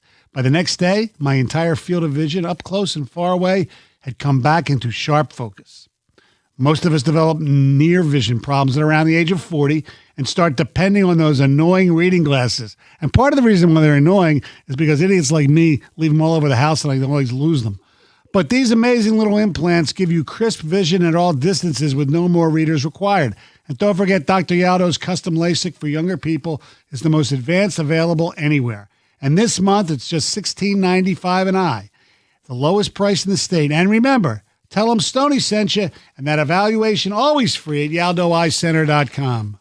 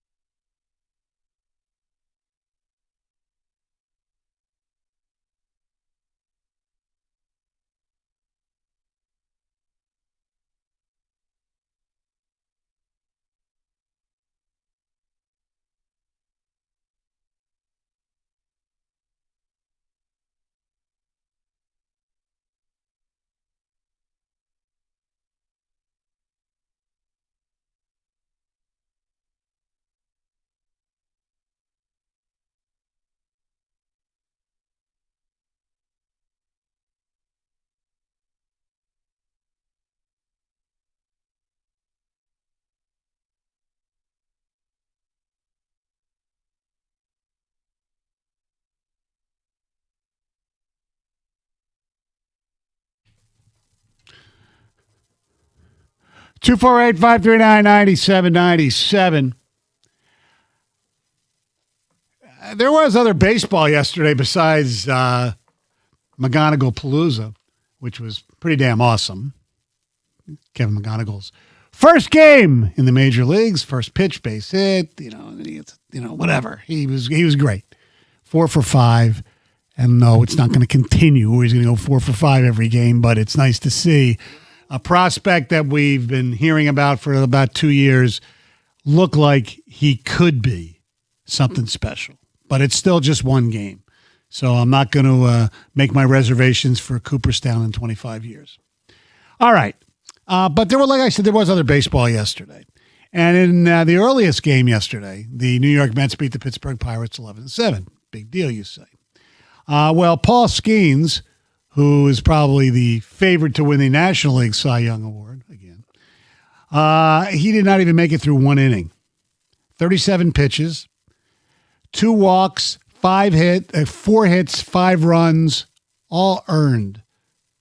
However, if you watch that inning, O'Neal Cruz, the Pittsburgh Pirate outfielder, misplayed one ball where he had an awful route that it's like, what are we? Am I watching a little leaguer here? He doesn't know how to run a route. And then there was another one he kind of misjudged, whether it was in the sun or whatever. Anyway, balls that I didn't think under normal circumstances would have been outs. So I have a little pet peeve, and it's with official scoring in baseball. And this one, you knew was not going to be called an error because it never touched a glove, really. They have to change this. If a guy is under a ball and he loses it in the sun or he just makes a bad play, whether it touches his glove or not, that should be an error. It's not the pitcher's fault that the outfielder, or in some cases the infielder, don't touch the ball but botch a play that any regular major leaguer should make. It should be an error. It shouldn't be a hit.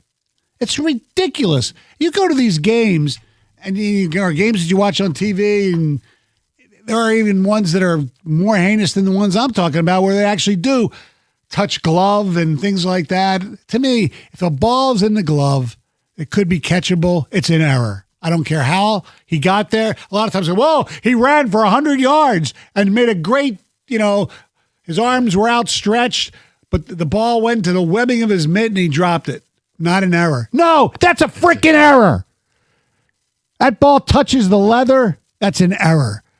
A routine pop-up that drops that you don't touch, automatically an error. This world is getting so soft. Oh, we don't want to give him an error. And then they have these a-hole players who call up to the press box and one scoring plays changed to benefit them. Yeah, because they're contracts. I guess somebody has to take the brunt of it. I have that same gripe, but it's a different sport. It's when quarterback throws the ball to the receiver tips the ball up in the air, and it gets picked. Hit him in the hands. Yes. That's not the quarterback's fault. I know. Quarterback gets an interception for that. Right. There has to be a new category that if a receiver tips the ball in the air, it goes against the receiver and not the QB, because you'll be like, oh, well, look at how many picks he's thrown. But when you actually go to look at the picks, well, that should have been a catch. That should have been a catch. And that should have been a catch. Yeah. Ended up being interceptions, and the quarterback gets punished for that. Correct. Because your receiver, you hit him in the worst spot. You hit him in the hands. Right. And then, look, there's a lot of times, which I understand why it's not over or scored differently, when the receiver the miscommunication, the receiver runs the wrong route. It turns into an interception. I get it. But you've seen it where yes. The receiver gets it and he flips it way high in the air, and the safety's just like, thank you, and catches it. Right. And it's an interception on the quarterback, all quarterback's fault. I don't count those. I don't care who the quarterback is, whether I like you or not. If you throw a pick like that, in my book, that's not your fault. Or one of those like Hail Marys at the end of the half or something. They shouldn't be interceptions either. Yeah, you're correct. Well, I mean, but on the flip side, if you catch the touchdown, you're going to get credit for the touchdown. So that's then don't give them credit. Or either way, yes, because that's like they changed the rule in the NBA where the heave at the end of the game or a half is not counted against your field goal percentage. Correct. I agree. It shouldn't be a touchdown at the end or shouldn't be an interception. It's just if it happens, it happens. Like Aaron Rodgers shouldn't have been credited for a touchdown on the Gainwell play against the Lions, right? Pitch back and forth type of thing. No, not that one. The game against the Steelers last year where Kenneth Gainwell made that amazing catch and Anzalone forgot to actually touch him. Yes. Well, you know, it is what it is. I know. That's part of the Lions' history. One thing that annoys me is, and I hear it all the time, I heard it yesterday. Oh, he hit it hard right at the defender. That was a hard hit, but it wasn't a hit. It was an out. You cannot say hard hit when, in fact, it wasn't a hit. The classic Spencer Torkelson metric is, he hit the ball really hard right at the outfielder, but he hit the ball really hard. We had a couple of good at-bats. 450-foot foul ball. No, it's just a foul ball. But the error thing really bothers me because they get away with these fielders get away with not being charged for errors when they should. When they're routine plays that just because it doesn't touch the guy's, glove, that it's not called an error. It's ridiculous. And the official scoring at baseball games and some of the guys who do it at Camargo Park, they work hard at their craft, if we can even call it a craft, but they're too nice. They're too lenient. They are. And a lot of times the home players get the benefit of the doubt more than the other. And a lot of times it happens with no hitters and things like that. I was about to say, let a no hitter happen. And, it's an error, not a hit. All right, 97-1.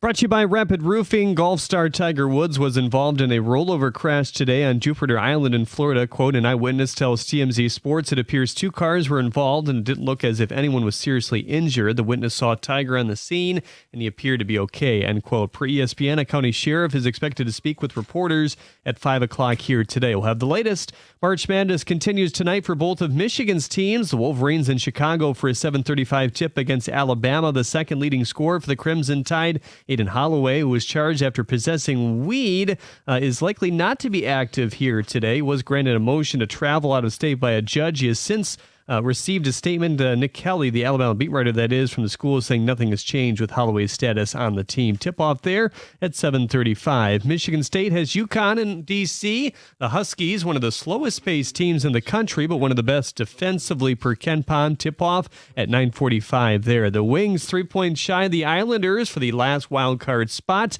after the results last night. Today, Detroit has the Sabres. Hear the 6:45 pregame on WWJ News Radio 950. John Gibson will make the start in goal. Per the Cott Research Association, the Wings have never won on a Friday in New York in history. The Tigers have game 2 against the Padres tonight. It's a 9:40 first pitch. You're on 97.1. Framber Valdez will make his Detroit debut. Michael King throws for the Padres at the Corwell Health Sports Desk. He's counting at me. I'm Jeremy Otto. For more, go to 97.1 The Ticket or Odyssey.com.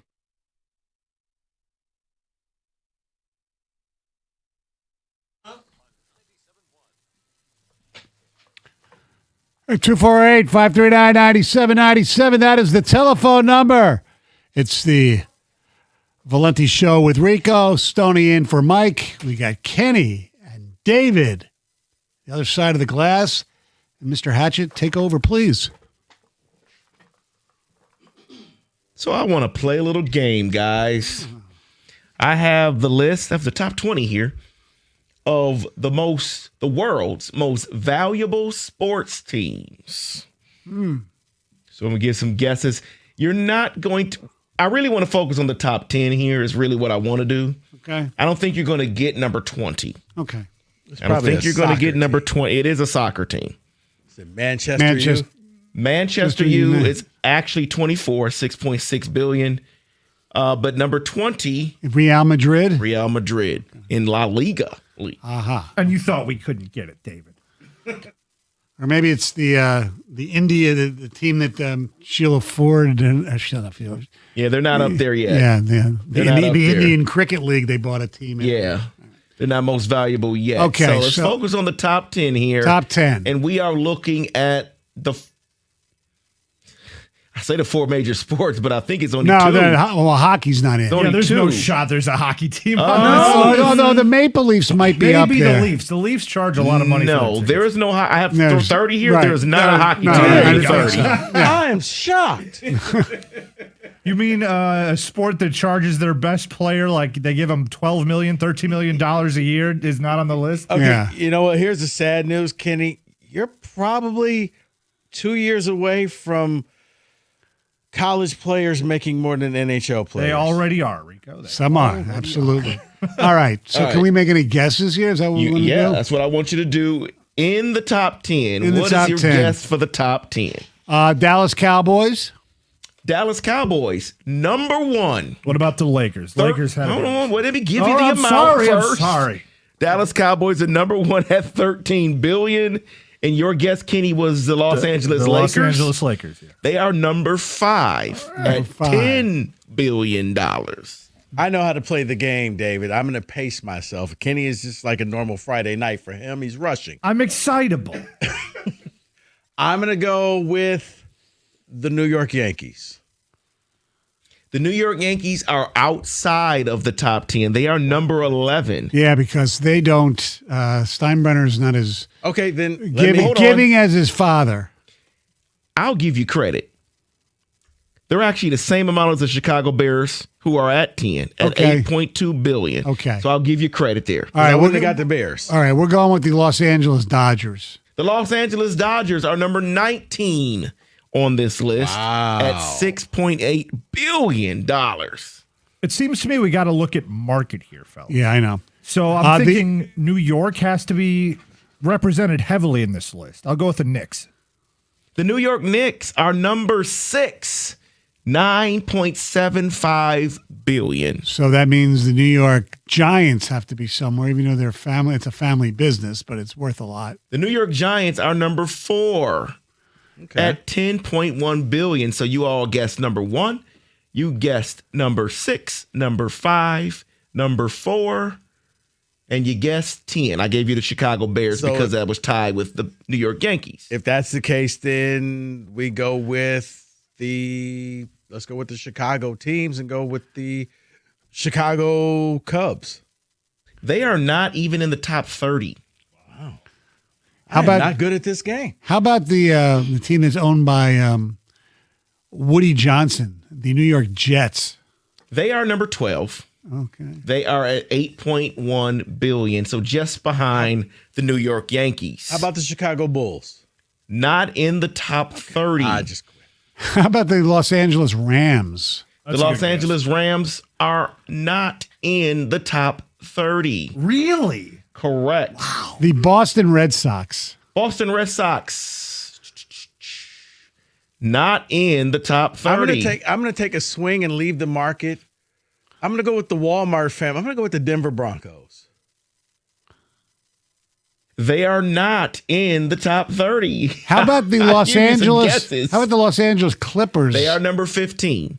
The Clippers are number 15 at $7.5 Steve billion. Ballmer. And they are tied at 15 with an NFL team. I don't know. Miami? Miami, yes. Oh. The Miami Dolphins. Hey, you did it. Tied at 15 with the Los Angeles Clippers. Well, the Celtics sold recently. The Celtics have to be in there. They're number 21, $6.7 billion. I'll give you a guess here for something. Wait. Okay. Phoenix Suns? No. How about my hometown? How about the Philadelphia Eagles? Philadelphia Eagles. Ding, ding, ding, ding, ding, ding, ding. Number 9, $8.3 billion. That means the Sixers? No, I don't think so. No. What about Golden State? Number 2, Joe Lacob. Golden State Warriors are $11 billion. So what else are we top 10? What are we missing in the top 10? You're missing number 3. You're missing number 8 and number 7. All right. We still need is there a baseball team left in there? I said 3. We're all NFL teams. That All you're missing in NFL the top teams. 10 Okay. here. All right. So, With Niners? The Niners are number 8 at $8.6 billion. So 3 and 7. 3 and 7. Well, we know it's not the Packers. The Washington Commanders? Washington Commanders are at 14 at $7.6 billion. Wouldn't be the Texans. I'll give you Seattle? a hint on number 7. Oh. They played in San Francisco recently.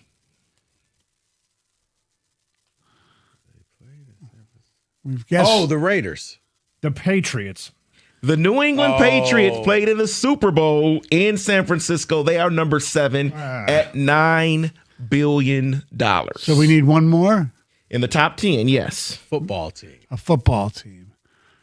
It wouldn't be You all were thinking market. Think market. Jets, Chicago, New York, Chicago. The Texans. We said that Houston's a big market, but I wouldn't consider the Texans to be. They wouldn't be number 3. No. Texans are number 17 at $7.4 Yeah, we billion. guess the Patriots. The Charlotte's not a big enough market. New Orleans is nowhere. There's a relation to this team with Detroit. Buffalo Bills? No, not number 3. Relationship with Detroit. Minnesota? Nope.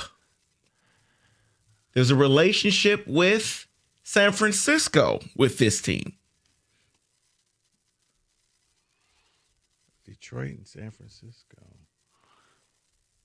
I think that clue made it harder. It actually did. I don't think it was helpful at all. I guess when I'm looking at it, it actually makes it pretty easy. The Las Vegas Raiders? No. Detroit, Sanford, like what's the common denominator? This team has won a Super Bowl. Well, that has nothing to do with Detroit. Pittsburgh?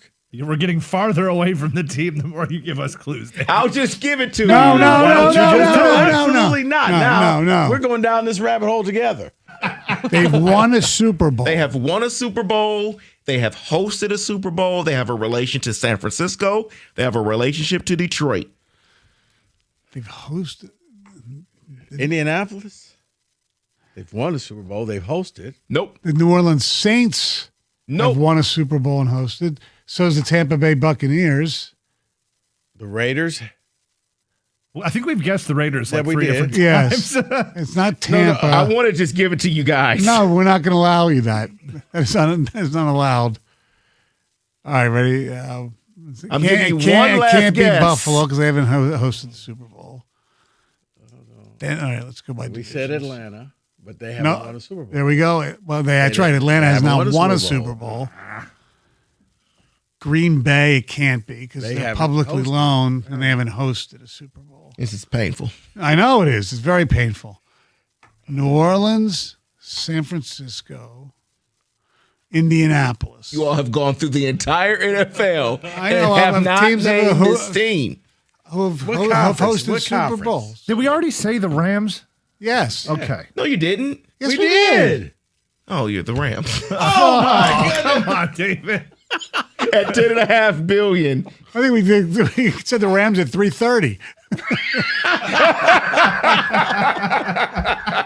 The Rams at $10.5 billion. Sorry, guys, I did not hear that. But the Raiders, you all guessed that so many times. They're at number 13, $7.7 billion. Okay. Duke. Somebody mentioned the Packers earlier. They are shockingly on this list. Wow. At $6.65 billion, number 23 on That this I would list. never have guessed. And the Steelers are also at $6.5 billion. There is an F1 organization on here, Ferrari. Oh. $6.5 billion, number 26 on this list. That is correct, Kenny. Though that is your sports blitz that clearly I didn't hear the Rams. 97-1. All right. As you can see, the sun is starting to stay out a little bit longer. Spring is here. Now, do you want your lawn to be the best lawn on the block? It's simple. You need to call Natural Way Lawn and Tree Service right now. 888-GET-GREEN. That's 888-GET-GREEN. Or you go online at naturalwaylawn.com. What they're going to do is they're going to design a program to strengthen your turf and improve the color and control the weeds in your yard. Because by the time you see those weeds, it's already too late. You got to start early for the best results. And it's far easier to prevent a problem than it is to fix one. So what do you need to do? You need to call 888-GET-GREEN right now. As a matter of fact, if you call Natural Way Lawn and Tree Service, purchase a full lawn program, you'll get free grub control, but you got to tell them Rico from 97.1 said to give you a call. Call 888-GET-GREEN. That's 888-GET-GREEN or go to naturalwaylawn.com.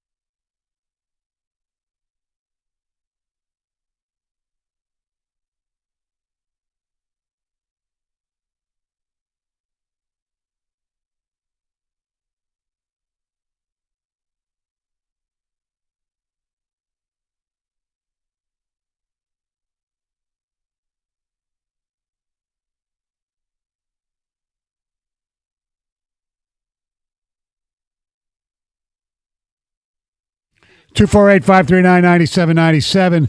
In case anybody didn't hear, Tiger Woods was involved in a rollover crash near his home in Jupiter, Florida. No details yet, but safe to say that Tiger Woods, one of the greatest drivers in one aspect of all time, and also one of the worst drivers in one aspect of all time. You proud of yourself? No, not necessarily. I could have said he went. I'm surprised he went to Stanford, didn't go to Georgia. They can't drive to that school. Anyway, yesterday, Tarek Skubal pitched a pretty damn good game yesterday, right? 74 pitches. Yeah. Gave up not one earned run. He gave up a run, but it was unearned. Mm-hmm. Struck out, 7 guys, I believe it was? Six. Six guys. Okay, I'm sorry. And he was really good, like he usually is, as a Cy Young Award winner. He is one of the best pitchers, if not the best pitcher in baseball. We know that. We also know there's a chance he may not be here after this season. However, 3 hits, 1 run, no walks, 6 Ks, 74 pitches. And in listening to a little bit of the show this morning with Jim and John, it seemed to me there was a high volume of ticket texters, text communicators, people that are pissed that Tarek Skubal didn't pitch more than 74 pitches. And if you are one of those, please tell me why. And look, I understand being upset with what happened in the last game of the playoffs last year. I get it. You're in a do-or-die situation. You have a small lead. 99 pitches after 6 innings. You could go another inning, in my opinion, and in many people's opinions. But he took himself out of the game. Whatever. Yesterday was opening day. The Tigers, when they took him out, led 8-0. 8-1, excuse me. 8-1. Why on God's green earth would you want him to still be pitching? Explain that to me. I think the only reason you want him still pitching is you're still trying to make up for the game in Seattle. You're still trying to make up for him taking himself out of the game. You want to see that he's a gamer. You want to see that he's tough. You want to see that he has it a Detroit grit and that he's all in for the team. Because he didn't sign the contract. I get it if it's 1-0 or 2-1 or 3-2. It's 8-1. Because the last time you saw him, Stoney, he took himself out of the game. And I think people are still ticked off about that. I know, I'm ticked off too, but it's like this is a new season. Let it go. It's not if Tarek Skubal pitches 110 pitches yesterday, it's not going to take away what happened the last game of the season last year. Got to let it go. I'm with you. But there are still people who have some animosity. They're still angry because they feel, well, if he goes back into the game, we win that game, it doesn't go to extra innings, and you move on. Right. And you're playing the Blue Jays. I get it, but there's nothing you can do about it now. You can bitch all off season like I did too. Call me guilty. I thought it was weak. But, man, it's like, who cares now? Doesn't mean a difference now. It's a new season. And to me, it's almost, not as, it's almost more of a malfeasance to leave him in a game on the first game of the season with 74 pitches and an 8-1 lead. That was going to be my point in all this, is that it wasn't even, you could maybe sway me if it was like 2-1 yes, or 3-2. Exactly. Maybe I still would pull him. It's opening day. You don't need him in there. But at 8-1 when they pulled him? Yes. Yeah, I'm sorry, but I really don't care. Take him out. It's fine. Yes. Save those pitches. Every pitch he doesn't throw is an extra pitch he will throw. Because for Scott Boras probably legislates his pitch count, but that's a whole different argument. So I guess, 248-539-9797. For those people who are still upset, those people who are still angry, and you just are waiting for that complete game, which is, let me just, spoiler alert, it's not going to happen this year. what does Scooble have to do to make you forget about the Seattle game, to make you move on, to make you just say, okay, we're going to mend this fence here. We're going to just call it a quits, and I'm never going to mention this again because you did this, and it'll make me forget? Or is it just something that can't be forgiven by some fans? I will never forget it, and I will never forgive him for it for that year. But once the new season starts, it's a clean slate as far as that stuff goes. I mean, it's like when he leaves here, I should say technically, if he leaves here and we go through the Scooble years of the Tigers, yes, I will always hold that against him. But common sense of yesterday is he stays in the game. You didn't need him in that game. You're up 8-1. If your bullpen can't close this thing out, we got major problems on our hands. But to some, it's almost like they treat him like Buckner and the ball going through his legs. It's like, guys, really? Are we going to do this every time he pitches? No. Is this going to be an every? But I think for some it is. Stoney, until he goes out there and throws a complete game, or goes out there and throws a no-hitter. Or he throws the Maddox that he threw last year on national television, yeah. Andy in Detroit, what's up? Hey, what's up, guys? I just wanted to say why, because of what happened last season and how it ended, he had to stay on the mound until his hand fell off last season, that last game. Right. I don't care, 90 pitches, any pitches. And I'm not letting it go. I have a brain. I know that he should have been pulled yesterday. It's fine. Okay. He wanted to leave or didn't want to leave. That's okay. But it's not something you let go, especially how the offseason went, and he went on his little tour and his little parade and the WBC. I love Scooble. Trust me. I want him to sign a deal. But the way it ended last year, there's going to be hate, and he deserves the hate. I'm not saying it's right to keep him in the game yesterday, but he deserves. Okay, well, I'm just talking about that. I understand. Like I said, I'm when he leaves here or whatever happens or his career ends here, that's always going to be a blemish on his Tiger career here, no doubt. And I won't get over it either, Andy. However, anybody who thinks that should have anything to do with what happened yesterday is an idiot, in my opinion. I agree. A complete idiot. But the reason he took himself out of the game last year is the reason why they have that opinion. That's why I understand where they're coming from. But they're stupid for that. He had to leave. You're at the beginning of the year. You don't need him. Right. But the reason they say that is because I think he pulled himself out, and the season's on the line. You don't pull yourself out in that situation. I totally agree with you as far as that goes. Let's go to Chuck in Muskegon. Good afternoon, sir. Hey, guys. How are you? Good. Hey, Chuck. Good. Hey, listen. Unless my head's stuck in the sand, I behoove anybody to show me anywhere on the internet where Tarek Skubal said he wanted to come out of that game. A.J. Hinch said that he looked at Skubal and Skubal looked at him, and they both kind of knew it was the thing to do. There's nowhere that I found, and of course you guys that's what you do for a living, so I'm sure it's all over. But if first of all, I'm old school. So first of all, if I'm managing that team, what A.J. Hinch did, and what they did yesterday was anyone would have done. Yeah, right. You want to save. Okay, I totally am hit. But I've been around baseball my whole life, never played at a professional level. But I'm here to tell you that you walk up to your ace, your two-time Cy Young Award. He only had 99 pitches. I know. It was getting up there, and he struck 7 straight hitters out. And Cal Raleigh, and you don't throw 102 with location if you're tired. If you're a good manager, you walk over there and say, hey, can you give me the 7th inning? Because the second batter's left-handed, and then if you want me to come and get you after the lefty, fine. But don't. And then A.J. Hinch he's a pompous, cocky. I don't like the guy. I don't, personally, you guys are going to grill me for this. I don't think he's a good manager, but I don't think half the people in baseball are good managers. But you look at your ace and you tell him to stand. Then he had the audacity to slap me in the face and say, oh, that was an easy decision. Really? It was an easy decision to pull your two-time Cy Young Award winner out of the game, and if you win this, you go on to play the Blue Jays? I think it was decided between both of them before that last inning, and I think that's bad. And if Skubal's a competitor, he would have said, AJ, I'm not going out.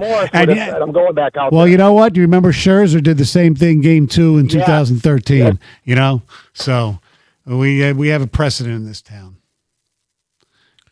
It's unfortunate, but I just wonder what does he have to do to get Tigers fans to just let it go. And there's some, Stoney, I don't think they ever will unless they win a World Series or he does something so spectacular. They'll say, okay, we can let this thing go, because I do think that every time he goes out to the mound, it's like the 6th inning is going to be that magical number. Is he going to come out for the 7th? You already know he's not.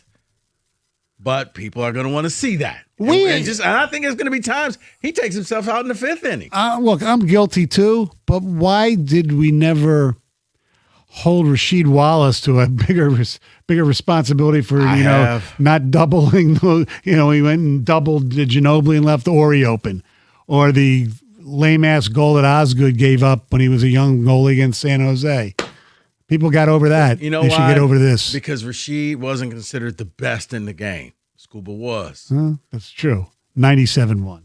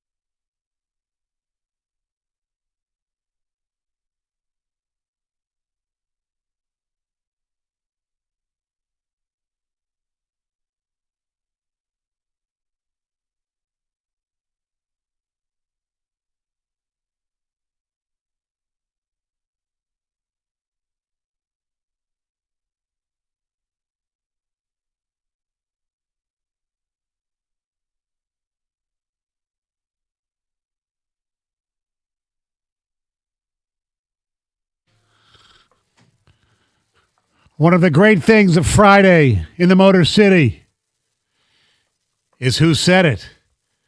Where's Evan? You're not playing? Oh. No.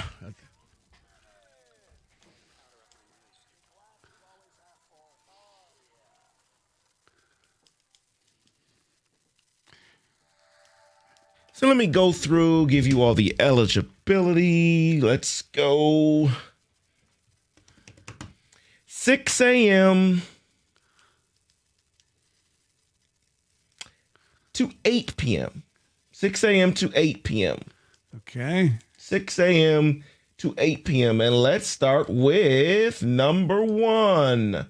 It's clear, like during the regular season, the Pistons are the best team in the East, but playoff basketball is different. Wow, that could be anybody. I was going to say, that's so vague. Who could that possibly, who would disagree with that works here? I'm going to say it's John. Why, I don't know, because anybody could have said that and be accurate. It has a touch of being critical. Just the idea that it might not work out. So maybe cookies? Again, please, David. Sure can. It's clear, like during the regular season, the Pistons are the best team in the East, but playoff basketball is different. Yeah, I'll say cookies, just because it has a touch of critical in it. I'm going to go with Gator, just for this phrase, it's clear. That's a Gator phrase. Yeah, that is true. So we're all locked in? Yeah, who said it? Who said it? Wow. The host of the midday show. He starts off with a Kang bomb. We're in trouble now, boys. This is not a good start. Ooh, why would you believe that? No. We're not in trouble. Let's go to number 2.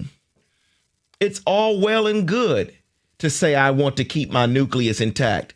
The nucleus that's winning what? The nucleus that's accomplished what? Oh, that's got to be Cookies talking about the Red Wings. Yeah, I think so too. Which means surely we're both wrong. Now, did you say anything like this, Kenny? I didn't. I wouldn't use a word like nucleus. And then now I saying that, like the last time I said that, I was wrong and it was me. So don't listen to me. I'm going to guess cookies and I'm going to shut up about it. All right, we'll go for the clean sweep. I'll go cookies as well. Who said it? All right. Yes. So you guys got it correctly. It was not about the Red Wings, though. It was about the Lions. Oh, okay. Wow. That's fair enough. It could be any team. Still counts. In this city. Kenny, it's right up there with your baseball bat sound effect.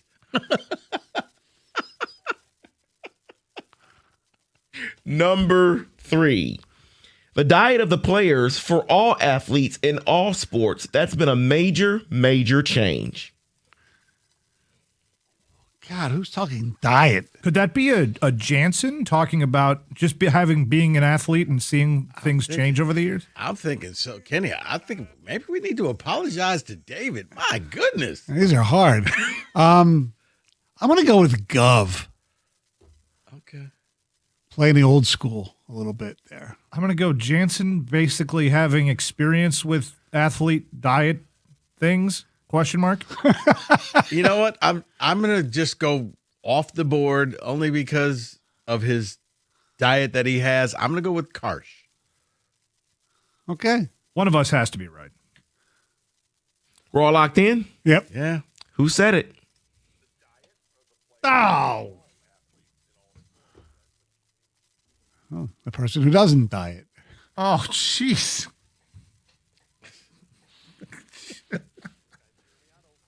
Whoops. Wrong one. There we go. Wow. Hey, you know what? It's Friday. It's me. I can get away with it. Or maybe I can't. We'll find out. I feel like you live your life a little bit too much by that line of thinking. Well, we might get in trouble. We might not. We'll see. You know, Stephanie playing the role of the grandmother from Wedding Crashers. That's right. Eleanor Roosevelt. We already had to dump him once today. Yeah, that was a lame-ass dump.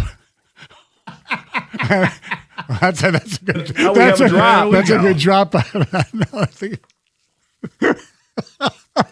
What's the next one, David? Let's keep it moving. I'm trying to get myself together after what he said about yeah. Number 4. I think the bags under his eyes now hang down to his belt. I actually think I heard this one, so I'm going to use the Evan Jenkins rule. Bags under his eyes. Well, I'm trying to. Todd McClellan in press conferences sometimes looks like his eyes are a little drooping. So I'm going to say Rieger. No idea. Who would be that verbose, though, and use that kind of verbiage? The bags under his eyes are hanging down to his belt. That feels like a very... If it is who I think it is, it feels like it wouldn't be just a regular blockhead radio host. Well, who do you think it is? He said he thinks he's I was about to say it would be Mike, but I don't recall Mike saying that. I think it's Wojo. Because that sounds like a very cutesy, journalisty way to say, yeah, he doesn't look great at the podium.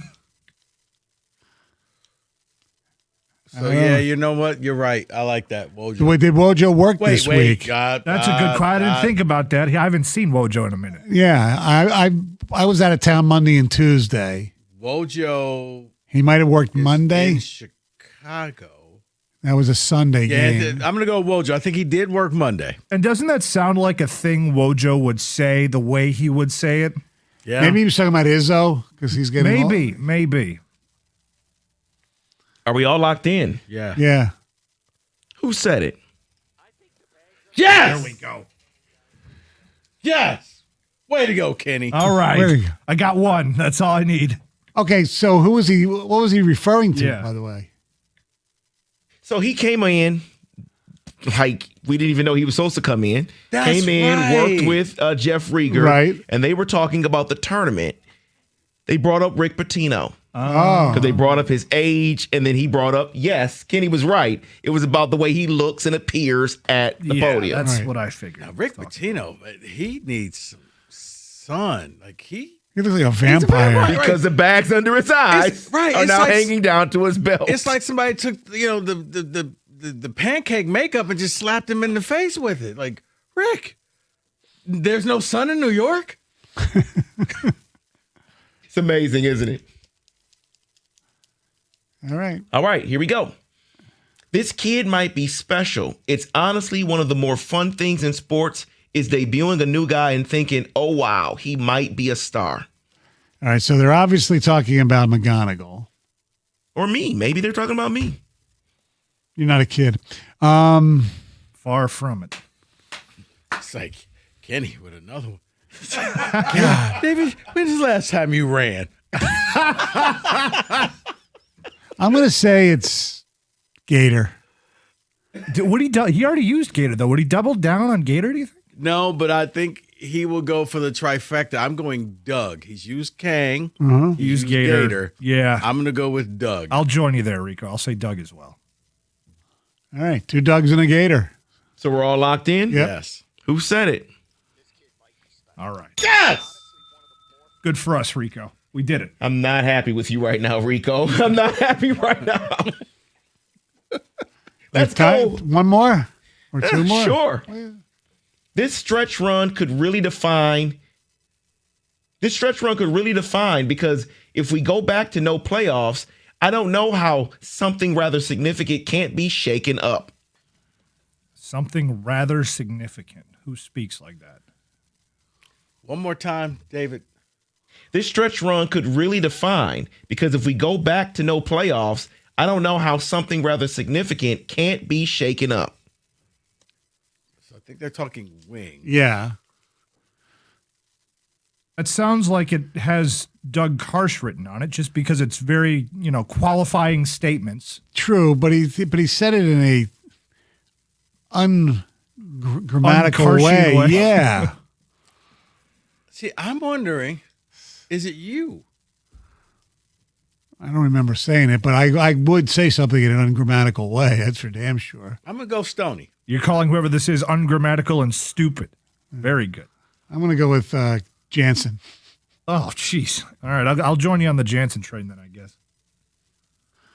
Are we all locked in? Yeah. Who said it?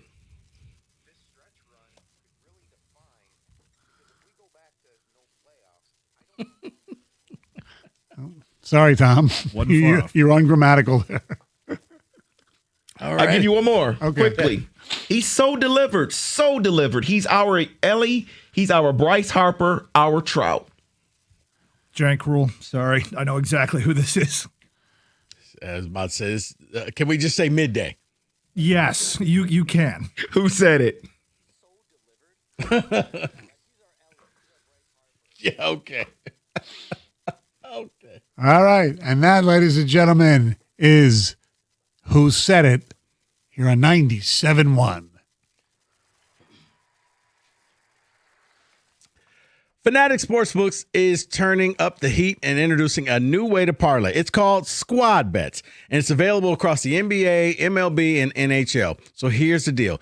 You tap into the Fanatic Sportsbook app. You build your squad from the sport you want. You pick your market, the points, rebounds, assists, strikeouts, goals, and finally you set your target. So let me give you an example. So if you like hoops, you can pick 4 players to combine 100 points. Then sit back like a GM and watch your squad go to work with live tracking every step of the way. And here's the difference. If one player doesn't perform, the rest of your squad can pick up the slack. So your bet still stays alive all the way until the very end. Track it live, cash out whenever you want. Squad Bets. Only at Fanatic Sportsbook. Parlays hit different here. Got to be 21 or older. Gambling problem? Call 1-800-GAMBLER or 1-800-MY-RESET.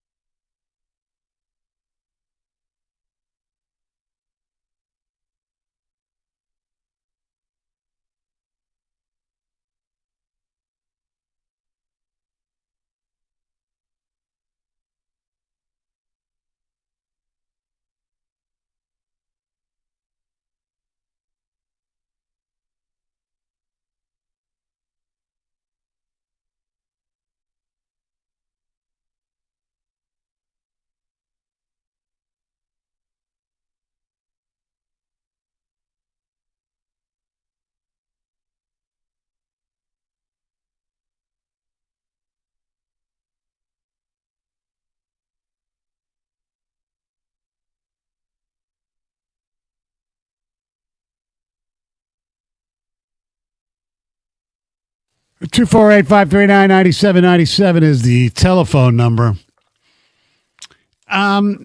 Yesterday also, opening day in baseball, Mr. Livy Dunn, otherwise known as Paul Skeens, pitched 2/3 of innings.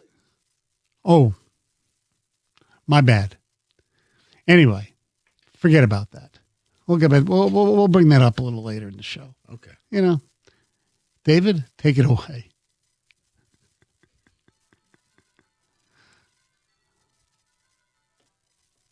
Let's get right to it, guys. We are less than a month away from the NFL draft, so we have some bold decisions that will happen in the draft, some bold predictions here for the draft. Let's see if you agree with it or not. Let's start with number 10. I don't really consider this a big, bold decision here, but it says the Raiders will provide Mendoza with a weapon in round 2.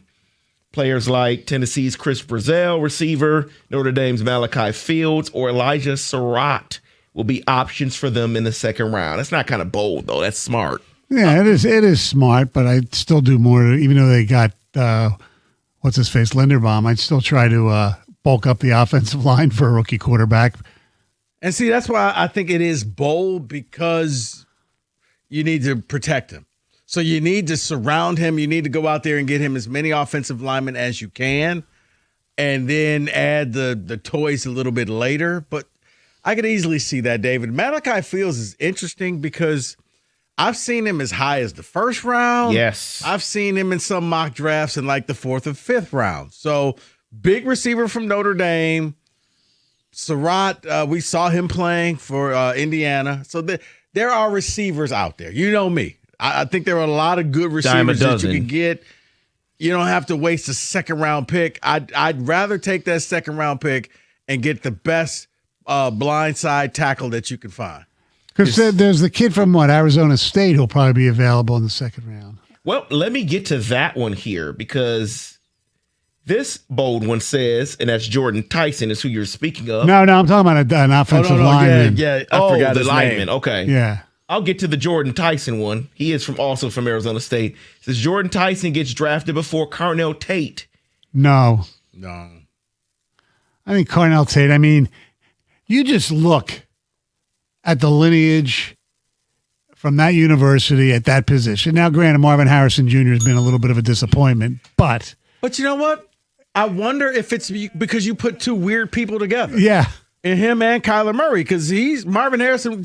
He's not you can't have two weird people. Right. But yes, what you're saying, Stoney, the lineage, you're going to take that Ohio State. Right. You look at what JSN just did. Yeah, you got Chris Olave, who's been really good. Before he went loco Michael Thomas as well. The guy I'm talking about is Max Iaconor, the offensive tackle from Arizona State. Yeah. So that would be second that round. That would be second round. There are some people have him maybe late first, but I think he's more of a second round guy early. And they'll have the first pick of the second round. So next one here, this one maybe you consider bold, maybe you don't.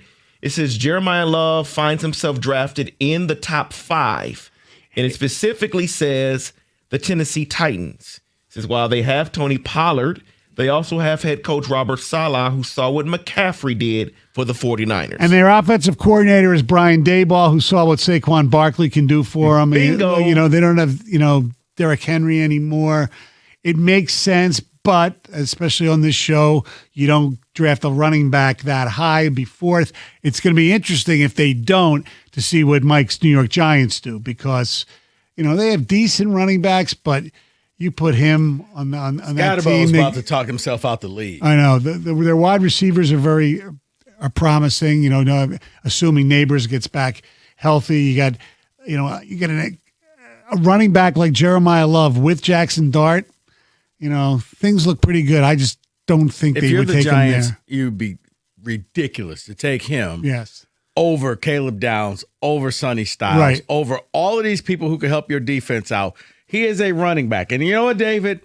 If he doesn't go to Tennessee, he may fall. It may be like the Aaron Rodgers where he could fall into like the late 20s, maybe even go to Seattle. No. Well, the mock draft I saw this week had him going 7 to the Commanders. Because here's the thing. is he a want or is he a need? For a lot of people, he's a want. He's not a need. That's why I could see him dropping all the way to Seattle where they're like, well, we just got rid of our running back. We'll take him.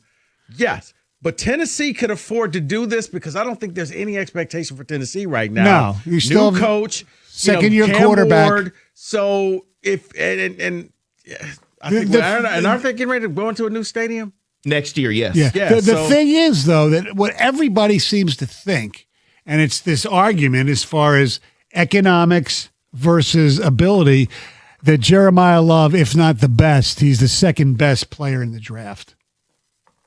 A lot of people believe that. Yes, they do. A lot of people believe that. You all mentioned the New York Giants. Let's get to them with a bold draft decision here. It says the New York Giants trade out of number 5. It says, yes, Caleb Downs could be there, but it's smart for them to trade out of that pick, get more picks earlier in the process to improve the overall roster depth.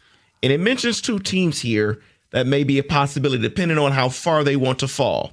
It says the Rams, who are at 13. The Lions, who are at 17. To move up to 5? Could you see the Lions trading with the 5? And if they do, who are you going to get? Okay. Oh, you know who you're going to get? You're going to get Monroe Freeling? I think you're going to get Maliago if he's still there, the offensive lineman from Miami. Or, right? Yeah, I mean, either that or unless you want to go D-line. But, I take that back. Brad thinks his D-line is okay. So I guess Carnell Tate. If you're No, they're not. Well, let me get to my next bold one. But David. It would make sense if they would take, Bain won't be there, but that's costing you a first rounder next year. Or a second, definitely. No, that's 2 first rounders. I think they move up to 5. Well, because you're moving from 17 to 5, it probably would cost you a future first. But let me ask you this, because the next bold one here for the draft, and you mentioned them, it says Georgia's Monroe Freely emerges as offensive tackle number 1 is what they believe. Right. So if that's the case, and the Lions are trading up from 17 to 5 to get him, is the extra first round pick, the future pick, worth it to get him? No. I'm going to say no. I'm going to agree with you, Stoney. I'm going to tell you it's no because you didn't make moves in free agency. So it's not like he is the last piece of the puzzle. You're going to need that first round pick next year as well. So there's a lot of decisions here that kind of, touch and help each other. The Giants here, but maybe the Lions are trading up with that, whole Monroe Freeling situation. So there's a lot of bold decisions here, and that is your NFL Blitz 97.1.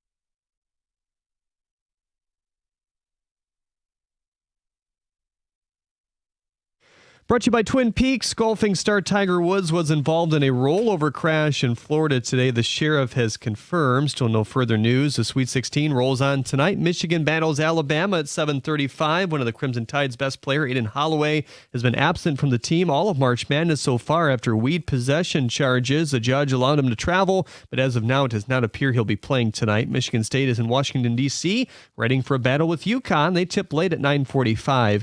Ex-EMU hoop star George Gervin is surprised that Bears quarterback Caleb Williams tried to trademark his nickname Iceman, telling ESPN, quote, "I've been the Iceman for 40-something years. I never thought anybody would try to trademark it. He kind of knocked me out of the box," end quote. Gervin filed a patent a few days after Williams did. The Wings are desperate for a win against the Sabres squad that has a 6-game point streak. You can hear Ken Cowell's call over on WWJ News Radio 950 at 7. Anthony Edwards has been ruled out for tomorrow's Timberwolves game against the Pistons. The Tigers have game 2 against the Padres. It's a 9:40 first pitch here on 97.1. Framber Valdez makes his Detroit debut. Michael King throws for the Padres. King in an injury-shortened campaign last season, throwing just 15 starts with a 3.44 ERA, returning for the playoff stretch there. Tigers also announced they'll have another free block party before their home opener starting at 9 a.m. a week from today. At the Corwell House Sports Desk, I'm Jeremy Otto. Yes, happy weekend.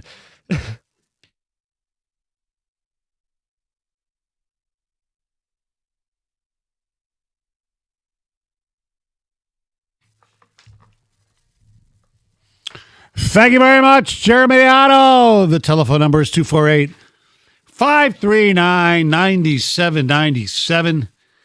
We are just a couple of hours away from tip-off for the Sweet 16 matchup between Michigan and Alabama. That will be played in Chicago.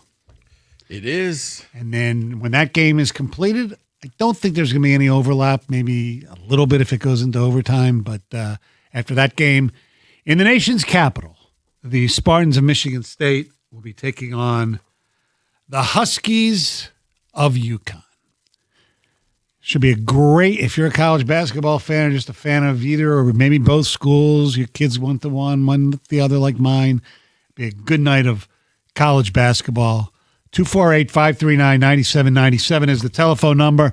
Enrico, you're more of the college basketball guru in this room right now. I watch a lot. Don't watch like I used to when I was a little younger. But it appears to me that for Michigan to win this game, they just got to make sure that they don't get caught in Alabama's speed and try to do a running gun competition with them, because that team shoots tons of threes, and that's not Michigan's game. Yeah, I mean, very similar to like Purdue last night. That game should not have been close, but Purdue went down to Texas's level and had to squeak that game out. For Michigan, you're bigger, and they're not. So get the ball down low, take the easy two, whether it's Mara, whether it's Johnson, whether it's Jackson, post them up, ISO, easy layup, move on. Alabama may shoot close to 40 to 50 threes. And I'm not exaggerating. Oh, I know. This is their game plan. Alabama's, and they're hoping, in their perfect world, they'll knock down half of those threes, and that's how they end up just beating teams. But they're kind of a one-trick pony. They're going to be minus their second leading scorer in Holloway. Holloway, didn't, he got suspended for the 2 pounds of weeds. Stoney, here's the thing. Tonight's games are going to be the stylistic fights that you want to see. If you like the up and down the court scoring, that's the Michigan-Alabama games. Matter of fact, I think the over-under is 173.5 points. They're telling you. Well, these teams are going to score a ton of points.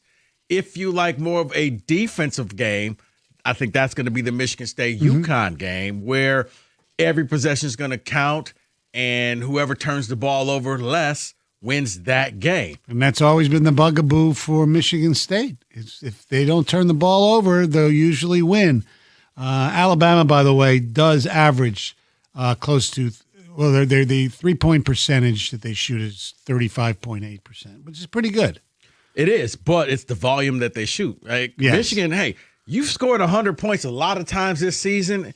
You're tops in scoring. Alabama's number 1 in scoring. So it's going to be offense. I think it's going to be a lot like last night's Arizona game against Arkansas, where you're looking at some, maybe some future NBA players out there getting this job done up and down the court.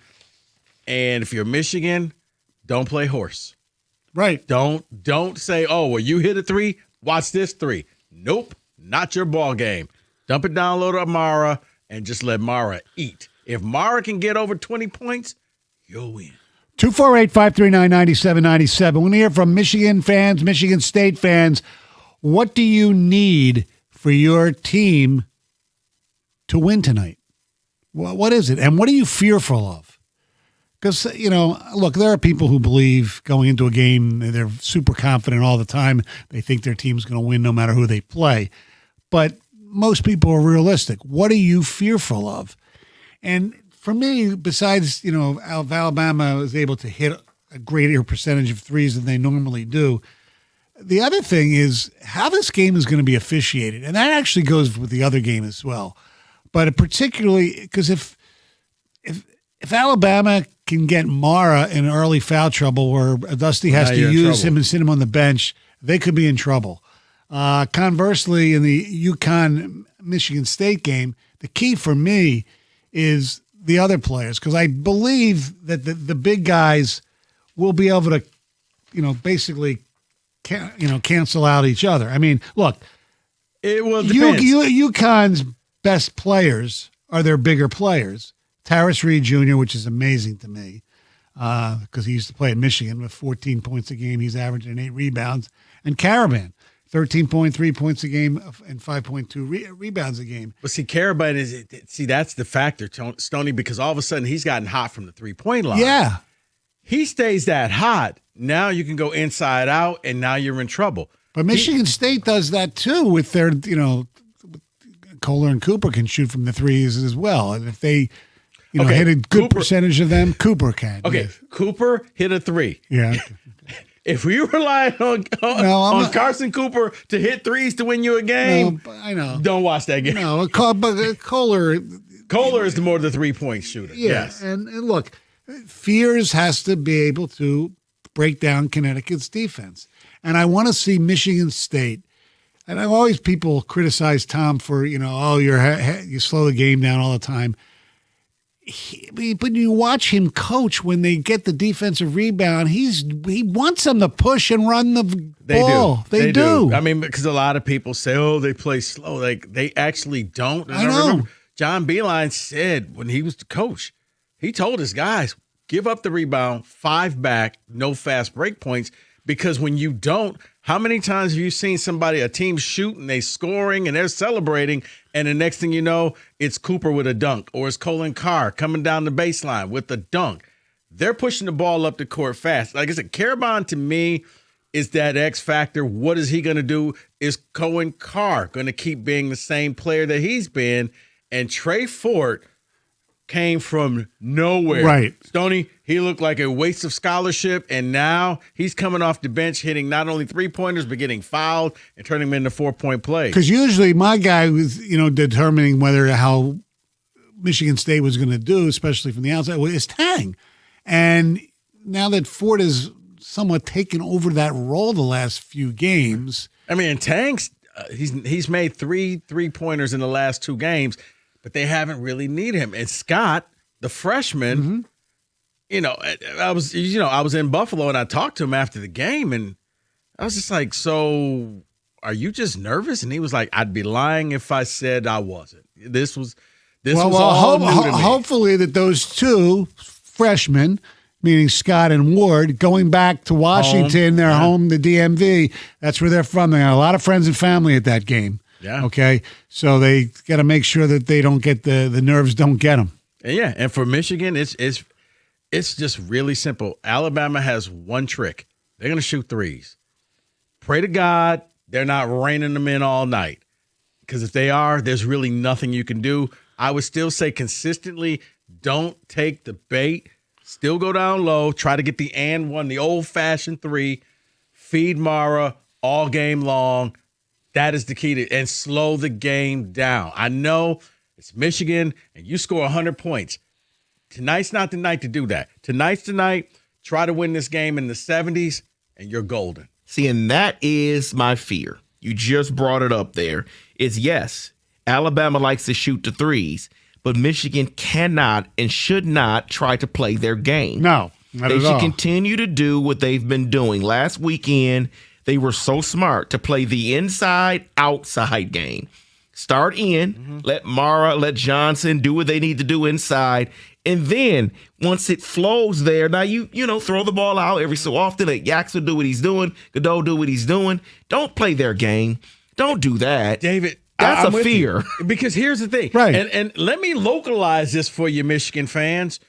You've won a game like that. Football, when you played Ohio State, they got NFL wide receivers, and they decided, no, we're going to play your game, Michigan. We're going to run the ball.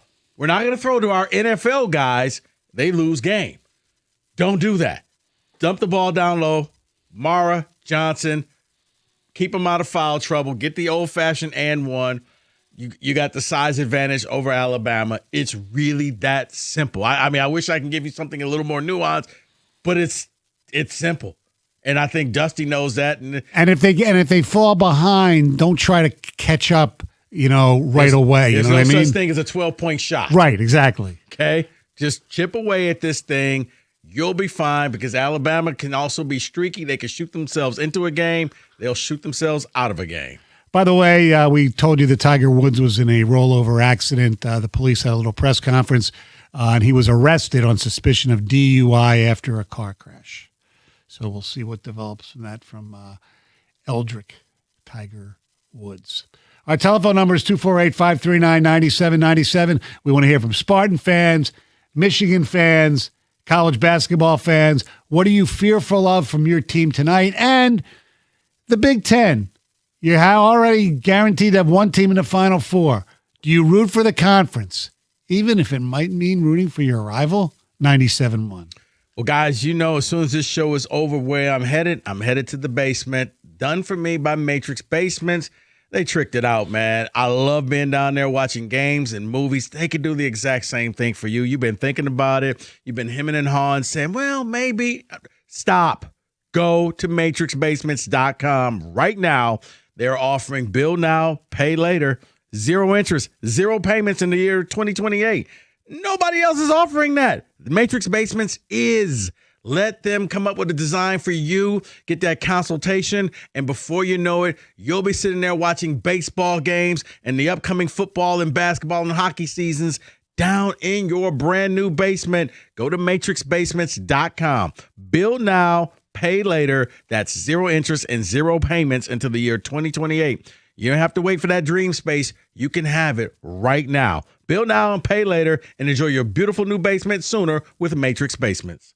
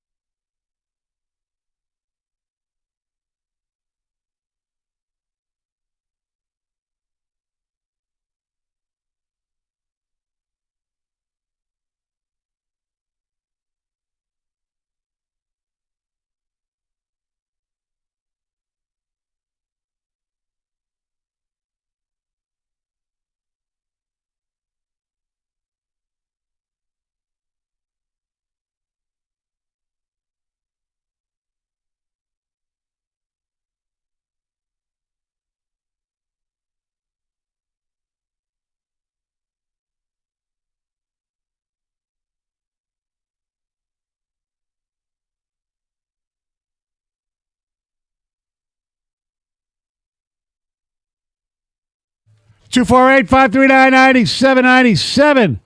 Big night. College basketball. Connecticut. Michigan State in the nation's capital. And we have Michigan in Chicago taking on the Crimson Tide of Alabama. The winner takes what? Iowa State in that region, right? If Iowa State wins, yeah, right? Iowa State, Tennessee. Right, but the winner would play the winner of the Michigan game, correct? Yes.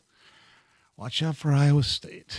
Yeah, the Iowa State-Tennessee game will be the later game. And I don't know if Iowa State's star player is going to be back in Jefferson? Yeah. Do we have any text communications, David? We do have some text communications. A couple fears.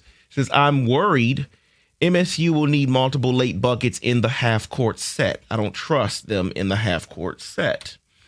Another one says, I am fearful that Fears will kick someone tonight. Yeah, I think that's old narrative. Yeah. I don't see that. Now, my thing is, I don't want to see him pick up an early foul in the game because the backup point guard situation is not good. Wojcik re-injured himself, and Okechukwu, I don't think he's going to play in this game. No, he was working out yesterday, though. I did see that. He was working out in Buffalo as well because I was like, is he going to play it? No, he's not ready. I thought maybe he could give you 5-6 minutes. But, yeah. Now, the thing about Fears is every foul that he gets, it's going to be reviewed.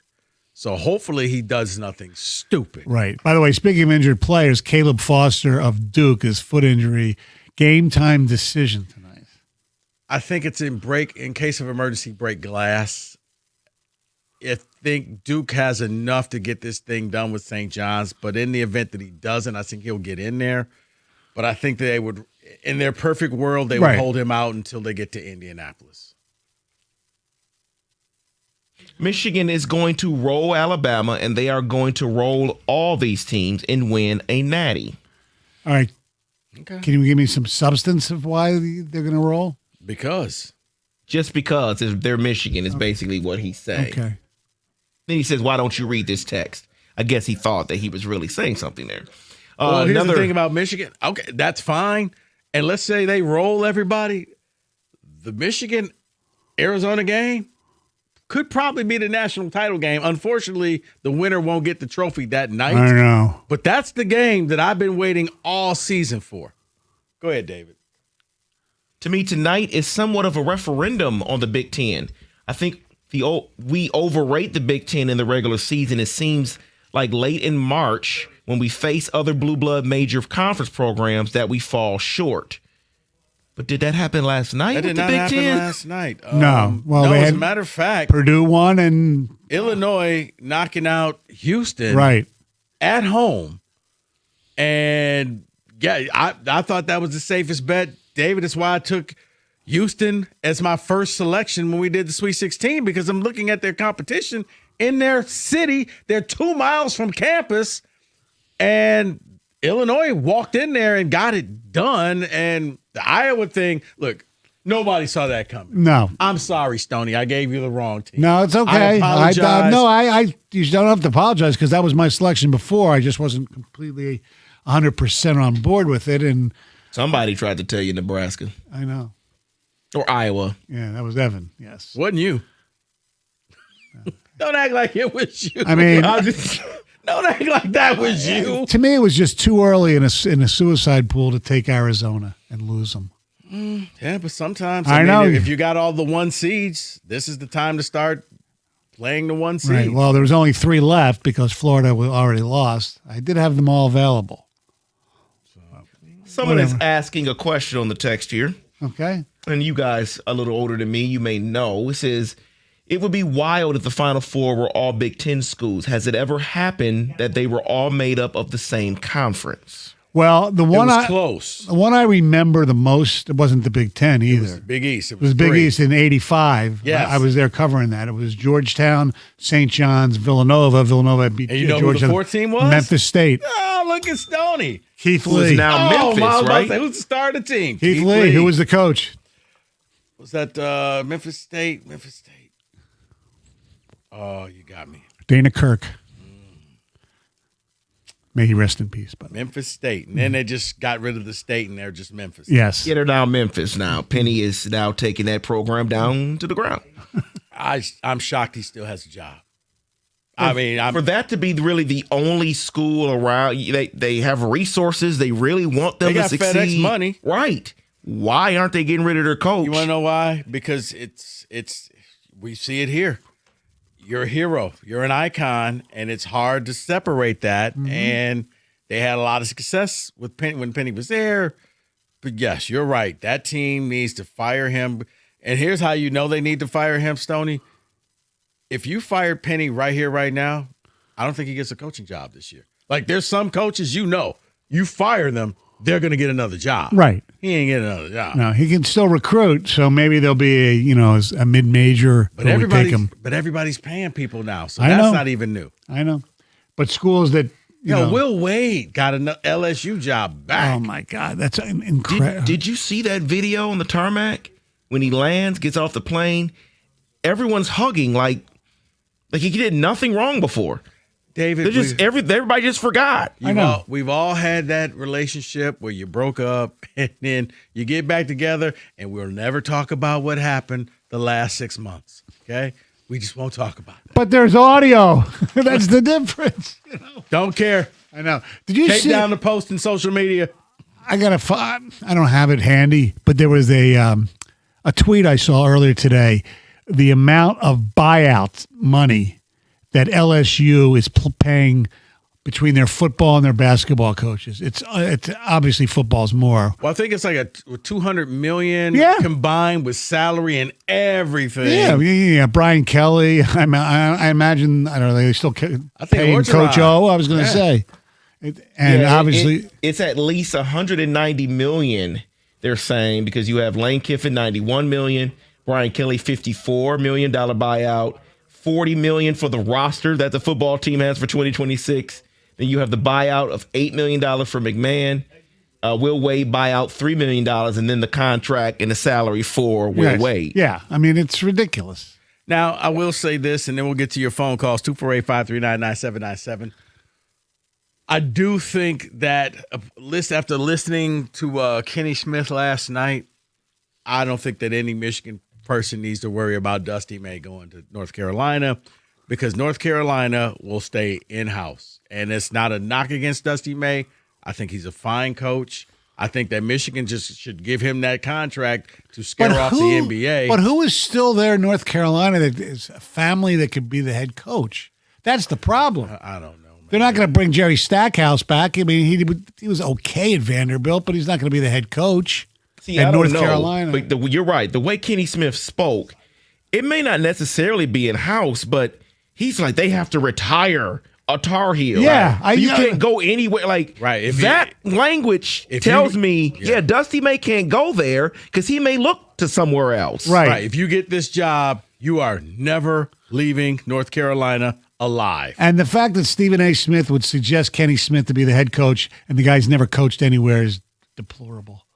And I like Stephen A. Lorenzo, you're on 97.1. Hey, afternoon, gentlemen. How are you? Hey, man. Listen. Michigan State, Iowa, Purdue. We may see something special here. They beat each other up during the regular season, right? Mm-hmm. Here's the difference now. This defense, y'all talking about Alabama. Yeah, they shoot threes, but what does Michigan do? They beat you so many different ways. That defense. And Iowa, the disrespect. That's my home state, right? Mm-hmm. Ranked ninth, seeded ninth. They beat the number one seed. They're beating people, man.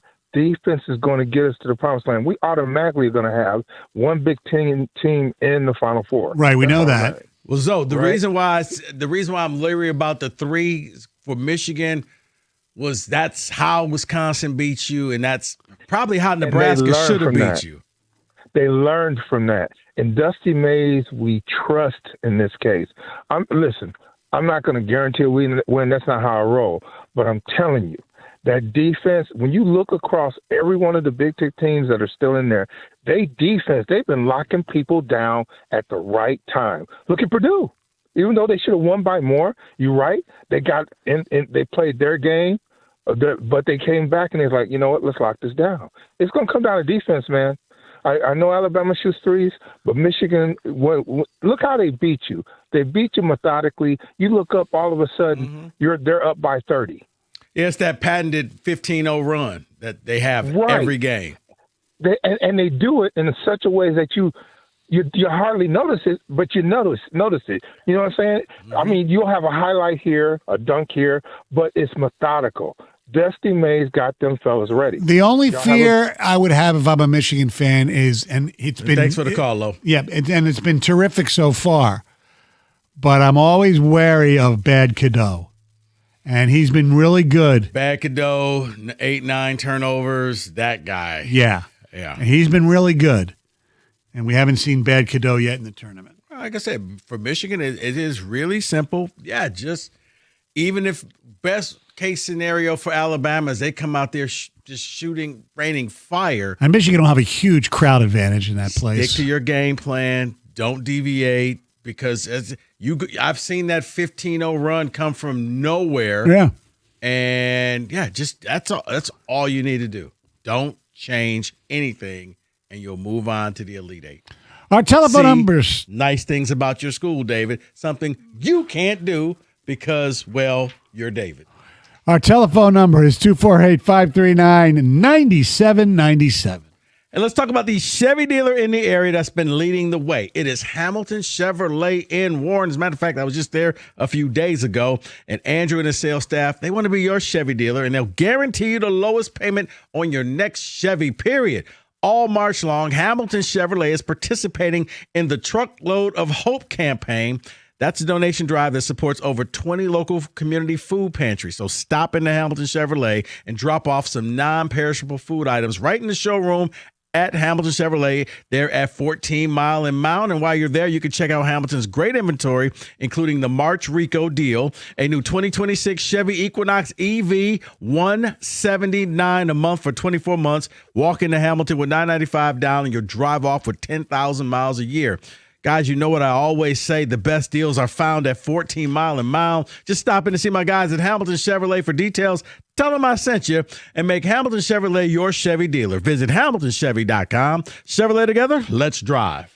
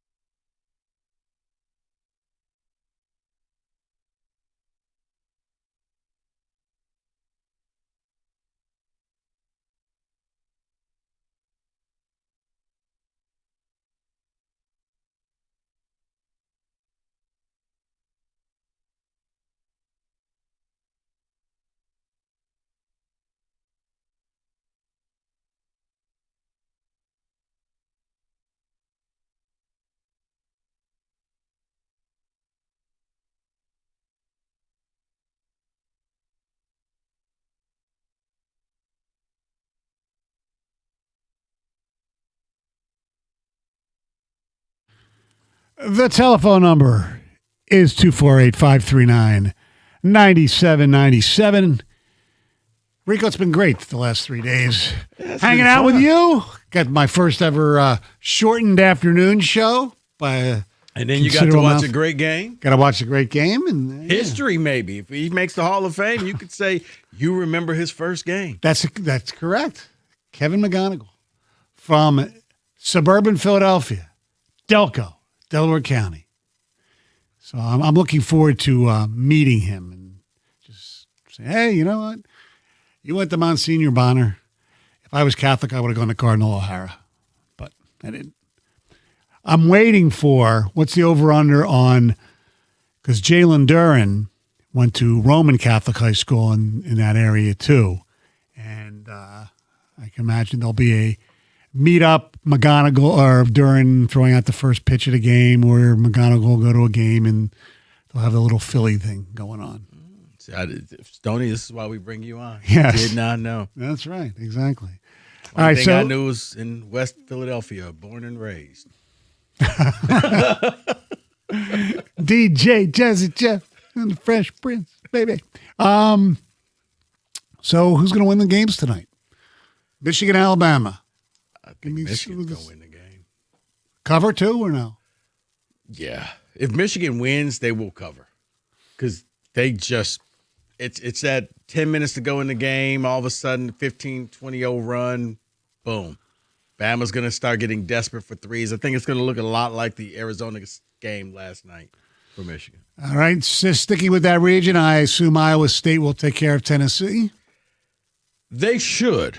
They should take care of Tennessee, bringing up a 1 versus 2 in Chicago. I think that game is going to be like around 4:30, 5 o'clock. So Michigan won't have as much of a home court advantage in that game as they will tonight, because Iowa is obviously closer to Chicago. So they'll have a fine contingent of Iowa State fans there. I still think they probably will have. Yeah, probably. Yeah, but it won't be like they had a large crowd in Buffalo. Right. Oh, Michigan? Yeah. Yeah. Well, it's a short drive from here, you know. It was just weird because state, you could tell the state seats, they were empty for the Michigan game. Right. And after the state game started, most of the Michigan fans just was like, yeah, that's enough. We can leave. Let's hit the freeway, head back home. Nothing to see here. And then in the other region, we got obviously Duke and St. John's. That should be Can't wait for that game tonight. I know. I want to say St. John's, but I still think it's going to be Duke. And then the winner of that game will take on the winner of Michigan State and UConn. It'll be taking on UConn. Well, I mean, Evan hit me with something. He said UConn hasn't lost a Sweet 16 game. Yes. But Izzo's pretty good in those games, too. I think he's like 7-2, if I'm not mistaken. Going back to the Sweet 16, I'm looking at this, and I think that Michigan State could win, especially if they can keep shooting the threes the way they have in the first 2 games. And you got to hope that the freshmen going home spark something. Right. So that's the key. For Michigan State, can't fall down early. You can't, if your time is, use a timeout. If they get an 8-point lead early, call a timeout. Don't let this thing get out of hand. They don't have the offense to make huge comebacks if they're down double digits as much. I mean, they've done it in the past occasionally, but they have. Because against Rutgers, because the sport is a game of runs. We know that. They did it against Rutgers and actually came back and won. They almost did it to get to Minnesota, but those are 2 lesser teams. Right. That ain't UConn. That's correct. So Jeff Rieger will take over these. I don't want to hear. Before you mentioned Jeff Rieger, Thanks, you Rico. mentioned some stats here. Duke, they have to play St. John's. Duke has never won a national championship without beating St. John's. That's not true. I looked it up. That's fake news. I thought the same thing, and I looked it up. I'm like, that's an insane stat. Yes. That's not true because we looked up all of Duke's runs, and they haven't always beat St. John's. Now, maybe in the regular season, I guess, but. Oh, that could be. Whoa, okay. Yes. I mean, but think about that. Like, what are the odds that every tournament run you're only playing, 6 games that you face St. John's, Good point. That's why it has to maybe include a regular season game. Sorry, David. I apologize. I'm glad to have facts here. I'm glad. The Maui Classic or something like that. Well, the funny thing is, I do believe that I saw the fact that Purdue has ended the season for every first-year Texas coach for the last 3 coaches. Yes, they have. Look at that. So it'd be what? Shaka? They ended Sean Miller, who was Shaka Smart. and whoever was Rick Barnes? No, Texas. Whoever the last 3 Texas coaches, their very first year, last game was a loss to Matt Purdue. Painter. Huh? Interesting. How you guys feeling? I mean, you guys are going to be up late. I'm going to be up late as well. This is a fantastic freaking day. Like, the people grasp how great this day is. Michigan, Michigan State. You got the Wings and the Sabres. You got the Tigers and the Padres. Oh, my goodness gracious. It doesn't get any better than this. There's no Pistons today. And they're playing tomorrow. National TV. Both the Wings and Pistons on national TV tomorrow. That's right. The Wings against your city. Who are you cheering for? I'm cheering for the Detroit Red Wings. Okay. But I'm not going. I don't think I'm going to go to the You're game. not going? No. Not going to go see the Broad State Bullies reincarnated? No, I think they come back another time, too. They do. They play them Yeah, 3 more times Yeah, I know. in the last 11 games. You know, Jim Leland's right. It's not who you play, it's when you play them. And Good now the Flyers are playing really well, which is crazy. They won again yesterday. I know. By the way, David, Izzo is 11-5 in Sweet 16. Yes, he is. Oh, you know, Izzo. Thank you, Kenny. Good Izzo luck says today. in his hoarse voice or his stony coming into sick voice. Izzo's like, if you win the first one for us, we'll win the second one of the weekend, okay?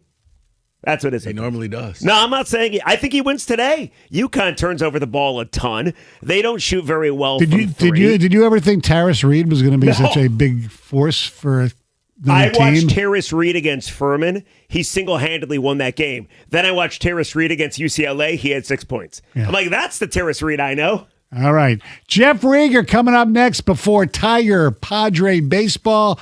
Have a great weekend, everybody. Me and Kenny tomorrow at 9 o'clock. 97.1.